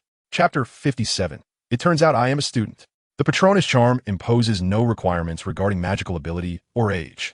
It primarily hinges on one's mastery of emotion. Though it may sound straightforward, it stands as one of the most formidable and ancient defensive spells in the wizarding world, renowned for its power. Moreover, successfully casting the Patronus charm is notoriously challenging. Only a select few wizards can conjure a fully formed Patronus. Most are limited to the basic form. Professor Flitwick's wand tip emitted delicate silver light as he demonstrated for Evan. "Professor, can you summon a fully formed Patronus?" Evan inquired, curiosity piqued. In his previous life, he had never taken note of what Professor Flitwick's Patronus might be, making him quite intrigued. "Indeed," the professor replied, gently waving his wand. The strands of silver magic intertwined, forming an elegant and lively silver fox. The fox leaped gracefully through the air, landing before Evan with a flourish. Gazing into the fox's eyes, Evan realized that Professor Flitwick's Patronus was not merely a figment of magical energy, but seemed imbued with life. The fox's eyes sparkled with the vitality of a true creature, devoid of the lifelessness of a mere puppet. "Professor, it is alive, isn't it?" Evan asked. The silver fox tilted its head, glancing at him before vanishing into the air.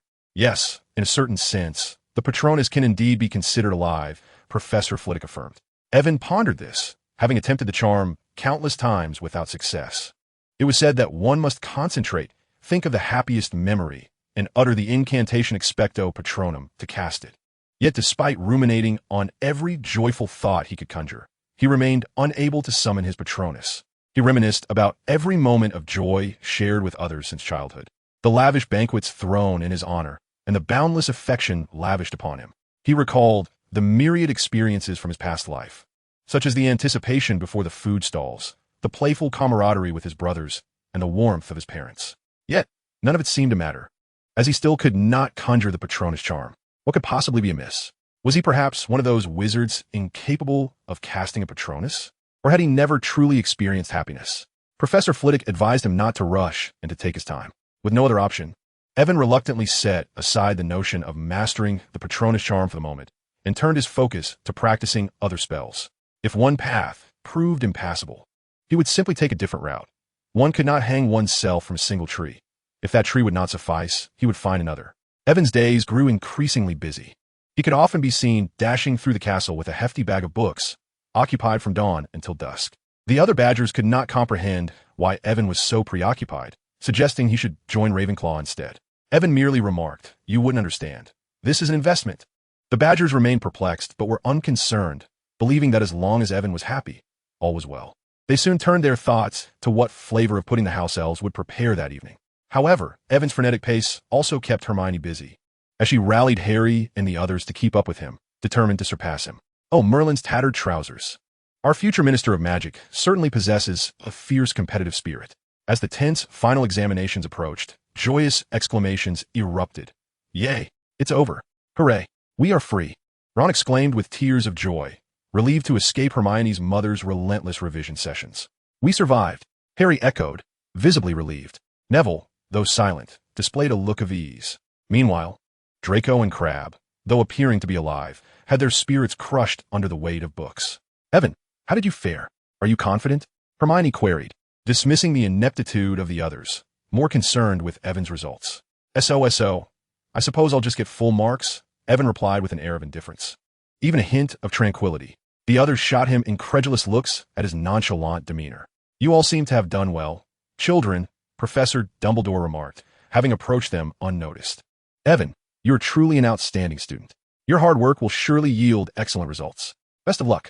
With a wink, Dumbledore departed. Evan understood the implication, but could not help but muse. Indeed, I am still but a student. If it weren't for that, I might think I were a beast. Exhausted to this state, how could I possibly resemble a human?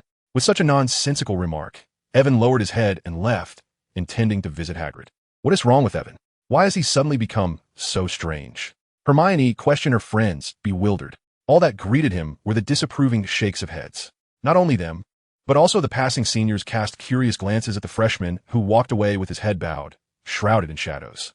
Alas, if it weren't for that stone, I would bother with you at all, Evan muttered under his breath as he walked.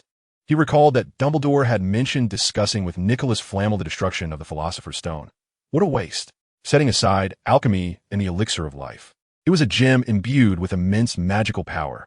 If one were to create an alchemical instrument to harness its magic, it would be akin to possessing an everlasting power bank. Such a uniquely beneficial treasure, and yet it was to be destroyed. How regrettable. However, one could understand the decision. Who could foresee how many lunatics might resort to madness for the power of the stone? This action could indeed prevent future calamities. Hey Evan, how'd you do on your exam? What is wrong with you? Hagrid, sitting at the entrance, was peeling peas into a large wooden bowl. It's nothing. Just suddenly feeling a bit troubled, like a donkey in a production team, Evan replied, taking a seat beside Hagrid and helping with the peas. You mean you're quite busy, right? Yes, you guessed it correctly, Evan said, surprised that Hagrid had actually hit the mark. They engaged in casual conversation, touching upon topics from Alfred and Norbert to the unicorn charm Evan had received. It was a rather peaceful scene until three audacious little ones barged in. Hagrid, we need to ask you something urgent. And Evan, you're here too. Perfect. I can prove something to you soon. Harry exclaimed, breathless, not forgetting his earlier intent to reveal Snape's secrets to Evan. Evan rolled his eyes, calmly observing Hagrid as he smoothly divulged information about Ron Weasley dozing off at a music concert, then gazed regretfully at the trio as they hurried away. He vowed that once his skills matured, he would have to test Hagrid's saliva. He suspected that Hagrid didn't grow up on truth serum, but rather that his saliva was the truth serum. I must go check on them. Farewell, Hagrid. I will keep an eye on them, Evan said as he stood and bid Hagrid goodbye, preparing for the night's endeavors. With such lovely weather, what are you three Gryffindor youngsters doing indoors instead of playing outside? Professor Snape appeared silently behind the trio, startling them so much that their faces turned pale. Vouvet. Hermione wanted to explain, but she stumbled over her words, only managing an awkward glance at Snape's scrutinizing gaze. Snape replied, let me see what you can say. Luckily, I haven't deducted any points from Gryffindor today. You must be careful, or others will think you're up to no good. Snape, having unfinished student assignments to grade, had little time to tease the trio and turned to leave, his robes billowing behind him like a bat in low flight. Evan happened upon this scene, just in time to hear Harry mention their plan to thwart Professor Snape that night. With a resigned sigh, he recalled their previous conversation. They had repeatedly declared their intention to thwart Professor Snape. Yet was their plan merely to leap and strike at his knees? At times, it was little wonder that the Slytherins held the Gryffindors in disdain. Their reckless bravado often disregarded the consequences. Chapter 58, The Sorcerer's Stone, Part 1. The robes were somewhat cumbersome, so Ivan opted for a more agile outfit, facilitating movement, and meticulously checked his gear. Everything was perfectly prepared. Ambushing a feeble old monster should pose no challenge. Moreover, having a protagonist from the original story as a fortunate charm should ensure success. Upon his return, Ivan employed a dark technique from the Tome of Shadow Magic to create a highly corrosive curse, which he applied to the blade of his Tonto. However, he found himself puzzled as to why his mother had purchased that supply shop, which inexplicably sold Mummy's scalp. As for the dried pufferfish and lizard, that discussion could wait. On this moonless night, shrouded in ominous clouds, it was indeed fitting for the protagonist to vanquish the villain, heralding the dawn of clarity. Once the lights were extinguished, Ivan, equipped and ready, stealthily exited the Hufflepuff common room, making his way to the forbidden area on the 4th floor. Upon reaching the 2nd floor, he encountered a feline obstacle. Madame Loris lounged at the staircase, lazily eyeing Ivan. Sensing the moment, he produced a morsel of dried fish as a toll for safe passage. With her appetite satiated, Madame Loris gracefully retreated. After ensuring that Filch was not in the vicinity, Ivan quickened his pace. having evaded the mischief of Peeves. He finally reached the forbidden area on the 4th floor, uncertain if he had arrived too late. The three-headed dog, Fluffy, kept a vigilant watch over the trapdoor, as Hagrid had instructed it to guard the entrance. However, 2 groups had entered that night, and Fluffy intended to guard the entrance fiercely, ready to bite anyone who emerged. With a bold demeanor, Ivan entered, pinching his nose at the mess Fluffy had made, but he felt no fear. As Fluffy's gaze fell upon him, a low growl emanated from one of its heads. The 3 heads collectively pondered the unusual circumstances of the evening, each questioning why their authority was being challenged. Unperturbed by Fluffy's menacing stare, Ivan casually produced his harmonica, serenading the creature with a rendition of the sound of silence. At the moment the music began, Fluffy, who had intended to devour Ivan, found its eyelids growing heavy, succumbing to slumber as the harmonious notes filled the air. Ivan continued to play, using his wand to magically lift the trapdoor and leap down. Fluffy's peculiar condition was evident. The moment the music ceased, it would awaken, full of energy once more. However, the headmaster truly exhibits thoughtfulness, having installed such a soft net at this great height, lest one should fall and injure oneself. The fluorescent lights shimmered under the bright glow as the net gently released Avon. Moving forward, Avon arrived at the checkpoint that tested flying skills. He glanced at the few battered brooms on the ground, and then at the multitude of keys soaring above, ultimately deciding against mounting that troublesome contraption. He had had more than enough of flying lessons. He vowed to create a replacement of his own, perhaps a flying carpet or sword. Issuing convention. Avon encased himself in an iron armor spell and drew forth his dragon breath wand, aiming it at the lock. Boom! The old iron lock melted away under the intense heat of the dragon's breath. Indeed, the unlocking spell had been cast, yet it had not specified that one could not resort to brute force. Having passed the second challenge, he reached the third, where Wizard Chi awaited. The black and white pieces were meticulously arranged on the chessboard, while Ron lay forlornly on the ground, having been struck down. Surely, nothing disastrous had occurred. Avon considered stepping closer to investigate, but was halted by the soldiers' banners. It appeared that victory was not a prerequisite for anyone involved. If you insist on this, I may just resort to cheating, Avon thought. Admittedly, he had played before, yet his skills were lacking. If he were to play chess, it would likely consume a great deal of time, and by then, Harry might have already finished. In that case, the Philosopher's Stone would not count as his reward, and he needed to act swiftly. Hey, do you wish to challenge, Father? Avon brandished a pufferfish and lizard jerky at a group of Wizard Chi pieces. However, no one paid him any heed. Fine, you leave me no choice. Avon began to chant, and the lizard jerky glowed with a green radiance. Cough, just kidding. The peculiar notes ceased, and a flurry of green magical beams struck the soldiers of Wizard Chi, instantly shattering them to pieces. Wizard Chi, you can't afford to play. With his magical energy limited and his ammunition finite, employing a prepared air spell, which did not deplete his physical stamina, was most fitting at this juncture. Although he had obliterated all the chess pieces, the magic reserves stored in the lizard jerky had been exhausted. He had utilized a consumable type of air spell, one of which he had yet to master for prolonged duration, blowing out the magical mist enveloping the pufferfish jerky like a Western gunslinger extinguishing a revolver.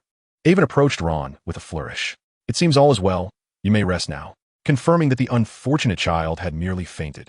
Avon quickened his pace deeper into the realm. Oh, be cautious, reckless little witch. Avon, what are you doing here? Hermione exclaimed, her eyes wide with surprise, clearly not expecting to encounter him. I overheard Harry mention he would come tonight while we were in the corridor. I was concerned and decided to check on you. I intended to speak with you, but you all dashed away like rabbits. Avon raised an eyebrow at Hermione, who appeared slightly embarrassed. By the way, Harry has gone to stall Snape. Avon, we must hurry to inform Dumbledore. No need for that. I will assist Harry. You should awaken Ron and summon Professor McGonagall and the others upstairs. By the time the owl reaches the Ministry of Magic, we will have consumed both bowls of the memory soup. Indeed, let's seek out Professor McGonagall first. I am grateful for your reminder. However, are you truly determined to go? Despite her anxiety, Hermione could not help but express concern for Ivan, neglecting the fact that Ivan knew Dumbledore had gone to the Ministry. Furthermore, what exactly is the memory soup? I must admit, I am somewhat more capable than Harry. Whether we emerge unscathed depends on how swiftly your reinforcements arrive. Enough talk. Hurry along. Yet, the door ahead is barred by flames, and we have no potions left. How will you manage? A trivial matter. Be quick. A mere wall of fire cannot deter me, or else all my studies this term would be in vain. Move quickly. Seeing Ivan's determination, Hermione could only leave him with a warning to be cautious before she hurried away. Having successfully dispatched this inquisitive young lady, Ivan too hastened towards the final barrier. Chapter 59. The Philosopher's Stone, Part 2, Faint. Faint. Faint. This caused an enormous lump to form atop the already small head of the troll, a swelling far larger than its head itself. Just moments ago, as he passed through here, he noticed the troll showing signs of awakening. So to prevent any mishaps, he continued to administer some fainting spells to the creature. Troll, is there no one to speak for me? I was brought here against my will. As for the purple wall of flames before him, Ivan retrieved the dragon breath canister, activated its charging mode, and tossed it into the fire. He did not believe this wall of flames to be infinite. It surely required the absorption of surrounding magical energy to sustain itself. If he could siphon a gap in the flames before they could draw on the magic to recover, he could pass through, since the fire resistance potion allowed passage. It indicated that this magic was not insurmountable. With the fire wall no longer obstructing his path, Ivan cautiously descended to the lowest level. What do you see? Upon successfully reaching the destination, the first voice Ivan heard was Quirrell's, filled with excitement. Ivan stealthily crept forward from behind a pillar at the entrance, uncertain of the purpose of this room filled with so many columns. However, this also provided him ample opportunity to conceal himself. Regrettably, he had not mastered the disillusionment charm. Otherwise, he would have felt even safer. His cold, raspy voice echoed through the space. With no outsiders present, Voldemort dropped his facade, directly exposing Harry's deception. At Voldemort's behest, Quirrell removed the astonishingly fragrant turban, revealing a ghostly face on the back of his head. Harry, gripped by terror, had never encountered such a visage. The face was chalky white, with a pair of crimson eyes beneath two thin, snake-like nostrils, leaving one to wonder about the ease of his breathing. The cold, deep voice of Voldemort resounded, feeling the intense, burning sensation of his forehead scar. Harry had already deduced that the grotesque being before him was the very source of his parents' demise. Voldemort. As Harry gazed unblinkingly into Voldemort's eyes, Evan surmised that the old fiend must have begun employing the legilimency technique. Even in his weakened state, extracting the memories of an 11-year-old child within mere minutes would pose no challenge. That object is in your pocket. Hand it over to me, Voldemort coaxed Harry. No way, Harry defiantly shouted, turning on his heel to flee. Kill him. Voldemort, enraged, commanded Quirrell to eliminate the boy and seize the stone. Obeying the order, Quirrell lunged at Harry, attempting to strangle him, during which the Philosopher's Stone flew out of Harry's pocket. Target acquired. Move. Evan snatched a broken table nearby and cautiously advanced. In his struggle, Harry noticed the upright table sliding toward the stone beside him. Quirrell and Voldemort also recognized the unfolding situation, momentarily taken aback, causing Quirrell's grip on Harry to loosen. At that moment, 3 pairs of eyes fixated on the moving table approaching the Philosopher's Stone. Evan, still peering cautiously, reached out to retrieve the stone on the ground, only to suddenly notice the other 2 figures in the room watching him. Good evening, Harry, Professor Quirrell, and Mr. Voldemort, he said, maintaining his posture as he reached for the stone. It's you, Quirrell exclaimed in shock. Indeed, surprise, surprise. Kill him and get the stone.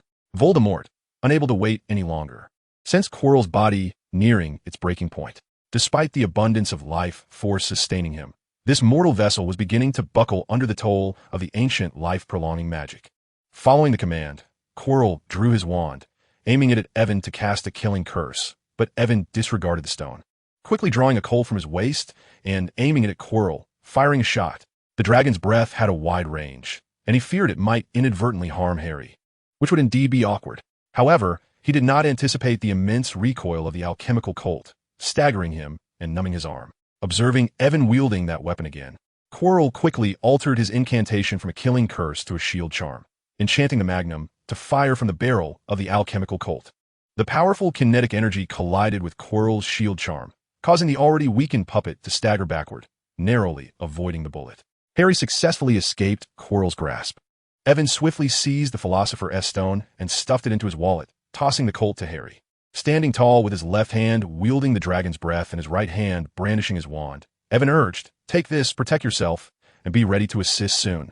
He then advanced toward Quirrell. A series of 4 stunning spells were cast, all thwarted by Quirrell's silent shield charm.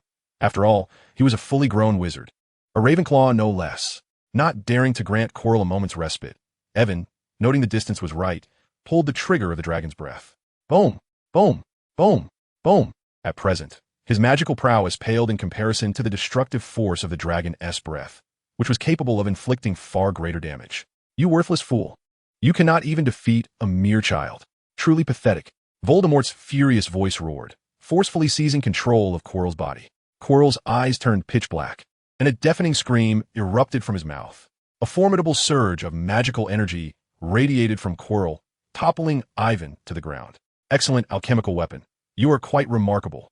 He mused, yet as he spoke, a surge of green magical light surged toward Ivan. Raising his wand, Ivan conjured a whirlwind that enveloped him, narrowly evading the onslaught. Harry, I need backup, Ivan called out.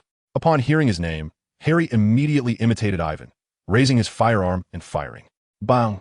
Ouch! Harry was taken aback by the tremendous recoil, losing his balance and tumbling over. Nevertheless, the enchanted magnum successfully pierced Quirrell's kidneys, creating a gaping hole in his side. A heart-wrenching scream echoed, though it was unclear whether it was Quirrell or Voldemort who was in pain. With the immediate threat averted, Ivan swiftly unleashed another dragon breath round at the pained Voldemort. This shot found its mark, igniting Quirrell and turning him into a sieve with a hail of steel pellets. Ivan's other hand was not idle. He traced a circle in the air, summoning a fireball that crackled and hissed as it struck Quirrell. The azure and emerald needles, the blades of the broken magic, in hues of blue, green, and purple, were unleashed upon Voldemort. His mastery of both black and white magic was unleashed in a torrent. Yet, the damage inflicted was somewhat disappointing. Ultimately, his magical prowess was still inadequate. Voldemort, however, seemed impervious to pain. One could envision a visage twisted in rage, as if poised to rend you apart, yet emitting anguish howls. The stark contrast between his face and his cries was jarring. Quirrell was in this very state. Voldemort had completely forsaken him, extinguishing the flames engulfing Quirrell, and a disarmament charm struck Ivan, sending him flying to land beside Harry, his wand and firearm scattering away. Fortunately, the power of the dragon breath had diverted most of Quirrell's magic to sustain the iron armor charm, leaving Voldemort devoid of the magical energy required to cast a killing curse. You monster! Harry shouted as he staggered to his feet, seeing Ivan beside him. He raised his handgun once more and pulled the trigger. Bang! Already. Quirrell's body seemed to possess no excess magical energy. Only a thread remained to sustain his decaying form, propelled by Voldemort's control toward Harry. Just as Harry and the disoriented Ivan managed to rise, they beheld the charred, nearly carbonized Quirrell lunging at them, his hands gripping their throats. Ivan was astonished that this ancient fiend refused to perish. He pondered what method Quirrell had employed to maintain such resilience, despite his body being on the brink of collapse, still possessing the strength to choke them.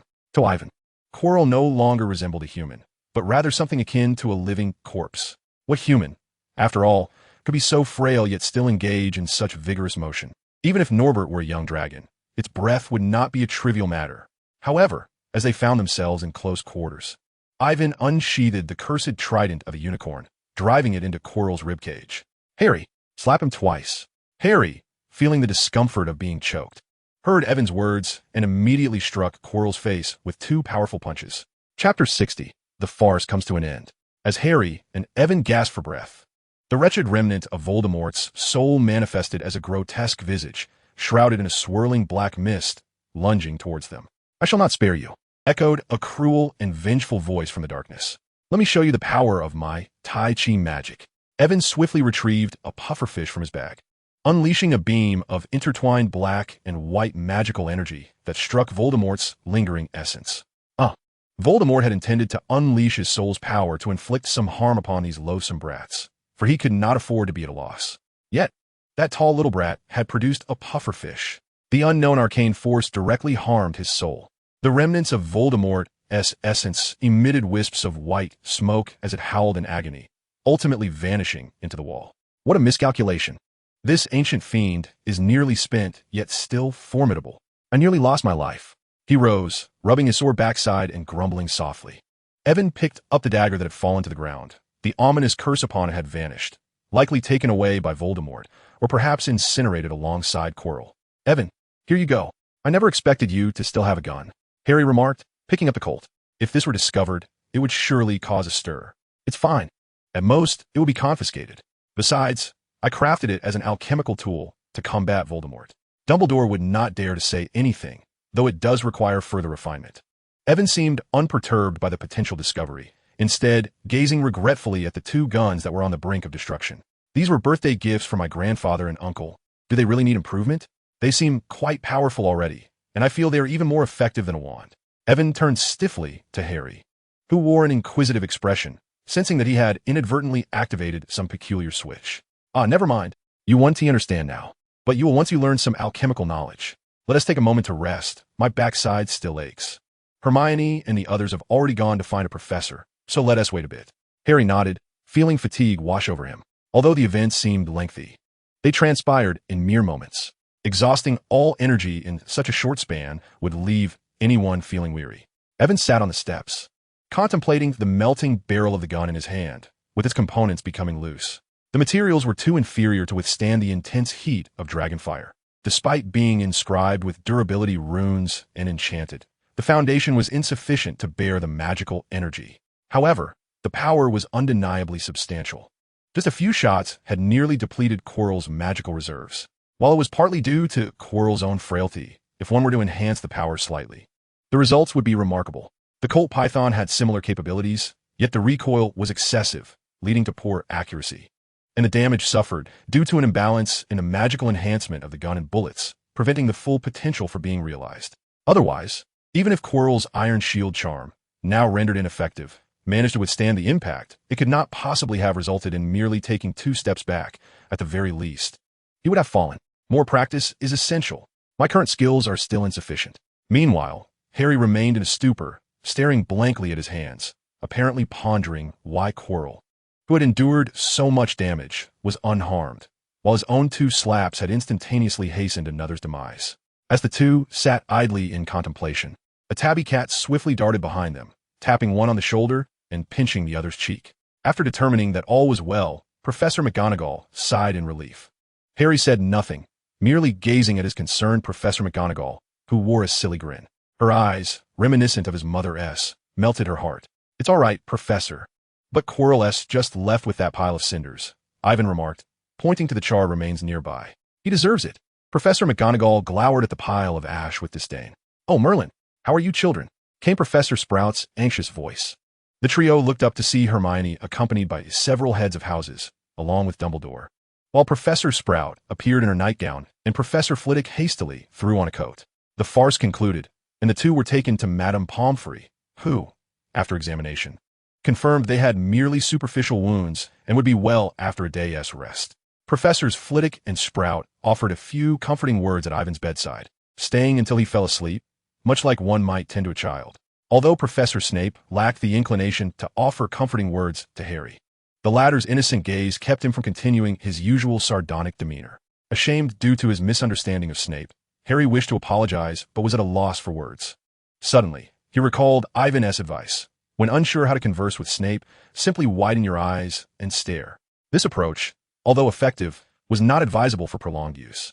Initially, Snape was reminded of Lily's eyes, but as time passed, the unblinking stare from the boy became increasingly unsettling.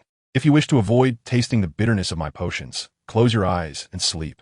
Snape finally snapped, unable to endure the intensity of Lily's gaze reflected in Harry's. Thank you, Professor Snape, Harry managed to say, closing his eyes to prepare for sleep. In truth, he was on the verge of exhaustion himself. Meanwhile, Professor McGonagall, who had remained silent, wore a perplexed expression, intrigued by the peculiar interaction between the two. Upon awakening, Ivan noticed an array of gifts had accumulated at his bedside, likely tokens of consolation from his classmates. Yet, having slept uncomfortably, he yearned for the warm embrace of sunlight outside.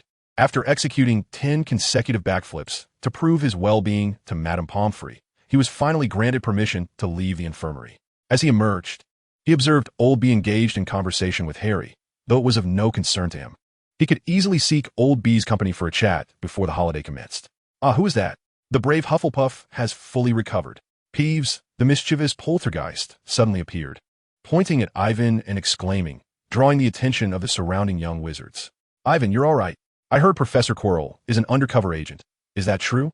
They say you single-handedly defeated him. Is that real? It must be true. Just look at Professor Quirrell's usual pitiful demeanor. He certainly wouldn't stand a chance against Ivan. A multitude of young wizards surrounded him, chattering away, predominantly the thrill-seeking Gryffindors and the gossiping Hufflepuffs, with fewer Ravenclaws and hardly any Slytherins present. Ivan, how could you accomplish such a feat without including me? However, this remark came from Slytherin. Young Master Malfoy, with an expression of indignation, approached Ivan to demand an explanation. Well, it was an unexpected situation. There was no time to summon you, but I promise to include you next time. After much coaxing, Ivan managed to placate the proud little ferret, as he had assured Malfoy that during the upcoming holiday, he would invite him over, coinciding perfectly with the Barcelona Olympics, allowing Draco to witness the sports activities of ordinary people. As the first academic year drew to a close, the end-of-year banquet promised to be a unique affair. Chapter 61, the end-of-year barbecue feast. So, you intend to suggest the destruction of this object? Ivan toyed with the red gem in his hand, gazing calmly at the old man with a white beard before him. Indeed, my old friend and I share the same sentiment. While this item is undeniably precious, its existence in the world only fuels insatiable greed. To prevent certain individuals from succumbing to their avarice, it is best to destroy it. Dumbledore felt his words were quite profound, yet he wondered why this exceptionally bright child, who had excelled in every subject and whose wisdom far surpassed that of his peers, regarded him with such an enigmatic expression.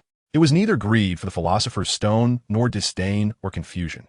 Rather, it seemed to convey something beyond Dumbledore's comprehension. Ivan's expression was utterly unmasked. Fine, fine, is your possession. How you choose to dispose of it is entirely your prerogative. Why engage me in philosophical discourse? Do you fear I might covet it? What use would that serve? Am I capable of seizing it or stealing it? I summoned you here under the impression that there was something of great import, only to have you ramble on for ages. Essentially, to convey that you intend to destroy it. What nonsense! I am not unaware of that, although I did not explicitly mention my awareness. Was it truly necessary to prattle on for so long? Just moments ago, Ivan had been in the kitchen, assisting several young badgers in threading treats for the house elves, intending to host a barbecue for the entire school before his departure. However, upon his arrival, he found himself regaled with tales of old B's amusing school days, discussions about the tastiness of certain candies, and reminiscing about the past with Nicholas Flamel. Ivan rose from his seat, planning to leave as soon as Dumbledore indicated that all was well. What a trivial matter that it delays his preparations for the barbecue. Furthermore, there is one last thing, dear child, that I believe might pique your interest. Dumbledore retrieved a tome from beneath the table, a volume thicker than any spell compendium, and slammed it onto the surface, producing a resounding thud that startled Fawkes, who had been dozing nearby. What is this? Oh my! Aiden glanced curiously at the cover, which bore the title The Alchemical 600 Years by Nicholas Flamel. You guessed it correctly. This is the lifelong work of my dear friend, who wished to preserve his alchemical insights for posterity. Thus he penned them down. Now, I entrust this to you, hoping you will make good use of it. Dumbledore then playfully winked at Aiden. No way. Such a precious item is being bestowed upon me. Why? Aiden inquired, perplexed. No, dear child, you are overthinking it. This is merely a compilation. There exist 6 additional volumes, from which more copies may eventually be derived to guide future alchemists. However, the sole original is entrusted to you, and how you choose to treat it depend upon your own heart. Well then, may you and your friends find everlasting joy.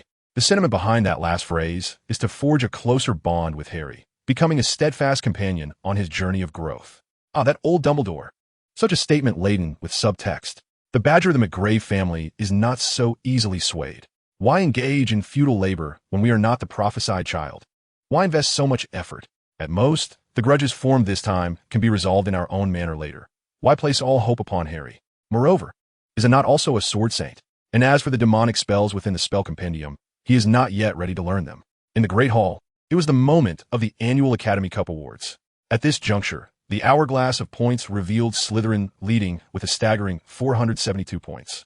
Gryffindor languished at the bottom with 312 points. Hufflepuff held 352 points in third place, and Ravenclaw claimed second with 426 points. The Slytherin contingent erupted in jubilant cheers, with Draco standing to give Harry and the others a mocking gesture of triumph. Such a look, anyone would wish to give him a jolt. However, I believe a recent event must also be considered. Indeed, he is hungry. And now, the final recipient, Mr. Aiden McGrave. Upon hearing Professor McGonagall call his name, Aiden sprang up in surprise.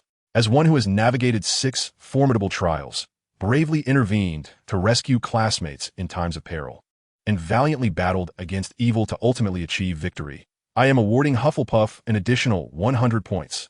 The hall erupted with cheers once more, even Draco, who had just witnessed the Sword Saint snatch the Slytherin House Cup by a mere 10-point margin, snapped out of his stupor to applaud Aiden. The little Badgers, though clapping as well, were not as exuberant as the other houses. However, a few little Badgers surrounding Aiden cheered heartily, expressing their joy for him.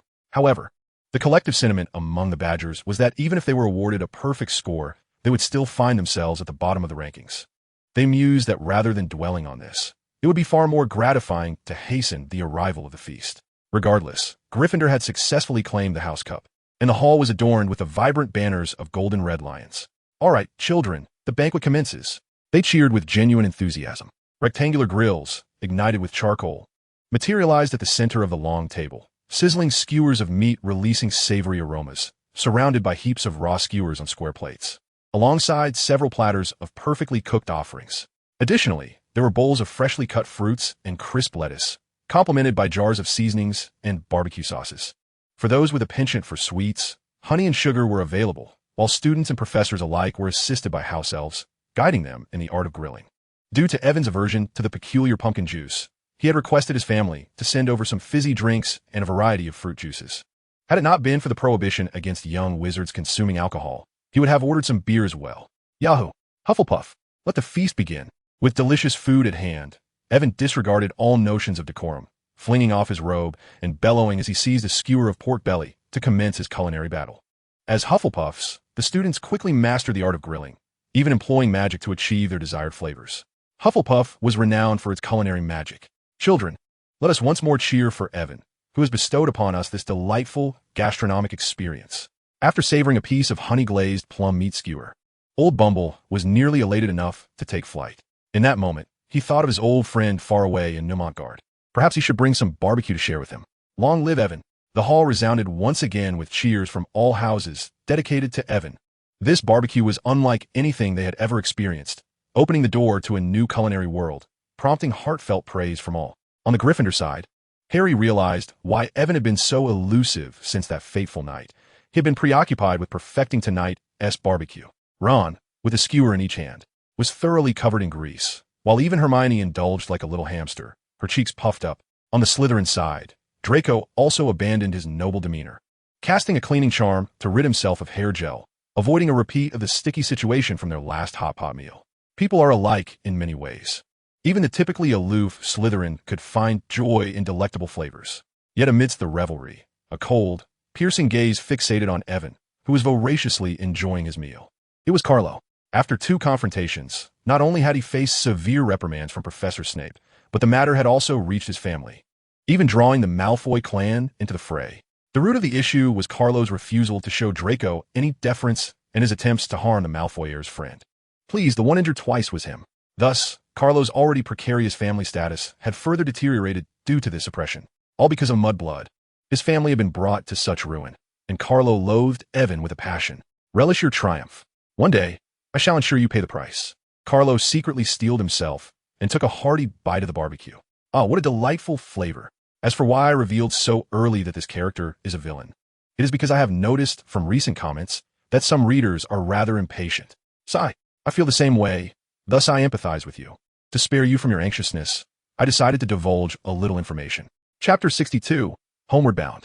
The banquet was in full swing when Harry and Ron, skewers in hand, approached the Hufflepuff side to find Ivan. What about me? If that day truly comes, I would utilize the Malfoy family's influence to hide Ivan away. Draco suddenly appeared. Wow, how do you appear and vanish like that? Ron almost dropped his skewer in fright. Oof. The young master raised his chin haughtily, clearly still brooding over the missed opportunity at the House Cup. Indeed, Ivan, aren't you worried?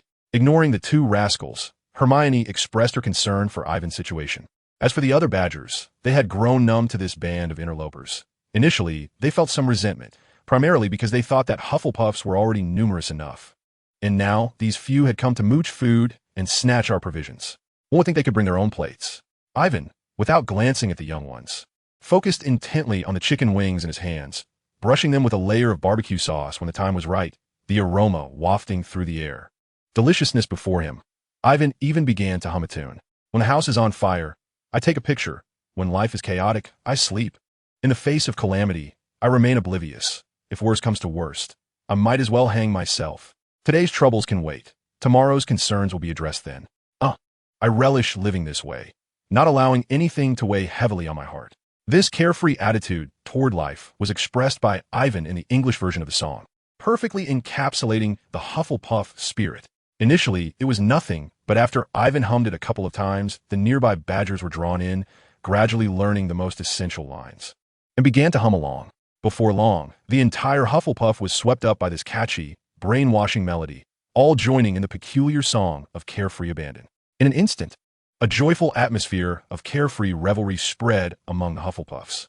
The initially concerned trio of Harry, Ron, and the somewhat disgruntled young master were also infected by the merriment, setting aside their worries to join in the happiness. That's the spirit. Enjoying barbecue and singing songs is precisely what badgers should do. Reflecting on the frenzied efforts of the past few months, Ivan could hardly believe such a scene was unfolding among his fellow Hufflepuffs. If it weren't for the ultimate victory, he would never have exhausted himself to such a degree. Ravenclaw, thank you. That was rather offensive. Time, after all, should be well allocated, balancing work and rest, easing one's mind, reducing stress, and maintaining a proper diet to avoid baldness in middle age. With this thought in mind, Ivan's mind once again conjured the image of his grandfather, whose shining head glimmered under electric lights. He ought to consider acquiring some hair growth potion for his grandfather from the wizarding world. After the banquet concluded, the badgers, with their bellies round and full, ambled in groups toward the cozy Hufflepuff den. Ah, foolish child, who would have thought that Aunt Petunia was your only family? However, the Dursleys were indeed quite unkind to Harry, verging on abuse. Harry, I believe you could find a different way to procure a modicum of respite during your holiday, Ivan remarked as he approached him. But what can I do? Harry's eyes were devoid of hope. Harry, do you harbor any misconceptions regarding your family wealth? I recall that the Potter lineage is an ancient family within the wizarding world. Your financial prowess should not be insignificant. Financial prowess? Harry exchanged puzzled glances with Ron and Hermione, all three failing to grasp the meaning. Harry, you are a good boy. They may be unkind, but you must not act unjustly. You still need to channel the magic of love, and certainly cannot sever ties. What I mean is, you could pay them, since they're reluctant caregivers. Offer them rent and a commission. You surely have the means, don't you? If you pay them and they continue to mistreat you. That is simply unacceptable, and England has child protection laws. Ivan, are you suggesting? Harry's eyes sparkled with a glimmer of hope. If we are to discuss matters devoid of familial ties, let us speak of finances. Gringotts supports the exchange of pounds and gold bars. However, I recommend you convert to gold bars. The exchange rate for gold bars in the Muggle world is far superior to that of Gringotts' unscrupulous bank. Furthermore, I will visit you during the holiday and hope to assist you. Ivan was eager to encounter Mr. Dursley, who harbored an extreme aversion to wizards. Harry felt a pang of distress. During the holidays, the Dursleys would undoubtedly prevent him from venturing outside, confining him to that cramped stairwell. Are you foolish, Harry? What about Hagrid? He has free access to Hogwarts, and we're taking the train tomorrow. Hagrid can certainly make a trip to Gringotts on your behalf. Hermione stared wide-eyed at Ron, unable to believe that his brain had connected so swiftly to devise a solution. After expressing gratitude to Ivan, Harry hurried off to find Hagrid. Upon locating him, Harry explained his intent, and upon learning that it was to improve Harry's circumstances, Hagrid readily agreed, requesting the necessary documentation and proof. Seizing the opportunity before Gringotts closed, Hagrid rushed off to Hogsmeade. You can always count on Hagrid, except, of course, when it comes to keeping a verbal secret. The exam results were released, and Ivan indeed achieved perfect scores across all subjects, while Hermione also basked in her own flawless achievements, standing tall among first years. Harry performed steadily, achieving commendable results, and Ron, after a grueling review, secured a grade that spared him from reprimand. Draco, however, mocked them with his superior scores, further igniting Harry and Ron's desire to retaliate. Hagrid handed Harry a small bag, a Gringotts special gift akin to Ivan's wallet, which Hagrid insisted on providing. Though it contained only a few gold bars, Harry, moved by the gesture, embraced Hagrid warmly. Chapter 63. Ivan's martial arts instructor. King's Cross Station. Avon spotted the Weasley family arriving to collect their child, along with Hermione's father, the dentist, and the rather rotund Necklace Dudley, who was roughly hauling Harry into the car. Navigating through the crowd, Avon made his way out of the station alone, carrying his three little pets, and approached the modest luxury car parked by the roadside. A few black sedans followed the family as they departed. After all, how could a family of such standing be without bodyguards? Upon returning home, Avon released the three little creatures, allowing them to frolic freely, while he engaged in conversation with his parents. From the hatching of Norbert to the fierce battle in the Forbidden Forest, he recounted every harrowing detail, not wishing to create a false impression of safety in the wizarding world for his parents. The Barletts expressed their concern upon hearing about their son's injuries, yet felt relieved to learn that he had a caring and attentive headmaster. They were also quite fond of Professor Sprout, the kind-hearted old witch. When the conversation turned to the final battle, and Avon described how he had painstakingly crafted a weapon using alchemy learned over a semester, which had proven effective against the puppets of the current dark wizarding world, his parents erupted in applause. "Well done, my child. You are indeed remarkable," exclaimed his father, brimming with pride. "What a pity I am not a wizard. Otherwise, I would surely achieve great things myself," Mr. Barlett mused with a glimmer of aspiration in his eyes. Alina, unfazed, openly expressed her disdain for her husband. "You? Comparing yourself to my precious son? Ha!"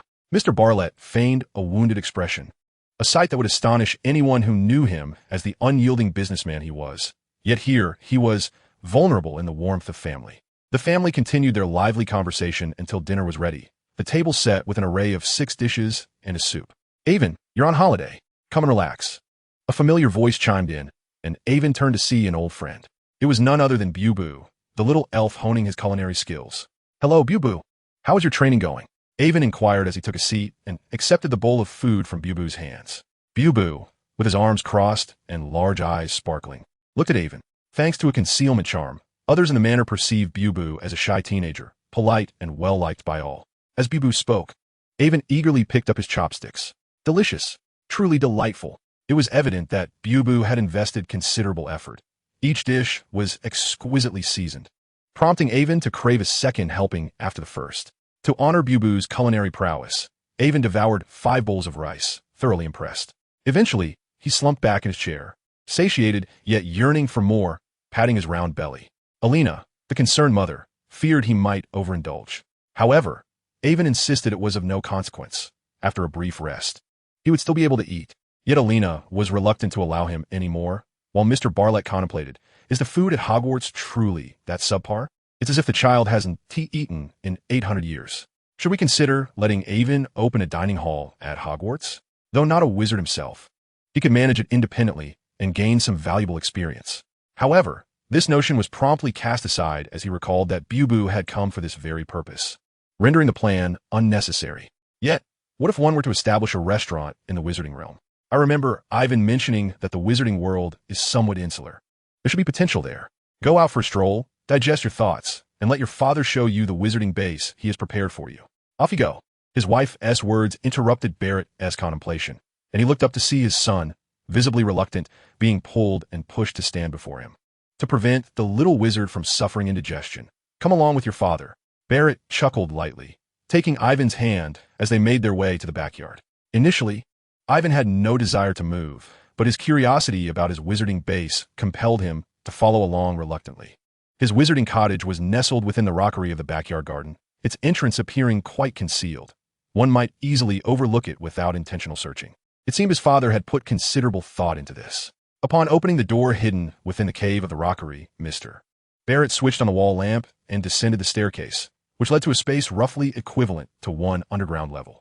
Upon opening the first door, they found a table and a sofa at the entrance, along with a single bed prepared for Ivan's rest. The area was modest, yet sufficient for relaxation.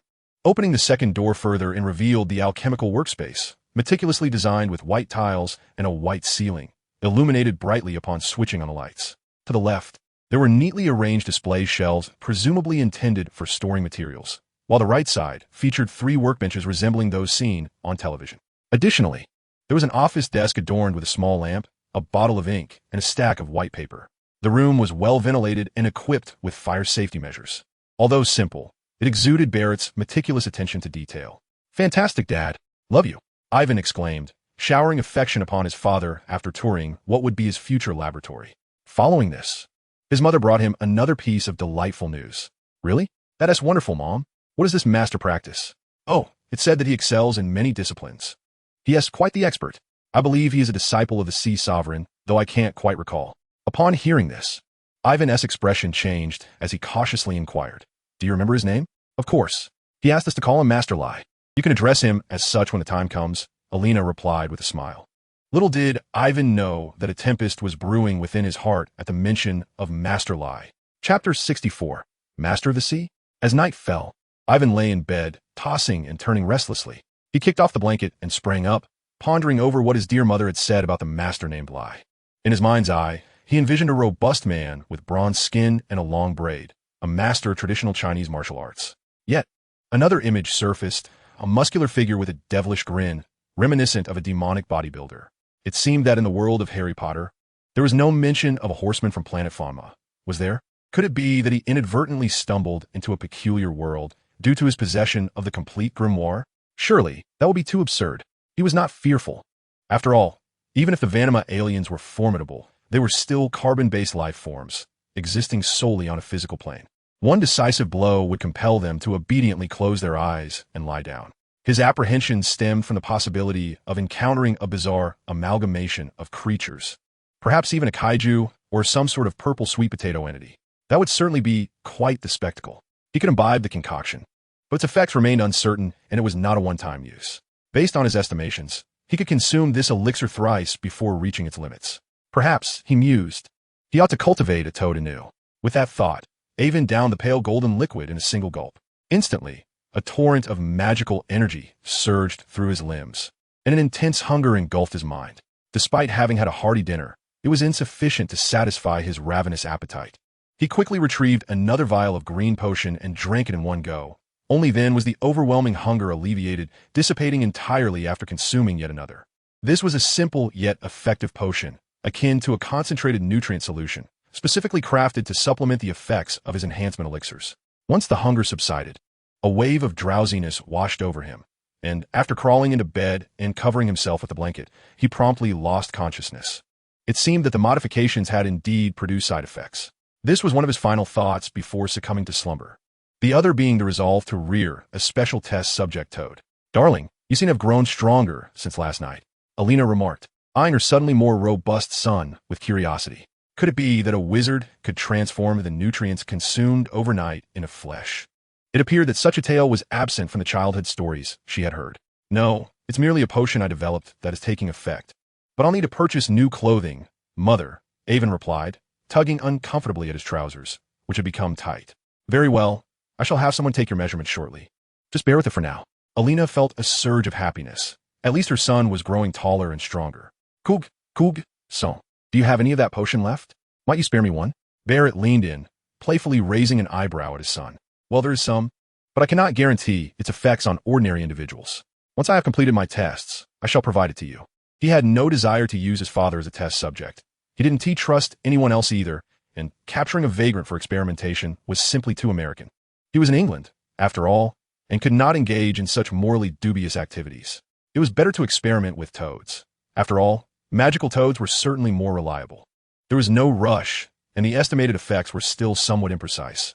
He could not afford to be hasty. He sensed that his magical prowess had grown considerably, though alas, he was not permitted to use it.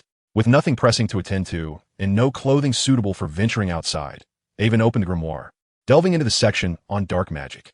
He had made significant progress in his studies over the past few months, and it was gratifying to see the fruits of his labor. Previously, due to insufficient magical power, many spells remained beyond his reach. However, he is now prepared to delve into them. That evening, Evan finally encountered his martial arts instructor.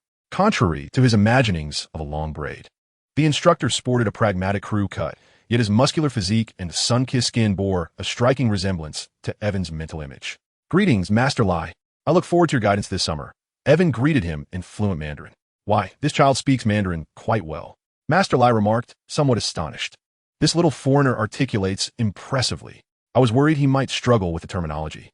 Were it not for the generous compensation from Evan's family and his urgent need for the funds, he would have preferred not to teach a foreign student at all." To his surprise, dinner was a lavish spread of authentic Chinese cuisine, and during their meal, he found that apart from Evan's foreign appearance, he bore little resemblance to a typical foreigner, which eased the cultural divide. "Famastar? What is that? I don't recognize any such term. Am I some kind of sea king? I'm from the Central Plains. My master is named Hai Huang, and he is quite the expert. Why does this child have so many peculiar questions?" Seeing Master Lai nearly overwhelmed by his odd inquiries, Evan decided to spare the good-natured instructor further confusion. At least he was reassured that there were no Fama aliens in this world, though it was a touch disappointing.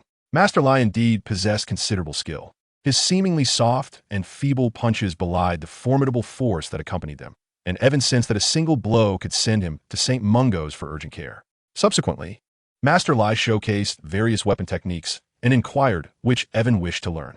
Evan opted for swordsmanship, favoring more vigorous maneuvers, particularly those pertaining to black magic, which he deemed more effective with a blade than a sword. Can I select anything else? Of course, it depends on your ability to remember, Master Lai replied, assuming Evan's pursuit was merely for amusement. He committed to teaching diligently, yet he could not guarantee how much Evan would absorb in just one summer. Evan selected 2 styles of martial arts, one long and one short, as his training regimen. He did not aim for immediate perfection. Rather, he wished to memorize the techniques and later refine them at his own pace. After all, he was a wizard. He had already discovered several methods to assist his training and was merely waiting to activate his combat skills. He eagerly anticipated the day he would wield his blade while casting spells. Physical Avada. Chapter 65. Hello, Dudley. Master Lai was indeed strict, beginning with the fundamentals, only to discover that Evan had prior experience and an athleticism that far exceeded his expectations. Based on his experience, a child of Evan's age should not possess such a physique. Little did he know, Evan had resorted to performance-enhancing substances. Every day, Ivan leads a fulfilling life. Master Lai's teaching method does not involve endless drills, for Ivan has already mastered the basics and now focuses on refining his techniques and correcting his posture. All right, let us conclude our morning practice here. We shall continue this afternoon, Master Lai announced, signaling the end of Ivan's morning routine. Very well, Master Lai. Shall we go for a meal together? Ivan replied, wiping the sweat from his brow, a fleeting impulse to shave his head crossing his mind. The reason behind this thought was the oppressive heat brought on by his thick locks after intense exercise. However, upon reflection, he decided against it, realizing that a shaved head would not suit him well. Dad, I'm heading to a classmate's house today. Have you prepared everything for me? After breakfast, Ivan approached his father, who was working from home. With the holiday having commenced 10 days prior, he wondered how Harry was faring. Out of a sense of humanitarian concern, he felt it was right to pay him a visit. Moreover, he was curious to see how the haughty and irritable Dursleys would react to his wizarding identity. He had long held disdain for them and was unable to resist the temptation to confront that arrogant individual. Everything is ready. I've called Henry to accompany you. Do be cautious, his father replied. All right, Dad. Taking the documents handed to him, Ivan made his way to the garage, while Barrett placed a call to Henry. Henry was the captain of their family's security detail and happened to be on duty that day, having worked for the McGree family for over a decade. Let's depart. Uncle Henry, Ivan said. Certainly, young master, but take care. Brian is not to be trifled with. I hope he behaves himself and does not harbor ill intentions towards you. Henry cautioned earnestly. He won't. If he is wise, he will know how to act, Ivan replied confidently. Brian was a gangster operating in Surrey, and the Dursleys' neighborhood was within his territory. Given his status, the Dursleys were likely familiar with his name, perhaps even knowing him personally. Though Brian's influence had not escalated to the point of extorting protection money from every household or terrorizing the streets, his presence was still intimidating to ordinary citizens. What Ivan aimed to accomplish was to have Brian intervene should the Dursleys treat him disrespectfully. He trusted that this would compel them to act with decorum.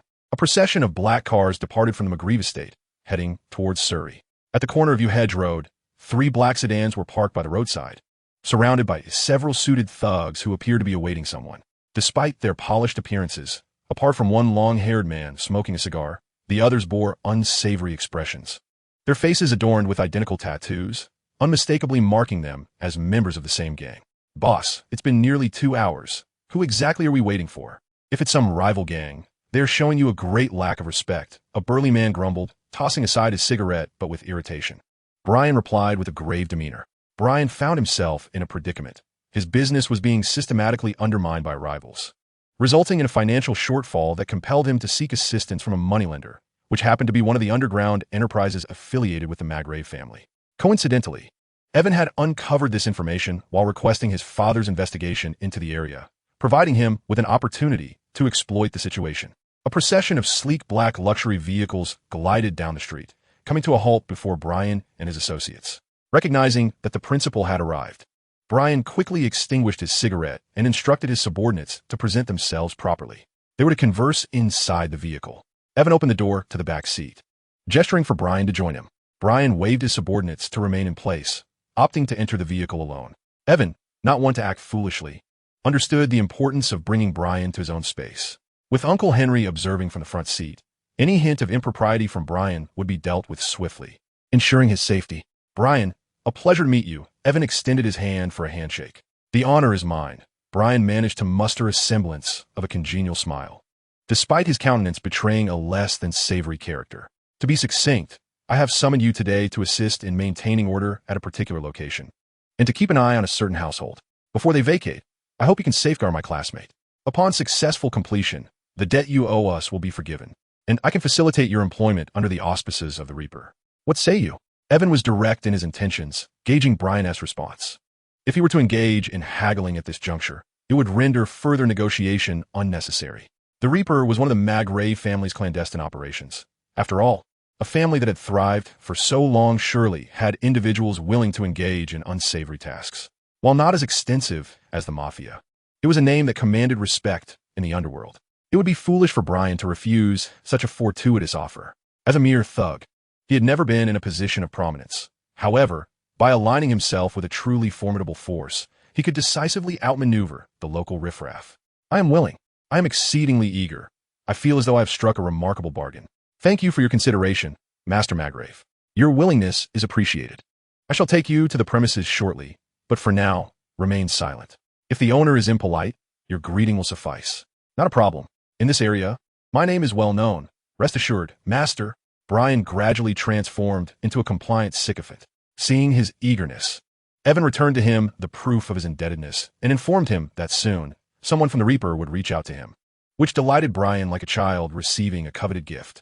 Evan proceeded to brief him on the situation regarding the Harry family and outlined his intentions, clarifying that his involvement should be minimal, merely requiring him to keep Dudley from becoming unruly. Once all was understood, Brian confirmed that everything was perfectly agreeable. He instructed his subordinates to follow, and a convoy of vehicles made its way to Privet Drive, halting before number 4. The sight of such a spectacle drew the attention of curious onlookers, including Mrs. Figg, who pondered whether to alert Dumbledore, as this gathering of suited men appeared decidedly nefarious. Carrying a gift box, Harry disembarked, followed closely by Henry and Brian. Before he could even ring the doorbell, a thunderous roar erupted from within the Dursley residence. Control your wretched bird, boy. If I hear its incessant squawking again, I shall stew it. It seemed he had arrived just in time. If you could let it out for a few flights, I assure you it would cease its clamor. Harry suppressed his anger. Listen here, lad. Don't presume that because you've paid, I will allow you to consort with those abnormal creatures. Let me be clear. You will only enjoy the comforts of my home, and I shall not permit you to engage in any of your ridiculous antics under my roof.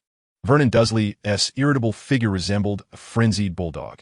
Petunia busied herself washing dishes in the kitchen, blissfully oblivious to the commotion, while Dudley, clutching a donut, remained engrossed in the television, unfazed by the turmoil, for they had grown accustomed to such scenes. Although Harry no longer rose early each day to serve as a household servant, the Dursleys still forbade him any contact with the magical realm. Despite occasionally using magic to frighten them, he dared not unleash it fully, knowing that Vernon would soon forget any fear and continue his maltreatment. Ding dong. Harry was about to interject when the doorbell interrupted their quarrel. Go answer the door, Vernon commanded. Harry scoffed, but complied. Hi, Harry. Evan's smiling visage appeared at the door. Evan, you actually came to see me. Harry was elated. Nothing could compare to the joy of interacting with anyone or anything from the magical world. Of course, I promised you at school, Evan replied with a grin. No, you are not to approach my house. I will not allow it. The moment Vernon overheard their exchange at the door, he exploded in rage. What had he heard? Another little wizard was attempting to enter his home. Absolutely not. Vernon's corpulent form rushed to the door, shoving Harry aside and thrusting his rotund face towards Evan. Listen well, boy. I care not who you are, but I will not permit you and your band of peculiar lunatics to come near this boy. Now, get off my property. Cough, cough, Vernon. Is this how you speak to my young master? Brian, who had already aligned himself with the Maygrove family, interjected, surprised that his moment had come so swiftly. Brian, Vernon stammered. Chapter 66. No other intent, just seeking trouble. Since when has Privet Drive become your territory? Should I be handing over the position of boss to you?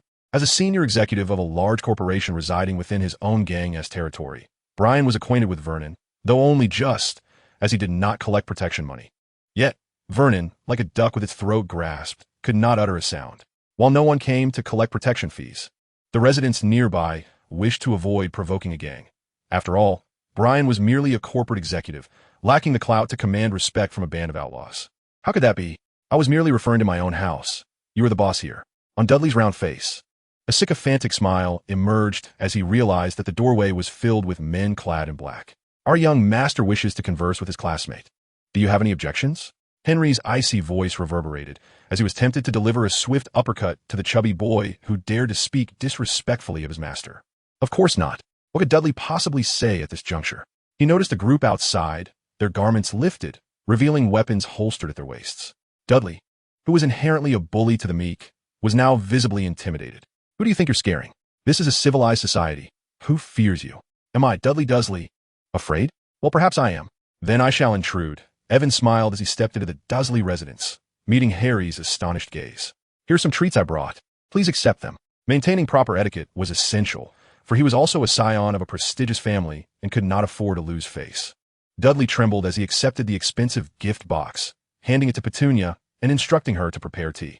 Meanwhile, their simple-minded son, Dudley, fixated on the gift box, yet dared not utter a word in the presence of the intimidating figures.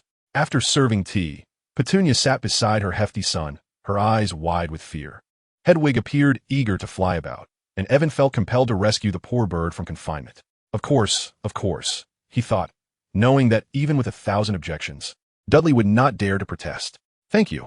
Allow me to introduce myself. I am Evan Magrave, the heir to Zenith Group, and like Harry, I am a fellow student at Hogwarts. It is a pleasure to meet you. Evan extended his hand, and Dudley, stunned, shook it. He had initially assumed Evan to be the offspring of a gang leader, only to discover he was the heir of Zenith Group. The surname Magrave was uncommon, yet he was well aware of the formidable corporation.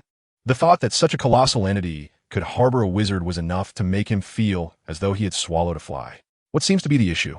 Mr. Dursley, you appear to have some reservations about us, Evan said, a knowing smile playing on his lips. And no, not all, Dudley stammered, realizing he dared not voice any dissent.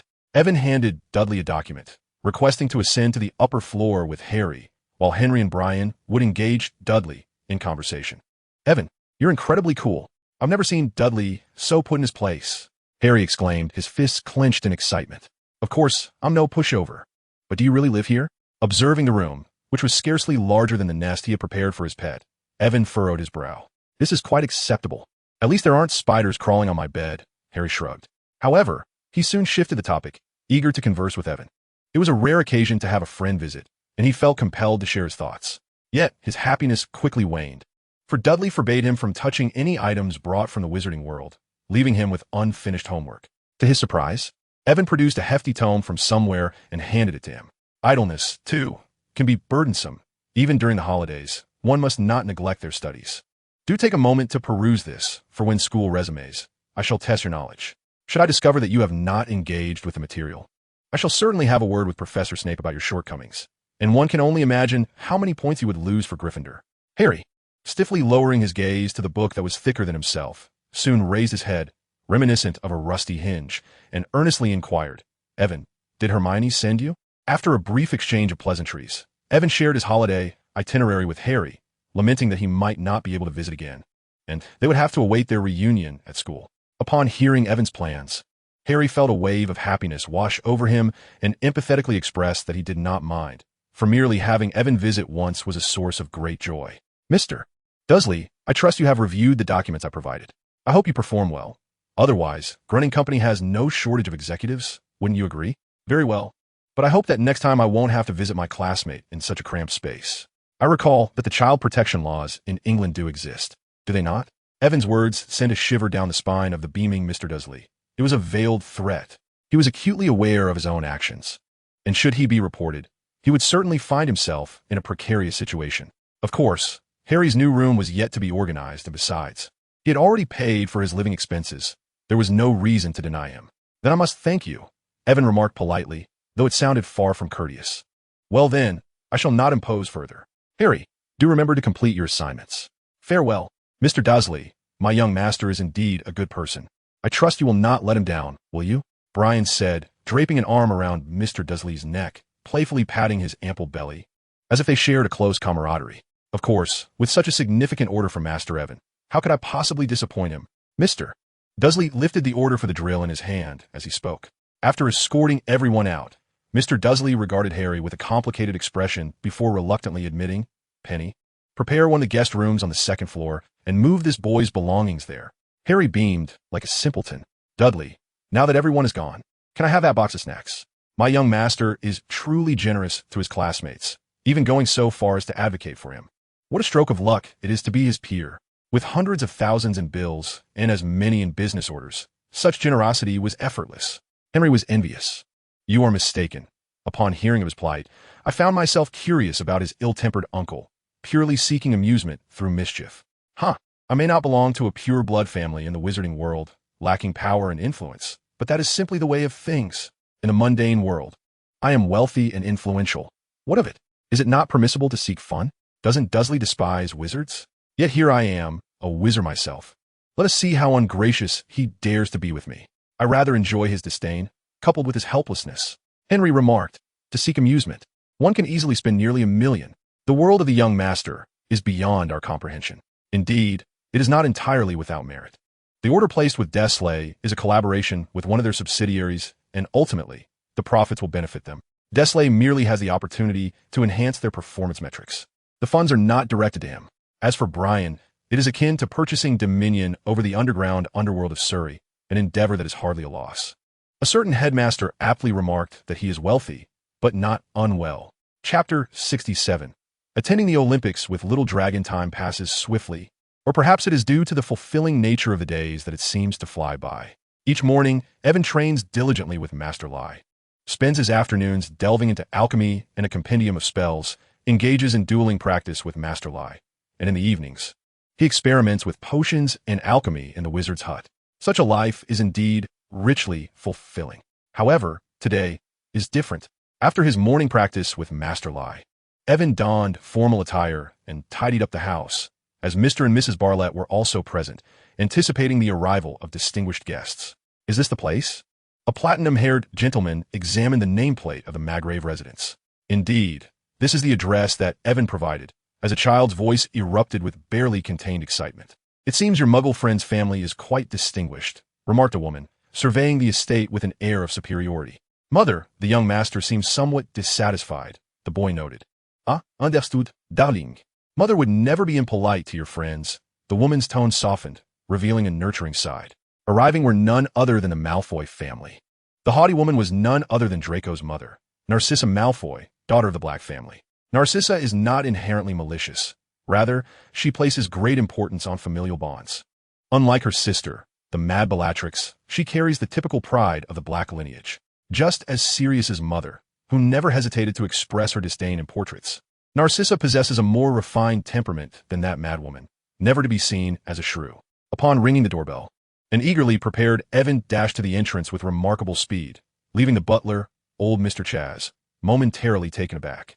It has been quite a while since I've seen the young master so thrilled, Mr. Chaz remarked, adjusting his monocle. Uncle Lucius, welcome.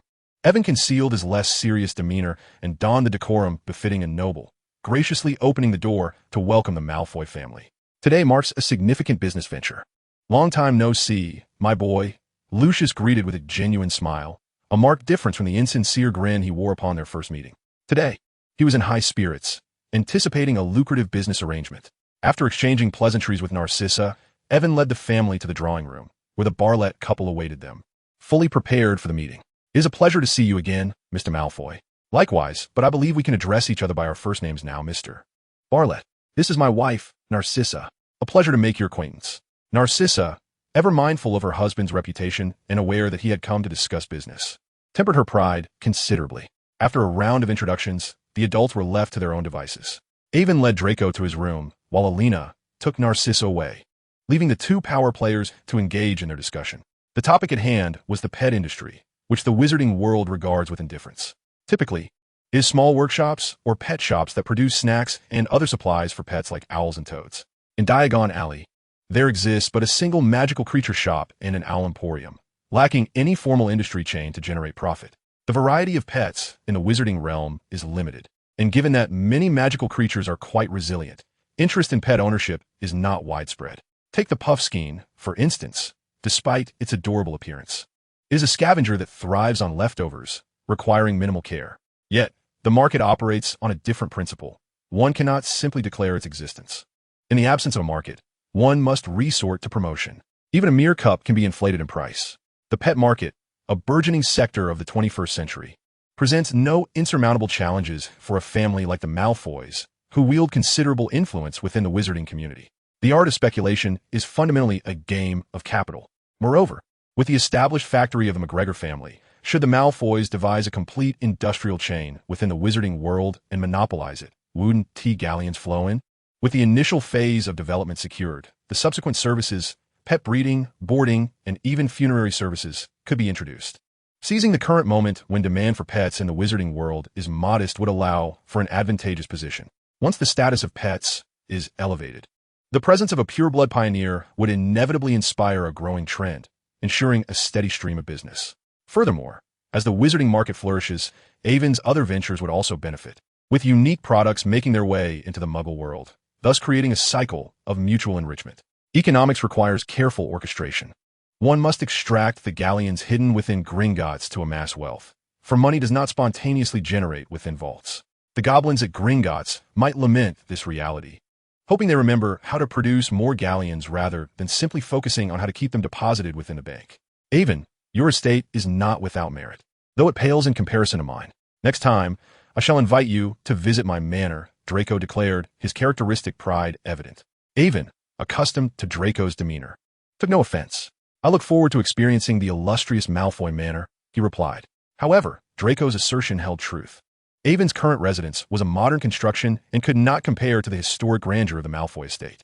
His great-grandfather had 3 children, yet he had only ever met his great-aunt Selena, who presumably moved to the magical realm, though her current circumstances remained a mystery. Avon mused. Whether it was his great-grandfather or great-grandmother who was the silent one remained unclear. Come, Draco. Allow me to show you what the Olympics are like for ordinary people. With that, Ivan guided Draco to sit before the large television, just in time for the Olympic broadcast. Oh, you must tell me all about it. Draco's interest was piqued. Ivan had already arranged an array of snacks and beverages, eagerly awaiting Draco's arrival. However, Ivan cast a puzzled glance at Draco's attire, a tailored robe by Madame Malkin, adorned with a fur collar, and underneath, a sleek black suit. Observing the blazing sun outside, Ivan couldn't help but wonder if the boy felt overheated. After all, he had never heard of Madame Malkin's robes possessing cooling properties. Lucius and his wife were similarly dressed, one in a suit with a robe and the other in a long gown, their arms and legs thoroughly covered. They certainly exuded the elegance of wizarding nobility, but weren't they too warm? The temperature outside was a sweltering 29 degrees. What a splendid play. This resembles Quidditch somewhat. The feint that just occurred was simply exquisite. Draco cheered, holding up a handful of popcorn. Ivan mused that he should have sent a box of sports magazines to the boy before the holiday commenced. Ivan, look at this. It's quite similar to Quidditch, except they aren't riding broomsticks and there's no golden snitch, Draco exclaimed, referring to a rugby match, which indeed bore a resemblance. Draco chattered incessantly, captivated by the multitude of games presented before him. It was his first encounter with such variety, having previously dismissed the Muggle world. Reflecting on his prior indifference, he felt a twinge of regret for not discovering this sooner, recognizing how much joy he had missed. After watching the broadcast, Ivan introduced Draco to video games. Initially, Ivan had contemplated gifting him a Nintendo console, but reconsidered. Malfoy Manor was likely fortified with numerous protective enchantments, akin to Hogwarts, with a plethora of magic-rendered electronic devices ineffective. Unless they were willing to procure a Muggle residence, Draco might find himself disenchanted with such mundane pastimes. Yet, Ivan frequently glanced at the clock, aware that dinner was approaching, and tonight's feast promised to be sumptuous. However, he noted the table littered with bags of chips, shrimp chips, and popcorn, alongside Draco, who clutched a colossal bucket of cola. Would this foolish boy still have an appetite later? As for Ivan, he certainly could. With his enhanced physique, he digested quickly, and even when full, he could still manage to indulge a little more. Chapter 68. The deal is sealed, inviting Malfoy to dinner. Here, have a couple of these. Ivan produced 2 triangular tablets and offered them to Draco. Were these? Draco inquired, curiosity evident, yet without hesitation. He tossed them into his mouth. Draco, not bad. This candy is quite tasty. These are digestive tablets, designed to aid digestion.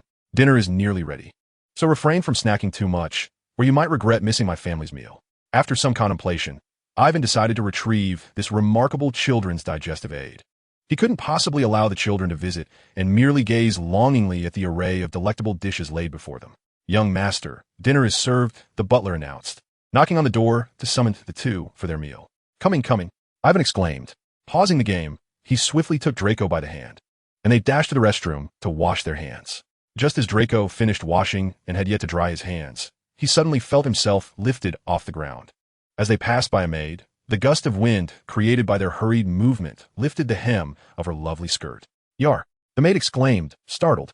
As the elderly butler ascended to the second floor, he caught sight of a dark shadow darting past him, so swift that he could not discern what it was.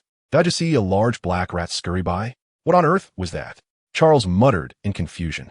In the blink of an eye, the scene shifted, and before Draco could fully comprehend what had transpired, he found himself seated at the dining table. Draco, Lucius, and Narcissa, who had already taken their seats, were equally astonished. When did their son arrive? Meanwhile, Ivan returned to his role as the well-behaved child, patiently sitting in his chair awaiting the meal. "Please excuse us. This child becomes particularly enthusiastic when it comes to mealtime," Alina explained somewhat sheepishly. "I apologize for the commotion, Uncle Lucius, Aunt Narcissa," Ivan offered modestly. "Ah, Hufflepuff. How delightful. But how is it that he can move so swiftly without magic?" Lucius pondered, perplexed by this phenomenon. It seemed that tonight's dinner promised to be quite extraordinary. It must be remarkable indeed to captivate a Hufflepuff so thoroughly. Narcissa smiled, showing no concern for Ivan's earlier antics. Evidently, she had enjoyed a pleasant afternoon with Alina. Throughout the day, the two women had conversed not only about their husbands, but also extensively about their sons. Due to their differing worlds, they found it challenging to discuss shopping and similar topics. Sharing similar family backgrounds, coupled with being the mothers of their sons' friends and partners in business, Narcissa was adept at concealing her disdain for muggles. She could not afford to bring shame to the Malfoy family in public. However, she had quite enjoyed her time with Alina that afternoon, learning many intriguing facts about the Muggle world. Draco was still in a state of bewilderment, his little mind racing to comprehend how he had arrived at the table so swiftly. At last, the dishes were served. "I hope you all enjoy," the maids announced as they brought forth the carefully prepared dishes. There were 10 main courses: braised sea cucumber, squirrel-shaped mandarin fish, crab meat lion's head, Buddha jumps over the wall, dompa pork, white-cut chicken, kung pao chicken, spicy boiled meat slices, sweet and sour pineapple pork, and braised spare ribs, accompanied by 4 plates of cold vegetarian dishes and a pot of pearl jade soup. "Wow!" the young master exclaimed in astonishment. Setting aside any thoughts of taste for the moment, the presentation was far more visually enticing than sparse platters with a mere sprig of grass. Do not doubt the artistry of national cuisine. What ordinary folk might serve is a mere semblance of what true culinary excellence entails. A proper national dish is presented with great care. Please, make yourselves at home.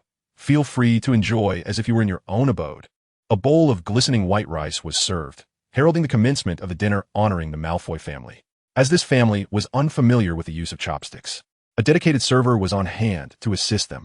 However, witnessing the dexterity with which the Evans and their attending server wielded those slender instruments piqued the interest of the trio, prompting them to experiment with chopsticks themselves. In truth, mastering chopsticks is quite achievable, provided one's fingers are not overly clumsy. With the right technique and a bit of practice, one can quickly adapt. Lucius and his wife swiftly acclimatized, discovering the flexibility and convenience of this dining tool. Yet, young Draco had yet to grasp the skill, struggling to pick up a piece of chicken with his trembling chopsticks. "Oh, dear Draco, could it be that your fingers lack agility?" teased Evan, instantly igniting Draco's competitive spirit. "Who said that? I'm merely unaccustomed. Soon I shall surpass your proficiency," he retorted. Indeed, indeed. Seeing Evan's playful mockery, Draco prepared to elevate his chin in defiance, ready to deliver one of his usual aristocratic retorts, only to be interrupted by his mother's playful jab. "Oh, I had not noticed before. It seems little Draco's fingers are quite uncoordinated," Narcissa chimed in, finding her son's struggle endearing. Draco was at a loss, taken aback that even his mother would join in the teasing. "All right, Narcissa, let's not tease the child anymore. Draco, do eat up if you delay. That fellow over there will devour all the delicious food," Alina reminded, chuckling at the gluttonous badger beside her.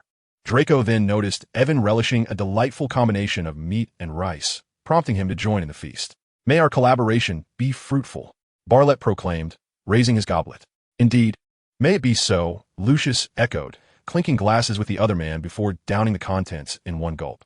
Lucius felt a sense of relief for not allowing prejudice to cloud his judgment when he first encountered this partner in Diagon Alley. Since the downfall of that individual, he had sacrificed much of his estate to extricate himself from the ensuing chaos. Had he known that man was so unfortunate, he might have chosen to remain a neutral family. He had hoped to ride the wave of brilliance under that leader's guidance, only to be blindsided by the man's insanity. Not only did he fail to secure a strong alliance, but he also lost half of his fortune in the process. Now, in order to sustain his family and provide for his cherished son, he had even resorted to selling some of the family's treasured dark artifacts. What the pure-blood supremacy ideology, you ask? Bah, in the face of tangible interests, what is a mere slogan, invisible and intangible? Pure-blood supremacy cannot be eaten, nor can it provide for my son. Engaging in business with muggles can yield profit. Who cares for that outdated motto? Only the real, attainable benefits warrant our attention. In stark contrast to this pleasant gathering, our savior Harry was not faring quite so well.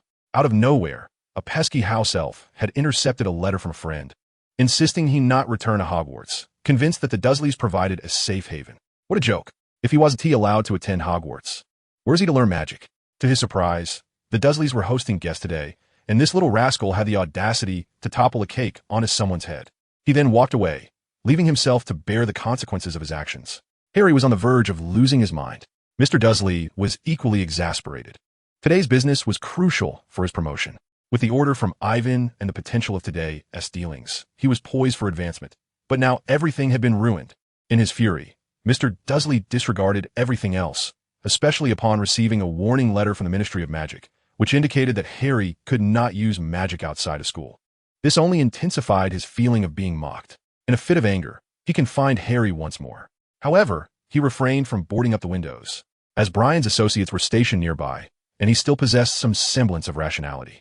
Just as he was contemplating preventing Harry from attending school this year, a flying car appeared and whisked Harry away. The three Dursleys stood in stunned silence at this bizarre spectacle, alongside the gang members sent by Brian to keep watch. At that moment, the two gang members were more concerned with the fact that the child had left. What would become of their mission? They promptly decided to seek out Mr. Dursley for a serious discussion. Why would anyone sneak away with a child in the dead of night? If it was for school, why not do it openly during the day? Thus, in the middle of the night, Kent grabbed 2 bottles of water and a box of throat lozenges, resolving to have a chat with Mr. Dursley. The goal was to achieve the effect described in the book, so even if he had eaten, he must appear as though he hadn't. I insist. Chapter 69. Farewell. Draco felt a sense of unfinished business, but refrained from saying much more, knowing that certain topics were best left unmentioned in particular settings. Today's visit with Ivan was secondary. The primary matter was the discussion of collaboration between their fathers, stemming from that evening when Ivan had treated Draco to a special meal. During that occasion, he had broached the idea of starting a small shop in Hogsmeade, where third-year students and above could purchase items from the village. A single supply run would suffice for the younger students, thereby minimizing the need to trouble Hagrid frequently, with the compensation being barrels upon barrels of fine ale for Hagrid to enjoy. However, as muggles were not permitted in the wizarding world, they had to enlist Lucius to open a store in Hogsmeade. With Draco's endorsement, this was naturally not an issue, leading to Lucius dispatching his subordinates to Ivan's warehouse for supplies. In just a few months, they had amassed profits that far exceeded their initial investment, which both surprised and delighted Lucius. Thus, when he received Ivan's proposal for collaboration, he pondered briefly before bringing his entire family for a visit, the outcome of which left him very satisfied. Crack, do you like it, darling? If you do, we could inquire whether Dobby could learn as well. Narcissa mused thoughtfully, finding the idea quite appealing. No need, mother. Ivan informed me that he has already taught the house elves at Hogwarts, so Dobby can attend Hogwarts for his education, Draco exclaimed, unable to contain his excitement. Oh, in that case, it would be even more convenient. Let us proceed with that arrangement. Narcissa gently patted Draco's head. Speaking of which, it reminds me that in our collaborative proposal, there's an idea for a restaurant that has never existed in the wizarding world. It seems that is precisely what the child was referring to. Galleons, this child is quite impressive, possessing a sharp mind and remarkable talent. Draco, you must nurture your friendship. In the future, you will both be significant supports for one another, Lucius earnestly advised his beloved son. I will not disappoint you, father, Draco replied with utmost seriousness. It appears Lucius is quite pleased. The pet industry is secure, and I trust the restaurant venture will follow suit. This year, let us strive to finalize the remaining details. Evan, seated in his little base, marked a large check next to the pet industry section in his carefully crafted financial plan. At present, he is merely a novice, relying heavily on the Malfoy family's substantial influence. The transformation spells for demonic creatures? Shouldn't that be within the realm of dark arts? After completing his plans, Evan pulled out a spell compendium. Initially, he intended to flip through it idly, but stumbled upon something intriguing. During this holiday, he had attempted to create many of the spells documented within, resulting in an array of colorful glass bottles, each meticulously labeled, filling 3 large crates. These were all successful products as per the book's instructions, while many failed attempts were discarded. Nonetheless, his potion-making skills have seen significant improvement, and he believes Professor Snape will grant him extra points next semester. In terms of alchemy, he followed the alchemy of 6 centuries to conduct numerous experiments. Some of the materials required the use of a wand, so he decided to wait until he was back in the wizarding world. Once he has sufficient funds, he is determined to acquire a residence in the magical realm. After all, a wizard deprived of magic for an entire summer feels quite stifled. Indeed, Evan refrained from using magic throughout the summer, fearing trouble from the Ministry of Magic. Yet, Harry, despite not wielding a wand, still received a warning letter from the Ministry. It remains a mystery how they discovered it. How could one be detected without using a wand? What a peculiar flaw. This is not based on wand usage, clearly. It is a tracking system that signals the Ministry whenever magic is detected in a certain area, leading to the issuance of warning letters. How vexing. Moreover, there are numerous instances where he needs to employ magic. On 1 or 2 occasions, he could rely on Draco's connections, but they have yet to reach a level of incessant trouble, as this involves family influence. This year, let me set a modest goal, either procure my own property or discover a means to circumvent this tracking system. Evan cast his gaze upon the alchemical tome he had only partially explored, his determination igniting fervently. With 2 weeks remaining before the new term, he planned to visit Diagon Alley a couple of days early to purchase his textbook for the year, temporarily setting aside other matters to focus on mastering the first 2 words of close combat magic. Evan watched closely. This is my most formidable skill. Master Lai presented a block of tofu and a coin, placing the coin beneath the tofu. With one hand pressing down on the tofu, he gently kneaded it in circles. Soon, a moment arrived that left Avon wide-eyed with disbelief. The tofu remained intact in Master Lai's hands, while the coin had split into 2 halves. Avon could hardly comprehend what had just transpired. Had I just missed something?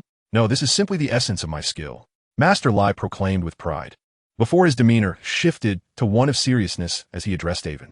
Skill, skill, skill. It is the result of prolonged effort and diligence. Every profession possesses its own unique skill. A butcher has the skill to slaughter without waste. A tailor can measure fabric with precision, cutting flawlessly without the need for further measurement.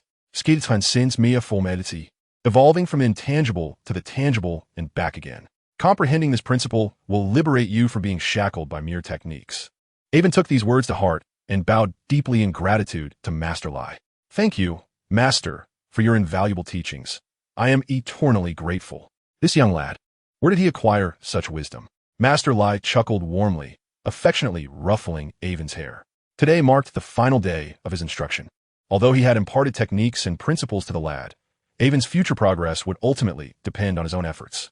Indeed, Master Lai's mentorship was concluding, leaving Avon with a repertoire of skills yet to be fully mastered, along with some insights and a few hidden treasures. That evening, Avon's family prepared a sumptuous feast to honor Master Lai, who felt somewhat embarrassed, believing he had not taught the boy sufficiently. Unlike his own tradition, where apprentices trained for years. Yet Avon did not mind. He had learned what he sought, and the rest of his refinement would be left to his own endeavors. Chapter 70. The frustrating second-year defense against the dark arts professor. London, Wednesday morning. Avon personally saw Master Lai off at the airport before his father took him to Diagon Alley to purchase his second-year textbooks. Upon glancing at the lengthy list of expensive and seemingly useless novels sent by Owl, Avon felt a pang of annoyance. Their family's finances were not to be squandered. This reluctant expenditure was quite irksome to him. Lockhart, is it? You better not cause any trouble for me. Avon's father shot a glance at his son, who seemed to be in a peculiar mood. It was the same familiar pub, with the same balding proprietor, Tom. He recalled that there should be a hair growth potion available in the wizarding world. Upon arriving at the well-known Diagon Alley, Avon first led his father to Gringotts, as his galleons were dwindling and he needed to withdraw more. With the school year approaching, he had to stock up on supplies, as some items were best purchased before term began. Certain materials were not available in the Forbidden Forest, and he could not constantly trouble Hagrid. The profits from the pet supply shop he co-owned with Draco went directly into their Gringotts account. Accompanied by my father, I first visited the cauldron shop to purchase 3 new cauldrons. Ever since we experimented with the atmospheric magic, he has felt a constant inadequacy in the number of cauldrons available. Subsequently, we proceeded to the apothecary to acquire various materials. Mr. Barrett, gazing at the peculiar assortment of items on the shelves, was once again ignited by curiosity. Son, what is this? That is the shed skin of a fire lizard. And this, is it a rhino horn? No, father, that is a spine from fire dragon. There are truly fire dragons. So, the dragoness blood is authentic as well? Indeed, father, hold it steady. This little vial is quite precious. It appears that the fire dragons here are not as fearsome as depicted in fairy tales, as they have all been slaughtered and displayed for sale. As I introduced each item to my father, I noticed his enthusiasm growing, and I could only let out a resigned sigh. What could I do? He is my father. After all, I must indulge him. At the Leaky Cauldron bookstore, the place was bustling with patrons, and a large banner was hung from the second-floor windows. Gilderoy Lockhart, autograph signing for his autobiography, Me, the Wizard. We are about to meet him, and it's worth noting that every book on our list was penned by him. Hermione, clutching a copy of Break with the Banshee, was bouncing with excitement. Harry and Ron exchanged blank stares, observing that most of the crowd consisted of witch practitioners, including Ron's mother, leaving them utterly baffled. What's the fuss? The boys couldn't comprehend why these women and young witches were so exhilarated by that flamboyantly dressed man. Lockhart, brimming with self-importance and sporting the charming smile that had won him 5 Witch Weekly awards, surveyed the throng of admirers and thought to himself that this time he would surely make a fortune. Unintentionally, he spotted the boy with the lightning-shaped scar on his forehead. Harry Potter. My goodness, how delightful to meet you, the renowned boy. The crowd parted, allowing Lockhart to stride forward and grasp Harry's hand tightly, urging the photographer to snap a picture. With each click of the camera, a puff of purple smoke accompanied the flash, causing Harry's eyes to ache. Ladies and gentlemen, I have an announcement to make. Today, young Harry has come to the Leaky Cauldron simply to purchase my autobiography. I shall be delighted to gift him one right here. With that, Lockhart, under the watchful eyes of the audience and cameras, thrust his shabby book into Harry's arms, prompting a round of applause.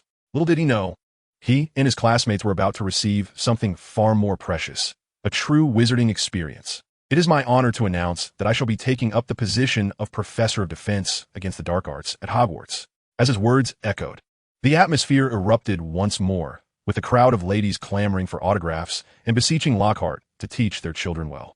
Finally managing to extricate himself from the throng, Harry discovered he was still holding that cumbersome book. Leaning against the wall, he noticed Ginny watching him, and without a second thought, he placed the stack of books into her cauldron. Suddenly feeling the weight of the books, Ginny exclaimed, "These are for you. I will go buy my own." Harry generously replied, "How does it feel, Potter, to be the center of attention like this?" The infuriating voice was unmistakably that of the slick-haired Draco. Harry would recognize it anywhere. "If you wish, I can bestow this fortune upon you," Harry declared, raising his hand, which was reddened by Gilderoy Lockhart's grip before Draco. "Ah, perhaps you enjoy it this way," he taunted. Draco concocted a feeble excuse to extricate himself from a situation. He certainly would not. Ginny glared at Draco, her cheeks puffed in indignation. Her mother idolized that pompous fool, while her own hero was this towering boy. "Oh, Potter, have you found yourself a girlfriend?" Draco elongated the syllables, causing Ginny's face to flush crimson. "What are you all doing here? Goodness, this is a disaster." Ron, with his hair in disarray, grumbled in dissatisfaction, while Hermione gazed adoringly at the book entitled The Magic Within Me, cradled in her arms. "Potter, does this young lady possess any magical prowess?" Draco gestured towards Hermione, hesitating to voice his thoughts. Indeed, Harry affirmed his suspicion. "Heavens, I hope she doesn't force us to memorize this mountain of literature." Draco fervently prayed to Merlin for mercy. Draco? You're here too." Hermione finally noticed Draco's presence. He dared not provoke her, aside from being a friend of Evan's. He was acutely aware of his humiliating performance in the Forbidden Forest last term, a secret only Hermione knew. Preserving his dignity was of utmost importance. "Children, it's rather cramped here. Shall we step outside?" Mr. Arthur Weasley emerged with the twins, their clothes somewhat disheveled, suggesting they'd been squeezed rather tightly. "Oh dear, is that you, Arthur?" Lucius suddenly appeared, resting a hand mockingly on Draco's shoulder. Lucius," Mr. Weasley replied coolly, harboring a genuine disdain for Lucius akin to Severus's disdain for James, though not for the sake of any lady. I never expected to encounter you here. What a coincidence. Harry and the others mused that the resemblance between the two was undeniable, as Draco's father's words bore unmistakable resemblance to his son's. Indeed, a coincidence. I assumed you would be at home, stashing away those dangerous artifacts, Arthur retorted candidly. Yes, unlike you, my busy friend, who finds time amidst your numerous duties to accompany your children to purchase textbooks. All those inspections at the ministry must afford you ample overtime pay. Or else, with so many books, you and your wife might find yourselves unable to afford meals next month. Would you like me to assist you financially next month? After all, we are both purebloods. What harm is there in lending a hand? Lucius's tone dripped with sarcasm, provoking the Weasley family to consider retaliating. Hey, that's rather inappropriate, Hermione, ever forthright, blurted out, realizing as everyone turned to look at her that her candor might have been rather impolite. Ah, I see. You must be Miss Granger, as Draco mentioned. I ought to thank you for encouraging Draco's studies, which led to his commendable ranking last term. However, being from a Muggle family, there are certain matters you may not grasp. As a pure blood, one can only imagine the extent of disgrace this fellow brings. Due to Draco's prior remarks about the happenings at school, he deduced Hermione's identity based on certain characteristics. As a result of Draco's mention of revision, Lucius refrained from immediately mocking Hermione's lineage. Indeed, the sight of those books spoke volumes. It was evident that the miserly Ministry of Magic had not provided her with any overtime pay, yet she devoted herself so diligently to her work for a mere few hundred galleons a month. What a perilous endeavor. One cannot fathom the advantages of being a disgrace to purebloods. Lucius, while idly toying with Ginny's cauldron, retrieved an old guide to Transfiguration, wearing an expression that seemed to say, "See, I told you so. My apologies, Malfoy, but our perspectives on disgrace are utterly divergent. There is nothing left to discuss, Mr. Arthur stated in a somber tone. The younger Weasleys could hardly contain their urge to confront the loquacious old man, while the Granger couple stood anxiously behind Hermione, observing the unfolding scene. Draco, Harry, Uncle Lucius, you are here as well, exclaimed Avon. Chapter 71. Choose at will. Uncle Malfoy will foot the bill. The group turned towards the entrance, where they beheld the now taller Avon and Mr. Burritt, both regarding them with an inexplicable expression. Burritt remarked, "It seems an altercation between wizards is imminent." Avon added, "It appears that Uncle Lucius is about to receive a beating." Wow, Avon. It hasn't been long since we last met, and you've grown so much. Hermione, ever observant, was the first to notice the change in Avon. It must be due to my fine genetics, Avon replied with a smile as he approached. Upon hearing this, Burritt straightened his posture, subtly showcasing his height of 6 feet 1 inch. Good to see you again, Burritt, Lucius initiated, extending his hand to shake that of his partner, leaving Arthur astonished. His earlier ire dissipating. He could scarcely believe his eyes. Lucius was actually shaking hands with a Muggle, and it was he who initiated the gesture. Was this truly the Malfoy he remembered? It is a pleasure to see you, Lucius, Burritt responded, reciprocating the handshake. What is that expression, Arthur? Lucius, feeling a slight lift in spirits, noticed Arthur's visage, which resembled one who had just witnessed a troll kissing a vila, and his mood clouded once more. I merely thought. I get along splendidly with Mr. Burritt, and we are in fact excellent business partners. What of it? Lucius interjected, preempting Arthur's thoughts. No, I merely thought Arthur had more to say, but once again, Lucius interrupted. Enough. I know what you are about to say. Weasley, you constantly accuse me of arrogance and prejudice. Yet what of you? Do you dare claim that you hold no biases against me? While I do have certain views regarding Muggles, that does not mean I am akin to that man. I am more than willing to forge a friendship with someone like Mr. Burritt, though he is not a wizard. That does not impede my desire to befriend him. Lucius's rapid-fire retorts left Arthur speechless, and the onlookers were left in a state of shock. Even Draco could hardly believe that the man delivering such cutting remarks was his own father. Hadn't he always perceived his father as rather aloof? Is it truly the case that one would argue with others now? Ballet. How did I get involved in this? Wasn't there just a moment when we were about to brawl? I was eager to witness a duel of wizards. Evan couldn't help but chuckle at this familiar scene. Truly. They were father and son. I shan't waste my breath on you, you pure blood disgrace. Arthur even pondered whether Lucius had fallen victim to the soul-snatching curse, for his behavior was decidedly uncharacteristic of a Malfoy. You are Ron's father, I presume? Greetings, I am Evan, and you must be Hermione's parents. It is a pleasure to meet you. Evan felt compelled to intervene and alleviate the awkwardness of the situation, while also providing Lucius with an escape. Hello, child. We have heard about you from Hermione, the Granger smiled. Hello, Evan. Ron, George, and Fred have mentioned you. You are quite a brave young man. Arthur replaced his earlier scowl directed at Lucius with a warm smile as he greeted Evan. Ballet Magrave, a pleasure to meet you. Ballet stepped forward to greet the two families. Lucius Malfoy, a pleasure. You have a remarkable daughter. What just transpired was merely a dispute between old adversaries. Do forgive the spectacle. In an effort to save face, Lucius also greeted the Grangers. Maintaining dignity was paramount, especially in the presence of muggles. Not to mention the Weasleys nearby. Oh, Arthur, what are you two quarreling about? How dreadful it would be if Gilderoy Lockhart were to witness this. Molly squeezed through the crowd, muttering in dissatisfaction. Molly has arrived? Oh, it's nothing, merely poking fun at this fool. Lucius unabashedly declared his actions. You must not speak of my husband in such a manner. Molly fiercely defended her spouse. But who was Lucius? Would he allow such insolence? Regardless, he was determined to seize the upper hand in this dispute. He preferred to create chaos, for he had a damn task to fulfill. Am I mistaken? A once noble family, one of the sacred 28, reduced to this? Does he even resemble the head of a household? Aimlessly wandering, working for others without even knowing he ought to be compensated for overtime. Lucius' disdain nearly manifested as a finger poking Arthur's face. He possessed a legacy, yet lacked the acumen to utilize it, far inferior to these two children. I have heard from Draco that your twins, though a bit mischievous, possess remarkable creativity and practical skills. If only your household could harness their potential, you wouldn't be enduring such a plight today. But alas, this fellow has no brain, merely laboring away, failing to improve his family circumstances. Molly was about to retort, but was restrained by Arthur.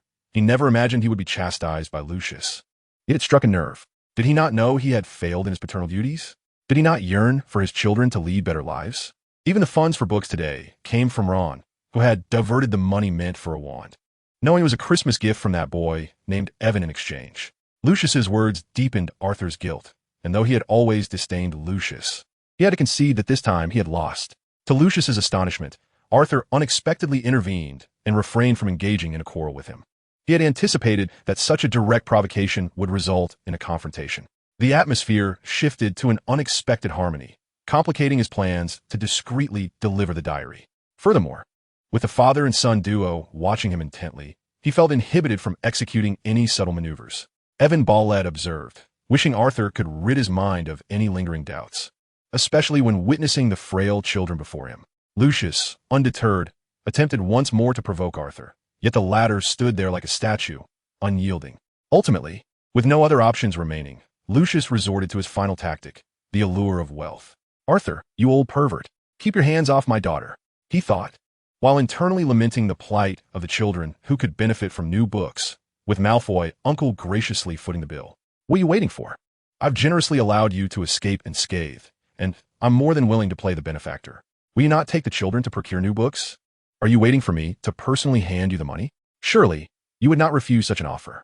Though he spoke thus, Lucius found himself cursing Voldemort's entire lineage in his mind, blaming that individual for his financial losses, as he found himself investing without any gain. Mr. Weasley, though it is our first meeting, might I offer you a word of advice? From your conversation, it seems Lucius has a point. Sometimes, for the sake of the children, one must adapt. Ballett glanced at his son, who was enjoying the spectacle. Thank you. However, I must apologize. I feel it would be inappropriate to let you bear the expense. I appreciate your kindness, Lucius, Arthur replied, expressing gratitude to both Ballett and Lucius while preparing to decline Lucius's generosity. Lucius was ready to acquiesce, relieved to avoid unnecessary expenditures. However, Draco interjected. What is the harm? Consider it a gift for the new students. It's just a few galleons, hardly worth mentioning. Ron, you should join us as well. Today's expenses are on the Malfoys.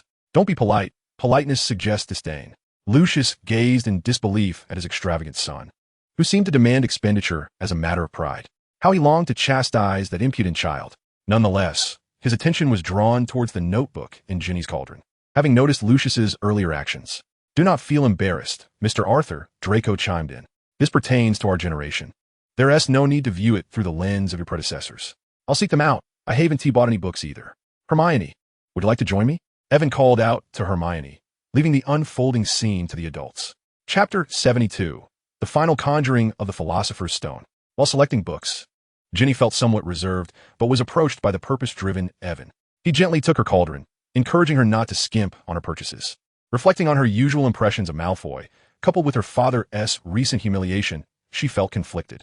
Ginevra pondered for a moment and ultimately heeded the advice, deciding to spend a considerable sum of Draco's money. Observing the young girl's compliance, Ivan instructed Hermione to accompany Ginevra in procuring books, while he excused himself under the pretense of wanting to speak with Draco, discreetly taking Ginevra's cauldron and departing. Seizing the opportunity when no one was paying attention, Ivan swiftly concealed the diary within his cloak and nonchalantly proceeded to locate Draco and his companions. Initially, Ron was reluctant to utilize the Malfoy family's wealth. His profound sense of pride forbade him from accepting charity or pity, a sentiment seemingly shared by the entire Weasley clan. However, witnessing Draco's ostentatious demeanor, coupled with his disdainful remarks, ignited within Ron a fierce desire to retaliate.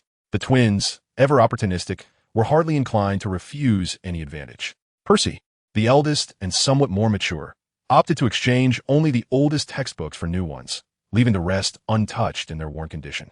He wished to uphold his father's dignity, but felt conflicted, ultimately choosing a middle ground. He vowed never to emulate his father. Once he entered the Ministry of Magic, he aspired to ascend the ranks and earn a substantial salary, ensuring his family would never again face financial woes. As for our esteemed Draco, he was not encumbered by such thoughts. He simply relished the notion that he had triumphed in an argument with his father and generously offered to cover their expenses. To refuse would be a sign of ingratitude, and he would not stand for that. Today he was resolute in spending this money, and not even Merlin could intervene. This was Draco's decree. Thank you, Malfoy. Harry felt compelled to express gratitude on behalf of his dear friends. He understood the Weasley family's strong sense of pride and their inherent goodness, recognizing that any offer of financial assistance would likely be declined, as it could bruise their self-esteem, a lesson he had learned through Ron. Thus, while he wished to alleviate their financial burdens, he found himself at a loss for how to assist. This time, the Malfoy family had provided help in an unconventional manner, prompting Harry to genuinely wish to thank Draco. There's no need for thanks. I didn't do it intentionally, Draco replied, arms crossed and chin held high, exuding an air of arrogance. Harry merely smiled in response, choosing not to pursue the conversation further. He mused that despite Draco's haughty demeanor, irritable nature, sharp tongue, and mischievous tendencies, he was not inherently malevolent. Contrary to Ron's assertions, not all Slytherins were destined to embrace the dark arts or descend into villainy. With Gilderoy Lockhart present, the commotion went unnoticed, allowing Ivan to select his books and exit the premises. The four adults engaged in conversation, appearing relatively harmonious, at least until one glanced at Lucius's perpetually stern visage, which contrasted sharply with the overall atmosphere. Given their generous disposition, it would be discourteous to dismiss their offer outright, making a scene about rejecting their money. Thank you, Uncle Malfoy. You are most welcome. Focus on your studies. I hope you all have a bright future ahead. Lucius has truly mastered the art of small talk. We must attend to some preparations before the school term begins. I bid you farewell. Goodbye. With his objective accomplished, Ivan was the first to take his leave. Until we meet at school, goodbye. However, the Horcruxes are inherently malevolent, and even in inaction, Ivan could sense their sinister aura, flickering in and out of perception. He retrieved a jar of green powder from the shelf, sprinkled a handful over his diary, and then sealed a small pouch to place in his wallet for safekeeping until school commenced. Last semester, encountering Voldemort was perilous, but this diary appeared relatively safe. At the very least, it wouldn't attach itself to someone's nape, unleashing havoc through a puppet. Yet, he could still learn from this diary, provided he remained vigilant against its attempts at control. Oh dear, my pot. Hearing the bubbling sound from within the room, Ivan hurried to the far end of the potion-making table. At that moment, atop the custom-built support stand, a pure gold cauldron stirred automatically, bubbling with liquid that seemed on the verge of evaporating. Ivan quickly poured a generous amount of red liquid into it, averting the risk of an explosion, while the remainder was transferred into the uppermost storage tank. This stand comprised 4 tiers, arranged in a staircase format, with the automatic stirring gold cauldron on top, followed by 3 more stirring cauldrons on the second tier, a row of glass separators on the third, and a large cauldron at the bottom. Each container was equipped with liquid conduits, guiding the liquid from one tier to the next, and when the time came for the bottom cauldron, its contents would be drawn into a large glass jar beside it for storage. Although the liquid conduit apparatus was not alchemical equipment, it functioned as an automated device with an electronic timer. Once the time elapsed, it would deliver liquid to the lower tier's cauldron, and afterward, it would be raised again, creating a fully automated potion-making system. After another half day, as the potion ingredients were completely consumed, Ivan refrained from adding more materials and instead shut down all devices. He then extracted a piece of red gemstone from the uppermost cauldron. Indeed, dear sorcerer at the screen, Ivan was concocting an elixir of immortality.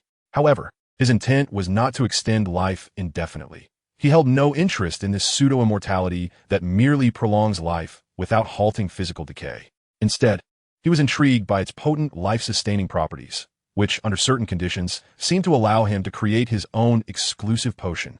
The Compendium of Spells also recorded numerous healing and life-restoring elixirs. If he could combine these elements, might he not forge a potion capable of resurrecting one to full vitality? Gazing at the 25-gallon glass jars brimming with red liquid, he felt assured that this should suffice for his research and creation, given the potent nature of the elixir, which would require minimal material for his endeavors. Gathering all 20 or so jars, Evan, clutching the magical stone, exited his modest base. Is Dad ready? Once school starts, there won't be another opportunity. He found his parents leisurely sipping coffee and urged them with a sense of urgency. All right, I will take you this evening. It is safer then. That sounds acceptable, but please try to be early. I have a train to catch tomorrow. At 10 o'clock that night, Barlett personally drove Evan to the outskirts, accompanied by Henry and several bodyguards, as two cars made their way toward the family's quaint wooden cabin for Christmas. Upon reaching their destination, Barlett instructed the bodyguards to wait nearby while he led Evan into the cabin. In the wooden cabin's restroom, he pressed an inconspicuous switch on the wall, revealing a hidden door that descended into the cabin's secret cellar. Inside, 30 wooden pallets were neatly arranged, each covered with a black cloth. Evan approached and unveiled the cloth, exposing neatly stacked rectangular iron blocks. This was what he had asked his father to prepare. He intended to use the magical stone to transmute them into gold. Initially, he had not planned to do this, but after meticulously calculating the worth of the materials required for his alchemy and potions, he suddenly felt unsure about the family's assets. Moreover, the wizarding world was advancing, and it was the human realm's resources that supported all his endeavors.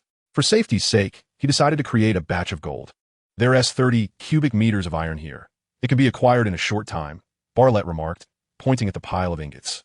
This will suffice to address our current situation. Evan retrieved the magical stone and placed it atop a heap of iron. The stone possessed the ability to transmute any metal into gold, and iron converted into gold would yield an even greater return. It was an assured profit. Gold has a density of 193 GCM, while iron's density is 79 GCM, meaning that under equal mass conditions, iron occupies a larger volume. This pile of iron measured 1 cubic meter and weighed 78 tons, while a cubic meter of gold weighs 932 tons. Thus, converting a cubic meter of iron into gold would result in a significantly greater tonnage. As for the issue of mass transformation, with magic at play, how significant could it be? According to the law of conservation of energy, any discrepancies would be rectified by magical energy. With magic involved, why even discuss science? Wow, this is a treasure. Where did you acquire it? Barlett gazed in astonishment as Evan transformed all the iron into gold. This is the spoils from defeating the boss last semester. The magical stone, Evan said, shaking the red gem in his hand. So is this ours?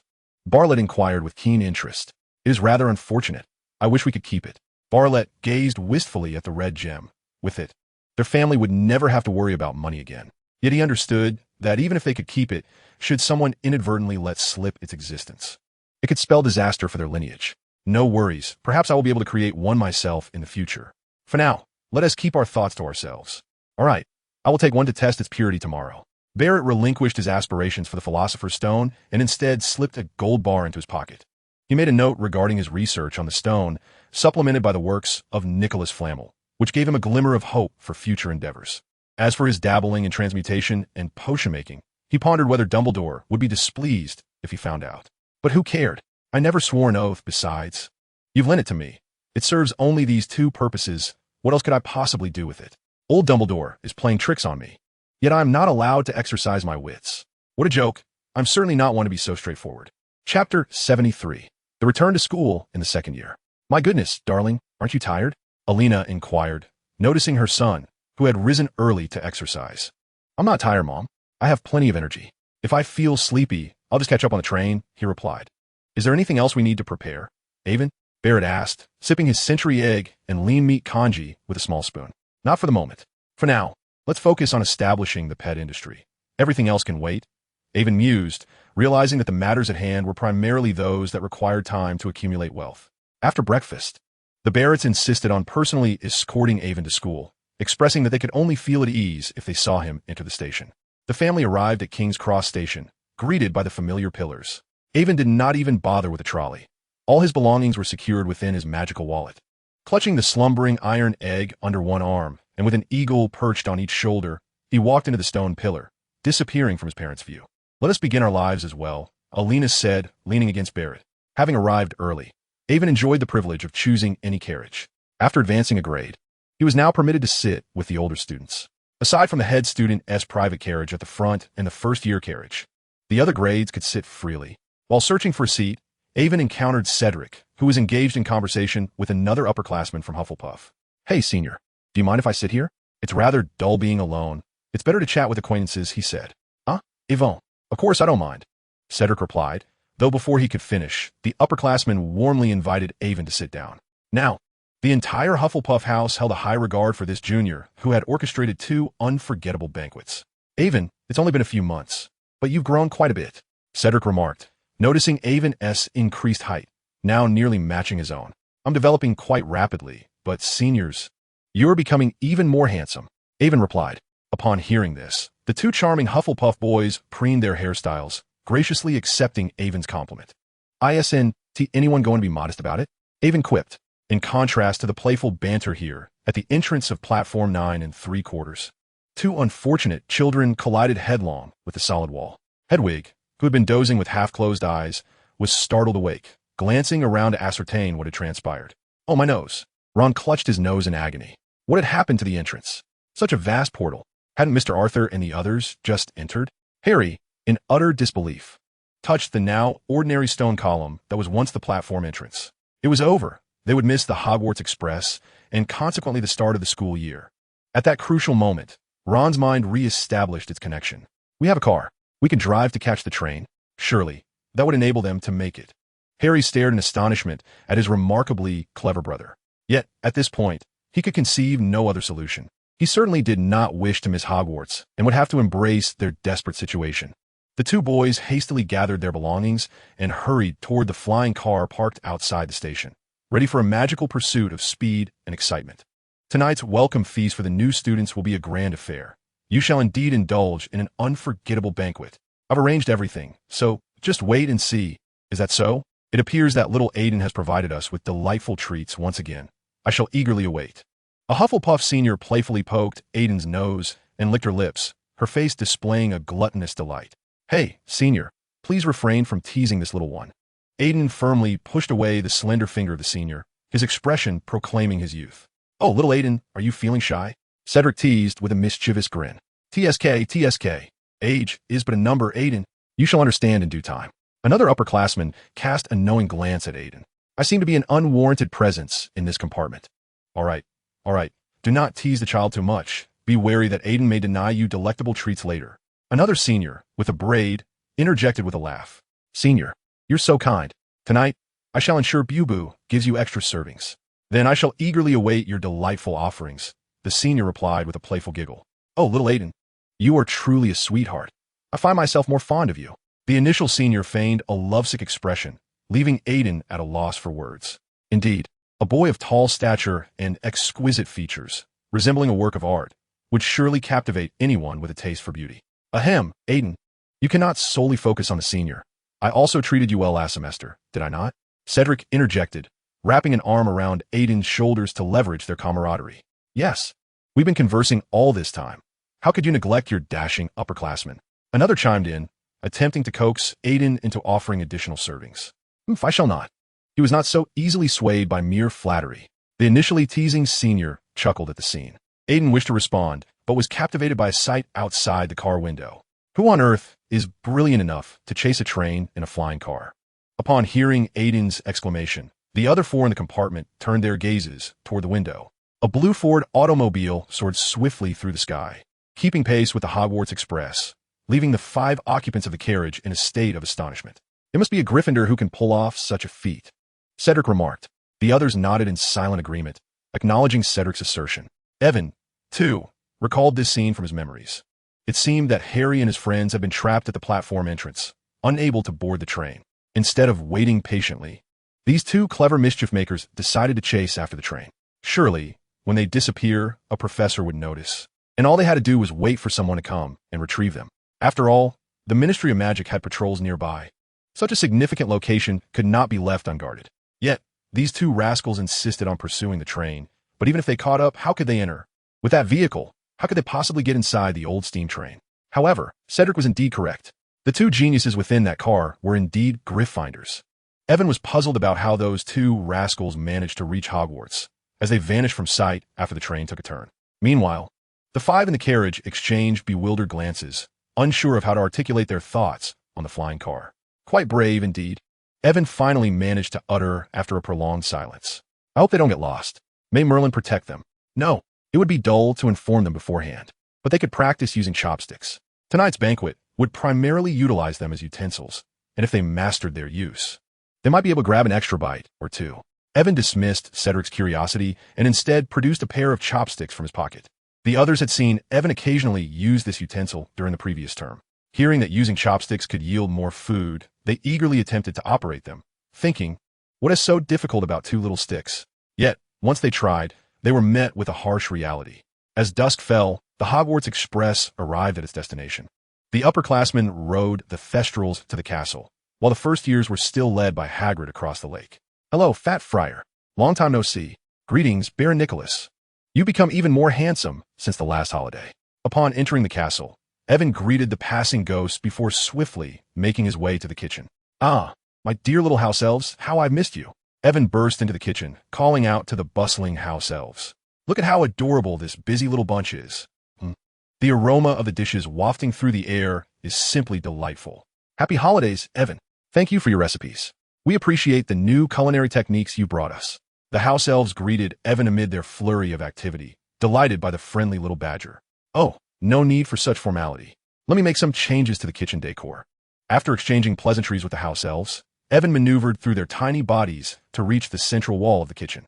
The walls here are adorned with several exquisite oil paintings of cakes. Evan requested Bubu's assistance in relocating these artworks to create a space for himself.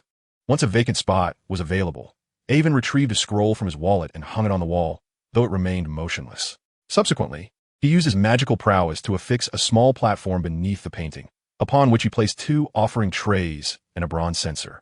The image depicted a benevolent elder, adorned with a red tassel hat and dressed in blue attire, holding a long-handled fan.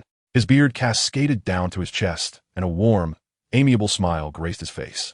To the left of the painting, a row of traditional Chinese characters proclaimed, Zhou Tian Dong, Chu Siming, Tai, Yuan Huangding Fu Zhou Shan Tian Zun. Then, to everyone's astonishment, the usually fastidious Evan placed a richly colored, succulent pork knuckle, tender and falling off the bone, on one of the offering trays, accompanied by an assortment of fresh fruits on another. Following this, he retrieved a cup and poured a fine malt whiskey, placing it before the offering table. In the curious gaze of the little elves, Evan lit 3 incense sticks and bowed 3 times with utmost reverence. May the kitchen god bless me. Bless my meals at Hogwarts to be delightful every day. I wonder if this foreign liquor suits your taste. Consider it a token from afar. And please watch over my soul in this distant land. Evan spoke earnestly, though the little elves could not comprehend his murmurs, as they were unfamiliar with his language. They could only perceive his sincerity. After the prayers, Evan inserted the incense into the censer and turned to the inquisitive little elves to explain. This venerable figure oversees the culinary fires of the East. The recipes I provide are under his jurisdiction. Thus, please remember to offer him incense, as I just did, to ensure our kitchen's fire burns brightly. It is a form of blessing. Is he akin to an existence like Merlin? One little elf inquired curiously. Quite similar, though their statuses differ. However, the attitude of seeking blessings remains the same. Do you understand? Previously, Western cuisine could be disregarded, but these are Eastern dishes. Hence, I have invited him to ensure our future meals are more delectable. We understand. Leave it to us, Evan. We will certainly honor this deity from the East.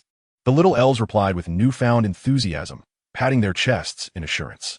Observing their spirited response, Evan exchanged a few more words with them before heading to the Great Hall. Such is the nature of the elf race. Through centuries of servitude, a modicum of kindness from one can evoke their genuine loyalty. In the Great Hall, the sorting ceremony commenced. As Evan watched a group of anxious young students under Professor McGonagall's guidance, he realized they were yet another batch of children deceived by Hogwarts traditions. Rufus Scamander, Upon hearing this name, called by the Sorting Hat, Avon's spirits lifted. This surname belonged to Newt's grandson. Avon felt compelled to forge a connection with the heir of a prominent figure in the magical creature protection field. Hufflepuff, without a doubt, like his grandfather. He too is a proud Hufflepuff. Amidst the applause of the Hufflepuff upperclassmen, Rolf joyfully made his way to the Hufflepuff table. Observing this, Ivan quietly crawled beneath the table. Inching towards Rolf's seat, Rolf was elated. He had finally arrived at Hogwarts, and to his delight, he was sorted into the same house where his grandfather once belonged. His grandfather had often told him that Hufflepuff was the most comfortable of all the houses. "Hello, Junior." Ivan suddenly emerged from beneath the table. "Ah," Rolf exclaimed, nearly jumping out of his skin. "Apologies for startling you, Junior." "I'm Ivan," he said, offering a sincere apology for scaring the lad. "No problem, Senior Ivan. You can call me Rolf." "Very well, Rolf. By your surname, I take it you are Mr. Scamander's grandson?" "Yes, Senior." "That is splendid. You know, I have great admiration for your grandfather. I am quite fond of magical creatures." Ivan whispered as he engaged Rolf in light conversation until the sorting ceremony concluded and Dumbledore stood to address the gathering. "Welcome to Hogwarts, new students. Today, I bring you delightful news. Thanks to your second-year seniors, you have the privilege of attending Hogwarts' inaugural feast featuring a revamped menu. Enjoy this novel experience brought to you by your fellow students and our house elves." Dumbledore had already been informed of the feast's changes by the house elves. He had had the pleasure of sampling the new dishes during the holidays when the elves diligently honed their culinary skills. He recalled having savored a similar Eastern delicacy in a village beneath the Kunlun Mountains. Though the dishes varied, the cooking methods bore striking similarities. It was during that time that he had severed ties with a most special individual, breaking an ancient blood oath. Throughout the holiday, he had grown accustomed to these delightful flavors. Even a simple fried rice dish brought him immense joy, particularly the sweeter delicacies that he adored. "House elves, serve the dishes." Dumbledore clapped his hands, and a parade of steaming, vibrant dishes was brought to the table. These were gourmet offerings of the highest standard, prompting an involuntary gasp from his students. "Don't just stare, dig in," Ivan urged, noticing his classmates were momentarily mesmerized. He was the first to grab a piece of succulent pork, encouraging his fellow students to begin their feast. "Eat up, Junior. This is a once-in-a-lifetime spread," Ivan prompted Rolf, who was bewildered by the array of choices. Anticipating that many might struggle with chopsticks, Ivan had arranged for the house elves to provide numerous training chopsticks, a modern invention designed to teach children the art of using them. Alongside forks and spoons, those who found forks to be cumbersome could opt for chopsticks instead. Surely, anyone not too inept would figure out how to use them. At that moment, Cedric and his 3 companions, who shared a compartment with Ivan, finally understood the purpose of Ivan's chopstick training. Using chopsticks for such dishes was indeed far more convenient than forks. Watching a classmate struggle to spear a solitary strand of potato with a fork, Cedric proudly utilized his now-familiar chopsticks to scoop up a generous mouthful. Chapter 75. The Soaring Lockhart, a grand banquet to welcome newcomers was underway, and the atmosphere was filled with joy and laughter. Among the attendees were Harry and Ron, who had narrowly escaped a beating from a furious troll and almost faced expulsion. Indeed, just moments into the festivities, these unfortunate boys arrived. Professor McGonagall had initially intended to punish them by barring their participation in the welcome dinner, but upon reflecting on the splendid feast prepared by Ivan, her heart softened. This time, she decided to let it slide, considering it an exception. Yet, she couldn't help but think of the trouble these two had caused, particularly Harry, who bore an uncanny resemblance to James.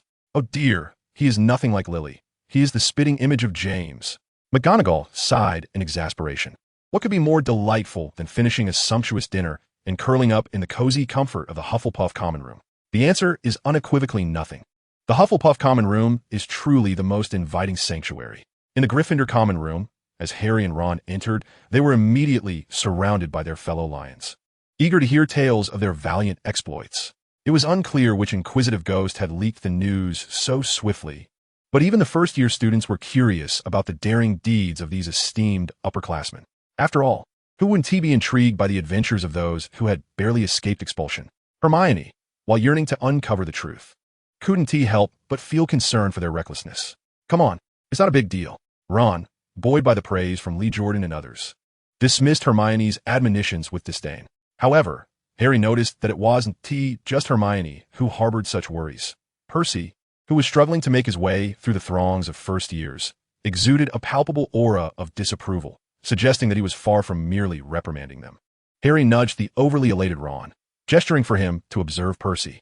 Initially, Ron was indifferent, still basking in the glow of his newfound acclaim, until he caught sight of Percy. Percy was so furious that the flames nearby appeared to flicker blue. On the first day of term, after completing the morning classes, Ivan took the opportunity to stroll around the campus with his friends, the now-adult Ernie, a guru, and the ever-enthusiastic Dodo, before lunchtime commenced. As they walked, Ivan's thoughts drifted to the Whomping Willow, which had been injured in the previous day's escapade. It seemed that their headmaster was currently tending to the tree's wounds. So Ivan decided to pay a visit. Before long, he spotted Professor Sprout diligently administering a nourishing solution to the Whomping Willow from a safe distance, as the tree was notorious for its aggressive nature. "Good afternoon, Professor. Do you need assistance?" Ivan inquired, believing it was only right to offer help to a busy professor. "Oh, it's you, Ivan. You've grown quite a bit over the holidays," Professor Sprout remarked, noting Ivan's impressive development since the last term. Indeed, his growth was remarkable, especially considering his accelerated maturation. "I've been eating well," Ivan replied with a smile, glancing at the professor's spray bottle. "Perhaps a guru could assist you. It would be safer from the air." Currently, Professor Sprout was using magic to spray the potion over a distance, and with the guru's help, she could conserve her energy more effectively. "Thank you all, but these little ones have certainly grown quite a bit. Haven't they? They have fully reached adulthood, I believe." The amiable Professor Sprout smiled warmly. She genuinely cherishes each child in her care, including their beloved pets. Indeed, they have matured into big kids. Upon hearing this, Iron Egg seemed to take it as a compliment, standing up proudly with his hands on his hips. It might be time to consider finding a mate for them before proceeding with sterilization. At this, Iron Egg regarded Ivan incredulously. Though he did not comprehend the meaning of sterilization, he instinctively sensed it was not a pleasant notion. "Are you serious, Master?" he exclaimed. "Ha ha, how clever he is. But do not tease him any further. You might frighten him." Professor Sprout chuckled at Iron Egg's adorable demeanor, confirming that the badgers nurtured in their house are indeed delightful. "Ah, Professor Sprout, and greetings to this child of Hufflepuff. The weather is splendid today," came a flippant voice. Lockhart strolled over, clad in a dark green tailcoat and reeking of an excessive amount of perfume. His charming smile radiated an air of self-importance. However, Ivan and Professor Sprout were clearly unimpressed, both furrowing their brows. "Are you treating the mandrake, Professor?" he inquired, having heard of its injuries. "Yes, I am administering a nutrient solution. Unfortunately, he is already a professor of defense against the dark arts, so I must maintain a semblance of decorum. I believe I can assist," he continued. "I happened to encounter this rare plant during my travels and know how to care for it. Allow me to help." With that, he foolishly brandished his wand and advanced towards the mandrake. "Hey, stop. Do not approach." Professor Sprout quickly intervened, attempting to halt Lockhart. Remarkably, he continued to move forward while glancing back, seemingly dismissive of the mandrake's threat. However, the mandrake did not tolerate his bravado. It swung a vine and struck him squarely in the abdomen. Lockhart soared through the air like a beautiful parabola, vanishing from Professor Sprout's and Ivan's sight without a trace. "Professor, how did he manage to convince Professor Dumbledore?" The scene fell silent for a few moments as 3 pairs of eyes stared dumbfounded in the direction Lockhart had disappeared. Ultimately, Ivan voiced this perplexing question that had been troubling him. "I am equally curious about that," she replied. Meanwhile, Argus and the little dimwit were diligently dispensing potion from above when suddenly a loud human voice zoomed past them, leaving both birds utterly bewildered. Yet, when they looked out, they saw nothing amiss and attributed it to their aging ears playing tricks on them. However, his mind was filled with memories from the previous semester, particularly the strange expression on Ivan's face during their chat before the banquet. That expression was hard to shake off, as it was indeed quite difficult to articulate. Now, he found himself hesitating to destroy the Philosopher's Stone. Finally, after much consideration, Dumbledore withdrew his ancient wand and tapped a red brick in the fireplace, transforming it into a drawer, into which he placed the Philosopher's Stone. The time until the end of the second Dark Lord's reign is still distant. I hope this stone will prove useful when the moment arrives, and it can be destroyed thereafter. I swear, it is not my pride that has been hurt by Ivan's dismissive expression. Chapter 76. Ivan is truly criticizing you, with that ostentatious man no longer causing disruptions. The task of managing the troublesome Lou came to a swift conclusion. I sent the little ones to Hagrid, allowing them to play with Fong, while Ivan quietly slipped away to the room of requirement. Ivan first retrieved a crystal ball, and upon closer inspection, one could see a robust figure moving within it. This was a creation from before the holidays, a simple recording orb designed to capture every move taught by Master Lee. After collecting the necessary components, Ivan cast several spells before engaging in a flurry of assembly. Soon, a collection of limbs took shape with a wooden exterior and metallic innards. Once assembled, he inscribed the incantations and placed the recording orb containing Master Lee's techniques inside. At last, a training puppet was complete. The enchantments on the puppet would enable it to mimic the actions recorded in the orb, allowing Ivan to experience the sensation of practicing alongside Master Lee. The puppet's power source was modified to a combination of springs and magic, with the circuit board replaced by the recording orb. Otherwise, a mere toy capable of simple movements could hardly serve as an effective training partner. With everything in place, it was time to put to the test. After a brief pause, Ivan activated the combat puppet. Engage. Begin. At his command, the puppet's eyes glowed with a white light. Adopting the initial stance of Master Lee as captured in the orb, Ivan mirrored the offensive posture, engaging in combat with the puppet. After a vigorous sparring session, Ivan called a halt, feeling satisfied overall. The puppet had performed relatively well, though its movements were somewhat stiff, an expected outcome. With time, as his transfiguration skills improved, this issue might be resolved. The finest training comes from real combat. With his training partner, Ivan would refine the techniques he had learned. If he could make the puppet more agile and its responses more random, he would truly hone his skills as a melee mage. Influenced by certain esteemed figures from his past life, Ivan firmly believed that a mage who cannot engage in close combat is not a true mage at all. After concluding his session with the training puppet, Ivan cast a cleansing spell on himself and stealthily exited the room of requirement. He was unsure if that old bee had noticed his presence, but he preferred not to encounter other students. If those curious little ones discovered this secret location, his plan for discreet growth would be thwarted. Dinner, though not as lavish as the previous evening's banquet, was still considerably more sumptuous than usual. To begin with, the table was no longer filled with just fried fish and chips, boiled potatoes with skins, and sandwiches. While fried fish remained, it was accompanied by stewed fish, and the boiled potatoes had been replaced with shredded and sliced potatoes, offering greater variety, much to the delight of the young wizards, whose appetites had also increased. Previously, the vegetables consumed were either boiled or presented as salads. Many young wizards held a disdain for boiled black pepper kale, mistakenly believing their aversion was to the vegetable itself. However, after sampling the fiery kale dish this evening, they realized their distaste stemmed solely from the cooking method, rather than the vegetable itself. While the array of dishes was sumptuous, the cost remained modest, much to the delight of the old bee, who was relieved from the burden of seeking additional funding from the board. Hey, Evan, wait for us. You want to believe what transpired in today's defense against the dark arts class. I can scarcely fathom that such a person is our professor. He actually abandoned us and ran off. Ron exclaimed, I must inform my father about the peculiar individual Dumbledore has appointed as our instructor. Draco complained, clearly dissatisfied. If it weren't for Hermione using the body-binding curse on those little creatures, I fear it wouldn't have just been Neville up there, Harry added, frustrated that yet another unreliable professor had graced their year.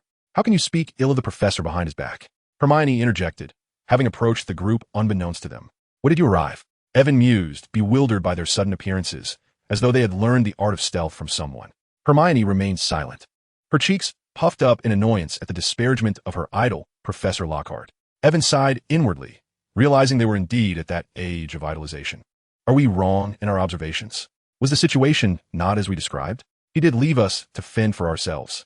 Harry and his companions rallied in unison, presenting their case with fervor. That was merely an accident. Professor Lockhart would never have done so intentionally. Have you not read his books? Surely those exploits cannot be fabricated. Hermione staunchly defended Lockhart's competence. Yet Evan understood the truth. Those exploits were indeed genuine, and Lockhart's actions were not deliberate. He was simply inept and unable to manage the situation. Ahem, so you found yourselves floundering at the hands of a group of Cornish pixies? Evan suddenly queried. Yes, indeed. What is your point? The others replied, perplexed by his question. Harry and the group were taken aback. How had they been so thoroughly bested? Perhaps if you practiced less frivolously and devoted more time to your spellbooks, honing your skills beyond just during practical lessons, you would be better equipped to handle such situations without relying on others. Evan admonished. Hermione felt an instant kinship with Evan's sentiments. Exactly. These fellows neglect their studies and then blame Professor Lockhart. Hermione, you too. Evan interjected, calling her out. Do not idolize the professor as if he were a celebrity. Oh wait, I haven't completed my homework yet. With that, Evan departed with a flourish, leaving the four in a state of bewilderment. He was indeed a good friend, yet he spared no mercy when it came to reprimanding them. Draco rarely commented, but this time he had to voice his thoughts about Evan. Harry and the others nodded in agreement. Evan reclined gracefully on the sofa in the Hufflepuff common room, while Iron Egg and the others had mysteriously disappeared to play. Ever since they consumed that peculiar concoction, the little creatures had displayed an alarming level of energy, though thankfully they were sensible enough not to wreak havoc. Tomorrow, it would be his turn to attend Lockhart's class, and he couldn't help but wonder what chaos would ensue. Yours truly, Gilderoy Lockhart.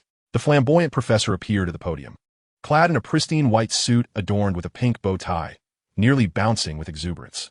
But I never boast, for I did not vanquish the banshee with mere smiles, he exclaimed, his laughter echoing like a pig's squeal, all while showcasing his impeccable charm that left a throng of young witches utterly enchanted. Conversely, the boys appeared less enamored, contemplating whether to distance themselves from their infatuated peers, firmly believing that those who idolized Lockhart were somewhat unhinged. Chapter 77. Resisting the urge to strike Lockhart on the first day, Evan felt the veins on his forehead throb. Seeing Lockhart's impromptu quiz with his own eyes ignited a desire to strangle the man. Question: what is Lockhart's favorite color? Answer: green. Evan thought to himself that if the man were ever to marry, he would undoubtedly be wearing a hint of green atop his head. Question: what is Lockhart's favorite food? Answer: human flesh. It was merely his opinion, nothing more. Question: what is Lockhart's aspiration? Answer: to be a real man for 3 minutes rather than a mere fool for 3 seconds. Evan was uncertain if Lockhart would grasp the underlying implications of his answers. Nonetheless, it was the highest praise he could muster. Ah, you are far superior to the other 2 houses. They only had Miss Granger scoring full marks. Evan glanced around, acknowledging that Ravenclaw indeed had a commendable memory. However, Mr. McGrave, it is perfectly fine if you are unaware. Just refrain from writing answers that are incomprehensible next time. I shall not hold it against you. With that, Lockhart winked at Evan. Evan thought to himself, what a nuisance. He was thoroughly disgusted. After class, aside from Lockhart's die-hard fans, many students exited the classroom with grim expressions. Evan was particularly incensed, his forehead veins pulsating with frustration. Due to the previous class's debacle, the incompetent Lockhart dared not dabble with magical creatures again. He opted instead to stage a theatrical performance. Indeed, for the second lesson, he had the students reenacting the tales he had pilfered from his books. Evan, unfortunately, was summoned to play the role of assistant. Perhaps because Lockhart felt disrespected by his flippant quiz answers. Hey, Evan, wait for us. How did the class go? Harry inquired, eager to uncover what absurdities Lockhart had conjured this time. Look at how quiet they are. It must have gone smoothly. I told you the last incident was an anomaly. Professor Lockhart would not. Evan turned, cutting Hermione off mid-sentence. Evan, what happened? You look rather frightening, Ron stammered, his voice trembling. Evan's state was one of utter exasperation. I swear, if Lockhart dares to make me play a werewolf again and places his foul feet upon me, I shall chop him into 108 pieces and feed him to the fish in the Thames. Observing the murderous intent etched upon Evan's face, Hermione hesitated to speak in Lockhart's defense, as they all wondered what Lockhart had done to provoke such fury in Evan. In their recollections, even during disputes, Evan had merely appeared slightly more serious. He had never exhibited such a demeanor, even when provoked by Caro and others. Now, they were too intimidated to utter a word of comfort, for the aura surrounding Evan was exceedingly formidable. The 3 young lions trembled with fear. Lockhart emerged from the classroom, blissfully unaware of Evan's discontent, and approached them with an eager demeanor. After engaging in conversation, he left with a charming smile, having won the Most Charming Smile award 5 times, and departed with a flourish. Evan gazed at Lockhart's ostentatious retreat and silently retrieved his dagger from within his robes. Calm down, Evan. He is a professor. You must not act rashly. Taking a deep breath, he attempted to relax.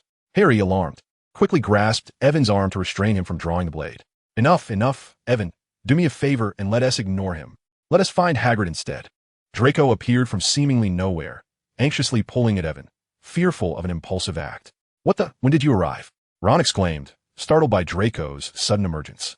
I was just behind you, observing the situation before deciding to approach, Draco replied nonchalantly. Evan inhaled deeply, suppressing thoughts of violence against Lockhart.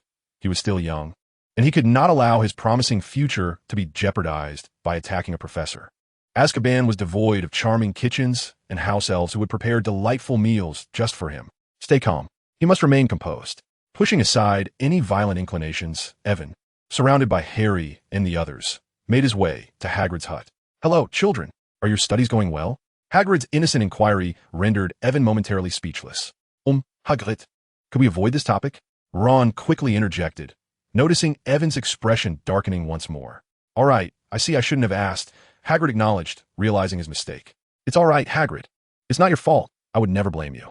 Dismissing the unpleasantness from his mind, Evan offered Hagrid a warm smile, as was customary. "Oh, by the way, I visited Norbert a couple of days ago. The little fellow has grown quite large and even more adorable," Hagrid said with a beaming smile reminiscent of a proud aunt. "Really? It seems he is being well taken care of," Evan remarked. "Absolutely. I made sure to instruct them to treat Norbert well," Draco boasted with pride. "Haha, children. Let me share something with you that you would never expect," Hagrid said with a mysterious air. What is it? Do you have a girlfriend now?" Evan inquired with curiosity. "Oh dear, Evan, you cheeky child, whatever are you saying?" Hagrid's face flushed crimson as he began to fidget. A few children, upon seeing such a sight, immediately began to cheer. "Oh no, it's not what you think. It's Norbert," Hagrid hastily clarified. "What about Norbert?" Draco inquired, perplexed. As he had ensured Norbert was well cared for, what could possibly be amiss? Actually, Norbert is a girl. I've named her Norberta." "What? Norbert is a girl?" "It's Norberta. Remember that. The staff at the dragon enclosure discovered this. I was simply too careless to notice the little one's gender before." This revelation indeed came as a surprise. When they first encountered Norberta, her wrinkled appearance led them to instinctively assume she was a male dragon. "Oh, and look how much Cracker has grown. He's quite handsome now," Harry and the others remarked, noting Cracker's current stature. With his cropped white hair and silver cloak, he had matured into a robust and striking figure. If he had once been an adorable little creature, he now exuded an imposing presence. Especially when he walked, he deliberately showcased an aura befitting a king. No doubt, this show-off behavior is all learned from a guru. Chapter 78. Speak to me if you need something. "Evan, are you certain Cracker has no traces of magical creature lineage?" "I am certain." "Are you sure?" Ron pointed at Cracker, his face etched with disbelief. Cracker was currently engaged in a game of guessing shells with Fawn, having somehow procured 3 bowls and placed a smooth pebble beneath one. Cracker's nimble paws swiftly moved the bowls around, while Fawn's head bobbed side to side, oblivious to whether he was dizzy or not. Eventually, Cracker came to a halt. Fawn tilted his head in contemplation before pointing to the bowl on the left. However, when Cracker revealed it, it was utterly empty, with the stone resting beneath the middle bowl. Fawn shook his head in disbelief at his own misjudgment, while Cracker wore a distinctly anthropomorphic grin, seemingly mocking Fawn's foolishness. "Are you certain this is behavior typical of ordinary animals? Some magical creatures cannot even exhibit such cleverness." Hagrid and the others gestured toward Cracker, casting glances at the composed Evan. Evan was well aware that Cracker was merely an ordinary honey badger. However, after consuming his specially concocted potions, the combined effects had sparked a transformative change, elevating Cracker to a new level. "I'm quite sure Cracker simply drank some unique potions that yielded unforeseen beneficial effects. Isn't that splendid? There's no harm in it, and he's astonishingly clever." Evan beamed at Cracker, proud of this remarkable achievement. "Well, the fact that Cracker has become comparable to a magical creature through potions is indeed astounding," Hermione remarked, her eyes wide with wonder. "If we could devise the correct formula, wouldn't it be possible to create as many magical creatures as we desire?" Evan understood this notion, but was aware that it was nearly impossible. Cracker's transformation was entirely serendipitous, based on obedient and enhancement potions that provided a foundation. While the potion responsible for transforming creatures had been largely eliminated, leaving only some properties that altered physical traits. Originally, it was a realm of magic. However, the beings transformed lacked sentience, primarily serving as slaughterous weapons crafted by dark sorcerers. Avon had no desire to become such a creation. He was not Voldemort. Nevertheless, the rudimentary potion he concocted, when administered to the white mice, yielded no remarkable alterations. The same was true for the initial 2 potions. They merely acquired magical energy and became somewhat more intelligent, yet remained fundamentally animals. In contrast, Iron Egg and its companions were different. He could not recall precisely what concoction they had surreptitiously consumed, as the base had no restrictions on them, and it was entirely possible they had indulged in various harmless failed potions. Of course, they could only have ingested harmless potions if they had encountered something detrimental. These little creatures would have met their demise. The effects of failed potions were unpredictable, leaving him uncertain about which particular one had played a pivotal role. thus rendering any future replication of the process improbable. Even with toads for testing, success was not guaranteed due to the sheer unpredictability of the potion's effects. Reflecting on the transformations of Iron Egg, Avon shook his head in disbelief. What an unexpected turn of events. How had such an astonishing outcome been achieved? Iron Egg, upon overhearing a discussion about him, merely glanced back before continuing to play with Yaya, indifferent to the chatter unless it involved plans to stew him. Should such a discussion arise, he would certainly give them a taste of his formidable strength. A guru in little days had vanished to some distant play, leaving Avon in a better mood after a short while. They had a charms class that morning, and afterward, he could anticipate mealtime. Earlier, he had heard Buba mention that lunch would feature sweet and sour ribs and mapo tofu. With a gleeful heart, Avon, at the dining table, used the communal chopsticks to place several pieces of rib onto Rolf's plate, his enthusiasm causing Rolf to feel somewhat embarrassed. That's enough, Senior. I'm full, thank you. Rolf noticed the ever-growing pile of food on his plate, exceeding his usual appetite, prompting him to halt Avon's generous servings. This is but a small amount. I could consume 3 times this last year. Children must eat well to grow tall and strong. Just look at me. As he spoke, Avon rolled up his sleeves to showcase his biceps. Oh my, exclaimed nearby Badger, who turned to admire Avon's well-defined muscles, contrasting sharply with their own somewhat portly figures. Hufflepuff, in this academy, if you manage to grow slimmer, something must be amiss. Wow, Senior, your physique is impressive. You must have abs. Rolf remarked with envy, unlike me, who has but a single up. Absolutely. Behold a full 8-pack, Avon declared, lifting his shirt to reveal his chiseled abdomen. Suddenly aware of the attention he garnered, he noticed the older girls beside him staring wide-eyed at his physique, prompting him to hastily cover up.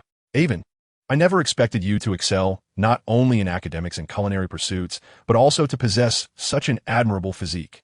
Susan Burns, who is in the same grade as Evan, sparkles with excitement, momentarily forgetting the rib on her chopsticks. Of course, I am well-rounded. Evan unabashedly acknowledges this fact. It must be tough. You truly are a remarkable Hufflepuff, Susan remarks, earning a nod of approval from the Badger beside her. However, unbeknownst to Susan, her companion Hannah stealthily swiped the rib from her chopsticks and placed it into her own bowl. Oh, where did my rib go? Susan exclaims, only to discover its absence after finally putting her chopsticks to her mouth. Meanwhile, Hannah silently adds 2 more ribs to her bowl. I distinctly remember picking one up. Susan muses, scratching her head in confusion. Hurry and eat, Susan, or there will be nothing left. Evan kindly reminds her. Susan glances at the platter. The once towering stack of ribs has dwindled significantly. She swiftly lowers her chopsticks to gather a few pieces, realizing that if she hesitates, they might be gone for good. Come on, eat more. In Hufflepuff, you can truly indulge. I've arranged an extensive new recipe book for Hogwarts. If you see something you fancy, just let me know. I'll make it for you. Thank you so much. She replies, her eyes shining. Oh, it's nothing really. I hold your grandfather in high regard. Being his grandson, it is only natural for me to treat you well. So don't be shy. If you need anything, just tell me. I'll take care of it all, except for crossing swords with the professors. Not even Voldemort would stand a chance. Rolf, the Badgers exclaim. Evan, you can't just say that name. What is there to fear? A half-dead old monster. ISNT Dumbledore still around? He can't possibly come to the school. Evan dismisses the concern nonchalantly. Evan, I used to think you were more suited for Ravenclaw, but now I see you fit quite well in Gryffindor too, Hannah states earnestly, with the surrounding Badgers nodding in agreement. However, Evan stands tall, exuding a carefree attitude, completely unfazed. Rolf, witnessing Evan's kindness, culinary knowledge, and bravery, can't help but feel a flicker of admiration. Chapter 79, What were you thinking, provoking him? The weekend mornings are always so delightful, except for those unfortunate souls dragged out of their warm beds without a chance to savor breakfast. Harry finds himself uncertain how he ended up in the changing room, while Fred and George sit on a small bench, questioning life with puffy eyes and yawning endlessly. Fourth year Elia leans against the wall, dozing off, while Katie and Angelina, both chasers, sit in chairs, yawning and shedding tears of fatigue. The reason for this weariness is not trivial. Last year, Harry missed Quidditch practice while resting in the infirmary, leading to Gryffindor's loss. After all, how could he perform 10 backflips to prove he was fine? Cheer up, little lions. This year, the other houses Haven T started their training yet, so we must seize the advantage. Evan, the Hufflepuff, declared. Yes, we shall outshine them. Harry, at the very least, let us have breakfast. Upon hearing this, Wood recalled and pulled out several boiled potatoes with their skins on from his pocket. I almost forgot. Hurry and eat. Meanwhile, Listen to my tactics. I have been studying them all summer, and this time we shall surely win the championship. George glanced at the potatoes in his hand and looked at Wood with a blank expression. I remember Evan mentioning that he had asked the kitchen to refrain from preparing such a dish. It has only been a few days, hasn't it? Where did you procure these? The other teammates nodded in agreement, having endured several days of fried, stewed, and boiled potatoes. They were no longer willing to accept such rudimentary cooking methods, for their palates had grown accustomed to finer fare. The kitchen had intended to make mashed potatoes, and I brought these fresh from the pot. Now eat up, and then we could train. Saying this, Wood took the lead, taking a bite while discussing his strategies. Harry recalled that there were pork and celery buns available this morning. Ah, how delightful! After sipping the warm millet porridge, a soothing liquid flowed into Evan's stomach, prompting him to emit a soft hum of satisfaction. He then took a hearty bite of the fragrant meat bun, his face radiating happiness. The house elf's culinary skills were indeed quite remarkable. After devouring 2 buns, just as Evan was about to reach for another, Draco appeared. Evan, look, I've joined the Quidditch team, Draco boasted in his team uniform. Oh, congratulations. Evan took another bite of his bun. I know you're not interested, but today is my first training session. Would you care to watch? Draco inquired with anticipation. All right, but you must wait until I finish eating. Evan pondered for a moment before agreeing. Splendid. I'll head out first. After saying this, Draco grabbed 2 buns from the Hufflepuff table and departed.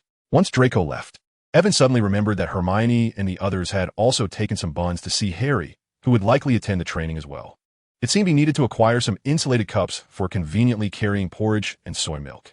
Wood, invigorated, led the team out of the locker room, while Harry and the others followed behind with a dazed expression. They had spent a considerable amount of time in the locker room, and when they emerged, the sun had already risen. As they entered the pitch, they spotted Ron and Hermione enjoying delicious meat buns in the stands. Harry mounted his broom and flew over to them. Haven't you finished practicing yet? Ron asked with a bun in his mouth. We haven't even started. Wood is explaining tactics to us. Quick, give me a bun. I'm dying of hunger. Harry snatched the bun Hermione handed him and stuffed it into his mouth before soaring into the sky to join Wood and the others for practice. Who is that? Fred inquired. Harry looked in the direction Fred pointed and saw Colin, the enthusiastic first year, taking photographs, quickly distancing himself from any association. Could that newcomer be a Slytherin spy? Wood paused, his voice tinged with anger, as this Gryffindor Quidditch captain was becoming increasingly obsessed with winning the championship. No, he is a Gryffindor. Besides, Slytherin doesn't need spies. Just look at that sea of green. They come on their own, Fred remarked, pointing at the group in green uniforms below. Damn it, I've claimed this pitch for today. We absolutely cannot let these Slytherin steal it. Wood's voice grew increasingly agitated. It seems there's nothing amiss. At least he did not witness the two engaged in a fierce standoff. In fact, George and Fred were even exchanging smiles with Draco. However, he soon sensed a shift in the atmosphere, as the Slytherin upperclassman uttered something that caused Wood and his companions to suddenly grow solemn. Oh, a spectacle is about to unfold. Are they on the verge of a brawl? Ah, the thrill of witnessing the drama ignited within Avon, prompting him to quicken his pace in anticipation of the unfolding scene. Even if you're well-equipped, victory isn't guaranteed. Besides, this is a contest between Harry and Malfoy to recruit a seeker. What are you all arguing about? Hermione's voice carried a hint of annoyance. Harry and Malfoy were merely competing in skill. They hadn't exchanged any harsh words yet these upperclassmen had taken it upon themselves to ridicule. Silence. You have no right to speak, you filthy mudblood. Flint spat venomously at Hermione. Hey, what are you saying? Draco exclaimed in shock, questioning the audacity of speaking to their esteemed leader in such a manner. How dare they even utter that term, forgetting how Caro had been punished by the headmaster. Ever since Avon's heartfelt words last time, Draco had resolved to abandon such malicious behavior. Although he still had a sharp tongue and a somewhat mischievous demeanor, he no longer derived pleasure from insulting others. He aimed to be a refined scion of privilege. Hermione was momentarily taken aback, her eyes glistening with tears, visibly hurt. How dare you? Elia screamed, pulling Hermione into an embrace. You will pay for this. Ron brandished his wand, but before he could cast a spell, a deep voice, laden with barely contained fury, resonated from the side. You, what did you say? Avon's expression turned frosty. Avon, what does this have to do with you? Flint blurted out without a moment's hesitation, leaving Draco, who was about to explain, utterly dumbfounded. Draco thought to himself, what a disastrous teammate. Well, it seems Caro warning was insufficient for you. 3 times, you've brought this upon yourselves. Avon was no longer inclined to apologize and let the matter rest. Fuck you. What do you think I can do? Before anyone could react, Avon seized the broomstick from George S. hands and swung it violently towards Flint S. head. What do you think I can do?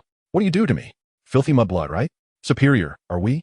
Pure blood, huh? You think you can act tough with me? Avon swung the broomstick with ferocity, relentlessly striking down upon the curled-up Flint on the ground, each blow infused with strength. The sound of cracking bones echoing in the ears of those present. At that moment, would witness the broomstick being shattered, while Flint lay on the ground, convulsing. The sound of bones breaking serving as a grim reminder of Avon's brutal assault. Avon had indeed held back his strength. Had he not feared Azkaban, he could have easily ended Flint's life. Why couldn't these fools learn their lesson? The last time he had pummeled Caro, he had shown restraint. Yet they remained unrepentant. Pull him away. He might just kill him, which shouted urgently. In the end, it was Hermione who, concerned that Ivan might strike too hard and inadvertently become a murderer, used the disarming charm to send the wooden stick flying, compelling Ivan to cease his aggression and saving Flint's life. Stop pretending. You're finished, Ivan retorted, casting a disdainful glance at the fallen individual. You're done for. With such a heavy hand, I'll inform the headmaster, and you will undoubtedly be expelled, a Slytherin member shouted, pointing at Ivan. Draco, must you always have a last word? Ah, daring to provoke me. Are you? Ivan stepped forward and seized the man's robes. I'll make you regret your bravado. In the fearful gaze of the surrounding students, Ivan delivered a series of powerful throws reminiscent of a Hulk-like display. Gripping the man's clothing, he executed a series of flips and slams. The onlookers were left in stunned silence.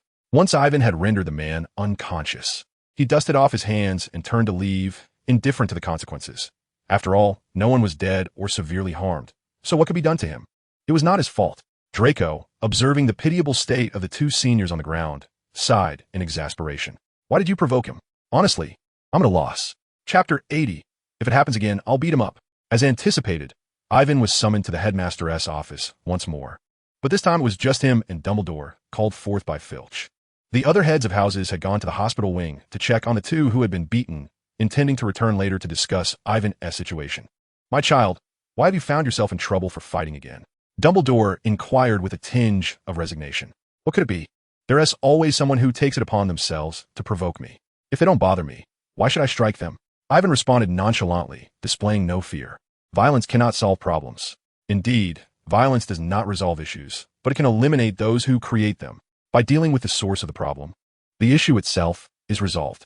Thus, to resolve a problem, one must also address the instigator. Only then can the situation be rectified. Dumbledore fell silent for 3 seconds, contemplating Ivan's words, while Fawkes stared at him with an open beak, taken aback. My child, I am quite advanced in age.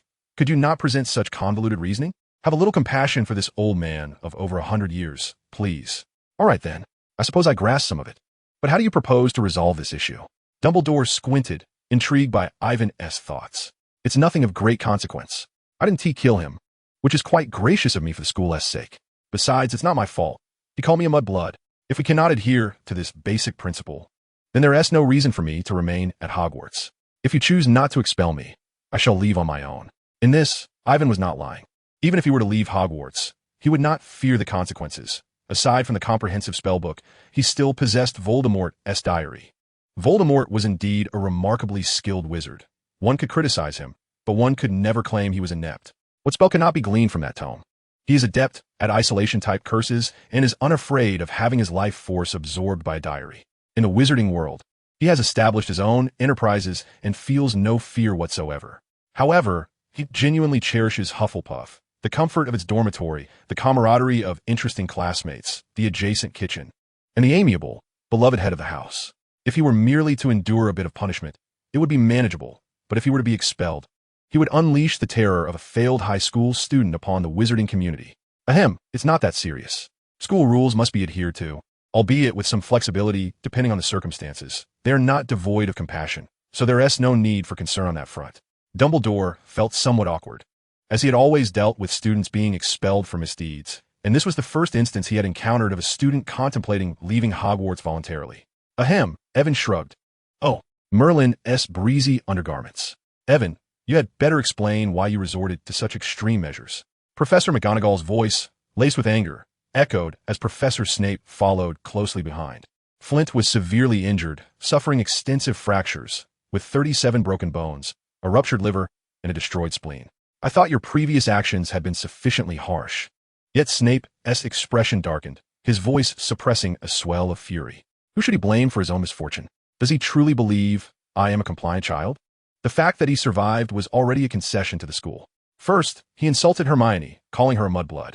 And then he had the audacity to label me a mudblood as well. It nearly brought Hermione to tears. Why does he have to insult us when he lies there like a beaten dog? I genuinely wished to smash his head. Evan remained unfazed by the professor's ire, speaking candidly, unperturbed by the consequences. Why did you not approach a professor? Didn't I tell you last time that you could seek a professor's intervention? McGonagall's anger diminished somewhat at his words, yet she still inquired with a hint of indignation. Snape, on the other hand, stood frozen, his previously furious countenance turning somewhat blank, as if recalling something, with a hint of regret on his face. Had he already unleashed his wrath? Would it have served any purpose to inform you? Must I endure his arrogance? Even if I divulged the information, what good would it do? Evan shrugged, expressing a sense of helplessness. How could it be of no use? McGonagall felt a surge of irritation. She believed the boy had gone too far today. To think that professors were ineffectual. Then, Professor McGonagall, can you dissuade him from such thoughts? Can you eliminate the discrimination from those trolls? You cannot. You can only make them temper their behavior temporarily. Do not forget our conversation at the start of the term. Reflect on what transpired today. No one takes your words seriously. That momentary punishment will never alter their mindset. It will only breed greater resentment and foster more discrimination, as they have never believed they were in the wrong. Evan's words rendered McGonagall silent. Indeed, this mindset had remained unchanged over the years. Even punishment could not reform them. Outside the school, they would persist in their ways, even passing down such ideologies to their offspring. Therefore, the most effective method is to silence them, to compel them to truly submit and instill genuine fear in them. In order to restrain their arrogant mouths from spewing filth, this must be done. Regardless of who it is, should there be a next time, I shall strike him. Avon's words were fiercely uttered, brimming with arrogance. Yet surprisingly, the professors refrained from reprimanding him. Instead, they contemplated the truth in Avon's statement. For so many years, they had neglected to correct such ideologies, which had inevitably led to this incident. Professors McGonagall and Snape, I recognize your qualifications as esteemed educators, yet at times, your leniency is excessive. Deep-seated beliefs cannot be altered merely through stern rebukes. Without blood lessons, one cannot shake the roots of ingrained convictions. After speaking, Avon silently regarded the three pivotal figures of the magical realm, his heart unperturbed.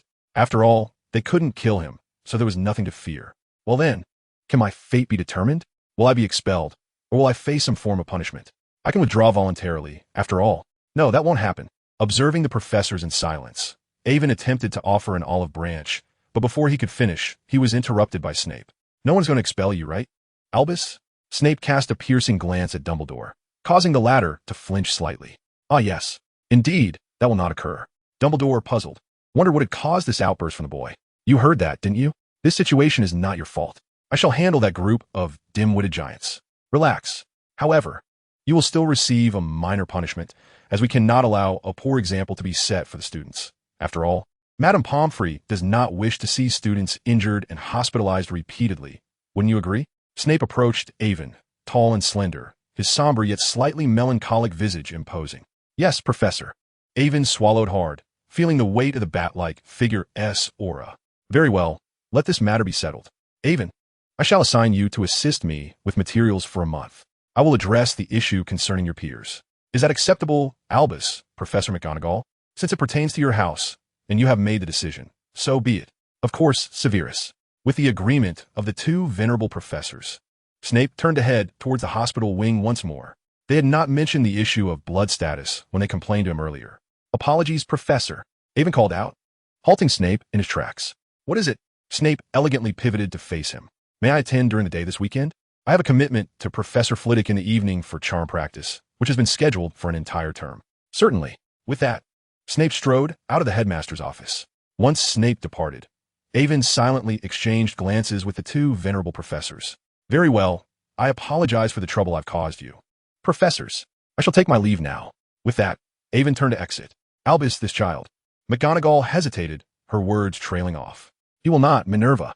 I understand your concerns. He possesses qualities that are forever absent in that individual. Dumbledore rose, offering solace to Professor McGonagall. The first time I met this child, I believed him to be exceedingly obedient and honest. After all, he hails from an extraordinary family. However, the words he spoke today were indeed reminiscent of those family legacies. Professor McGonagall referred to the dark wizarding families. Indeed, I still believe he will not tread the same path as that individual, Dumbledore assured Ivan with renewed confidence. Just as Professor McGonagall was about to speak, a noise emanated from the stone door behind them, revealing Ivan's return. "Is there anything else, Ivan?" McGonagall inquired. "Actually, there is something I need to discuss with the headmaster," Ivan replied, turning towards Dumbledore. "Please go ahead, my child." "Dear headmaster, I kindly ask that you refrain from presenting cockroaches as offerings on the altar. A more suitable tribute would be appreciated. Those enchanted candies are crawling all over the other offerings. The sight is quite unsightly. I doubt any deity would find that appealing, even if it is a candy that can be consumed. If you disagree, I shall sever your access to your beloved tomato hot pot," Ivan declared, his irritation evident. He had intended to visit the kitchen for a snack to replenish his energy, only to find a horde of cockroaches swarming over the offerings. A revelation he gleaned from Bubu's remarks about the arrival of the old headmaster. "Ahem, I understand. I shall make a change next time. But please, do not cut off my hot pot," Dumbledore replied, slightly flustered, attempting to mask his embarrassment with a cough. Seeing Dumbledore's promise, Ivan cast a peculiar glance at him before departing from the headmaster's office, leaving Professor McGonagall, who wore a puzzled expression, gazing curiously at Dumbledore. "You see, Minerva, I told you he would never follow in that person's footsteps," Dumbledore remarked with a mysterious smile. Chapter 81. He is the true Hufflepuff. I wish to hear your thoughts. Albus, Professor McGonagall expressed her apprehension. She was reluctant to witness any student veering off course, and Ivan's recent remarks had indeed echoed those of that notorious individual. She worried for Ivan, believing he may have simply misinterpreted certain matters. She was confident that the boy was not malevolent. He merely required guidance towards the right path. "Well, I assume your concern stems from the boy's few outbursts, correct? It's understandable. A child born into such a prominent family will inevitably harbor thoughts that differ from those of ordinary children. However, this child possesses his own sense of morality. Though his recent actions have been rather severe, they were provoked by specific circumstances. If he hadn't been incited by those unique conditions, he would not have behaved in such a manner. Do you recall our previous discussion regarding his desire for Slytherin and why he was sorted into Hufflepuff?" McGonagall nodded, remembering the conversation.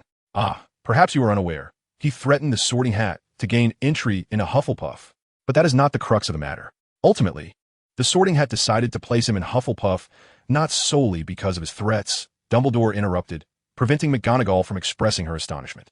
The Sorting Hat, delving into his thoughts, discerned the Slytherin pursuit of honor and power, yet also recognized his Ravenclaw intellect and thirst for knowledge. He embodies Gryffindor's bravery and willingness to bear consequences, while simultaneously possessing Hufflepuff's uncontentious spirit. Regardless of where he goes, he is well suited. However, as you have witnessed on several occasions, he has never once sought to provoke trouble. It is only when confronted with matters concerning those dear to him, or when his dignity is at stake, that he reveals his true nature. He does not instigate malevolence, yet he remains unafraid of calamity. Hufflepuff is his most fitting haven. Perhaps you are unaware that I lent him to the Philosopher's Stone for a holiday, and when he returned it, his eyes were devoid of greed, only reflecting regret at my intention to destroy such a wondrous gem. You understand how immense the allure of wealth and immortality can be. Yet, I did not perceive a trace of avarice in this child, only a thirst for knowledge and confidence in his path ahead. For he declared his intent to forge his own Philosopher's Stone, rather than covet the achievements of others. He possesses a love for his family, a love for his friends, and a love for the joys of life. With this alone, I am convinced he will not tread the same dark path as that individual. Do you comprehend, Minerva? He is a true and genuine Hufflepuff." Dumbledore spoke at length, revealing his entire impression of Avon and expressing his affirmation of Avon's character. "I believe you are correct. I have simply been overly concerned for this child. You know, I cannot bear to see any child harmed or led astray into darkness. However, I am willing to place my trust in you and in this child. He is indeed remarkably different." Professor McGonagall felt a surge of emotion, but soon she became aware of the previous conversation. "Wait, Avon, did you go to the kitchen and brought back a mound of cockroaches?" "Ah, yes, indeed," Dumbledore responded with an unexpected shiver. "Did I not tell you? Do not indulge excessively in hot pot and sweets. How old are you now? Madame Pomfrey has admonished me on several occasions. You must take care of your health. Even magic cannot defy the inevitability of aging. Do you not know that?" Professor McGonagall's tone grew stern, and Dumbledore visibly began to panic. Moments later, Professor McGonagall exited the headmaster's office, clutching a large bag filled with candies confiscated from Dumbledore's quarters. "Oh, Minerva! How could you? You took them all, leaving me nothing. How am I to survive without my joy?" Dumbledore gazed forlornly at his empty drawer and the vacant space behind the tapestry, perplexed as to how Professor McGonagall had discovered his hidden stash of sweets. He momentarily forgot that she was a cat animagus, even in her human form. Her sense of smell was notably keen. He may have concealed the sweets themselves, but he could not mask their enticing aroma. Dumbledore languished in his chair, seemingly bereft of spirit, his hollow gaze fixed upon the chandelier above. Professor McGonagall had just informed him that he was to undergo a week of sugar abstinence each month for his health. Though he recognized her concern, the mere thought of enduring a week without sweet confections sent his heart into a frenzy of despair. Dumbledore exclaimed, "No." When Avon emerged from the headmaster's office for the second time, he was confronted by a throng of companions awaiting him. The news has spread like wildfire. Everyone is aware that the dashing first year who single-handedly faced Slytherin has once again been summoned to the headmaster's office due to a physical altercation. It's no surprise. Where the Weasley twins are present, no secret can remain concealed. "Sorry, Evan, I didn't mean to involve you." Hermione immediately apologized, feeling responsible for the incident. "It's all right. It's not solely your fault. He did scold me as well," he reassured her. "I only got a punishment to assist Professor Snape with his materials, though that fellow might be in for a rough time." Reflecting on Snape's menacing retreat, he silently mourned for the unfortunate soul for a moment. "I apologize, Evan. I cannot control their thoughts." Draco also stepped forward to express his regrets, his faith in Slytherin being the best house wavering. "It's fine, you are you, and they are they.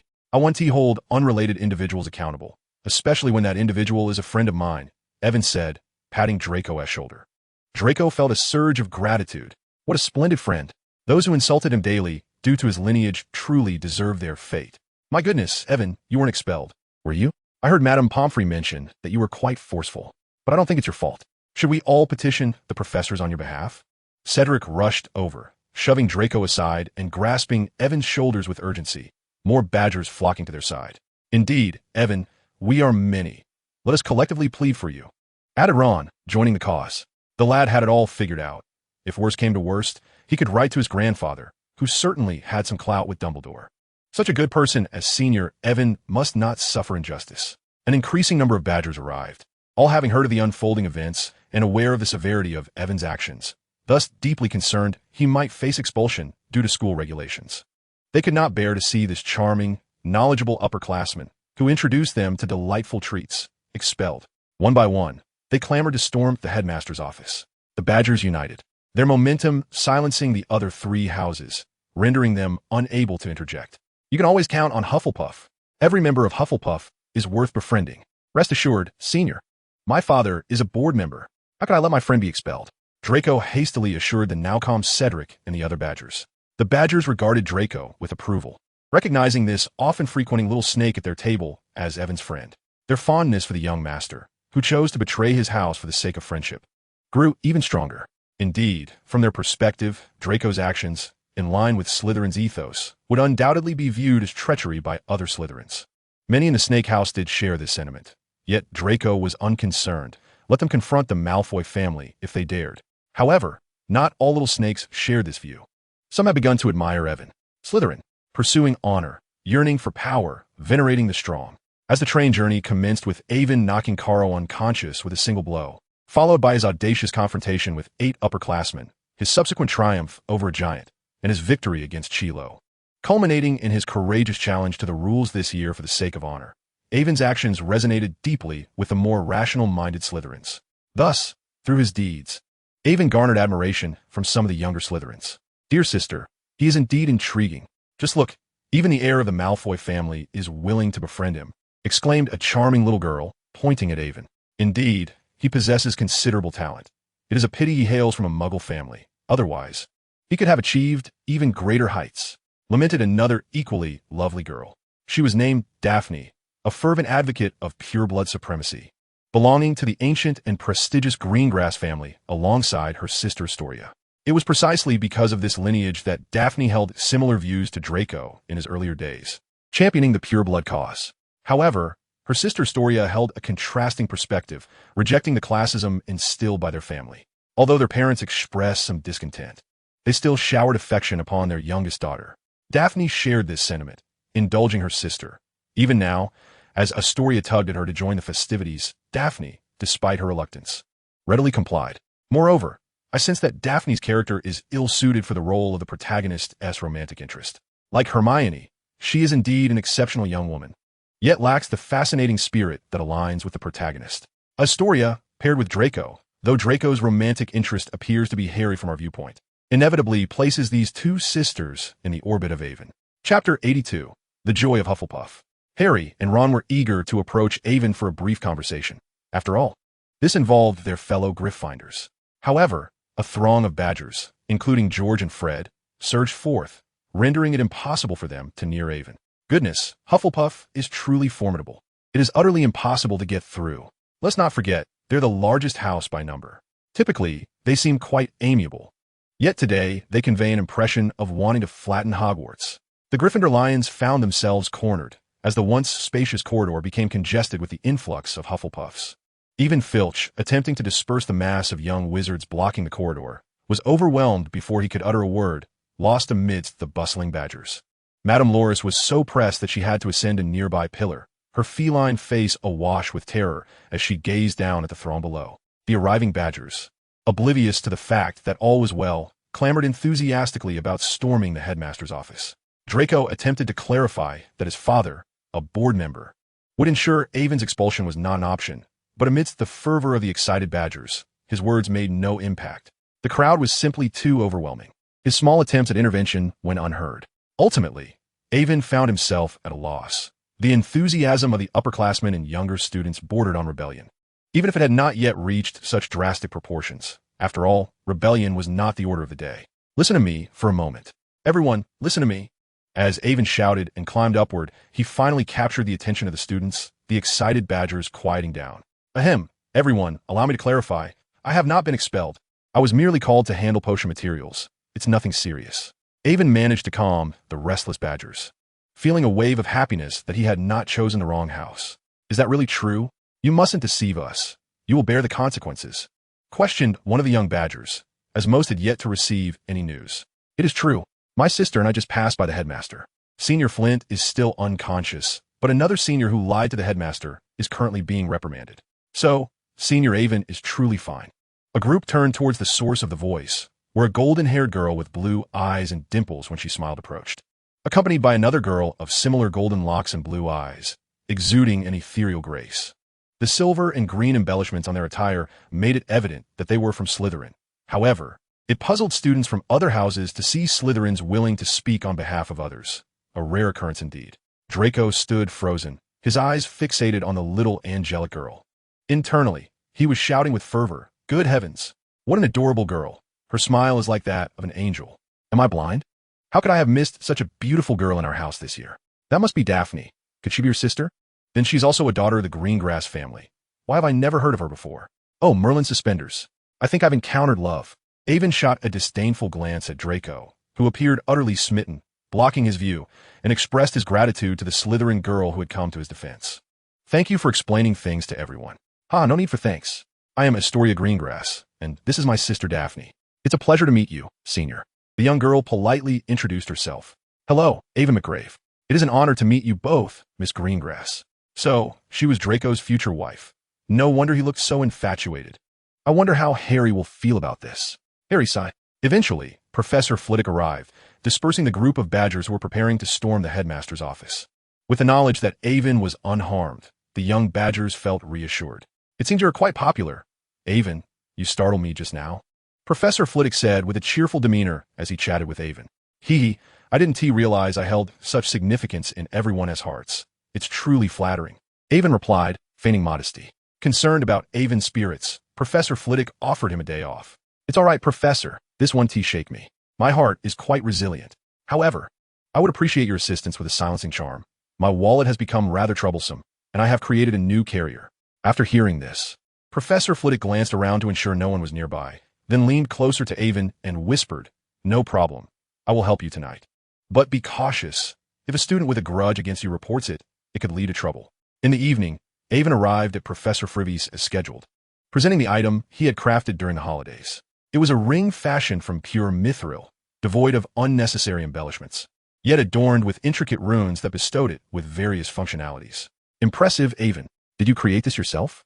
Your alchemical skills are quite commendable, remarked Professor Frivy, examining the ring and assessing its capabilities.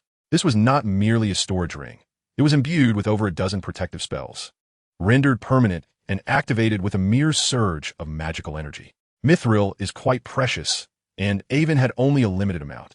Thus this ring was the result of considerable effort on his part, due to Mithril's unique magical conductivity and Avon's dedication. Professor Frivy was able to expand it into a space of 5,000 cubic units using a seamless extension spell. Were it not for the peculiar properties of the material, such a small object could never contain such vast dimensions. Even Newt's suitcase achieved its remarkable effects due to its extraordinary construction. In the realm of alchemy, while skill is paramount, the rarity of materials is equally critical. Thus, that palm-sized piece of mithril had cost Avon dearly. Excellent work, Avon. Though we've been apart for a holiday, your skills have improved significantly. Your magical capacity has expanded, and the spells you cast are now far more potent. Your talent is indeed remarkable, Professor Frivy praised with evident delight. Thank you, Professor. I merely learned a different skill that aids me, Avon replied. Throughout one's life, one must learn various things. No matter what is learned, it will invariably provide unique assistance at pivotal moments. Indeed, you are correct, Professor. I believe I am ready. Avon did not allow the praise to elate him excessively, but responded with a confident smile. During his training with Master Lai, he had absorbed much wisdom from his long-unseen mentor, an elderly sage with a wealth of experience. He had been inspired and had long felt a sense of yearning. Today, he finally shattered his limitations and discovered the answers he sought. Professor, look, Guardian Spirit. Avon waved his wand lightly, and strands of silver magic, shimmering with a silvery luminescence, blossomed at the tip of his wand, illuminating the previously dim classroom. Oh, Avon, congratulations on your success. It seems you have found your true joy. Professor Frivy cheered enthusiastically. To master the Patronus charm in your second year is truly rare. Yes, Professor, I have found it. Avon's face mirrored his excitement. What should he truly celebrate? It was not the trivial pleasures of daily indulgence, but rather his rebirth. He had entered Hogwarts, and he had joined Hufflepuff, a warm and inclusive house. From a moment the little badgers were willing to rally to the headmaster's office on his behalf. He felt their sincerity. Some took pride in being Slytherin, others strove to be Ravenclaw, and some delighted in being brave Gryffindors. Yet he found joy in being a Hufflepuff. Chapter 83. Hello, Tom. Do you dabble in dark magic? It would be splendid if we could avoid that insufferable fellow. Greetings, Avon. I have heard about your recent exploits. Next time, refrain from resorting to violence. Should you feel inclined, do seek me out. I shall impart to you the art of vanquishing opponents with a mere smile. Gilderoy Lockhart, adorned in a resplendent orange attire, strolled while practicing his smile in a small mirror. Thank you, Professor, but alas, I lack your enchanting smile, so I shall spare you the trouble, Avon replied, though internally, he felt a tumult of emotions churning within him. He sensed that his words had betrayed his conscience. You certainly possess a keen awareness of reality. Yet, do not lose heart. Each individual has their unique strengths. Even if your appearance does not rival mine, you are well-versed in the culinary arts. I have heard that those new dishes are all your creations, so persevere. One day, you shall catch up to my pace, though it will be a challenging endeavor. Lockhart departed, leaving Avon in a state of utter bewilderment. Was he truly complimenting me? Is this how one delivers flattery? To catch up to your pace. Are you not concerned that I might pursue you with a dagger? Avon stood there, lost in thought, desperately suppressing the urge to retrieve his dagger from his pocket. No. I have just managed to evade the Ministry of Magic, and Azkaban lacks house elves in the kitchen. It is simply not worth it. He continually admonished himself, urging restraint. Hey kid, I believe you could sneakily give him a kick in the rear. Huh? Who's speaking? Avon queried, glancing around in confusion. Look at the wall. I am here. It turned out to be a painting on the wall. What are you? Avon scratched his head in bewilderment. Do not be astonished. We have been intolerant of him for quite some time. If only we could escape our frames, I would certainly deliver a sound kick to his backside. The portrait depicted an elderly man, his fist clenched in indignation, while the surrounding portraits echoed his sentiments, revealing a genuine grievance with no outlet for expression. All right, everyone. I shall wait for an opportunity. After all, he bears the title of professor. Avon quickly reassured the portraits, which seemed on the verge of bursting forth from their frames. Good lad. Take care. Do not subject yourself to punishment. If the opportunity does not arise, then so be it. My goodness, these portraits are concerned for my well-being, ensuring I avoid punishment. Truly, it brings me to tears. The students of Hufflepuff had grown accustomed to Avon's solitary study habits, aside from indulging in food, and his disinterest in discussing wizardry or Quidditch with them. Yet, his culinary prowess was more than enough to earn their unwavering admiration. Come now, let me see the matter at hand. Avon retrieved the ancient diary, waving his wand to disperse the magical dust that had settled upon it. At that moment, Voldemort's fragmented soul, since the barrier had lifted, invigorated by the revelation. This filled him with panic. Had the secret of the Horcrux been exposed? After a few days of anxious uncertainty, he realized nothing amiss had transpired, and today the web had inexplicably vanished, prompting a sense of unease within him, compelling him to remain vigilant. Today, I stumbled upon an old diary, sealed with a strange substance. Initially, I thought it was a senior study notes, but upon opening it, I found it empty. It was a fleeting moment of excitement, but I decided to keep it as a diary after all it was found, pretending to be oblivious. Evan inscribed a string of English words within its pages, aware that the soul of Voldemort would inevitably sense something amiss. This entity had always been cunning, and Evan knew he had to deceive him for the time being. Upon reading Evan's words, Voldemort breathed a sigh of relief. It appeared to be merely a young wizard, which suggested that some object capable of containing a Horcrux had inadvertently adhered to the diary. Judging by the magical essence conveyed through the ink, it was clear that a wizard of such tender age could not wield such advanced sorcery. Even in his youth, Voldemort had not achieved such prowess. He remained confident in his own gifts. Greetings, I am Tom Riddle. The ink absorbed the letters, revealing Voldemort's greeting. Suddenly, a mischievous thought sparked within Evan. You had better pray you possess the ability to legilimens, he muttered inwardly, his smile becoming increasingly impudent. Hello, I am Evan. And what, pray tell, are you? Are you trapped within this diary? Would you like me to burn to set you free? Don't mention it. I shall rescue you at once. Altruism is a fundamental virtue, and if you feel indebted, you may repay me later. Voldemort was momentarily speechless. No need, I'm not trapped. This is merely a memory enchantment. Would you care to learn? Not particularly. It seems of little use, Evan retorted bluntly. Voldemort's spirit seethed. Even if one were disinterested, could they not express it more tactfully? Is there anything you wish to know?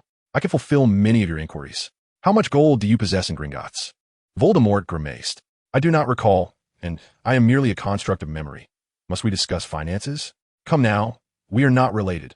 If we cannot discuss money, what else is there to converse about? Quite amusing. Voldemort thought to himself, I could drain this young one's life force in an instant. Do you have any questions regarding magic? I was an exemplary student during my time at school. Very well. Can you perform alchemy? Evan inquired. Certainly. Can you create the Philosopher's Stone? Absolutely not. Then what use are you to me? Perhaps I should incinerate you. Voldemort cursed silently. That is the Philosopher's Stone. Aside from Nicholas Flamel, no one else can produce it. Could you not ask more sensible questions? Perhaps about spells? At that moment, he was merely a fragment of a soul, and patience was essential. After a brief exchange, Evan decided it was prudent to cease his jests, lest he provoke Voldemort's ire. So, Tom, do you dabble in dark arts? Upon hearing this question, which resonated with his own sentiments, Voldemort finally displayed a smile. Indeed, excellent. What forms of dark magic do you master? I wish to learn the most formidable spells capable of subduing anyone instantly. Evan believed he had made his intentions sufficiently clear. He yearned for a grand revelation. Have you ever heard of the unforgivable curses? No. The unforgivable curses consist of 3 of the most heinous and cruel forms of dark magic, each intolerable to wizards. Why is that? One of them, the soul-sucking curse, causes the victim to lose their mind, acting solely according to the will of the caster. Intriguing, isn't it? The second is the cruciatus curse. Those struck by it endure excruciating pain that drives them to the brink of madness. If the curse is not lifted, the victim may suffer so greatly that they could lose their sanity or even perish.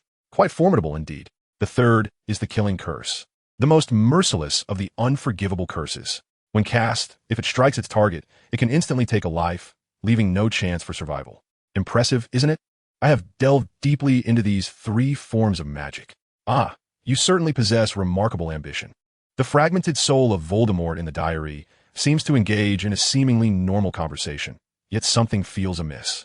So can you teach me? I am unafraid. I wish to learn. Noticing the other person in silence for a while, Ivan urged him to respond quickly. Very well, since you are unafraid, I shall teach you. I can see that you, too, seek power, and I believe that the pursuit of strength should not be confined by Voldemort's doctrine of supremacy. Yet Ivan was abruptly interrupted. Could you expedite this? Your rambling is quite tedious. Voldemort, all right. I shall teach you now. Chapter 84, Professor Snape. Since the start of the school term, the three little creatures have been bursting with energy, reveling in their newfound vitality as they roam about freely. While Ivan attends classes, they entertain themselves, sometimes together, sometimes exploring the Forbidden Forest, and, at other times, each finding their own place to play. After all, Iron Egg cannot fly, while it amuses itself within the castle. A guru flits to the Forbidden Forest, and Little Days scampers to the Ollery to frolic with the owls. However, this term, a guru has been visiting the Forbidden Forest more frequently. Hagrid mentioned that it often mingles with Buckbeak and the others. Ivan has also become busy traversing between classes, the library, the room of requirement, the kitchen, and the Great Hall. Oh, and on weekends, he spends his days with Snape, handling potion ingredients, and his evenings practicing spells with Professor Flitwick. Are we preparing for the final exams already? Ron asked curiously, watching Ivan's hurried departure. Not at all. The term has just begun, and finals are still far off. Harry countered, dismissing Ron's wild notion. Ivan is secretly studying to get ahead of us. We cannot fall behind. Stop playing, everyone. We must not let Ivan get the upper hand. Hermione's determination grew resolute. Goodness, Hermione, you won't. Harry and Ron exchanged increasingly alarmed glances, especially Harry. With Quidditch approaching, Wood was training like a madman. If Hermione were to devise a terrifying study plan, how would he survive this year? Indeed, I am preparing to devise a study plan. Rest assured, it will not resemble the review sessions of last year's finals, especially since there remains much we have yet to explore. Harry and Ron have parted ways, and it seems that my fears have manifested. By the way, let us summon Draco and the others. A larger group will undoubtedly provide motivation. I believe I heard someone calling for me. What are they discussing now? As Hermione's words faded, Draco, accompanied by his entourage, approached with an air of indifference. Harry and Ron exchanged glances, reveling in the moment. Draco suddenly sensed an unsettling atmosphere. It felt as though his presence was unwelcome. Goyle and Crabbe shared a similar sentiment, sensing that a delightful moment was slipping away from them. A week swiftly passed. Aside from the dreaded defense against the dark arts play, Ivan's days had been quite satisfactory. After classes, he would retreat to the library to study and complete assignments, followed by dinner. Post-dinner, he would attend the room of requirement to study dark magic with Tom, occasionally dabbling in alchemy, and then descend to enjoy a late-night snack before retiring to bed. Such was the fulfilling rhythm of his life. The weekend arrived, and gazing at the entrance to the Slytherin dungeon, Ivan swallowed nervously. He was uncertain of Professor Snape's method of punishing Flint, but encountering that individual now filled him with dread. Logically, after suffering such a severe beating, one would expect a character like the Serpent to harbor resentment. Yet, his profound fear likely stemmed from Snape's punishment. Indeed, that must be the case. The dungeon door was ajar, and with a gentle push, Ivan stepped inside, already catching a whiff of the strange aroma of potions simmering within. Knock, knock. Professor, I have come to serve my detention, Ivan announced, peeking his head into the office where Snape was seated at his desk. Well, what are you waiting for? Shall I invite you in? Snape replied in his characteristic cold and emotionless tone. Very well. Ivan swiftly glided to Snape's desk. As Snape paused momentarily from grading assignments, he glanced at the door and then at Ivan, sharing a fleeting silence. Professor, you must be astonished by my speed. I am not. How could you not be? I saw you pause for 2 seconds. Ivan boldly countered Snape's denial. I said I am not. Oh, what is there to deny? I originally bang. Snape slammed the assignments on the desk, his gaze, sharp as a blade, fixed upon Ivan. All right, Professor, you are not. Ivan conceded with a hint of resignation. It appears, Mr. Maglave, that you possess quite a bit of energy. Therefore, I would like you to attend to those 3 buckets of slug slime in the corner. I trust you will remember the proper procedures, as I shall be inspecting your work shortly. Okay, Professor, I assure you I will complete the task. Ivan promptly set about dealing with the slugs. Seeing Ivan's eagerness, Snape remained silent and continued grading assignments. The slimy, slippery slugs, extra-large specimens, would certainly be a nightmare for anyone averse to insects and mucus creatures. However, Ivan remained unconcerned compared to the intricacies of air magic. This was relatively manageable. Those materials were truly peculiar and diverse. All right, Professor, I have finished. After a brief moment of silence, Snape heard Ivan's call. He glanced at the clock. It had barely been half an hour. Skeptical, Snape rose to inspect the situation, suspecting Ivan might be deceiving him, as he had set the task with a specific time constraint. Yet for Avon, this summer had been dedicated to mastering the handling of air magic materials. Coupled with an all-encompassing enhancement from the strengthening potions, his speed was certainly beyond that of an ordinary person. Indeed, your speed in processing the materials is quite surprising. Seeing the neatly arranged, pristine slug materials placed in 3 jars, Snape nodded in satisfaction. It seemed he had not been misled. Well then, since you have completed the task, what is that look in your eyes? Avon replied, Oh, Professor, you have truly wounded my heart. You do not believe me. Ask yourself, have I ever disappointed you in your potions class, aside from the very beginning? And yet, after processing materials quickly, you still doubt me. This is terribly disheartening for a child. With that, Avon pretended to stifle sobs, though it was all an act. Snape's lips twitched slightly. He sensed that his impression of this child might need re-evaluation. Silence. Avon looked at Snape with an expression of incredulity, leaving Snape momentarily bewildered. I have done nothing wrong. And yet you are scolding me.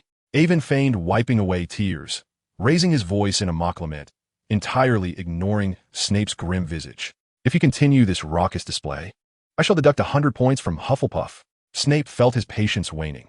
He was immensely tempted to reprimand the boy. How had he not noticed how vexatious Avon could be before?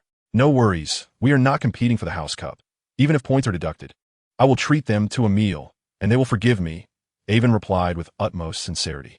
Snape was left speechless. For the first time, he realized that deducting points was not always effective for students. What do you truly wish for? He nearly ground his teeth as he spoke, feeling as though he was being compelled to acquiesce by a student. I want you to teach me how to brew Felix Felicis right now. Avon gazed at Snape with innocent, wide eyes. What? How utterly absurd. You are only in your 2nd year, and you wish to concoct Felix Felicis. Should I call you foolish or arrogant? Snape was almost laughing in exasperation. Wah, you speak of what I desire, yet you do not believe me and even mock me. This is so disheartening. Avon dramatically flopped onto the floor, mimicking the previous semester's antics of Quirrell, using this method to pressure Snape. Alas, he needed Felix Felicis. Yet acquiring it was no easy feat. He couldn't bring himself to approach Snape for it, as most of his funds were tied up in business ventures, and he could not stoop so low as to ask the Malfoy family. Their relationship was merely one of cooperation, and one must not act shamelessly. Indeed, Avon still wished to retain his dignity. Thus, the most prudent course of action is to allow Professor Snape to provide his guidance. After all, the cost of materials is significantly less than that of the potion itself. My apologies, the door was ajar. Severus, I came to request your assistance with the potion, but it seems I arrived at an inopportune moment. Please continue. Madame Hoker had arranged to collect a particular elixir today, and upon entering, I happened to catch sight of the sullen-faced Snape alongside the sprawled Evan. No, Madame Hoker, it was I who inadvertently fell. It has nothing to do with Professor Snape. Please do not misconstrue his involvement. Before Evan could finish, Madame Hoker had already exited, closing the door behind her. Snape, visibly agitated, remarked, You would have been better off not explaining. Speaking only half the truth makes it seem as if I had harmed you. He returned to silence, glaring at Evan, unable to resort to violence. Deductions were futile, and confinement? That scoundrel was already confined. Professor, while Madame Hoker may remain silent, should you insinuate that I have conveyed something about your intentions, might she not utter words that could lead to misunderstandings? Professor, you surely do not wish for any peculiar rumors to circulate, do you? With a sudden crack, Snape crushed his teacup, and Evan's expression grew increasingly audacious. Very well, I can teach you, but whether you succeed is not my concern. However, should you choose to speak indiscriminately, beware that I may render you incapable of utterance forever. Not a problem. But, Professor, imagine if a student who frequently interacted with you suddenly found themselves mute. What if that were to spread? Get out. Of course. Thank you for this opportunity, Professor. I assure you, I shall not speak carelessly. Farewell, Professor. In the face of Snape's murderous glare, Evan fled with all haste. His objective achieved, he decided to retreat while the going was good, aware that further folly would be unwise.